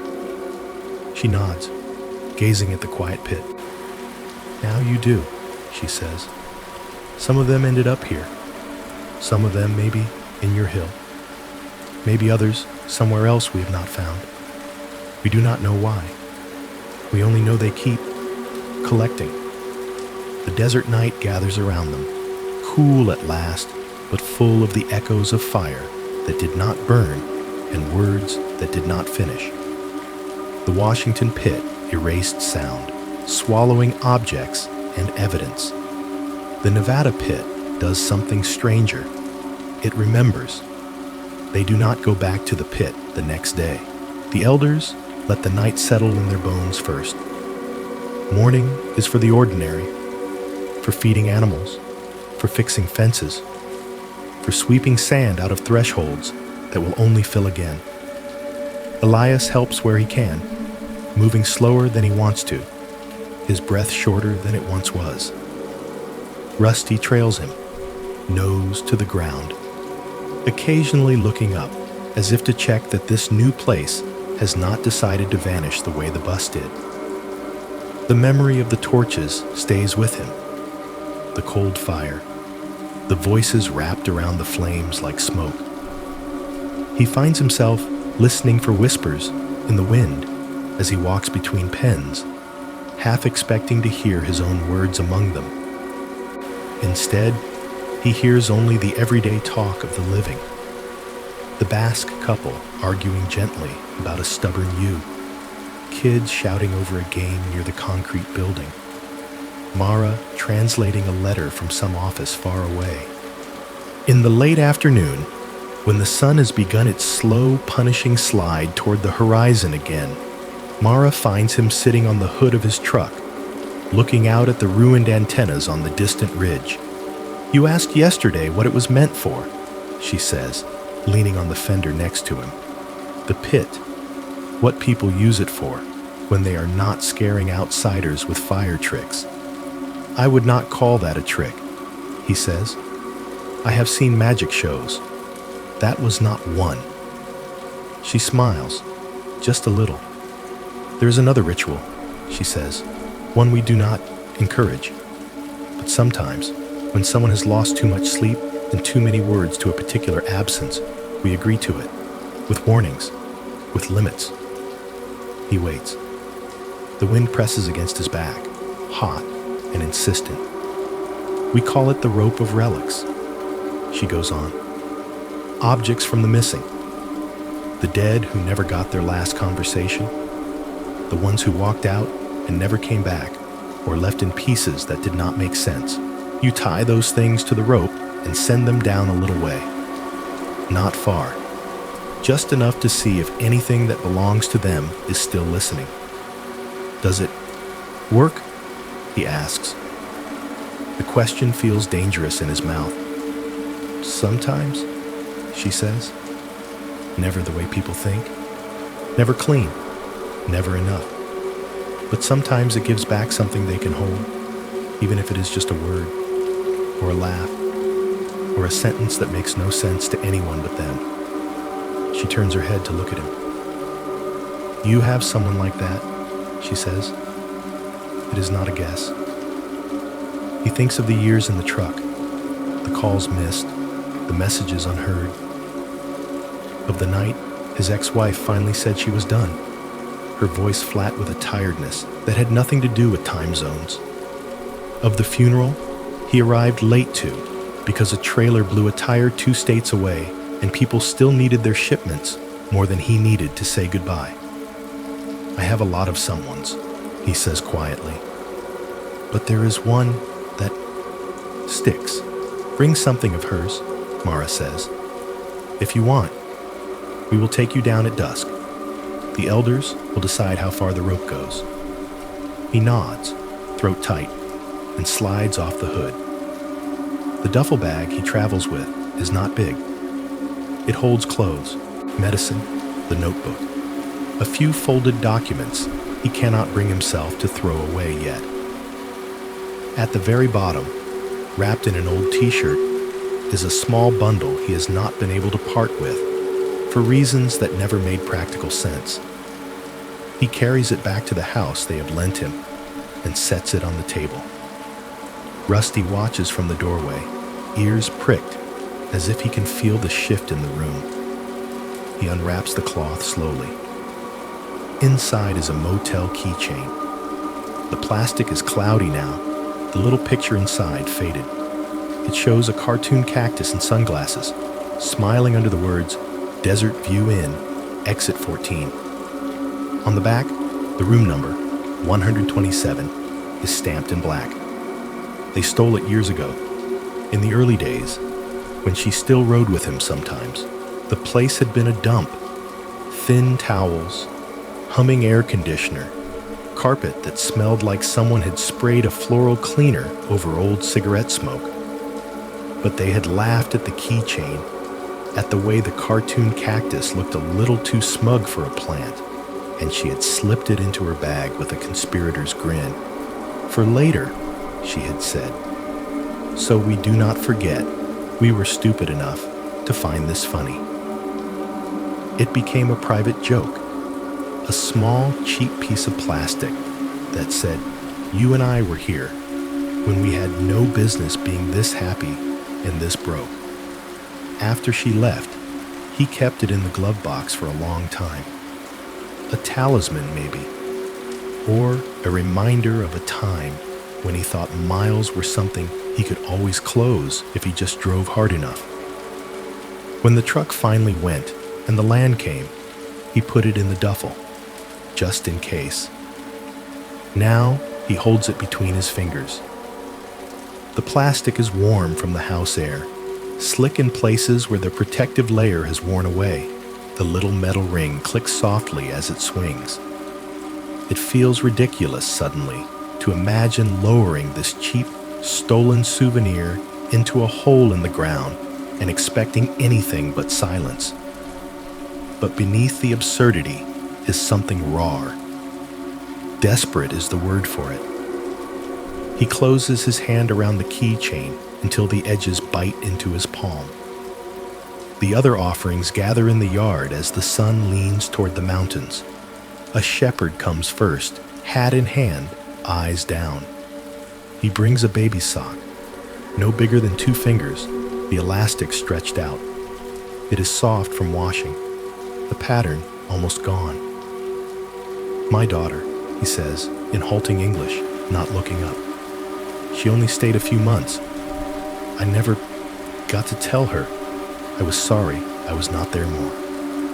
An elder arrives with a thin piece of metal on a chain, dog tags, clinking together with that unmistakable sound. The name and number stamped into them have been rubbed by thumb and time. My brother, she says through Mara. They said missing. They never say where the missing go. I would like to know if any part of him ended up somewhere that can hear me. Others bring things too. A faded concert ticket, a hospital bracelet, a folded note no one else is allowed to read. By the time they are done, the rope looks like a strange, heavy garland, ordinary heartbreaks threaded along a single line. They do not light torches this time. This is not about seeing. It is about sending. At the pit, the air feels even heavier than the night before. The metal collar is a dim ring in the dusk. The offerings on the encircling poles stirring slightly.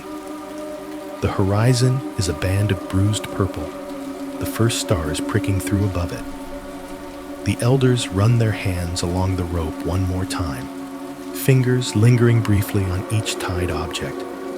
Their mouths move silently, a hum under their breath that might be prayer, might be names, might be both. Remember, Mara says softly to Elias as he takes his place at the rope. We do not ask questions expecting answers. We listen, that is all.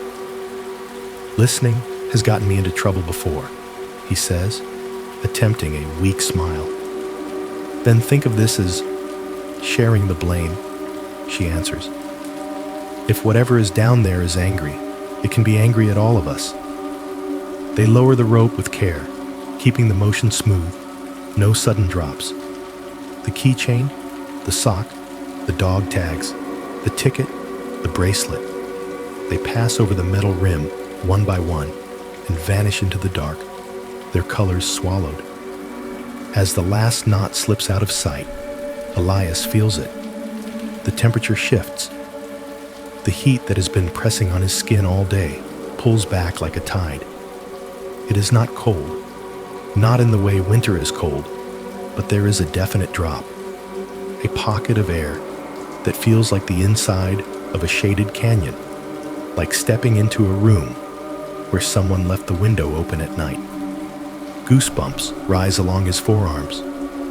He is not the only one. He sees the younger boy rub at his own arms with a quick, startled gesture, then pretend he is just brushing away dust. They let the rope hang. No one speaks. The usual breaths and shuffles of a group of people standing together fall away. Even the sheep, somewhere in the distance, seem to quiet. People sink to their knees or sit cross-legged, fingers pressing into the dirt, as if to steady themselves against something only they can feel. Elias stays standing, but he curls his toes inside his boots, grounding himself in the same instinctive way. The pit does not roar. It does not glow. It just sits there, an absence framed by metal and ritual, and breathes its heavy, invisible breath up at them. Somewhere below, tied to that rope, are small pieces of lives abruptly cut off. A motel keychain with a cartoon cactus, a sock that never got dirty, metal tags that once hung against a living chest, paper that once meant admission to a night that was supposed to be unforgettable.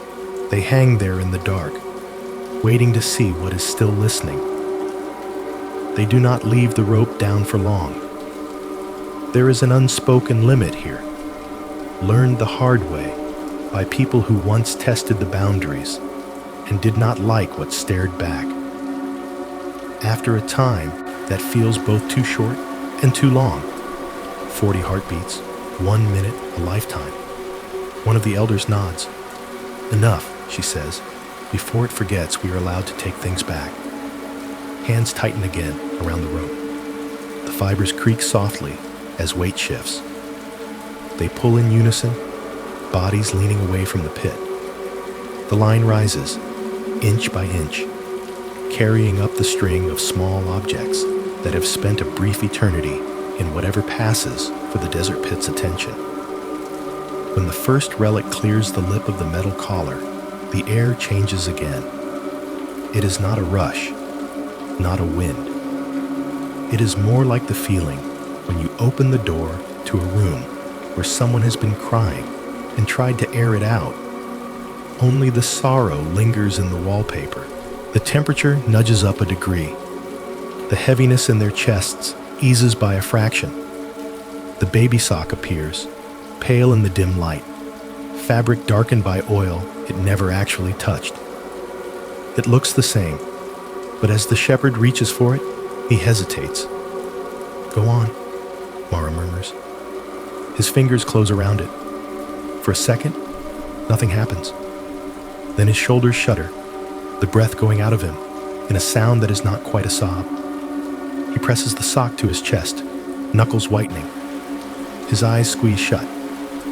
Later, he will tell his wife that when he touched it, he heard something small and bright. A single giggle, the sound of a baby who has just discovered their own feet. He will say that for an instant, the weight of a tiny body rested again in the crook of his arm, and then it was gone. Not taken, not ripped away, just acknowledged. The rope continues to rise. The dog tags clink softly as they come over the edge. The elder, whose brother marched out and never stepped back, takes them carefully. She holds them up to her ear as if they were a seashell, and she expects to hear ocean. Her lips part. Ito, she breathes. A name, old and fragile. Her eyes grow wide, but not afraid. He is laughing at me. She presses the tags against her forehead, speaking in a language that has always had words for speaking to the absent. Whatever she hears is hers alone. Tears slide down the lines of her face, catching in the creases like rain in dry riverbeds. She is crying and smiling at the same time. An old concert ticket comes up next, edges curled, date smeared. Its owner, one of the younger men who rarely speaks during council, takes it between thumb and forefinger. His face goes slack in a way that might look like shock to someone who has not seen this ritual before. To those who have, it is recognition. He hears a guitar riff he has not heard since that night, the exact crack in the singer's voice on a certain lyric, the rumble of a crowd before the encore. The smell of beer and perfume and cheap smoke and summer, all crammed into the space of a breath. Most of the objects look unchanged. Paper is still paper. Metal is still metal. Cloth is still cloth. But they all carry something now, a saturated feeling, as if meaning has soaked into them like water into dry soil. Elias feels his heart jump as he sees the motel keychain bump against the rope as it rises, the little cartoon cactus spinning lazily. It clears the rim, oil dark but intact, ring clinking on the line. Mara glances at him, then nods toward it. "Yours," she says. His hand feels clumsy suddenly. For a second, he is sure he will fumble it, knock it back into the hole, undo whatever fragile chance this is. But his fingers close around the keychain, cold metal ring, and warm, soft plastic pressing into his palm. Warm. He freezes, every nerve in his hand suddenly paying attention. The air above the pit is cool. The night is creeping in. His own skin is barely warmer than the air. But the keychain feels as if someone has been holding it in their palm for a long time. Not hot enough to burn, just the unmistakable, lingering heat of living flesh. His first thought is misfire. Maybe the rope warmed it. Maybe friction did something. Then that thought falls apart under the certainty of his own sense memory. He has held tools warmed by the sun, coins warmed by pockets. This is not that. He closes his hand tighter, fingers wrapping completely around the cheap plastic and metal, shutting it off from the world. "Say something," Mara whispers. "In here." She taps her chest. Not out loud. He feels ridiculous and desperate in equal measure. But he has already lowered a motel souvenir into an impossible hole in the earth. Dignity is a collapsed structure in his rearview mirror. Inwardly, in the privacy of his own skull, he thinks of her. He thinks of the time they stole the key, stuffing it into her bag, hiding their laughter in the cough of the ice machine. He thinks of the way she used to laugh in the passenger seat when some old song came on the truck radio, drumming her fingers on the cracked dash. He thinks of the last voicemail he did not listen to until it was too late, the one where her voice sounded more tired than angry. "I am sorry," he says, silently, to the tight circle of plastic and metal in his fist. "I am so damn sorry I was not there more. I know it is late. I know it is useless. But I am sorry." For a heartbeat, nothing happens. Then, faint and bright and clean, he hears her laugh. Not the broken sound from the last year. Not the sigh that carried the weight of slammed doors and missing anniversaries.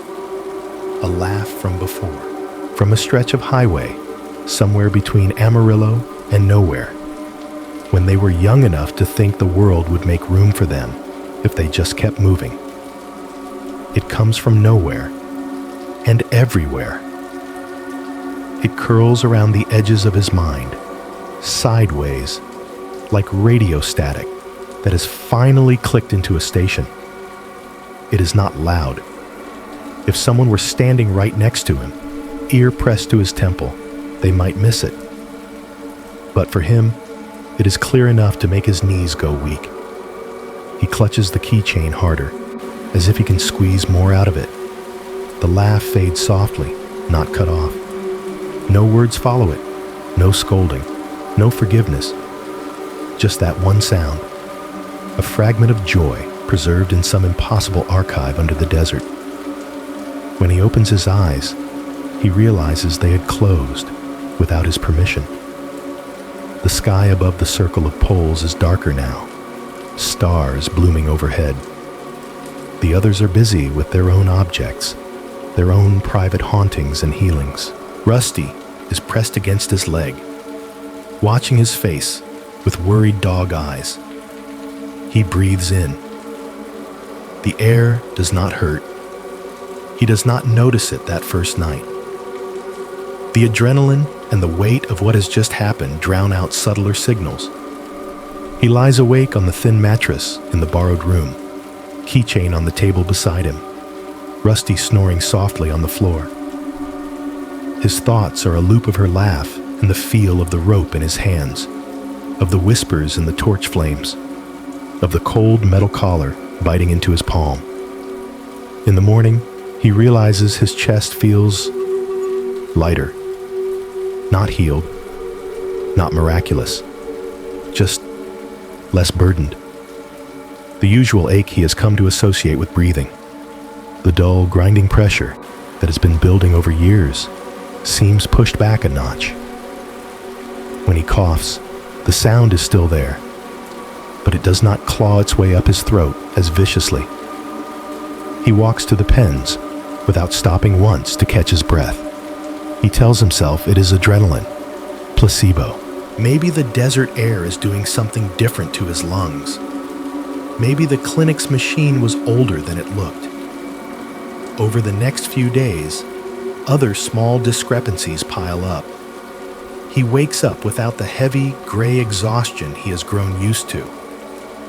Stairs do not feel like negotiations with fate. The tight band around his ribs loosens, one invisible notch at a time. He does not volunteer any of this. He is wary of stories that sound like miracles, especially in a place where the ground itself is already too full of strange. But this community is built on watching. Mara notices him carrying heavier buckets than he did the first day. The elders notice the way his cough has thinned out, no longer rattling at the ends of his sentences. The clinic in the nearest town is small. 2 exam rooms, 1 doctor, equipment that looks donated. They insist he go anyway. The X-ray machine prints out images that look like storm clouds on cheap paper. The doctor, a man used to balancing protocol with whatever the land brings him, looks at the before scans from the city and the ones he has just taken. Maybe the first radiologist was overcautious, he says cautiously, eyes flicking to Mara, who has come to translate if needed. Stray artifact, bad angle. It happens. It was not a bad angle, Elias says. They did it twice. The doctor presses his lips together. The shadows on the old images are unmistakable, ghostly flowerings in lung tissue.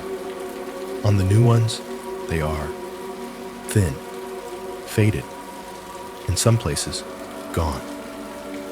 I am not saying nothing is there, the doctor says. You should still do follow-ups. But if this progression is what it looks like, I have never seen it move in that direction, that fast, without intervention. He does not say miracle either. This region has its own cautious language for inexplicable things. Back at the settlement, word moves quietly. No one shouts. No one gathers in a circle and points. They just watch him a little differently. The way you might watch a house you helped build stand through a storm. From a certain angle, it looks like the pit has given him something back. Time, maybe. Comfort. The ability to breathe without counting his ribs. But gifts here are not clean. It starts in mirrors. The first time, he is in the small bathroom, brushing his teeth. The mirror is a cheap rectangle screwed to the wall, edges tarnished. Steam from the shower has fogged it slightly. He spits, rinses, looks up. For a second, the face over his shoulder is not his. It is not clear, not a crisp reflection. More like the suggestion of shoulders and head, a human shape made out of thinner air. If he squints, he can see the outline of hair, the way she used to wear it on the road. Pulled back, escapes curling at her neck. He blinks. It is gone. He tells himself it is a trick of light. The warped mirror. The doorway behind him. Rusty's shape blurred. He laughs, a little too loudly, at his own jumpiness, the sound bouncing off tile. At night, in the window of the borrowed bedroom, the glass blackened by darkness outside, he sees it again. His reflection, an aging man, lines deeper than they should be, eyes carrying more miles than any odometer. Behind that, faint and just to the left, a presence. Not a person standing there exactly. More like the impression someone leaves on a seat after they get up. A dent, a warm patch. He turns quickly. The room is empty, except for Rusty half waking, paws twitching in dream. The hair on Elias's arm stands up anyway. The figure does not speak, does not move.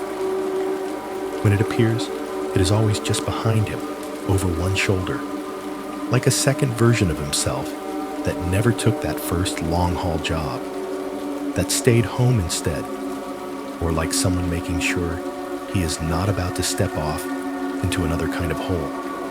If it wanted to harm him, he thinks, it has had plenty of opportunities.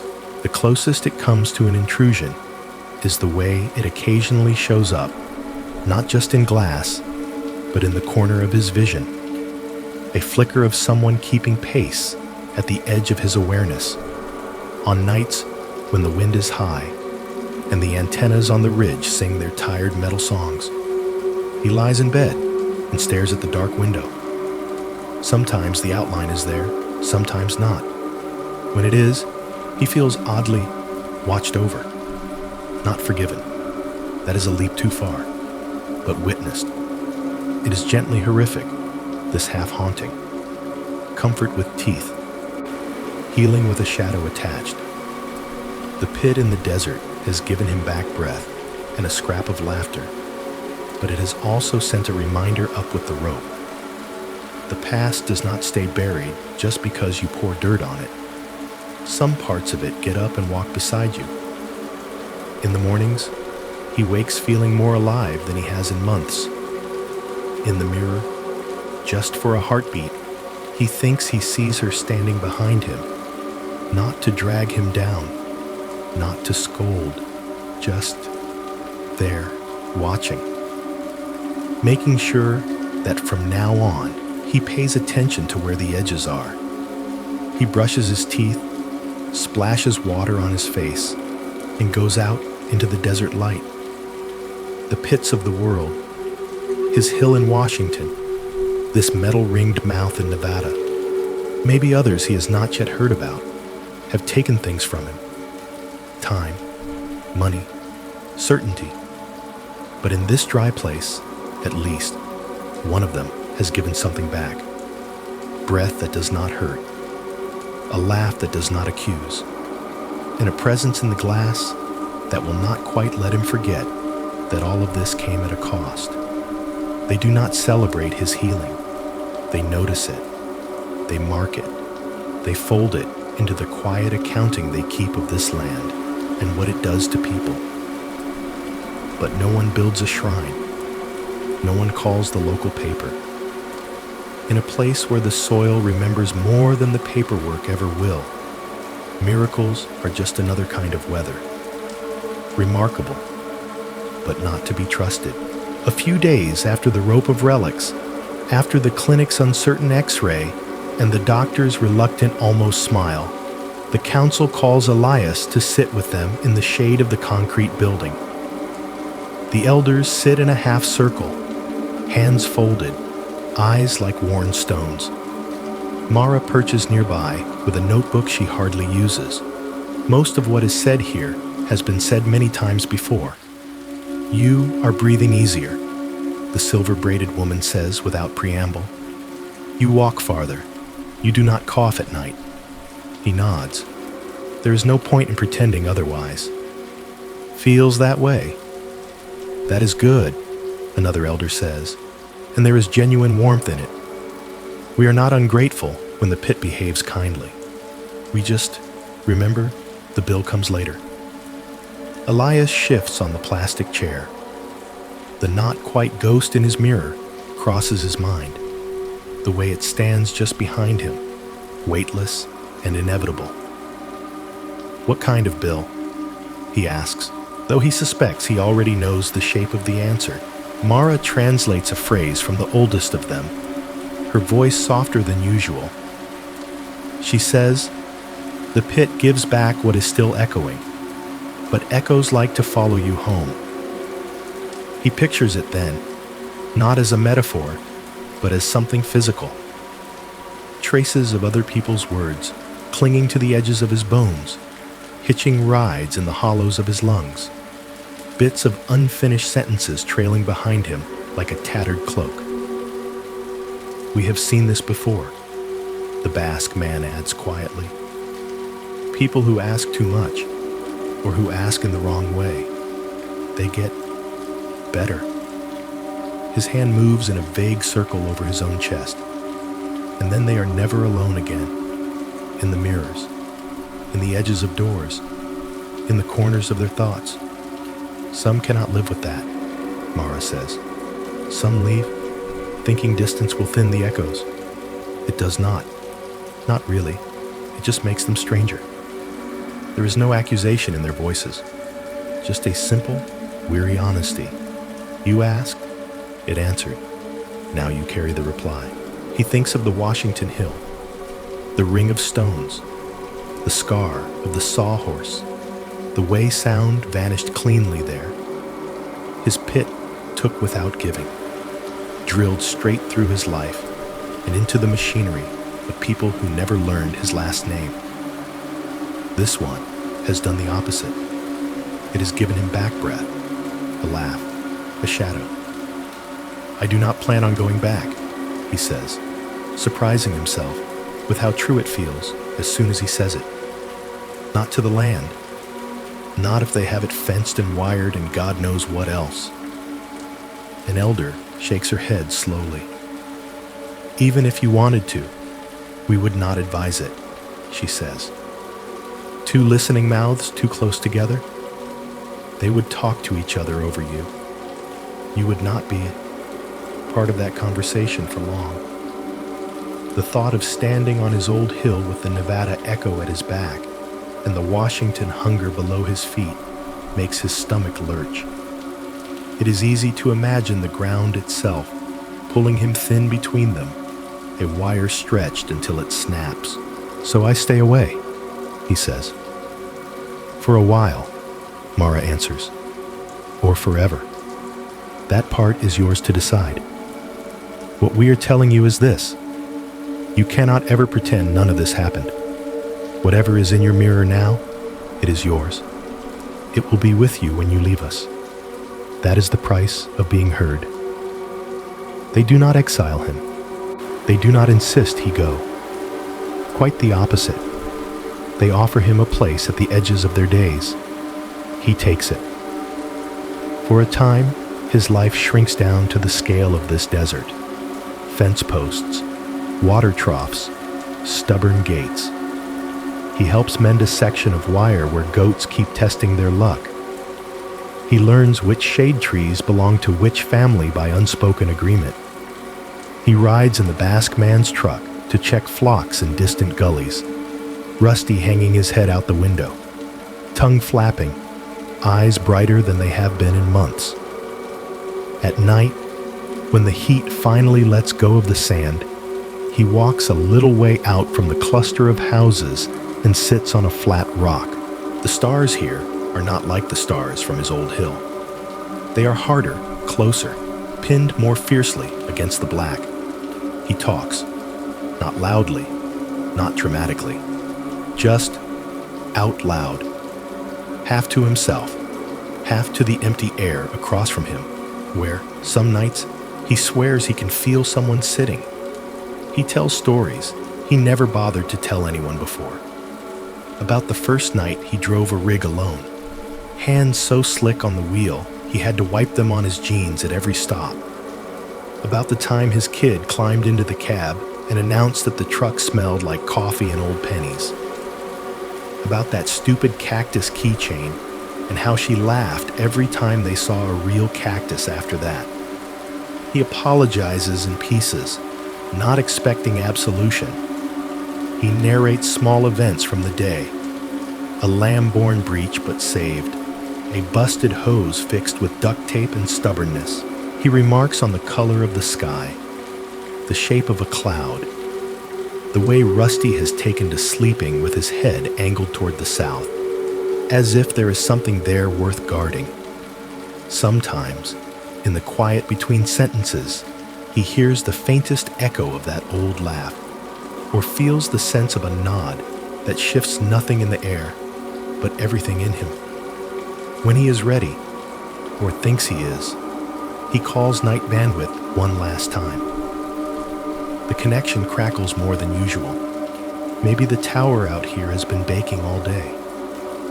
Maybe the lines themselves are tired of hauling strange stories back and forth. Elias, Ray says, when the producer's voice fades and the familiar hum of the live show wraps around them both. You are starting to feel like a recurring character in my little midnight soap opera. I will try not to overstay my welcome, Elias answers.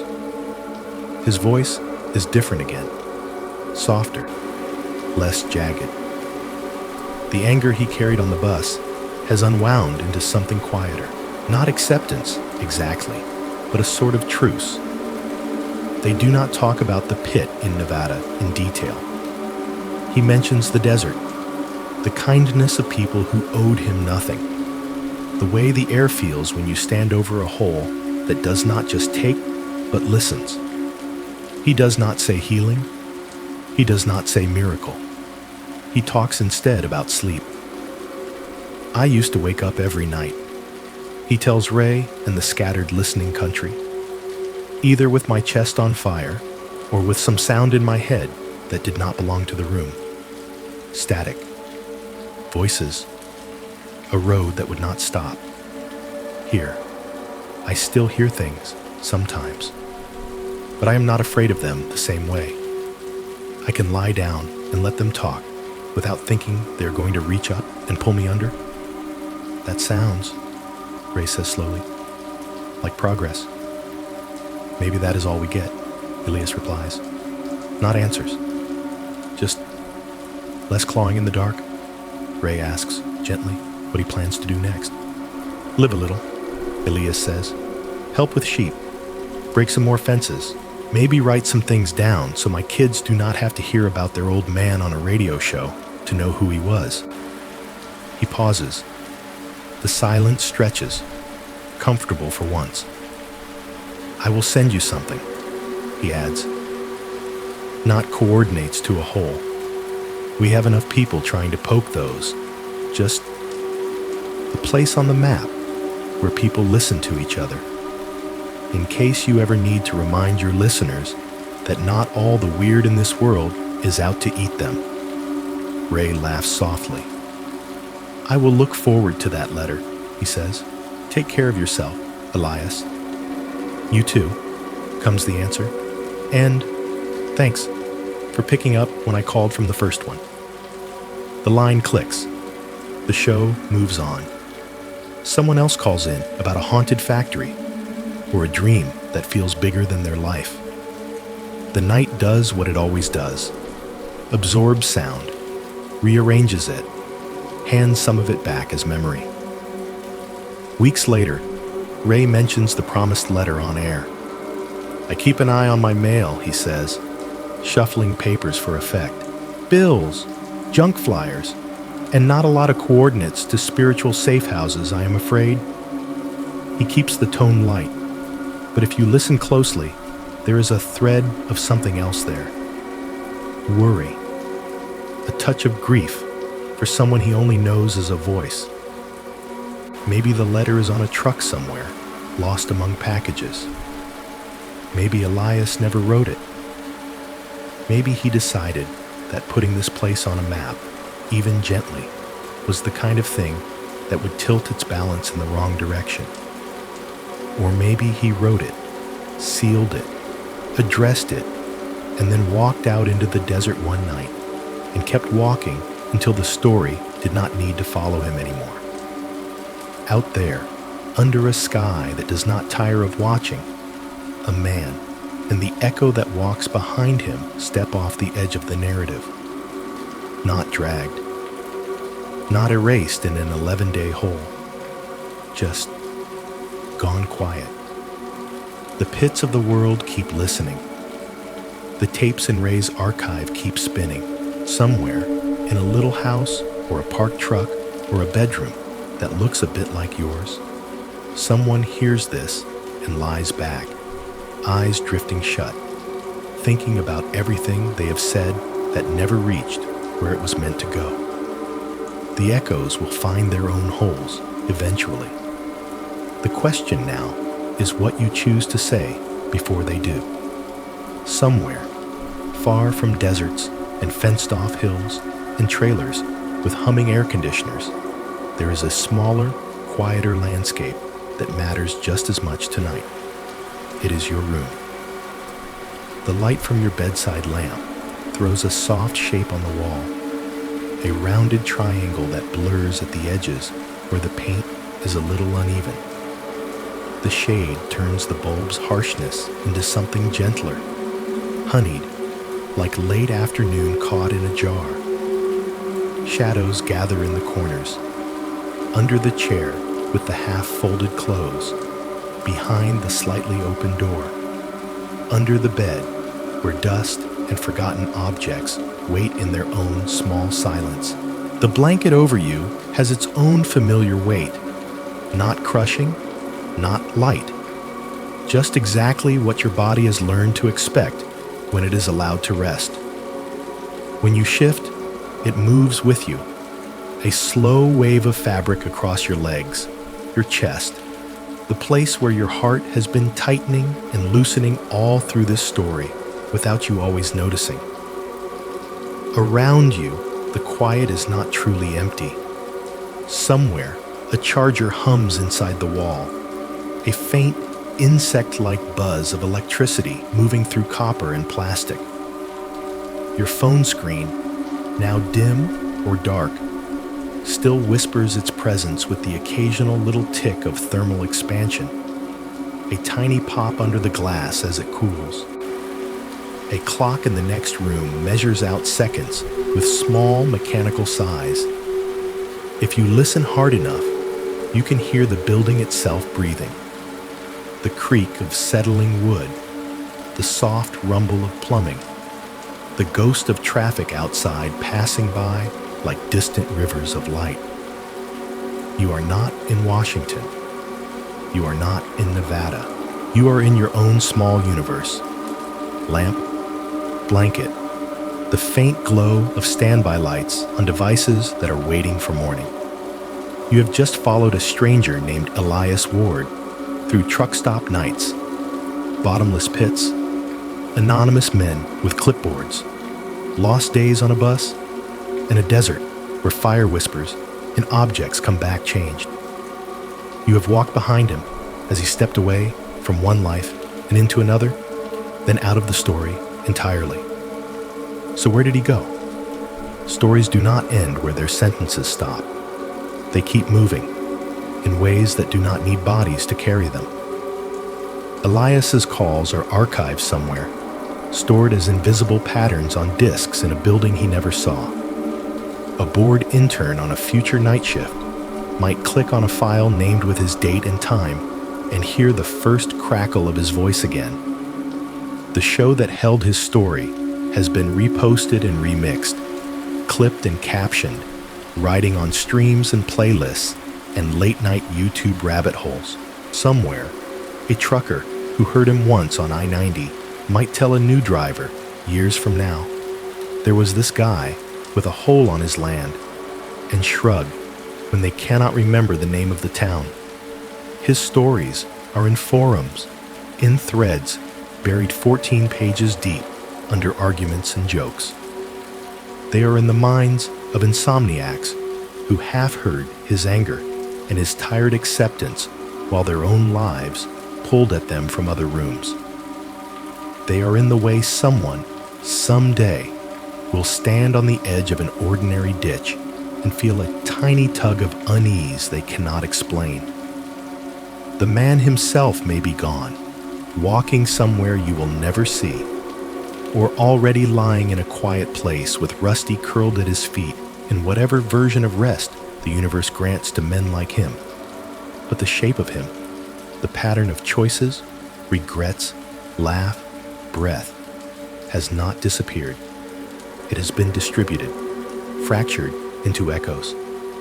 In that way, Elias is not so different from you. Everyone carries a pit, not in the ground, in the mind, in the quiet space behind your ribs, where you put the things you do not know where else to store.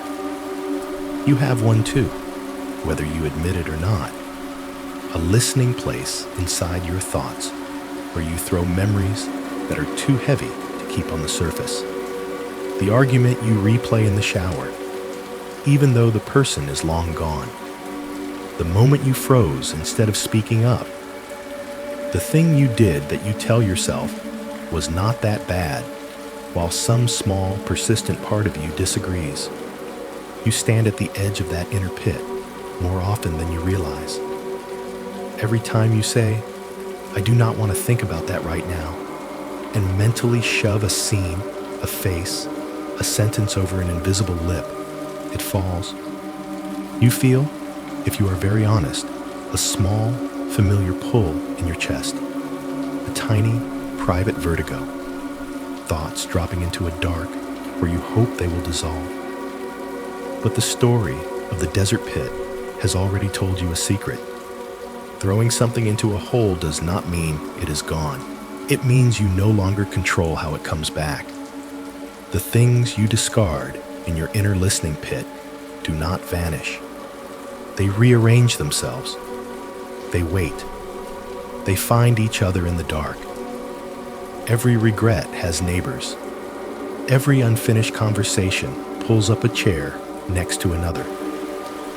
Later, when you're tired or driving or half asleep, they rise.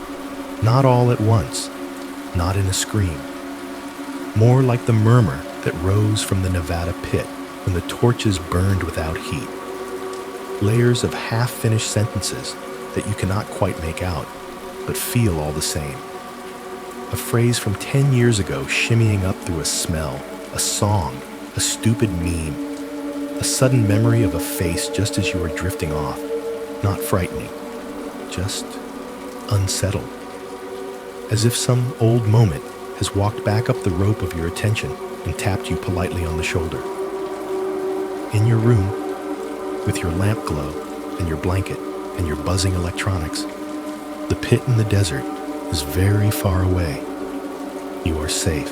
No one is going to knock on your door and ask you to sign your land away. No unmarked SUVs are idling outside. The only hum you hear is your own life. And yet, the story has opened something. A way of thinking about the dark places inside you. You might find yourself lying there, eyes half closed, wondering, what have I thrown in? What objects, if tied to a rope and lowered, would come back warm in my hand? Whose laugh would surface if I was brave enough to ask? Whose absence is still echoing so loudly that it shapes the way I walk through my days? The horror here is not a creature waiting at the foot of your bed.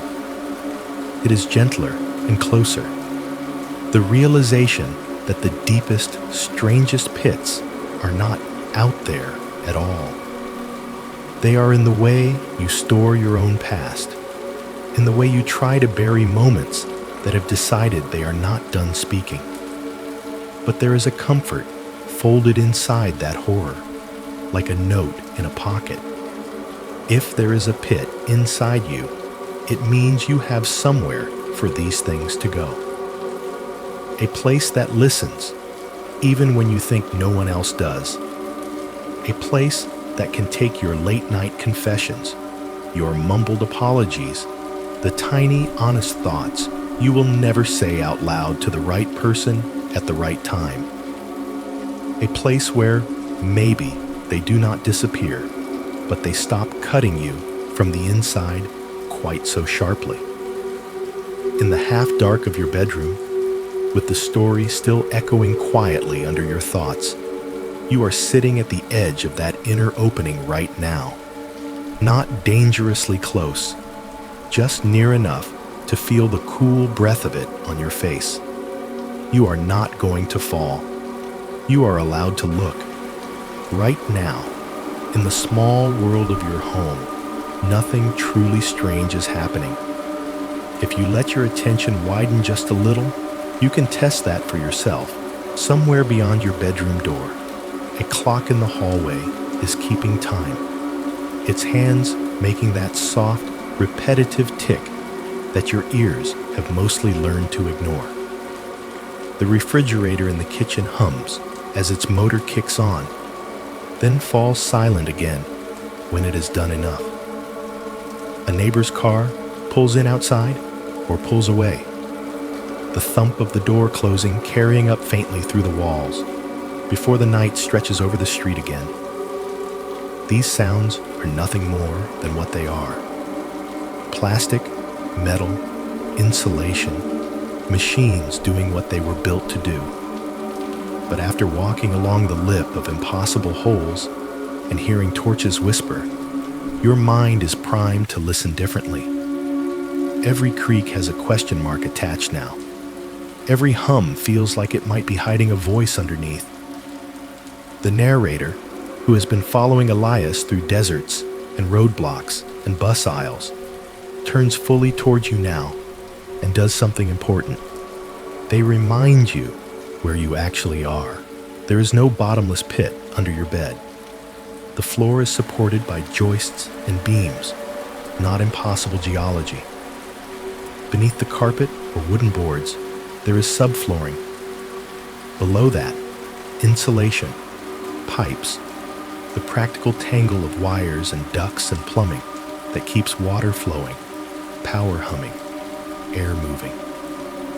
Further down still, there is soil that was surveyed and signed off on by people in boring offices who wrote phrases like suitable for construction, with no thought of anything listening. Maybe there is an old foundation from a previous building. Maybe a forgotten septic tank. Maybe nothing more exotic than clay and rock, layered patiently by time and weather. Whatever rests under your mattress tonight, it is solid enough that you have never once woken up terrified that your next step would not be there. You expect the floor. You trust it. Your house might have issues. Drafty windows, a leak you keep meaning to call someone about, a breaker that trips when the microwave and the kettle argue. But it is almost certainly not wrapped around a hole that erases sound. The story has been about pits, about lowering objects into a dark that should not exist and listening to what comes back. The real one that matters now is symbolic. It lives in you. Not a shaft of rock and dirt, not a physical void. A space built from old conversations you never finished, apologies you never voiced, versions of yourself you never let step fully into the light. It is the place inside where you put thoughts you cannot quite bear to keep in the open. The harsh thing you said in anger 10 years ago. The chance you did not take. The person whose number you meant to call again and never did. You do not visit it with ropes and torches. You visit it in quieter ways, lying awake on nights like this, staring at the ceiling while the light from your lamp smears a soft rectangle above you. You feel a tug in your chest, a heaviness that doesn't map neatly to anything in the room. You tell yourself you are just tired. You roll over. Somewhere in the back of your mind, a familiar moment walks up to the edge of that inner pit, looks at you, and waits. The house around you holds this as much as you do. If you listen to the hallway now, past the steady ticking of the clock, you might notice the way sound travels differently through certain doors. The way the refrigerator's cycle seems louder in the middle of the night than it does in the afternoon. None of that is supernatural. It is drywall and airflow, and the fact that at this hour there is less noise competing for your attention. But your mind, having spent a while with Elias and his impossible depths, has been tuned like a radio to notice echoes. The everyday creaks and sighs of your home become, in this softer, slower state, a kind of language. They remind you that you are not just surrounded by walls. You are surrounded by time. Ask yourself gently, what does it mean that you live above layers and layers of history you will never see? If you could peel your street back like a diagram in a school book, you would find more than pipes and cables. You would see the remnants of older roads, shifted slightly to one side and buried. Rusted pieces of rebar from a building that stood here before this one.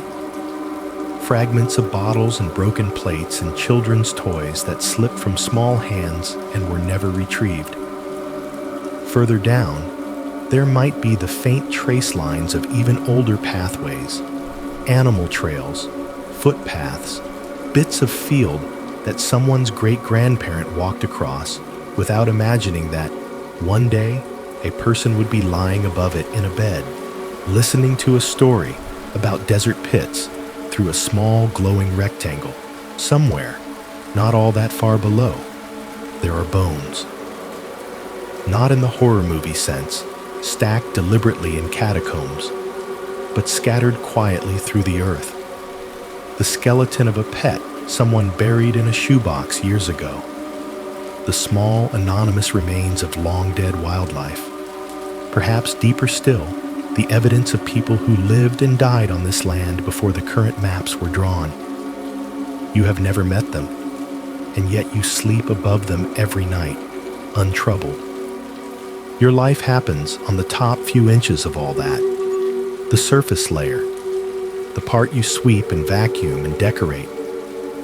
You think of yourself as moving around in rooms, but in reality, you are walking on the thinnest crust of a world full of hidden stories. The same is true inside you. On the surface, there are routines, the emails, the dishes, the commute, the constant scroll of small updates. That is the topsoil of your days. Underneath, stacked in layers, are memories that have compacted over years. Some are smooth and easily named. Vacations, celebrations, clear turning points. Others are more like those broken plates in the ground, fragments of experiences that you only ever see when something else digs them up. When the hallway clock ticks, you may think of another clock, in another house, at another point in your life. When the fridge motor hums, you might feel, without fully remembering why, a brief wave of comfort from a childhood kitchen. When a neighbor's car door slams, your nervous system might brace for an argument that is never going to happen. Because once upon a time, that sound did mean raised voices and sharp words. You are living above your own hidden rooms. They are not haunted in the way horror movies mean it. They are haunted in the way people are haunted, by what they did, by what they did not do, by what they never got to say. Inside you, doors open and close quietly all the time between past and present, between what you remember and what you have tried not to. The pits in Elias's story made that literal. They were places where sound, and sometimes more than sound, fell and re-emerged transformed. Your inner pit does something similar. You take experiences you cannot manage right now and drop them in. Later, they come back as dreams, or sudden spikes of emotion, or strange calm moments when you forgive yourself without quite knowing why. As you lie there under your blanket, listening to the ordinary machinery of your house click and sigh, there is nothing waiting to grab your ankle from under the bed. The horror that brushed against you through this story has been defanged deliberately, turned instead into something you can hold, the image of a place that listens. Outside, a car passes on the street, its headlights painting a brief, moving pattern on your ceiling before fading. Somewhere, a pipe knocks once as the building settles. The pit in Washington is fenced and distant. The listening collar in Nevada is a ring of cold metal, far away in a desert you may never see. What you have instead, here, is your own quiet house, with its hidden rooms and its forgotten layers. A safe floor under your feet. A mind that has just spent some time looking down into darkness and learning that not everything that lives there is out to hurt you. On the surface, your life is shallow. Lamp, blanket, buzz of electronics. Inside, it is very deep. You are not being asked to dig tonight. You are only being asked to notice that depth, to feel it like a gently echoing space beneath your everyday thoughts, and to understand that you can live peacefully above it without pretending it does not exist. Somewhere in the dark of your room, very late and very ordinary, your phone rests where you left it, face down on the nightstand, or screen up on the pillow beside you, or on the floor, just far enough out of reach that you promised yourself you would not check it again. You are drifting now. The lamp might already be off, or maybe it is a low pool of light, soft enough that the shadows have stopped looking like threats and started looking like familiar furniture. Your blanket has settled into its usual shape around your body. The house has gone mostly quiet. The story has done what it came to do, loosening some knot inside your chest, even as it left a small, deliberate chill at the back of your neck. In this almost sleep, your phone screen wakes for a second. Just a second. A rectangle of cold light in the dark. An unknown number flashing where the time usually sits. No name, no contact photo, just digits you do not recognize. Maybe starting with an area code you have never lived in. By the time your brain registers it, it is already fading. Either you are too comfortable under the blanket to reach for it, or your hand twitches toward the nightstand just a fraction too late. The light goes out. The phone falls back into blackness. Nothing rings. Probably just spam. Some autodialer hiccup. A wrong number bounced off some tower in the middle of nowhere. That is all. The narrator smiles a little in the dark. If they could be seen, they would raise a hand in mock surrender. Nobody is saying that it was Elias. Nobody is insisting that this is how he would reach out. Through some tangled routing of dead radio shows and half-forgotten numbers. It is just a moment, that is all.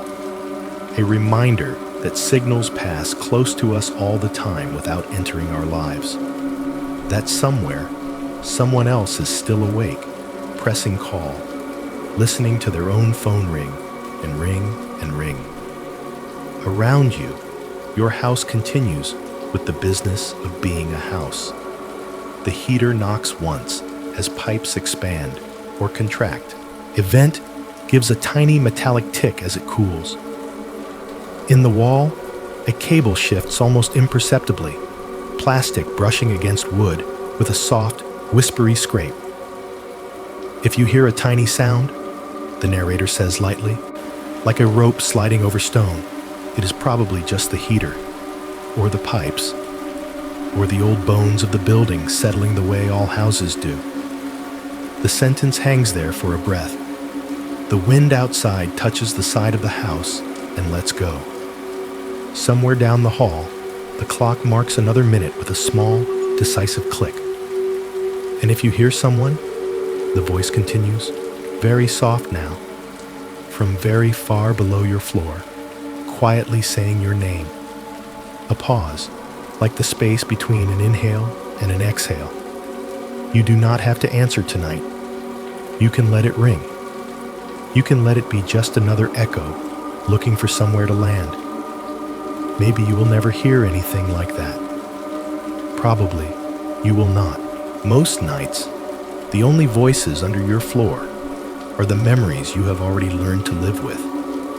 But it helps, sometimes, to know that if something calls from that deep inside you, you are allowed to decide when and how to pick up. Far away, the world continues spinning under its own sky of stories. On a hill in Washington that nobody visits anymore on purpose, the grass bends under a wind that tastes like rain and dust. There are fences there now, and signs that speak in the flat language of liability and safety. The portable trailers and equipment have long since been hauled away.